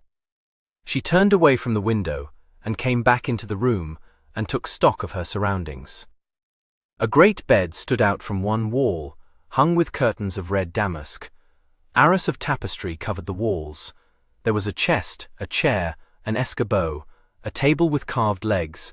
A mirror hung above a second chest, whereon stood a basin and an ewer of silver. The mirror showed a tempestuous lady, wrath in her face, her hair dishevelled under the French hood, her habit dusty and disordered. Dominica poured water into the basin, and bathed her face and her hands, slowly, abstractedly. A cake of soap was to hand, delicately scented, a towel. She stood rubbing her fingers dry, and looking at her reflection in the mirror, thinking. An hour later, Don Diego scratched on the panel of the door. A cool voice bade him enter. He found his cousin seated by the window, her hands folded in her lap, the picture of maidenly resignation. But he knew her too well to suppose her resigned. It did not need the steely flash of her eyes as she raised them to tell him that his cousin was prepared to give battle. He bowed to her. "Dearest cousin, supper awaits you. May I lead you down?" She rose at once and came to the door. She even allowed him to take her hand. They went in silence down the stairs and across the hall to a smaller parlor, paneled with mulberry wood. Covers were laid upon a draw table. Louise stood deferentially waiting behind one of the chairs. She was handed to it, and sat down with what composure she could muster. The curtains had been drawn to shut out the fading daylight, and a cluster of candles on the table lit the room. Outside, the silence of the country seemed to enfold the house. Dominica felt very alone, and had to fight down a rising wave of panic. "Rude fare, dear cousin, I fear me, but you will forgive it. Louise is an unaccustomed cook." She inclined her head. The food was well enough. She supposed this was Don Diego's way of telling her that there was no one but herself and him and Louise in the house. Superfluous information, she thought. He poured wine into her glass. "Will you take some of this wine of Alicante, cousin?" She looked up quickly, puzzled and searching. The words were oddly familiar, stirred a chord of memory. Her mind flew back. She stared at Don Diego, but she saw instead a laughing face with eyes of deep, wind-swept blue. "Do you suppose, senor, that your daughter will take wine from my hands?" A tremor shook her. Her eyes shut for a moment, as though to hold the brief vision. She opened them again, and the Venture's stateroom slid back into the past. "I thank you, cousin," she said quietly, and picked up the cup with a steady hand. She ate sparingly, drank less, and answered in monosyllables Don Diego's easy flow of talk. Sweetmeats were at last set on the table, and some ripe pomegranates from the south. Luis withdrew, and they were alone. She pushed back her chair a little way from the table and turned her gaze towards Don Diego. "Cousin, I await your explanation." He lifted his cup in a silent toast. "It is contained in the one short phrase, my dear. I love you." "You have an odd way of showing me, Señor, that you love me. May I not rather suppose that you love my possessions?" He frowned at that. He had not his mother's frankness. "They are as nothing beside your charms, Dominica." "I fear you flatter me, cousin." He leaned towards her, stretched a pleading hand across the table. "Let us not bandy idle words to and fro, Dominica. Believe I am mad for you." "It does not strain my credence to believe you mad, Señor." "I am mad, yes, but for love of you." "No, let me speak.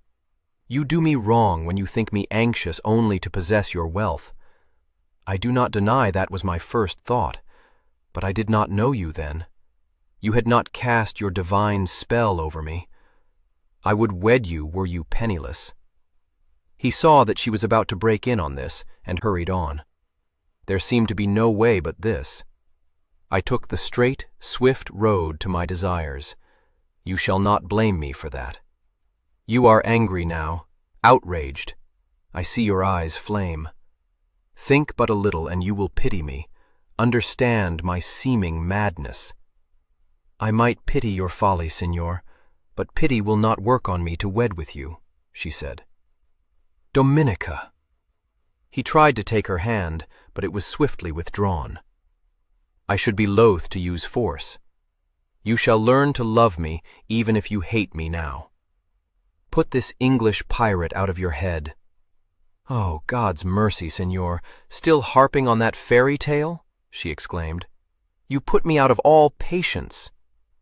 "He is sped," he insisted. "There is no escape for such as he. Set him aside. Forget him." She looked at him now, almost sternly. "Señor cousin, you talk without meaning. But if the Chevalier de Guise were my lover, and he El Beauvallet, I would be faithful to him though he died, and I faced death because of him." An ugly look leaped into his eyes. "You speak very strongly, cousin. There are some things harder to face than death."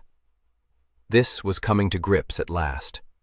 Battle was joined, and she was glad to have it so. Anything were better than his love-making. "Cousin," she said, clenching her hand on the table, "I am no milk and water maid for your ravishing.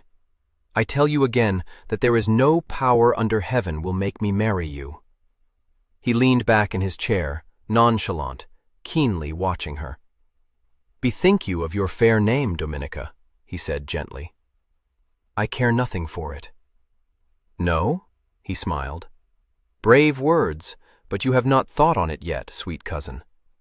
You show me no mercy, no kindness.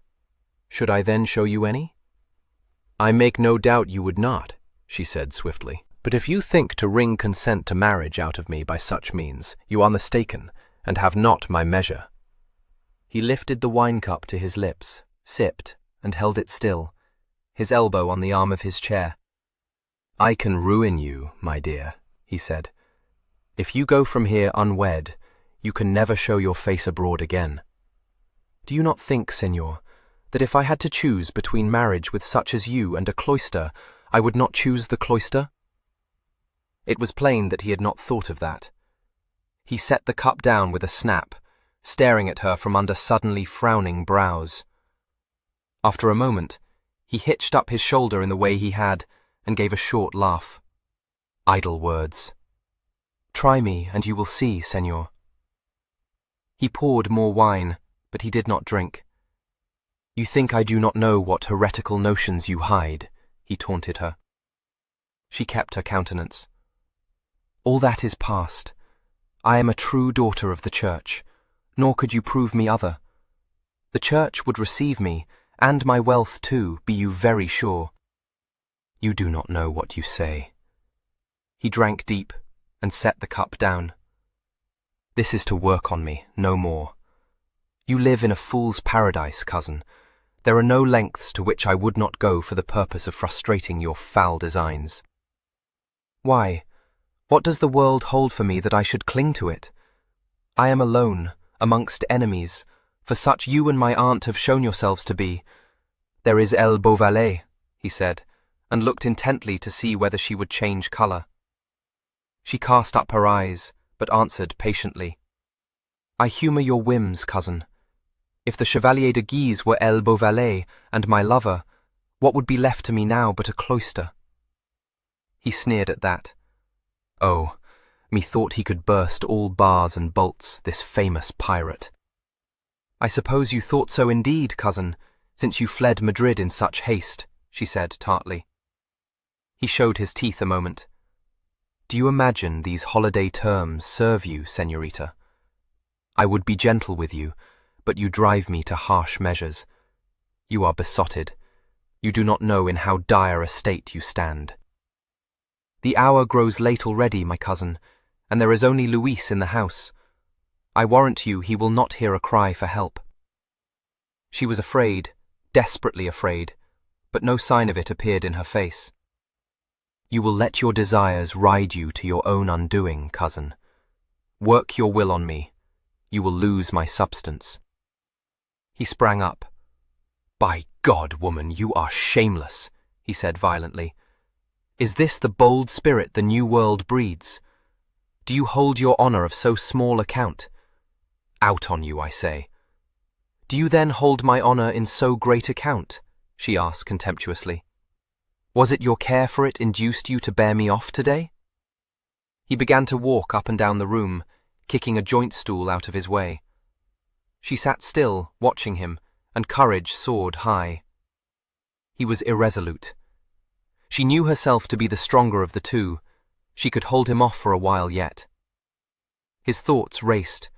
He shot a quick look at her as he passed in his impatient stride. She was sitting straight in her chair, hedged about by a flaming barrier of resolve. She was strung up. Events had marched too swiftly to allow her girl's imagination to sap her courage. In a dim way, he realized this. Stealing yet another look at her rigid face and the dark eyes that burned in it, he could picture her very clearly following out her threat. He had her in his power. He could work his will on her, but some instinct told him that she was in too exalted a mood to capitulate. He was honestly shocked by the attitude she chose to take up. It had been unforeseen. It took him so much by surprise that he was thrown out of his stride. She sat like a goddess, fearless and invincible. So much he could see. He went on with his pacing, biting his fingernails now, as he always did when he was put out.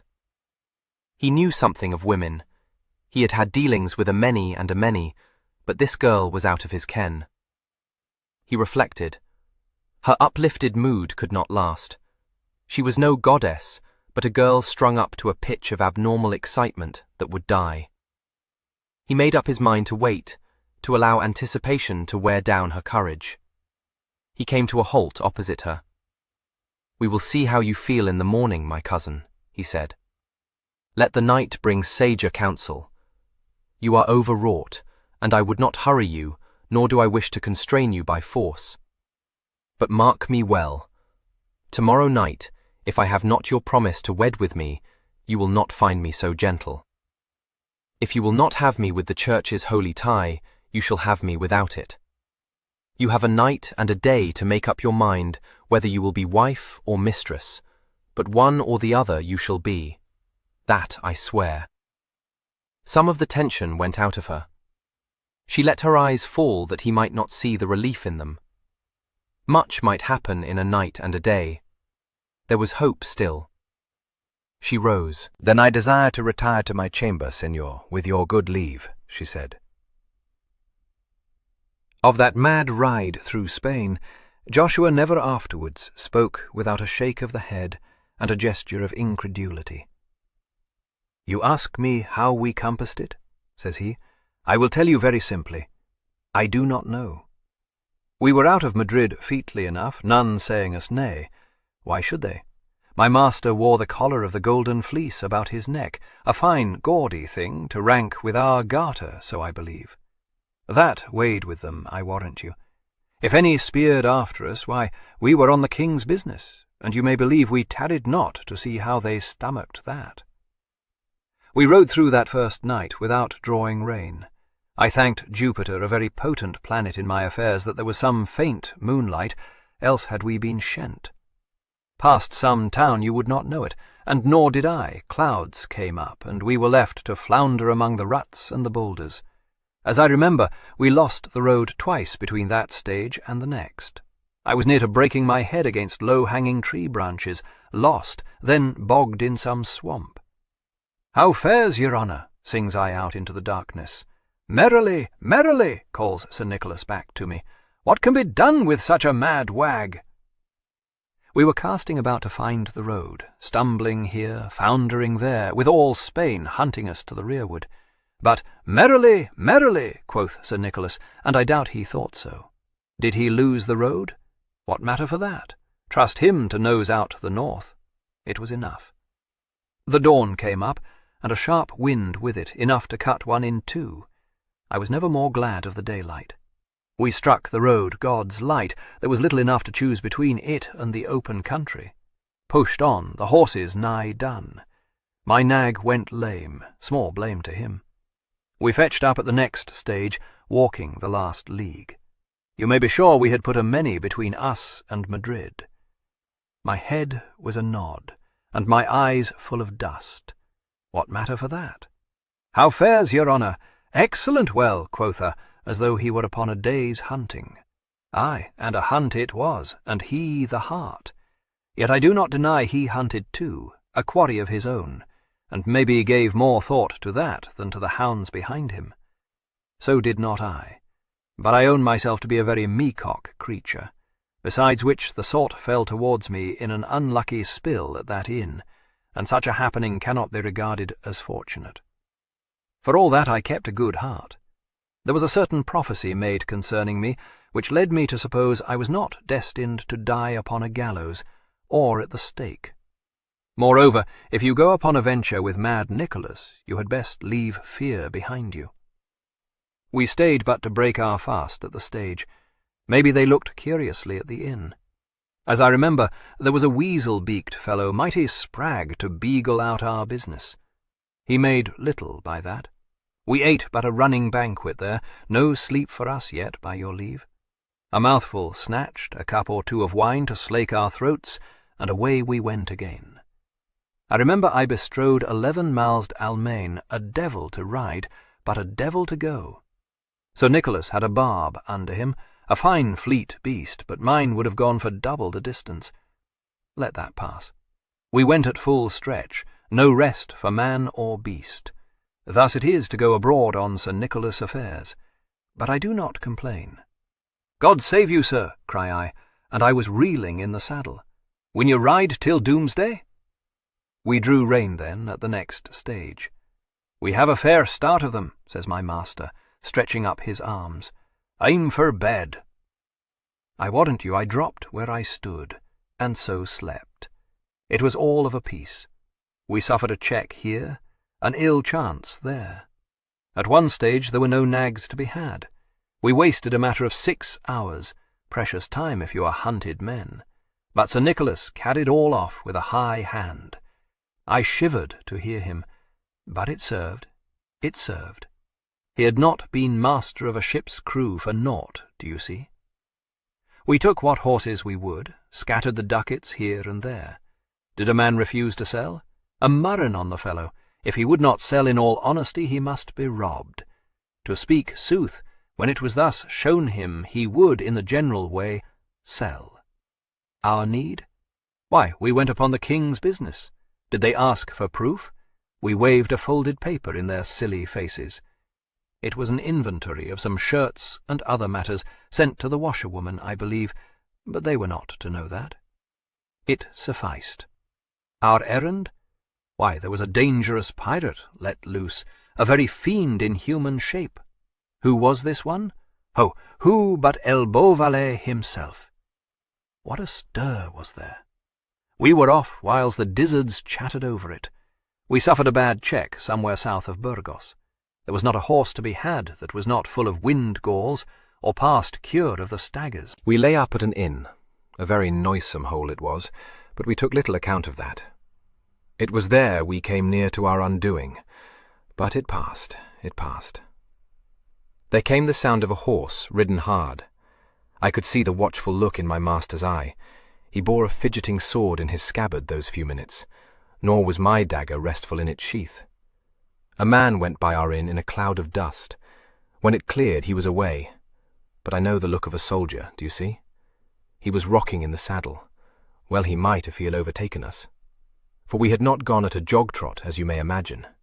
He was not on our track. Nay, unless I am mistaken, he was bound for the frontier. We might have stood in his path and mowed at him. He would have paid no heed. All his orders were to stop the frontier pass. For that matter, I believe we might have declared ourselves all along the way, and had better service. The common folk make a hobgoblin of my master, and fear him like the plague, the grandees not far otherwise, from all I could observe.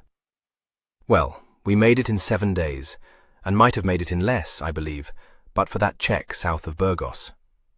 Odds lifelings, but I was glad to leave the post road behind us at Burgos, and strike northwest to Vasconosa. It was to shake off the hounds, you understand, for those that went not to the frontier would make Santander, as we judged, and that lay to the east of us. A wild, mad journey, and a miracle that we came off, say I. Miracle or not, they did indeed come to Vasconosa at dusk upon the 7th day. There was some sort of an inn there, but little else in the village but a few hovels and the great house. Joshua did good work there while Sir Nicholas washed the travel stains from his person and changed his dress. He was trimming his beard when Joshua came up to his room. Joshua came strutting and looked wisely. "We have beagled out some few matters, so please you, master. The great house we have seen, and I learn the family came in late last night. Nothing's to be heard of them yet. We may easily come at the house. There are a dozen ways through the gardens, and no guards save at the gatehouse and the stables. Naught to fear, they think. Why no, if they had not Beauvallet stalking them."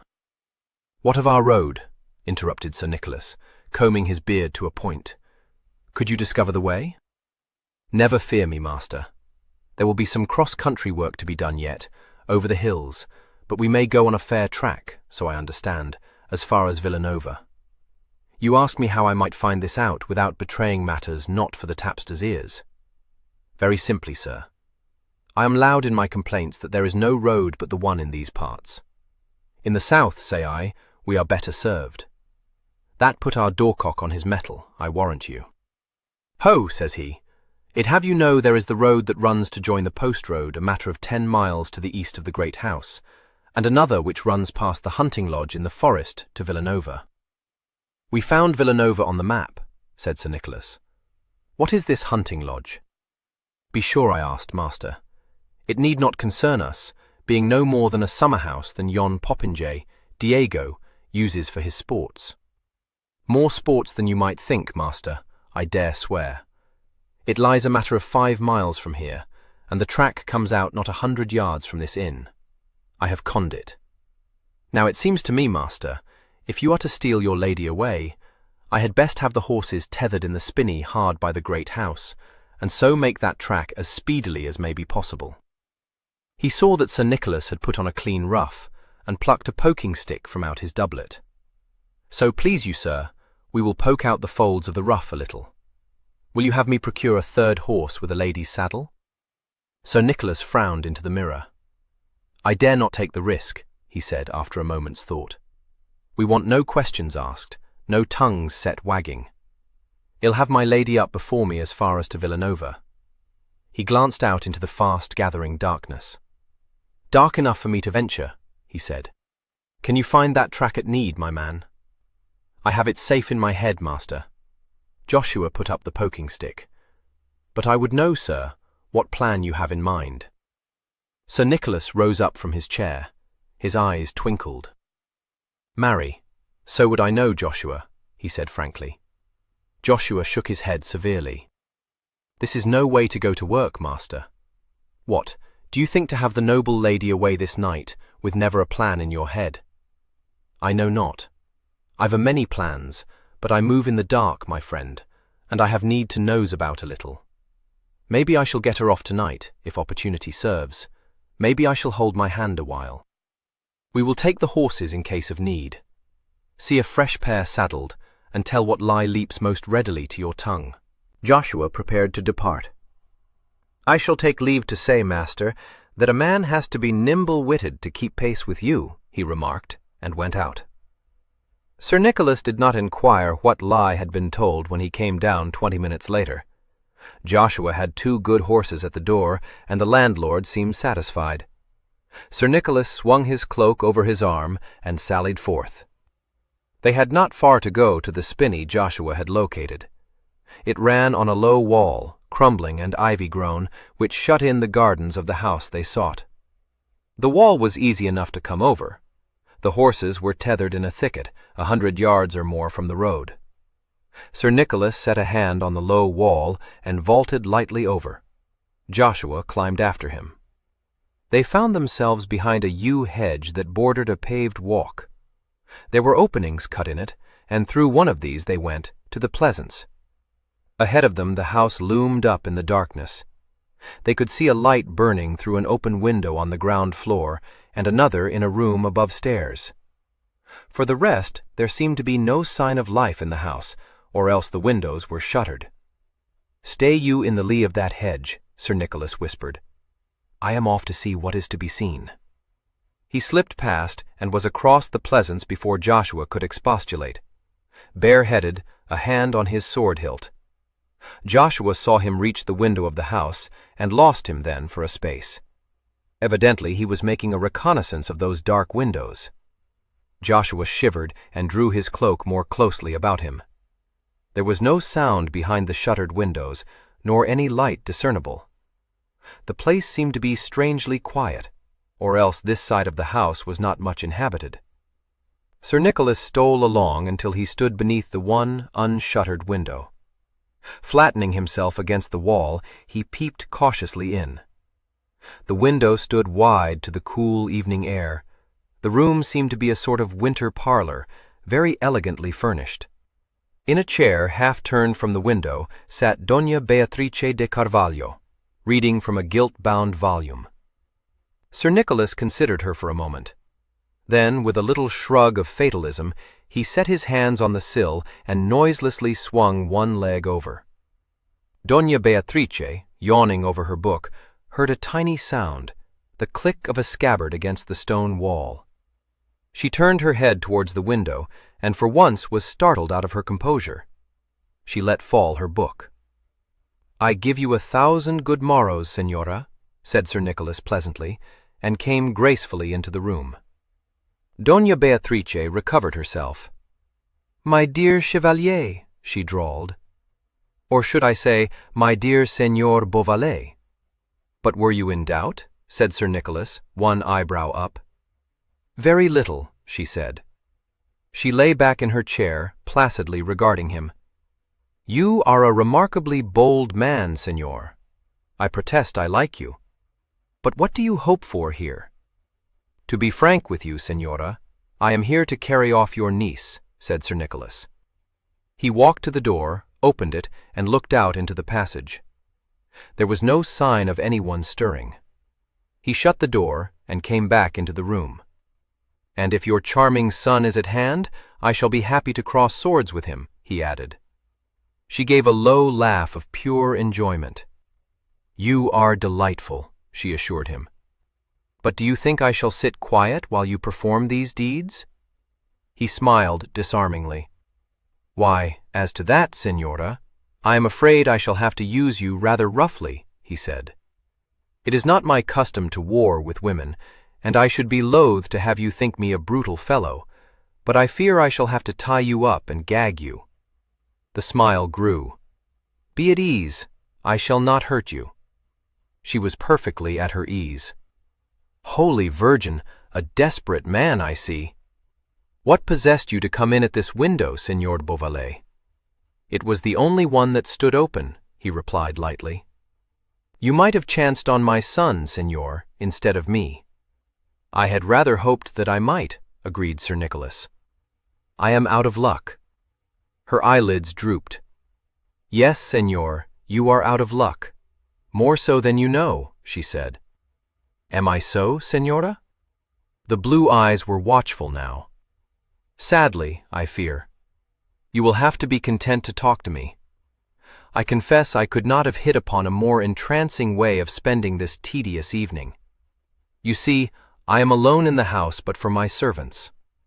"You astonish me, Signora," said Sir Nicholas, politely incredulous. "Pray you search the house if it will set your mind at rest," she invited. "I am a creature quite without guile. This is a most amusing situation, do you not find?" Sir Nicholas sat down on the edge of a small table near at hand. He began to play with his pomander, but his eyes never left the lady's face for all they were so careless seeming. "It is unexpected," he admitted. "But then, as you no doubt know, Signora, my genius lies in dealing with the unexpected." "Where, dear lady, has your son taken Donna Dominica?" She was prepared for that. "Rather, Signor, he has gone in search of her. Yesterday, not 10 miles from here, our equipage was set upon by brigands, and my niece carried off." "Brigands is exactly the word I should myself have chosen," nodded Sir Nicholas. "Dangerously sweet. I understand now why you are in so much agitation, Signora. A grievous thing to have your cherished niece carried off." His voice changed. He let fall his pomander, and Donna Beatrice saw that the laughing eyes were like twin swords. "Come, Signora," he said briskly, "give me credit for some little measure of wit. Where has he taken her?" "My dear Signor Beauvallet, if he had taken her, you would surely not expect me to tell you," she pointed out. Sir Nicholas' brain was working swiftly now. "I think you have told me all I need to know," he said. "There is a certain hunting lodge not 5 miles from here, is there not?" The faintest shade of alarm, or perhaps it was only of annoyance, crossed her face. It was enough for Sir Nicholas, watching like a hawk. "My thanks, Signora." He stood up. There was no smile in his eyes now. They were blazing, and the fine mouth was set hard. "You know more than I do, Signor," she shrugged. He stood looking down at her for a moment. She gave a little laugh and looked away. "I know," said Sir Nicholas softly, "that I shall have rid the earth of a very knave when I rid it of Don Diego de Carvalho. As for you, Signora—" He broke off and threw up his head, intently listening. The sound of horses approaching fast was heard. He took a quick step forward, and before she could move had a hand hard clamped over Donna Beatrice's mouth, the other gripping her shoulder. There was a sound of trampling round at the front of the house, and at that moment Joshua's alarmed face peeped over the window-sill. The black brows lifted interrogatively. "Master! Master! King's men!" whispered Joshua. He nodded briefly. "Rip me up your cloak. Quick, man!" His hand left Donna Beatrice's shoulder and flicked the handkerchief from the sleeve of his doublet. Without ceremony he forced it into the lady's mouth. Not afraid, but cynical still, she was able to admire in a detached way his coolness, and to reflect that she could hardly recognize him now for the same man who had ruffled it so gaily in Madrid. He had a ruthless look now. There would be quick death for any who crossed his path tonight. Joshua threw his torn cloak into the room. A thunder of knocks on the front door in the distance set him shivering again. "For God's sake, master!" Sir Nicholas answered never a word. With swift, sure movements he twisted one of the strips of cloth tightly round Donna Beatrice's gagged mouth and tied it. Another encircled her body, pinning her arms to her sides. She made no resistance.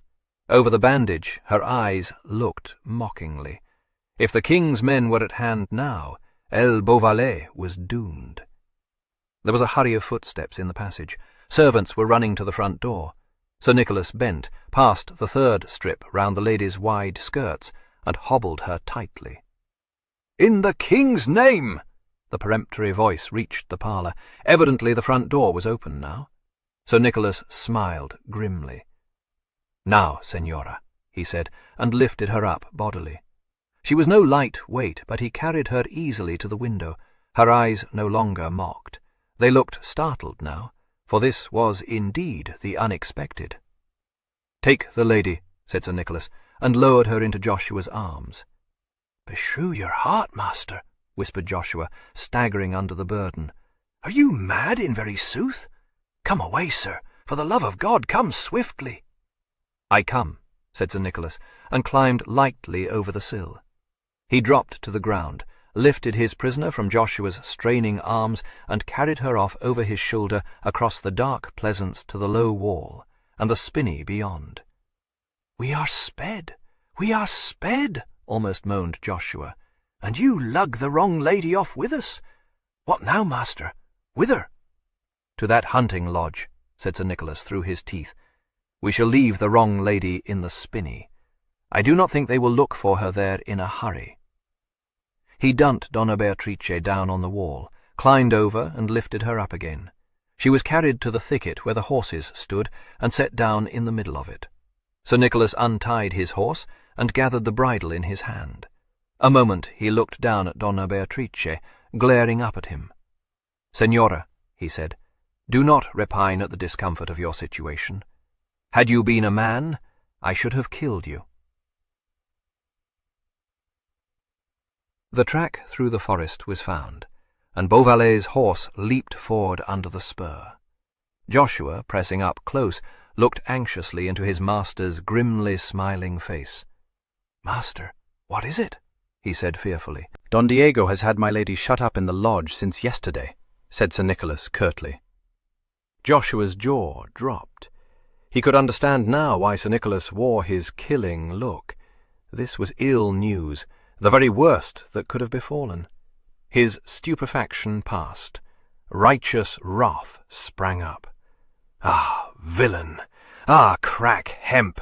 If we slit not your weasand for this—" They galloped on down the track.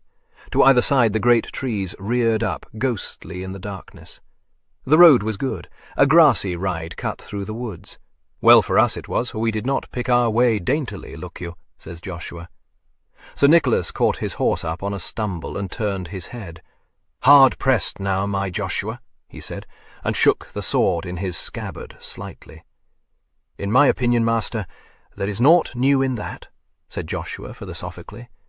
"How many men by your reckoning?" "Enough to do our business," said Joshua dryly. "But having dumped the fat lady in the spinney, I allow it to have been politic upon reflection, and so shut her mouth.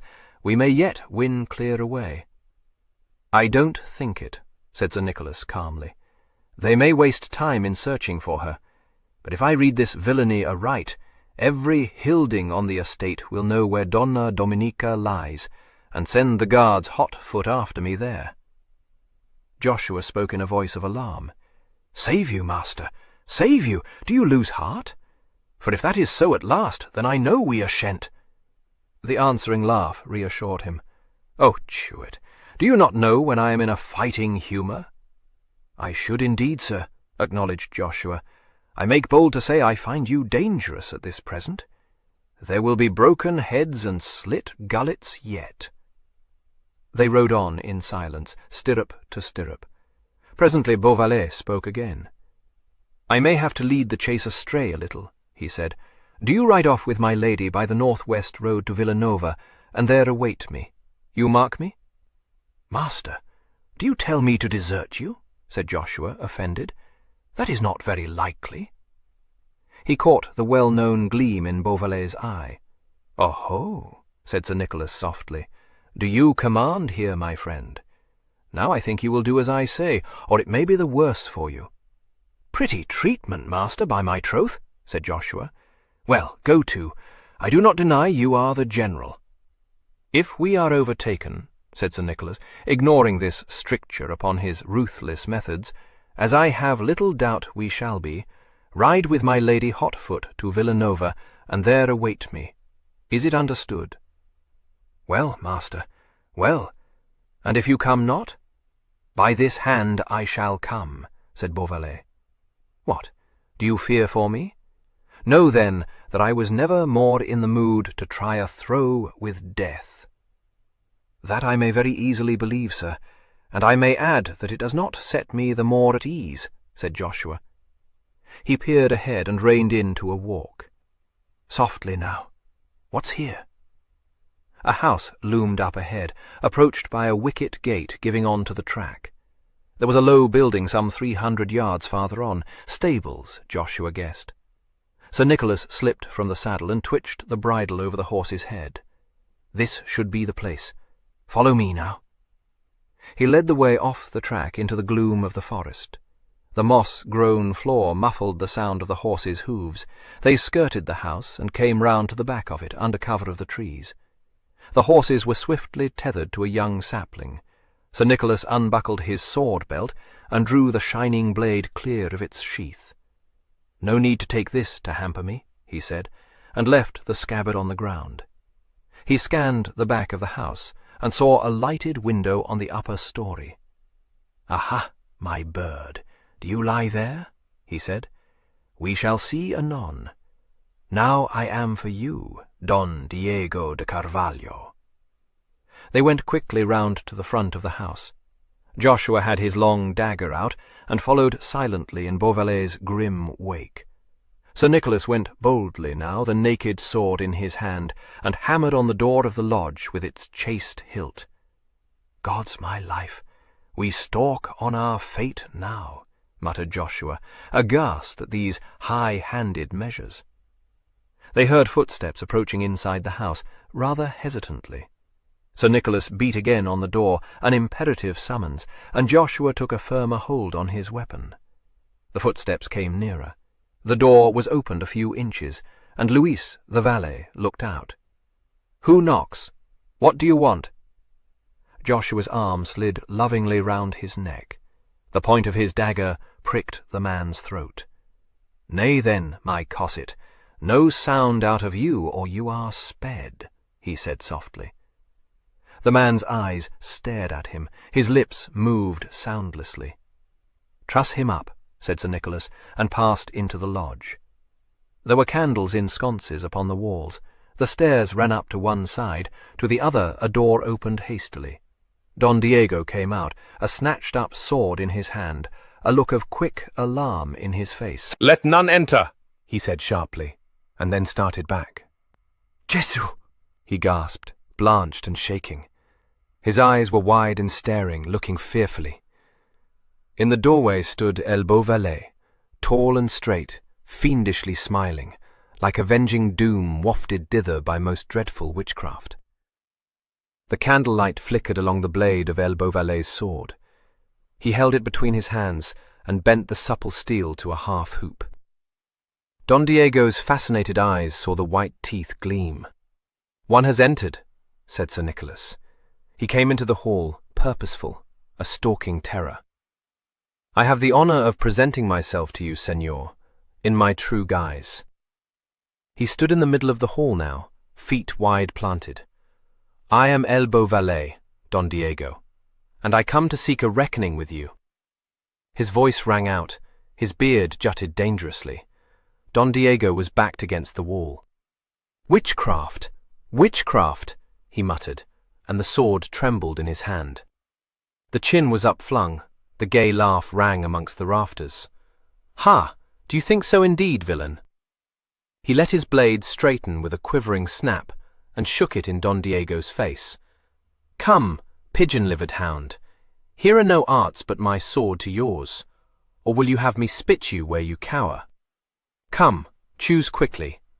Death waits for one of us twain tonight, and I am very sure it is not for me."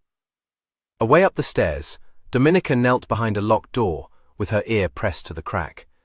She heard the ringing laugh, and it was as though joy flooded her whole being. For a moment the world stood still, then she sprang to her feet, beating on the door with her clenched fists. "Nicholas! Nicholas! I am here, locked in!" she shrieked. He heard her voice and threw up his head. "Cheerly, my bird, cheerly," he called. "I shall be with you in a little." She leaned against the door, sobbing and laughing at once. Might she not have known that he would come, and come in time too? Downstairs in the hall, Don Diego had recovered from his first days of horror. The color came back into his cheeks. He tore his dagger from its sheath and crouched, facing Beauvallet. "Dog of a pirate, you shall speed to hell this night." "After you, senor, after you," said Sir Nicholas blithely, and caught the thrusting rapier point on his blade. There was a scuffle of daggers, steel clashed against steel, and Don Diego sprang back, disengaging over the arm. Sir Nicholas drove him rigorously. They circled a little. There was a lunge and a dexterous parry, the flash of an upthrust dagger, scurry of blades, and the quick shifting of light feet on the wooden floor. Don Diego fought furiously, lips drawn back in a snarling grimace, brows close-knit. He lunged forward to the heart, was parried by that lightning blade from the hand of Ferrara, and recovered his guard only just in time. Sir Nicholas was on his toes, the laugh was back in his eyes, and on his lips, larger issues were forgot in the present joy of battle. He had made no idle boast to his brother when he had said he was a master of the art of foiling with the point. Don Diego had thought himself no mean swordsman, but he knew himself outmatched. This man, sprung on wires, this devil who laughed as he lunged, had a dashing skill that brought Diego face to face with death a dozen times. He was fighting for very life, and he had thought to run through his opponent almost at once. "Laugh, laugh, dog," he gasped, beating aside that flickering blade for an instant. "You shall laugh soon in hell." "Go warn them there of my coming, senor," said Sir Nicholas gaily, and seemed to quicken. The fight grew more desperate. Don Diego was losing ground and knew it. It was all he could do to keep that dancing sword point at bay, and ever he fell back before it. The point quivered to his throat, he sprang back, was forced on farther still, hard breathing, sweating, but fighting every inch of the way. Faintly in the distance came the thud of galloping horses. Joshua's voice called urgently, "Master, master, make an end." Don Diego thrust viciously to the heart. "You shall go hence shackled," he gasped. The steel blades hissed together. One of them snaked out in a straight lunge, driven by a strong wrist. "My bite is sure," quoth Sir Nicholas, and wrenched his sword free of the deep wound.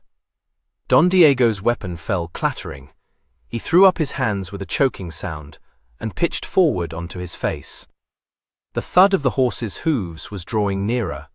Sir Nicholas was down on his knee, turning Don Diego over. The black eyes were glazing fast, but gleamed hatred still. Sir Nicholas felt in the elegant doublet, found the key he sought, and sprang up. Joshua ran in. "Trapped, trapped," he cried. "They are hard on us. Round with you to the back." Beauvallet answered instantly, "Wait beneath my lady's window, and when I send her down to you, off with you." Joshua made a gesture of despair and ran out. Plainly to be heard now, with a galloping hooves, Sir Nicholas went bounding up the stairs. "Where, my heart, where?" he called. Her voice led him to the door. He fitted the key into the 272 lock and turned it, listening to the thunder of hooves drawing closer and ever closer. The door was open, and Dominica sobbing on his breast. "You are safe?" he asked urgently. "Safe, safe," she answered. "God be praised." He put her quickly aside and strode to the bed. The heavy quilt was flung off, the sheets snatched up and knotted. "The chase is hard upon me. I must let you down through your window, my bird." He jerked at his knot. The horses were at hand, and trampling now as they were, pulled up outside the lodge. Sir Nicholas reached the window. "Joshua?" "Ready, master," came the stealthy whisper. He turned. "Come, fondling. Trust me to let you safely down." She let him lift her onto the window ledge, but her hands clung to him. Downstairs blows were being rained on the shut door. "But you? But you?" "Never fear," he said. His voice was cool and reassuring. "Twist the sheet about your hands, so, and hold fast, child. Brave lass. Are you ready?" Clinging tightly to her improvised rope, she was lowered over the sill. hung dangling on the end of the sheet, and was let down into Joshua's ready arms. He set her down, caught her hand, and led her away at the double across the garden to the hedge that shut it off from the forest. "Hist! Bist for your life," he breathed. "Do as I bid you, mistress, and not a word out of you." Behind them, the guards were in at the door of the lodge, stumbling over Don Diego's body. "Ah, he has been here, the villain," cried Cruza. "He is here still. Search the house." Upstairs, Beauvallet tore the key from the lock of Dominica's door and fitted it in again on the inside. He pulled the door to behind him just as Cruza came bounding up the stairs, a drawn sword in his hand. "Well met, Senor Cruza," said Beauvallet cheerfully, and held sword and dagger ready.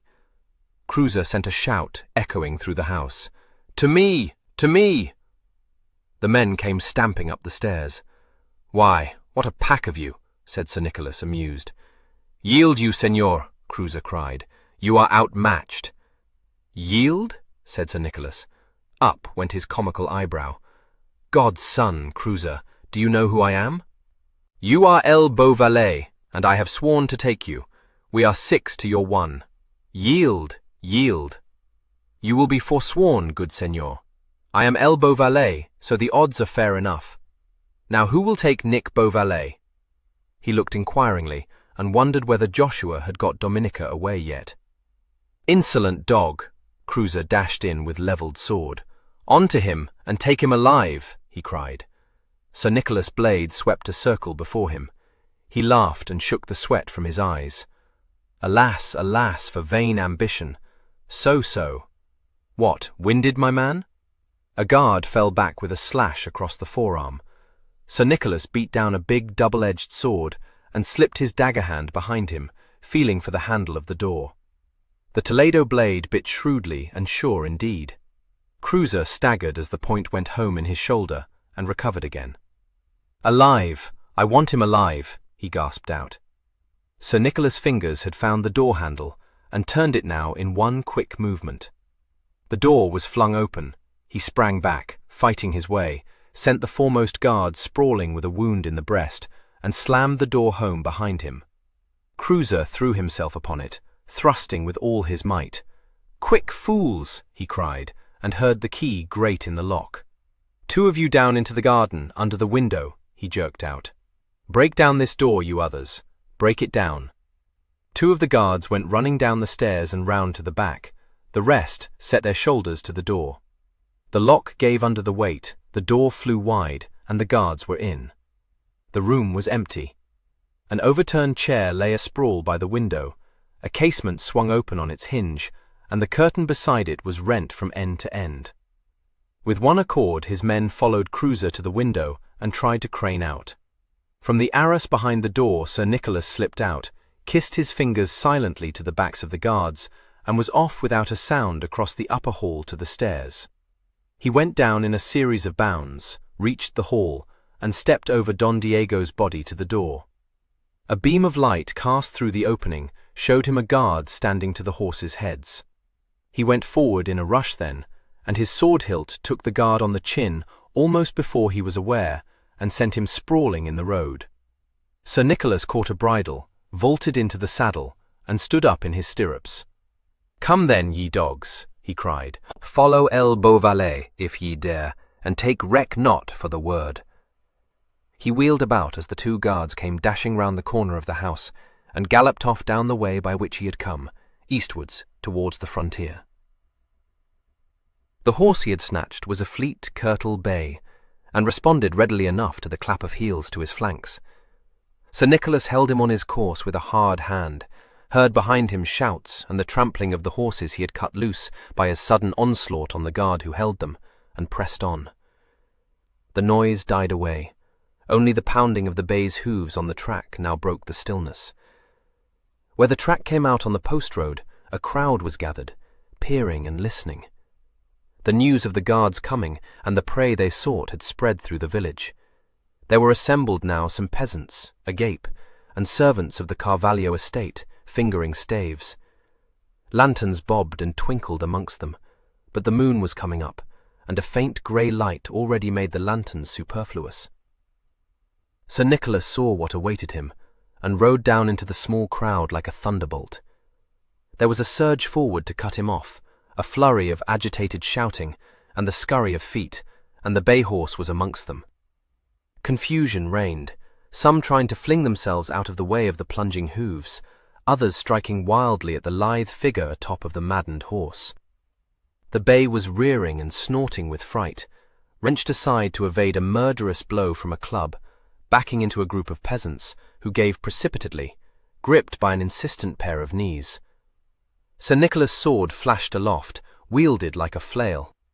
He forced a way through, the serfs falling back before his irresistible path, tumbling over one another in their haste to get away from this demon's reach. The hand on the bridle was slackened, the bay horse was away, ridden hard to the south, towards the track that led eastwards to the frontier. There were men on the road, dotted here and there, stragglers hurrying to see the capture of a pirate. They sprang aside instinctively to give place to the mad, runaway horse that bore down on them, and saw in the grey light a straight rider with a naked sword in his hand. Some crossed themselves, some yelled in alarm, but no one offered Beauvallet hindrance. The road to the east was found. Sir Nicholas forced the bay into a more sober pace and turned down the track. By the shout that was raised behind him, he knew that his way was marked. The villagers might be trusted to direct the soldiers aright. Sir Nicholas settled down to a canter, feeling his way, as it were, along the track. The ground seemed level enough, grown over here and there with sparse, shifting turf. To either side, scrubby bushes were scattered, with a few trees rearing up amongst them. Behind came gradually the muffled sound of the pursuit. Sir Nicholas spurred on, mile upon mile, left the road for the flat pastureland that ran beside it, and galloped on, the sound of his flight deadened by the soft earth. The curtal horse shook his fine head a little, feeling a race in the air as the hand on his bridle slackened, lengthened his easy stride, and took hold of the bit in good earnest. The trees grew more thickly now, oaks, Sir Nicholas guessed, and presently a black wall seemed to rise up ahead. The track curved slightly, and plunged into a great forest of oak trees. The branches, in full leaf, shut out the moonlight from the depths of the forest. Only the track was faintly illuminated where the silver light filtered through the almost interlocking branches. Sir Nicholas reined in, head up and ears straining, listening. Faintly, very far away, came the sound of horses on the road. He swung himself down from the saddle, passed a hand over the bay's steaming neck, and led him into the dusk of the forest. The horse was restless and fidgeting, but a gentling hand stilled him after a while. He stood quiet, stretched down his neck, and began lipping at some fallen leaves on the ground. Nearer and nearer, like approaching thunder, came the sound of horses on the road, ridden desperately. Up came the bay's head, the ears went forward. Sir Nicholas' hands slid to the satin nose, the pursuit sounded closer still, and Sir Nicholas' long fingers gripped tightly, checking the imminent whinny. The riders swept up and past.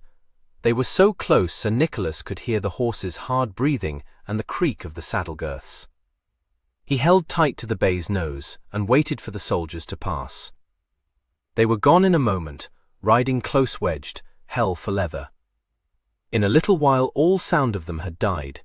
They were away, making for the frontier road, and it would take a deal to stop them with their dogged purpose firm in their minds. Sir Nicholas relaxed his grip on the bay's nose and laughed. "Oh, ye bissen fools," he said.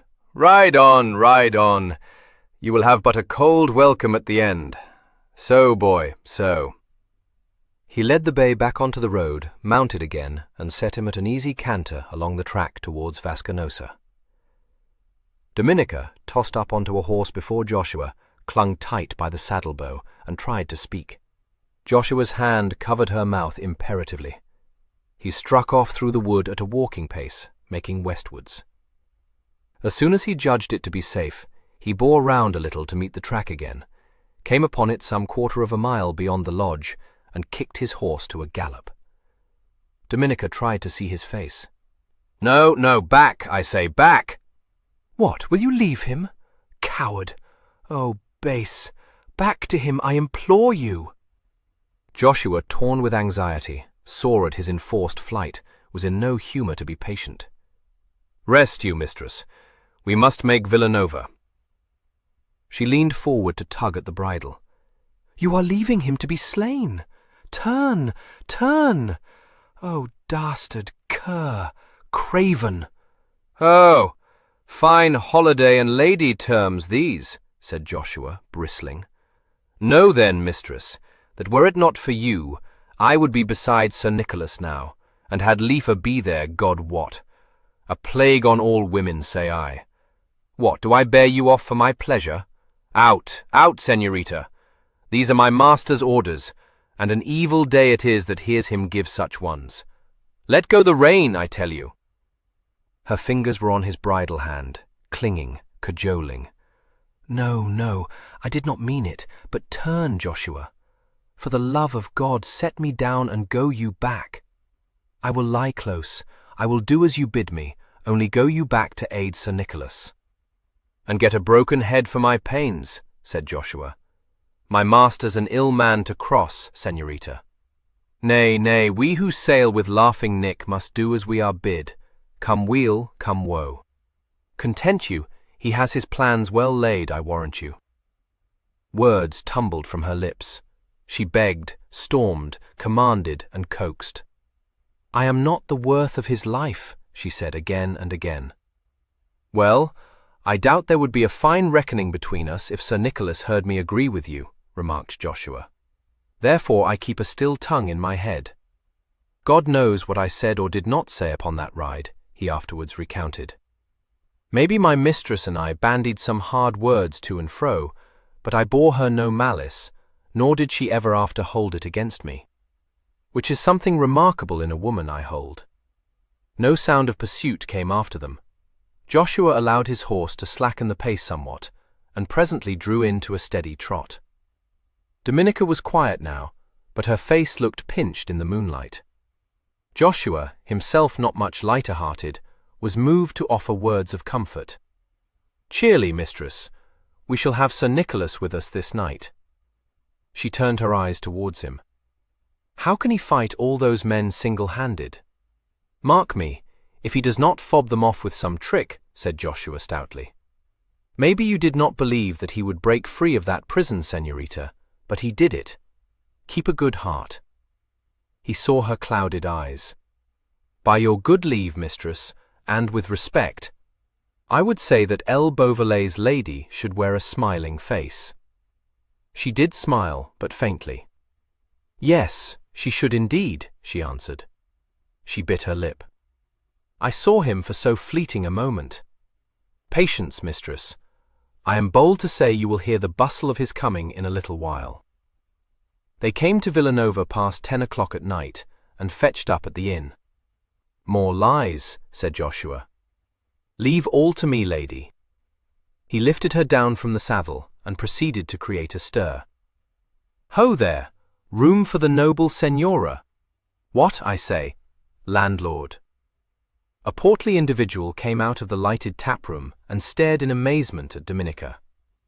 She reflected that she must look oddly enough, riding over the countryside at such an hour without cloak or hood or even horse.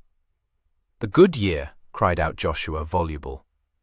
"Me, but this has been an evening's work. A chamber for my mistress, and supper on the instant. The noble senor follows us close."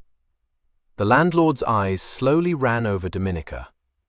"What's this?" he said suspiciously. Donna Dominica stepped forward. She too could play a part. "A chamber, landlord, and at once," she said haughtily. "Do you keep me standing in the road?" Joshua bowed his lady into the inn. "Brigands, man," he shot over his shoulder. "A party of 3, and my lady's horse shot under her. Ah, what an ill chance." "Brigands? Jesu preserve us!" The landlord crossed himself. "But the senor? Oh, be sure my master is on the villain's heels," Joshua invented. "What," cries he, "shall this go unpunished? The rogues made off with our sumpters, and nothing will do but my master must give chase, leaving me to get the gracious Senora under cover." "Oh, a very fire-eater," Dominica interposed in the voice of one accustomed to command. "A bedchamber with your best speed, host, and supper against Don Tomas coming." Her tone had its calculated effect. She was evidently a lady of quality, and as such the landlord bowed to her. That he was suspicious, however, was plain. "And well he might be," said Joshua Dimmock. "An unlikely tale, I grant you, but by this time I was grown barren of lies, an uncommon thing in me." Donna Dominica was shown upstairs to a chamber of fair size and appointments. She sank into a chair, and said, pettishly, for the benefit of the landlord, "It was you who should have chased those knaves, Pedro." She hunched a shoulder. "Don Tomas is too impetuous to send me off so, and himself to tarry." She became aware of the puzzled landlord. "Well, fellow? Well? What do you want?" she demanded. He bowed himself out, assuring her that supper should be provided against her lord's coming. A glimpse of a double ducat negligently fingered by Joshua decided him to keep his suspicions in abeyance. Double ducats were not so plentiful in this village that a man could afford to run the risk of losing one. Joshua nodded briskly, and made a significant gesture of a down-thrust thumb. "We shall do very well," he said. "Now, señorita, with your good leave I shall go get the pack from off my nag's back. I must hope that Sir Nicholas brings on his own jennet, for the most of his raiment is upon it, and I can very plainly hear him calling in the morn for a clean shirt, and a clean ruff, too." He took Beauvallet's coming so much for granted that Dominica began to feel that he would come indeed. She laughed, and looked down at her tumbled riding dress. "A clean ruff for Sir Nicholas? Pray you, what will you do for me, who have no clothes at all but what you see me in?" Joshua shook his head. "A very pungent question, Senora, I allow. This should have been looked to. But thus it is ever when my master is in this humour.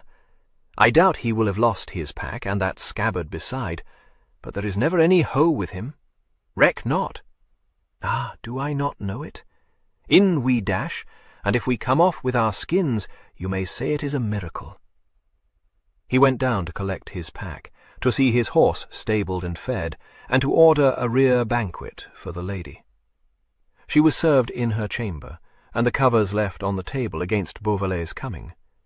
The landlord had by this time very little doubt that he entertained noble guests.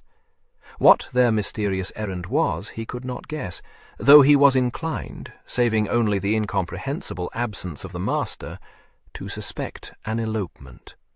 But Joshua's demeanour alone convinced him of the quality of the lady he served. None but a great noble's man, thought the landlord, would show such a high hand as Joshua's. There must be a cold capon prepared against his master's coming. What, had he no better wine than this poor stuff? Let him make haste to his cellar and fetch up a bottle of the best he had. Where were the suckets? Was my lady to sit down at table to naught but a scraggy fowl and a neat's tongue? Out upon him! The landlord should learn that a lady of his mistress' standing was not to be so used. He waited upon Dominica himself, and was inclined to be severe with her when she showed so little appetite. She looked up at him with large, frightened eyes. "He does not come," she said. "Patience, patience, señorita. He is not a bird," said Joshua testily. "If he got away, he was to lead the guards off on a wrong scent towards the frontier. It would never do to have them on our heels, mistress, for you cannot ride as we might have to in such a strait." "I can ride very well if I am allowed," she said meekly. Time wore on. A few last loiterers in the tap-room went off homewards. Candles were snuffed below stairs, and the inn grew quiet. Joshua had bespoken a chamber for his master, and a fire to be lit in Dominica's room, judging with some shrewdness that its friendly crackle and glow would do more to comfort her than any words of his. She sat by it, trying to keep her courage up, and from time to time looked anxiously at Joshua. She would not have him leave her. She would not hear of going to bed for all his pleading. He might bully and override her in most things, she said, but he could not make her rest until she knew Sir Nicholas to be safe. "I shall take leave to say, señorita, that there is a long day ahead of you, and you would do well to get what sleep you may." "I will not," she said, her old spirit rearing up its head. And there the matter rested. It was close on midnight when they heard the sound of an approaching horseman.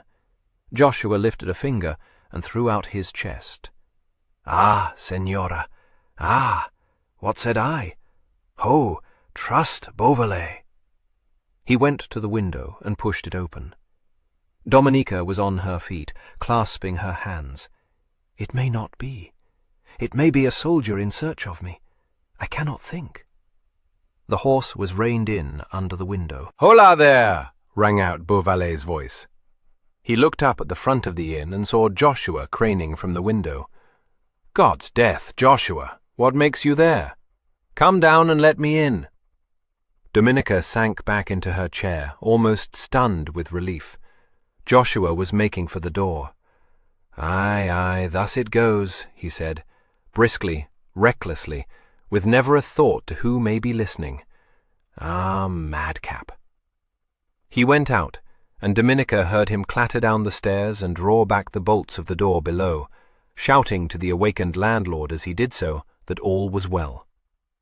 Then a light step sounded on the stairs, the door was opened, and the next instant Dominica was folded in Beauvallet's arms.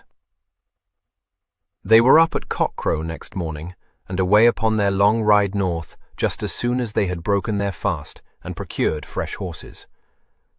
Dominica felt herself to be moving in a dream. Events had marched so swiftly that she was dazed by them. She awoke to hear Joshua scratching on her door, and for a moment imagined the previous day's wild work to be a figment of her fancy. But Joshua's voice, unmistakably his brisk voice, was bidding her rise up, and she knew herself to be living in no dream. Breakfast in the small parlour leading off the tap-room downstairs awaited her. She found Sir Nicholas there, neat as ever, and because she was suddenly shy and tongue-tied, she could only give him her little hand to kiss, and say in a voice that tried to hide her shyness, "Ah, Señor Nicholas, I see you have that clean ruff Joshua spoke of, so I suppose you did not leave your pack behind." He flung up a hand. "A God's name, let me hear no more of that pack," he said in comic dismay. "I have heard of little else from that tickle-brain behind you since my coming last night." She looked round at Joshua's disapproving face. Joshua pulled out a stool for her from under the table, but fixed a wintry look upon Sir Nicholas. "Aye, master, no doubt it is very well to talk in such careless wise, but I shall take leave to say that to throw away a new doublet of Murray taffeta and a pair of stocks broidered with gold quirks about the ankles, not to make mention of a set of silver aiglets and a pair of trunk-hose scarce worn, passeth the bounds of prodigality." "Peace, froth," said Sir Nicholas, and sat him down opposite to his lady at table. His eyes smiled at her across the covers. "It is in my mind, Lady Bird, that we have not sat at table together since you were aboard the Venture." The twinkle deepened. "Do you remember that you were loath to take wine from my hands?" He picked up the bottle at his elbow and regarded it with uplifted brows. "You might well be loath to take this from me," he remarked. "What is it, Joshua?" "Scarce potable, I allow," said Joshua gloomily. "A very vile drink, sir, but what would you?" Dominica's tongue became loosened. She must tell Sir Nicholas of the curious fancy that had come to her when Don Diego offered her wine of Alicante, and when that was done, she found she had left her shyness behind her. The horses were saddled and ready. As Dominica set her foot in Beauvallet's hand, she looked saucily at Joshua and said, "Now, Joshua, you shall see whether I can ride hard or no." She showed her mettle that day. She had done with fears and doubts. While she rode with Sir Nicholas at her side, there could be nothing to alarm her.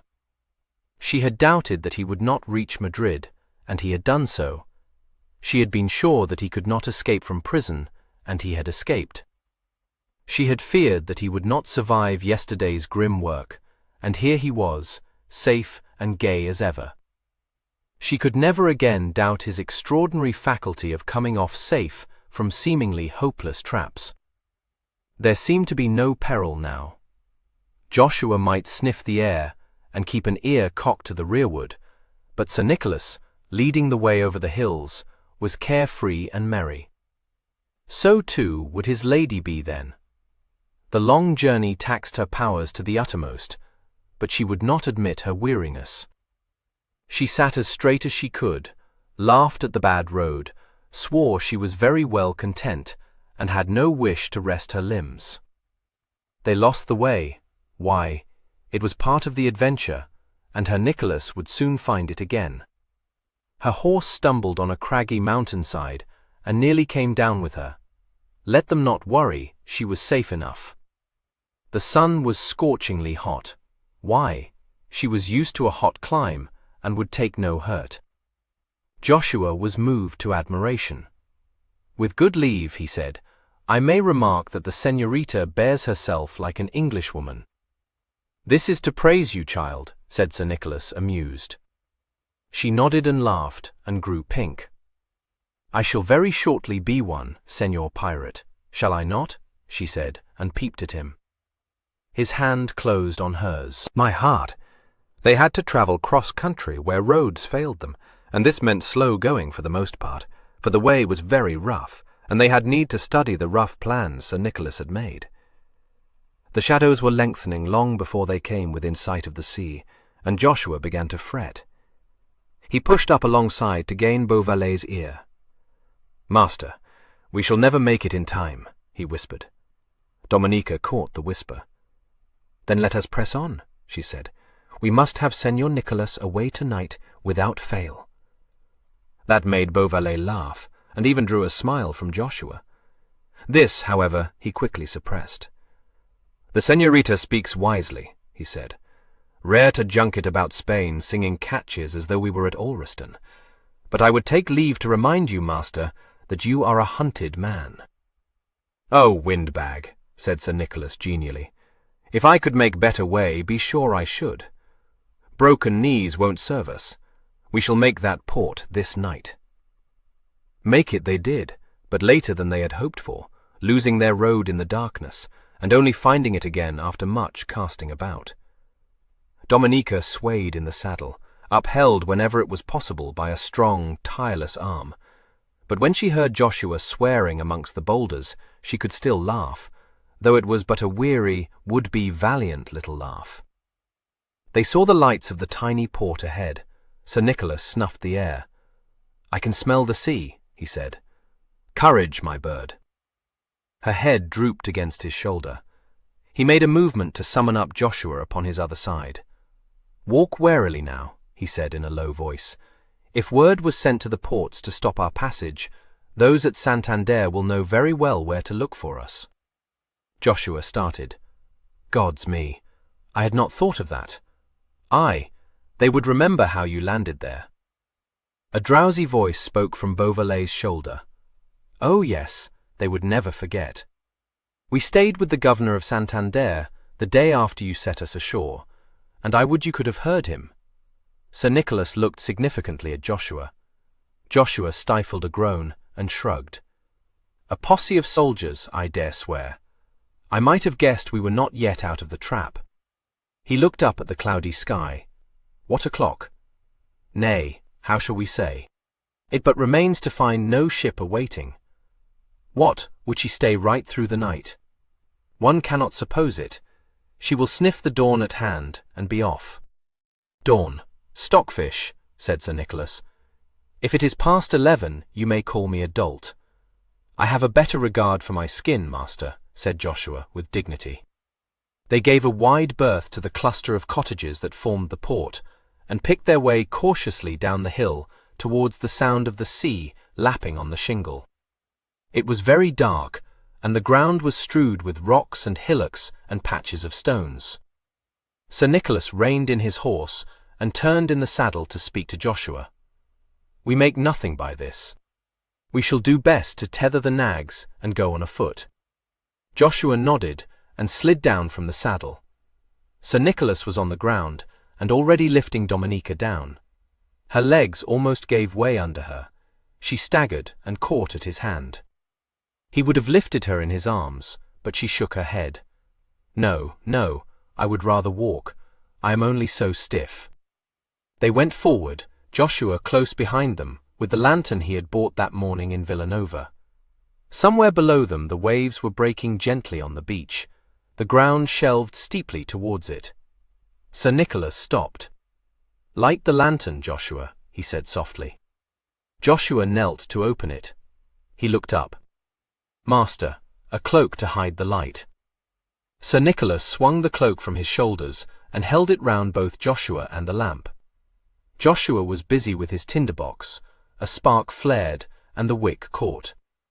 Dominica felt numb with fatigue still. She sank down on a convenient rock and watched Joshua tending his lamp under cover of the cloak. The wash of the sea sounded like a lullaby. She wondered whether, somewhere to the north in the velvety darkness, the Venture lurked. They seemed so alone in the world in this silence of the night that it hardly seemed possible. Down by the huts men might be stirring, but here on the shelving stony ground all was silent, hushed by the sea. Sir Nicholas looked keenly round, peering through the darkness. For as far as he could see there was no one abroad. Come what might, the signal must be given. He took the lamp from Joshua and held it high above his head. Then he dipped it quickly and cloaked it while a man might count 20. Again he showed it, and yet a third time. There was a pause. "O knaves, if ye be not there," muttered Joshua. "O Master Dangerfield, I do not trust you." Away to the north, out of the blackness, shone a pinpoint of light 3 times. The Venture had answered the signal. "Ha! True men," said Joshua in high fettle. "I would wager young Master Dangerfield against 100. His wrist was clamped hard. "Silence, man!" hissed Sir Nicholas, and threw up his head to listen. Joshua stiffened like a dog. To the west of them had come a shout, muffled by the wash of the sea. "God's death, they've posted a sentry on the lookout," muttered Sir Nicholas, and pulled his long dagger from its sheath. Joshua had his head under the cloak, blowing out the lantern. Heavy footsteps were approaching at a jog-trot. Sir Nicholas went forward into the night, noiseless and swift. A man loomed up out of the darkness with a levelled halberd. He was on to Beauvallet before he realized it, and went down with no more than a groan as the dagger struck home. "Ha! Neatly done," said Joshua, not above a whisper, and with complete satisfaction. He put up his own weapon, which he had snatched out as he ran after his master. But in the distance another cry sounded, as though a fellow soldier answered that first call. Sir Nicholas was back at Dominica's side, wiping his dagger. "More of them," he said grimly. "The governor of Santander has my compliments." He swept Dominica up into his arms. "Lie still, fondling," he said. "Naught to fear yet a while. Down to the beach, Joshua, and on your life, no sound." He was off into the darkness as he spoke. Joshua crept after, murmuring to himself, "Naught to fear, forsooth. Well a day, well a day. And we with the whole pack like to be on us at any minute now. The fiend seize these stones." They were halfway down the steep hillside, skirting rocks, slipping on loose stones. Above, on the higher ground, came the crack of an arquebus fired into the air. "Ha!" muttered Joshua. "That may be a signal to the rest of the pack, but I warrant it will bring our men on fast. I shall die in my bed yet. Courage, Joshua." He felt level sands under his feet, and quickened his steps to come up with Sir Nicholas, lost in the darkness. Behind, on the high ground, footsteps were running, and voices could be heard calling to one another. From the huts to the west came also a stir. Lights showed bobbing on the path above. The hunt was up. Dominica was set on her feet by the water's edge. Sir Nicholas wrenched his fretful sword from the scabbard, watching those moving lights as they came nearer, wobbling down the slope, outlining the forms of armed men. The soldiers were casting about now from the looks of it. In the glimmer of the few lanterns, Beauvallet could see them peering and searching with halberds levelled. There was but a handful of them, but enough to settle the account of 2 Englishmen, and from the huts, along the path upon the hill, more were coming to their assistance. Joshua had waded out into the water, striving to catch the sound of oars. He came back and touched Beauvallet's arm. "To the right, master, I think." Sir Nicholas took Dominica's hand and followed. The faint sound of oars grew more distinct. Others, beside themselves, had heard it. From farther up the beach came a shout of command, and a surge of some 4 or 5 men towards the water. "Row, ye devils, row!" groaned Joshua, fairly dancing with impatience. The soldiers were slipping and stumbling over the shingle. From the dark water came a lusty shout. They could hear Dangerfield's clear voice raised. "Pull, sluggards, pull!" Then the richer voice of the boatswain came to them, chanting in imitation of a waterman, "Heave and ho! Rum below!" It was a race now grimmer than any that had been, a race between the boat cleaving desperately through the water and the soldiers pelting down to cut off the fugitives. Joshua stayed peering out to sea to spy the boat, but Sir Nicholas had his back turned and waited, drawn sword in hand, to check the rush from the land. The splash of oars was close now. Another moment, and Joshua saw the boat come nosing shoreward. Behind him the foremost of the soldiers had run on his doom, and Sir Nicholas' sword was red. But now lusty seamen were wading ashore, jostling each other to be the first to reach land, and the air was rent by solid English oaths. The handful of soldiers on the beach drew back. They had courage enough, but lacked a leader, and it was plain that a sprinkling of soldiers could not hope to stand against this troop of bloodthirsty seamen. They fell back then, and sent up a mighty yell to warn their comrades that there was need of haste. But the party from the huts was not yet at hand, though it was coming with all possible speed to the rescue. "Ha, rogues!" shrieked Joshua. "In a good hour!" "Beauvallet and spare not!" sang out the boatswain, and reached the sands with a splash and a bound. "How fares your honour?"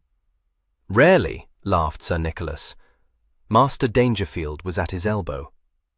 "My God, sir, you have made it," he cried, and grasped at Beauvallet's hand. There was a fight in the air, all around the murmur of it. "Ho, Spanish papishers!" a voice growled. "Now see what comes to those who chase our Nick." A second voice bawled out cheerfully, "Aye, have at 'em, lads!" And there was a surge forward up the beach. Sir Nicholas was only just in time to stop it. "Back, ye rogues!" The rush was checked, but there was dissatisfaction abroad. The Venture's crew had been spoiling for a fight all this past fortnight of weary waiting. The excuse was provided, the men were elated, and it was felt that those who had the temerity to harry the Venture's commander needed to be taught a lesson. "What, not one blow, sir?" said the boatswain reproachfully. Sir Nicholas was amongst his refractory crew. "Back, dogs! Man me that boat!" He beat them back with the flat of his sword. "By God, I will have you all in irons if you man me not that boat," he swore cheerfully. There was a chuckle, a concerted move seawards. Daggers were slid home in their sheaths. Somewhere near her, Dominica heard a rough voice say appreciatively, "Ho ho, the general's back amongst us. I'm for the boat." They manned the boat. They were disappointed at this tame ending, but it was held to be unhealthy for a man to go against the general's orders. His ungrateful behaviour upon being rescued by his faithful crew rather pleased them. Easy to see Mad Nick was himself still. There was a cheer raised. The bulk of the soldiers were pelting down the slope of the steep hill now. Sir Nicholas lifted Dominica high in his arms and waded out last of all to the boat. The crew became aware of the lady and let another cheer. Many hands were eager to receive her into the boat, foremost amongst them those of Master Hick, who had once had his face roundly slapped by her. She stood unsteadily, a hand on one fustian shoulder, the other lost in a great paw. Sir Nicholas climbed into the boat and waved farewell to Spain. "Give way," he commanded, and the long oars dipped in the water. Slowly they drew away, until the lanterns on the shore receded in the distance, and the last sounds from Spain died. Dominica crouched in the stern, stole her hand into Beauvallet's. His fingers closed over it. He looked down at her, and she caught the flash of his white teeth. Safe now, fondling. She nodded and sighed her content. Behind her, at the tiller, young Dangerfield spoke bashfully. "And a warm welcome for you aboard, señorita, be sure." She smiled at him, but was too tired to speak. The boat cleaved on through the dark water until the tall sides of the Venture reared up before it, and they heard excited voices and saw the light of a lantern dangled over the side. "Safe?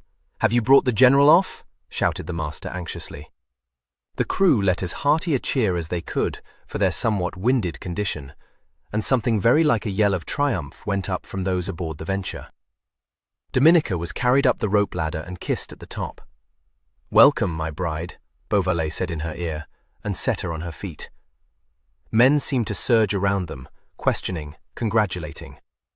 There was some display of thanksgiving, not unmixed with many a "said I not so?" apparently addressed to those who had doubted Sir Nicholas' ability to dupe all Spain.